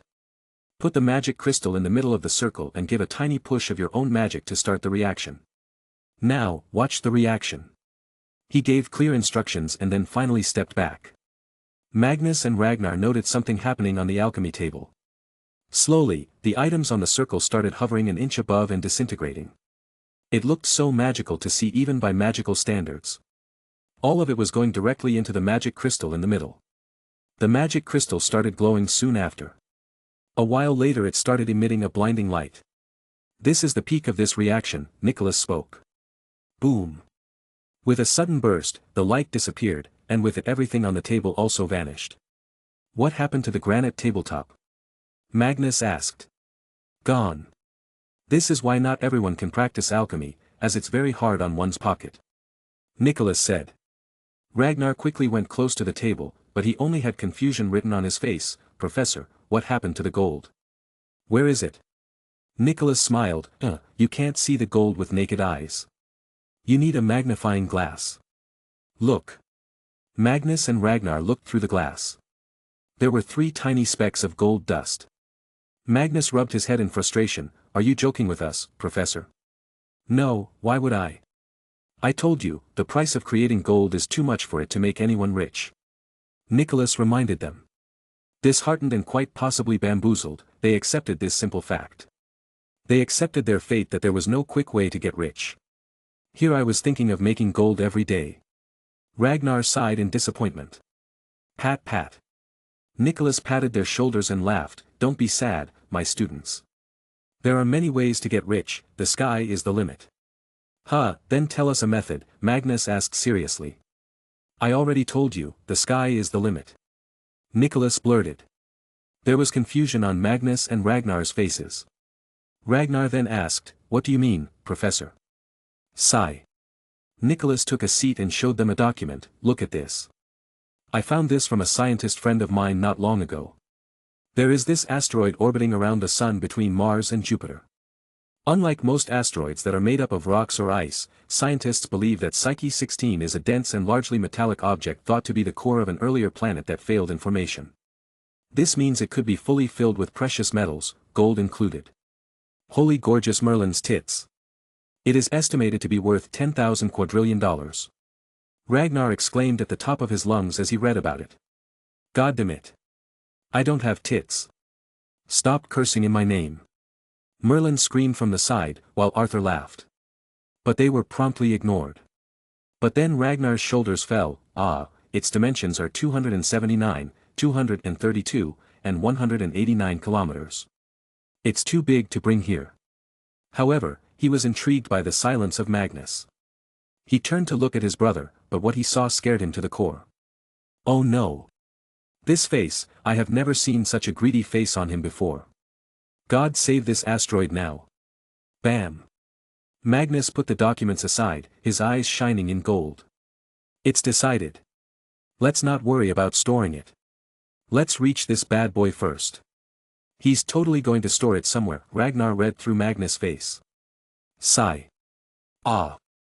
Youth. Nicholas muttered from the side, not having even the slightest doubt about Magnus' crazy ambitions because even he has made a crazy trip to the sun in the past while creating the Philosopher's Stone. But that was a tale for another time. Chapter 2:14. Greed was a very good motivator to work hard. Even more so when your dream was to snatch a literal giant asteroid from space. Magnus and Ragnar worked so hard that Nicholas had to work harder to teach them because the two boys were like sponges, who were soaking in all the knowledge he provided them. The amount of progress they showed in alchemy in just a week was beyond what he could expect from a wizard studying the subject for a year. However, both Ragnar and Magnus had a difference. Magnus excelled in the alchemy that only involved the use of other charms and which were more inclined towards fighting. Ragnar excelled in alchemy that used the potions and was more inclined towards supportive alchemy, which helps the wizard in doing many things. For example, Magnus was making alchemical bombs, while Ragnar was making alchemical stones, objects that could help a wizard do things they otherwise couldn't without knowing certain magic. He had also started learning Spagyric. Professor, what is this? Magnus inquired. They were all in Nicholas' office. Magnus was looking at an old phoenix embossed book. Nicholas ran to stop Magnus from opening it but he was too late. What have you done? Now I will have to talk to her. Magnus confusedly asked him, who? And how?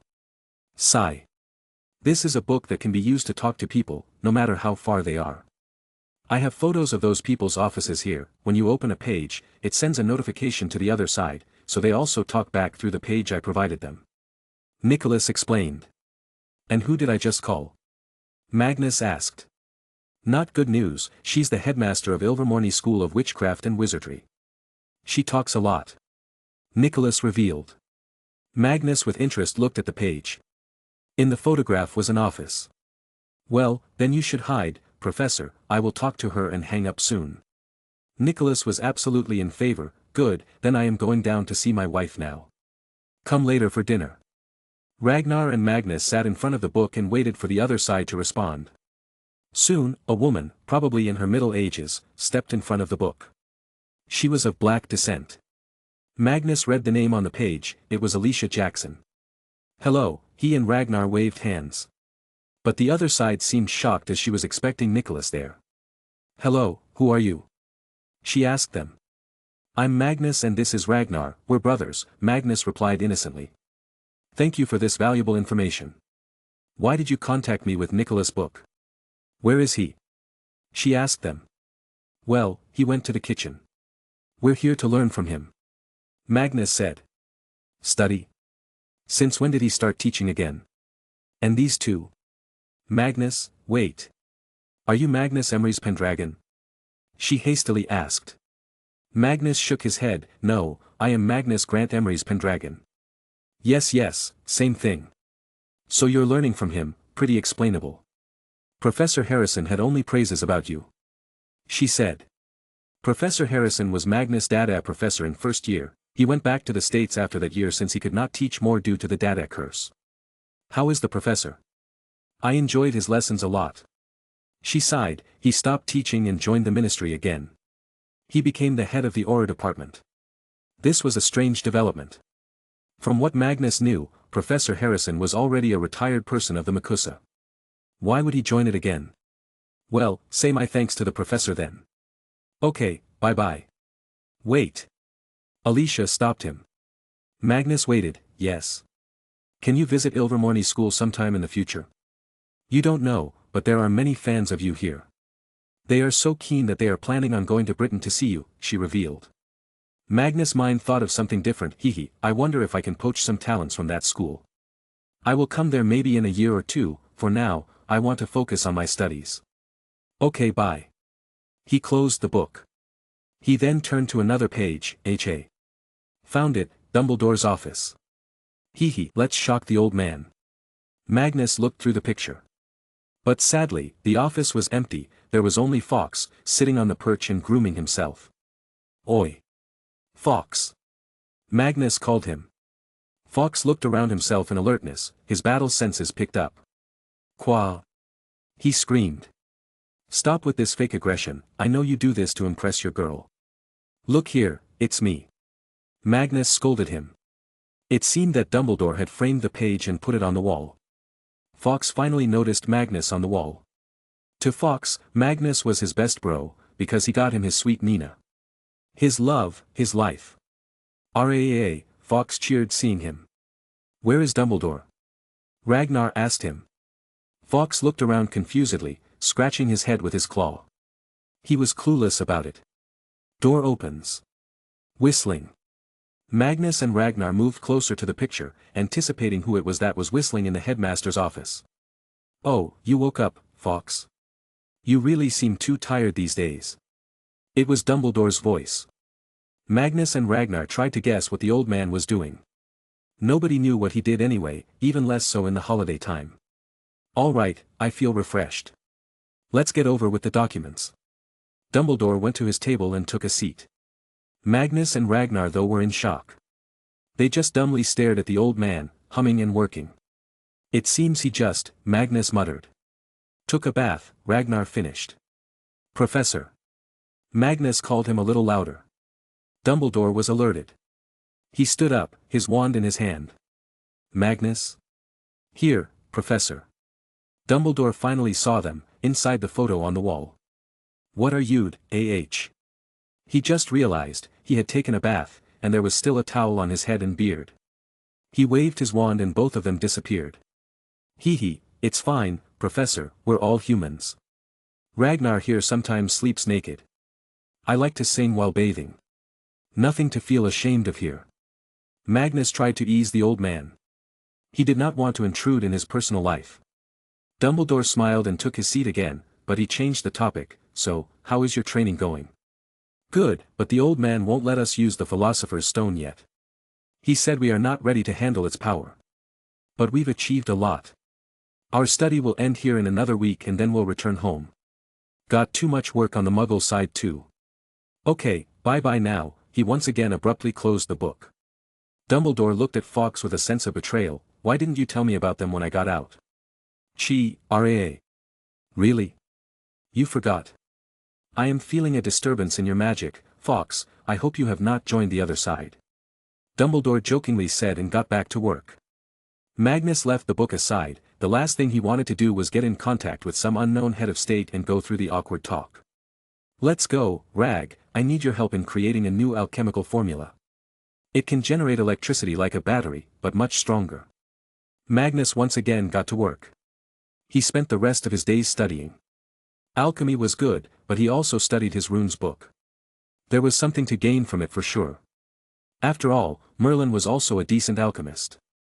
Ragnar threw himself into the research of modifying plants with magic, mainly alchemy. He was trying to see if he could change a plant's genetic function so that he can create a single tree that can grow a wide variety of fruits at the same time. If he was successful, this would be a crazy discovery for sure. At the same time, Lord Mountbatten was very grateful for the rejuvenation potion. Since he had taken it he was feeling so much better. Before, he felt like he didn't have much energy in his body to do anything other than leisurely activities, but now, he felt like he could command an army and go through another war or something. But, his current mission was also very important. He was supposed to get oil from Saudi Arabia. He had already sent the word that he would be coming as the herald of King Magnus. However, his journey took a lot of time since he had to bring 5 container ships with him. Though thankfully the route was not long. They went through the Mediterranean Sea, passed the Suez Canal and reached the Saudi port. When Mountbatten arrived there, he was surprised to see that the Saudi authorities had already kept reserved locations for them to anchor their large ships. It seems the Saudi king really values his majesty. Reaching the country was one part, now was where his main job started. Chapter 215. Lord Mountbatten had booked a few cars from the British Embassy in Saudi Arabia. They took him to Riyadh, the capital of the country. Soon, he was granted an audience with the king.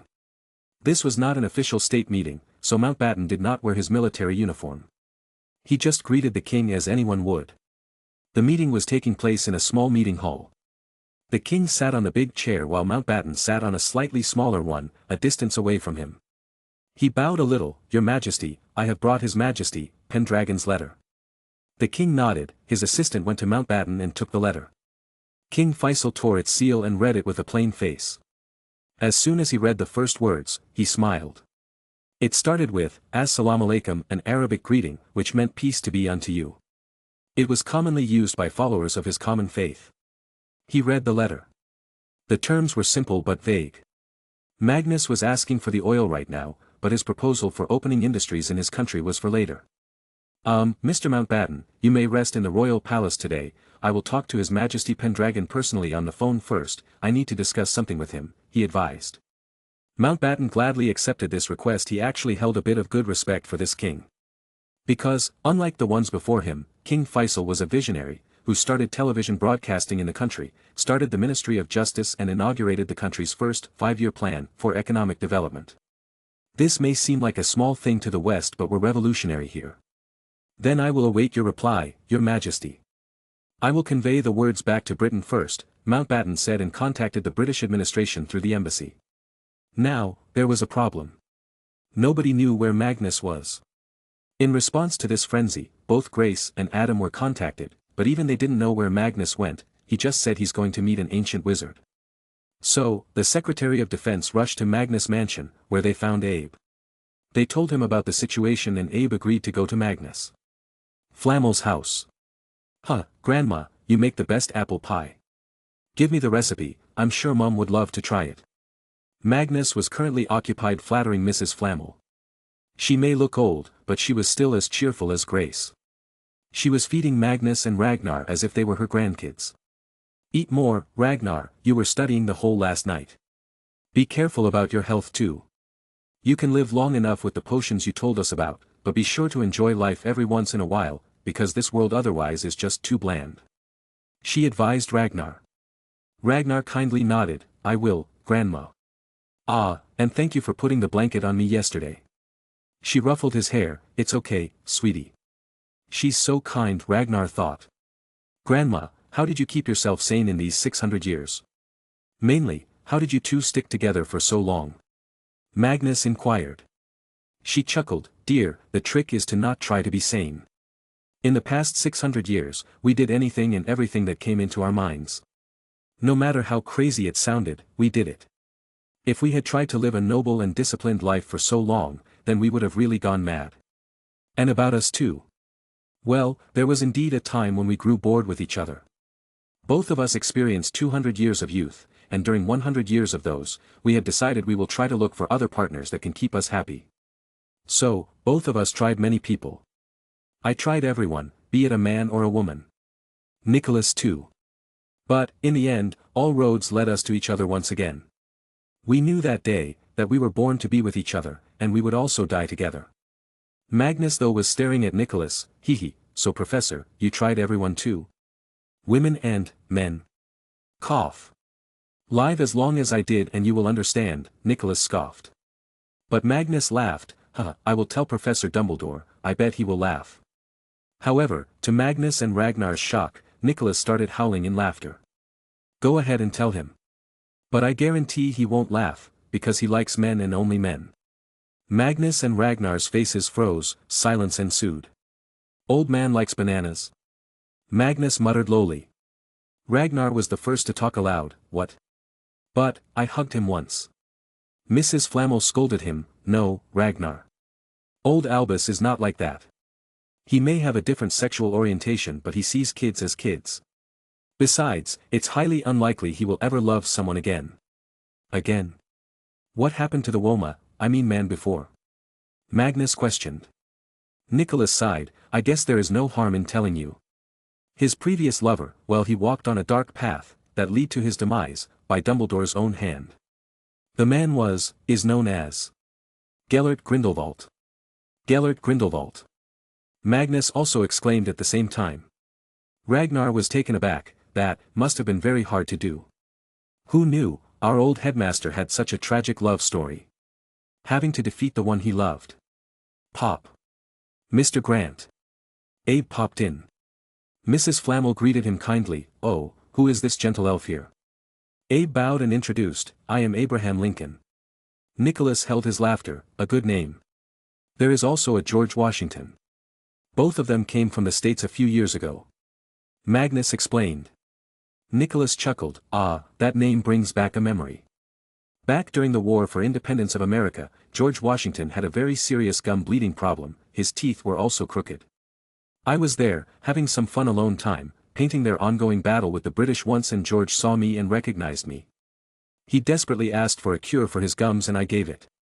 Later, he dragged me to some meeting and made me sign on a blank paper, saying that I did a great boon to his country by curing his gums. Guess what? That was the Declaration of Independence, a signature of a French citizen is on that paper. Those were really fun days. Another time, back in 1560, Elizabeth I was looking for a marriage prospect. I was looking for a fun partner during that time, so I went to her country too. People were shocked to see that a French man had come to marry the English queen. However, I uncovered a greater plot, the queen was enchanted by that dumb Malfoy. I had fun watching him get thrashed for what he did. But, later when I decided to leave, the queen tried to get me arrested, saying she wanted to marry me. But, I ran away from there, Merlin's bear, she was hideous. Oh, 1ti. Stop. Sir. Emergency. The King of Saudi Arabia wants to talk to Mr. Grant on the phone. You need to go to the palace quickly. Abe shouted and told everything in one breath. Magnus, who was enjoying Nicholas' story, became alert, let's go then. Grandma, Professor, I'll be back in a while. Magnus and Abe popped away, leaving Ragnar to listen to the funny stories of adventures of Nicholas Flamel. Buckingham Palace. Magnus was quickly brought to the Queen's office. The phone line was already connected. Everyone, except the Queen and the Prime Minister, wait outside. He ordered. The room soon became empty. Is this line being recorded or heard anywhere else? No, Magnus. This line is completely safe. The Queen reassured him. Magnus turned to the Prime Minister. Remember, if the words of this deal go out, there will be big consequences. The United States may become unfriendly towards us. And we cannot afford to mess with them, for now. You can rest easy, Your Highness, nobody is hearing this line, he assured. Magnus nodded and sat down. He picked up the phone and spoke. Hello. Haha, Magnus, good to hear from you again. I read your letter, I would like to talk about that. King Faisal cheerfully talked. Magnus frankly replied, as during the previous meeting they had decided not to use the honorifics, I was training, Faisal. And yes, we can certainly talk about this. I was thinking we should talk personally. We both have too many enemies who are probably listening to us right now, not talking about just the non-magical ones. Why don't you come here? There is a ministry-registered port key at Saudi Embassy. Use that and come to my palace. I will hold a secret party in your name, King Faisal invited him. Magnus agreed as he had bigger plans to discuss, something that would ensure Britain never loses its oil supply ever again. Fine, I will come. Magnus hung up the phone and spoke to the Prime Minister. You heard me, I will head out. No need to send anyone with me, I will be taking my own people. He sent Abe to get a few guards from Meta. But Adrian himself came with 3 more men. Good evening, Mr. Grant. Adrian greeted him formally. He wasn't going to call him Magnus when others were nearby. Thanks for coming, let's go, Adrian. Their journey was smooth and fast. They arrived at Riyadh's royal castle in no time. Magnus had never thought he would ever come here again, for political reasons no less. Your Majesty, Mountbatten greeted him. Let's go, Lord Mountbatten. Magnus walked in big strides. Today, he was going to start his official interference in the economy of Britain. The aim was, increasing the speed of the country's growth, leading to prosperity and happiness, one of the main goals of his life. Chapter 2:16. Magnus was brought to a room. It was not big but looked very luxurious. It had so much gold stuff that even a single light bulb there was enough to illuminate the whole room. There was a big television on one side on which the 1973 Star Trek, the animated series, was running. On the other side was a nice couch, with side tables full of tasty food and fruits. Welcome to Saudi Arabia, Magnus. King Faisal got up with enthusiasm and went forward to give greetings to him. Magnus reciprocated, likewise, Faisal. It seems you are enjoying your life to the fullest. He heartily laughed. I love this television, entertainment at the confines of your comfortable home, what better can a man ask for? Come and sit with me. It will just be the two of us talking. Magnus understood his meaning. He looked at Mountbatten and nodded. The old man receded from the room. King Faisal's assistants also left the room and closed the doors. Now, only Magnus and King Faisal relaxedly sat and watched the television. So, I had thought just sending Lord Mountbatten would have worked. Now I'm here. Magnus said tiredly. Well, it's a big deal you're asking for, and it's better we discuss it at our level directly. I am not really in favor of turning oil into a political weapon, it's bad for business. But other countries do favor it and I can't defy the majority and make them my enemy, I share a border with them. Faisal started. Magnus nodded. He picked an apple and took a bite before saying, I can understand, even I can't openly make special agreements with you as I need to keep a good balance between relations with Saudi Arabia and the United States. So, what are your concerns regarding the deal? The concern is that eventually someone from a department will find out about this deal, and if I don't have anything worth to show my people, they will feel I betrayed my country. Your plans for the industries are not going to happen anytime soon, so what can you give me that I can show to everyone? Faisal asked. He wanted to value his friendship with Magnus, but he was also the king of Saudi and he had obligations to fulfill. He could not be seen as someone selling their country to the Westerners, or else his death would be just one assassination away. Magnus thought hard and long about what to give him. From among his companies, Meta was already present here, but it did not employ any Saudi wizards. Then there were many more of his companies, but opening them here would be very counterproductive. However, he came up with 2 plans that could really be lucrative. Faisal, I heard a lot of government-authorized infrastructural plans are going to be launched soon. What if I can help you find the best yet most cost-friendly company in the world to build everything for you in record time? Magnus asked. Faisal connected the dots and laughed. You're talking about Emery's Constructions. Ah, what a marvelous name and company. I tried to do the same here. And you failed. Magnus took the jab. Not everyone could just copy his business model and be successful. Magnus was only able to do what he did because he was popular and the situation Voldemort had created. Faisal sighingly replied, sadly, wizards are too proud of themselves and refuse to work together. You are lucky that you have such a fan following. They are ready to work for you. So, what do you think? I never planned to expand my company here so fast, but for you, I can open a new office in Riyadh. They will participate in bids like anyone else and quote the lowest price than anyone in the room. But let me tell you, if anyone quotes lower than us, then they will probably be scamming you.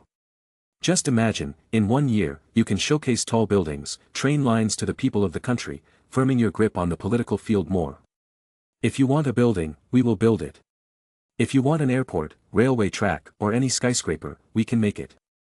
Beyond this, I will tell Future Tech to open a research facility here, to explore the possibility of starting a semiconductor and chip manufacturing industry here. Trust me, these chips are the future. Every single electrical device will use them. They can give you billions of dollars in just taxes in the future. He offered. And his offer was very sincere. Faisal can save a lot of money by hiring Emery's Construction. Fine then, I will sell you the oil. He accepted the agreement. Magnus actually knew that the United Kingdom itself had enough oil reserves to keep itself going for a long time. But the thing is that they did not extract that much as of yet. So, they had more needs. He was happy that the current crisis was resolved. Faisal, I have another proposal. In this, there is only profit for you and only loss for me. But I need these things.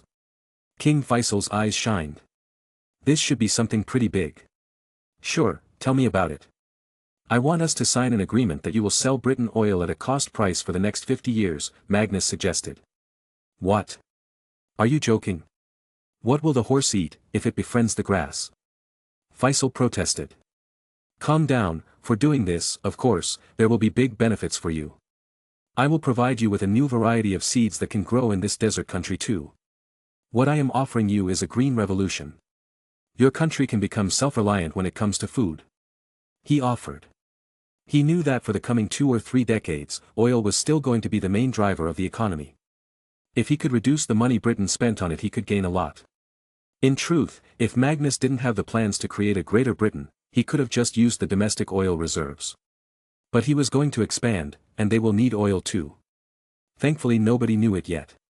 So from this point of view, he was winning big time. Faisal fell into contemplation. Britain was their number 13 purchaser of oil, and if he sold the oil at the price they produced it, the losses would be visible. But if he can really get these seeds and take the goodwill of people all for himself, then he might just become the most loved Saudi king in history. His country was already a surplus producer of dairy products and meat. If he could also produce grains, then it would be great. So, what do you think? Magnus asked. When can you provide these seeds? Faisal inquired. Not anytime soon, they are still in the experimental stage. Once they are tested for health and safety, I will give them to you. Let's sign a letter of intent for now, and as soon as I get the seeds, we can move ahead with that deal. Magnus suggested. Ragnar would still need some time to master spagyric, better known as plant alchemy. Then, let's just sign the oil purchase deal for now. The next bids for the infrastructural projects will start this coming Monday, so be sure to send your people. King Faisal informed him and also signed on the selling of 15 million metric tons of oil. With this, even if the conflict lasted till next year's March, it won't be a problem for Britain. With this work done, Magnus decided to leave. He had to go back to Nicholas and continue his training. He could not afford to be lazy in his studies. Well, thanks for the deal then. I will return now. I have a lot of work to do. Lord Mountbatten will stay here to oversee the shipment. See you later, Faisal. Magnus said goodbye. Ah, stay for the evening, Magnus. There is going to be a party. Faisal tried to stop him. I can't, and I am really tired of all the parties now. They are the most tiring part of being a royal to me. Magnus sighingly said. King Faisal chuckled. Well, I've been to your European parties. They are not really fun, too much bootlicking. Here, a party means a party where one can enjoy. But, oh, you shouldn't really come to the party. I forgot you are still underage and there will be a few belly dancers. Magnus shook his head. The old king was in his 60s but was still strong in body, probably due to some potions his people fed him. Thanks for hosting me, see you in the future. He waved goodbye and left the room. King Faisal stayed to chill, watch television and eat.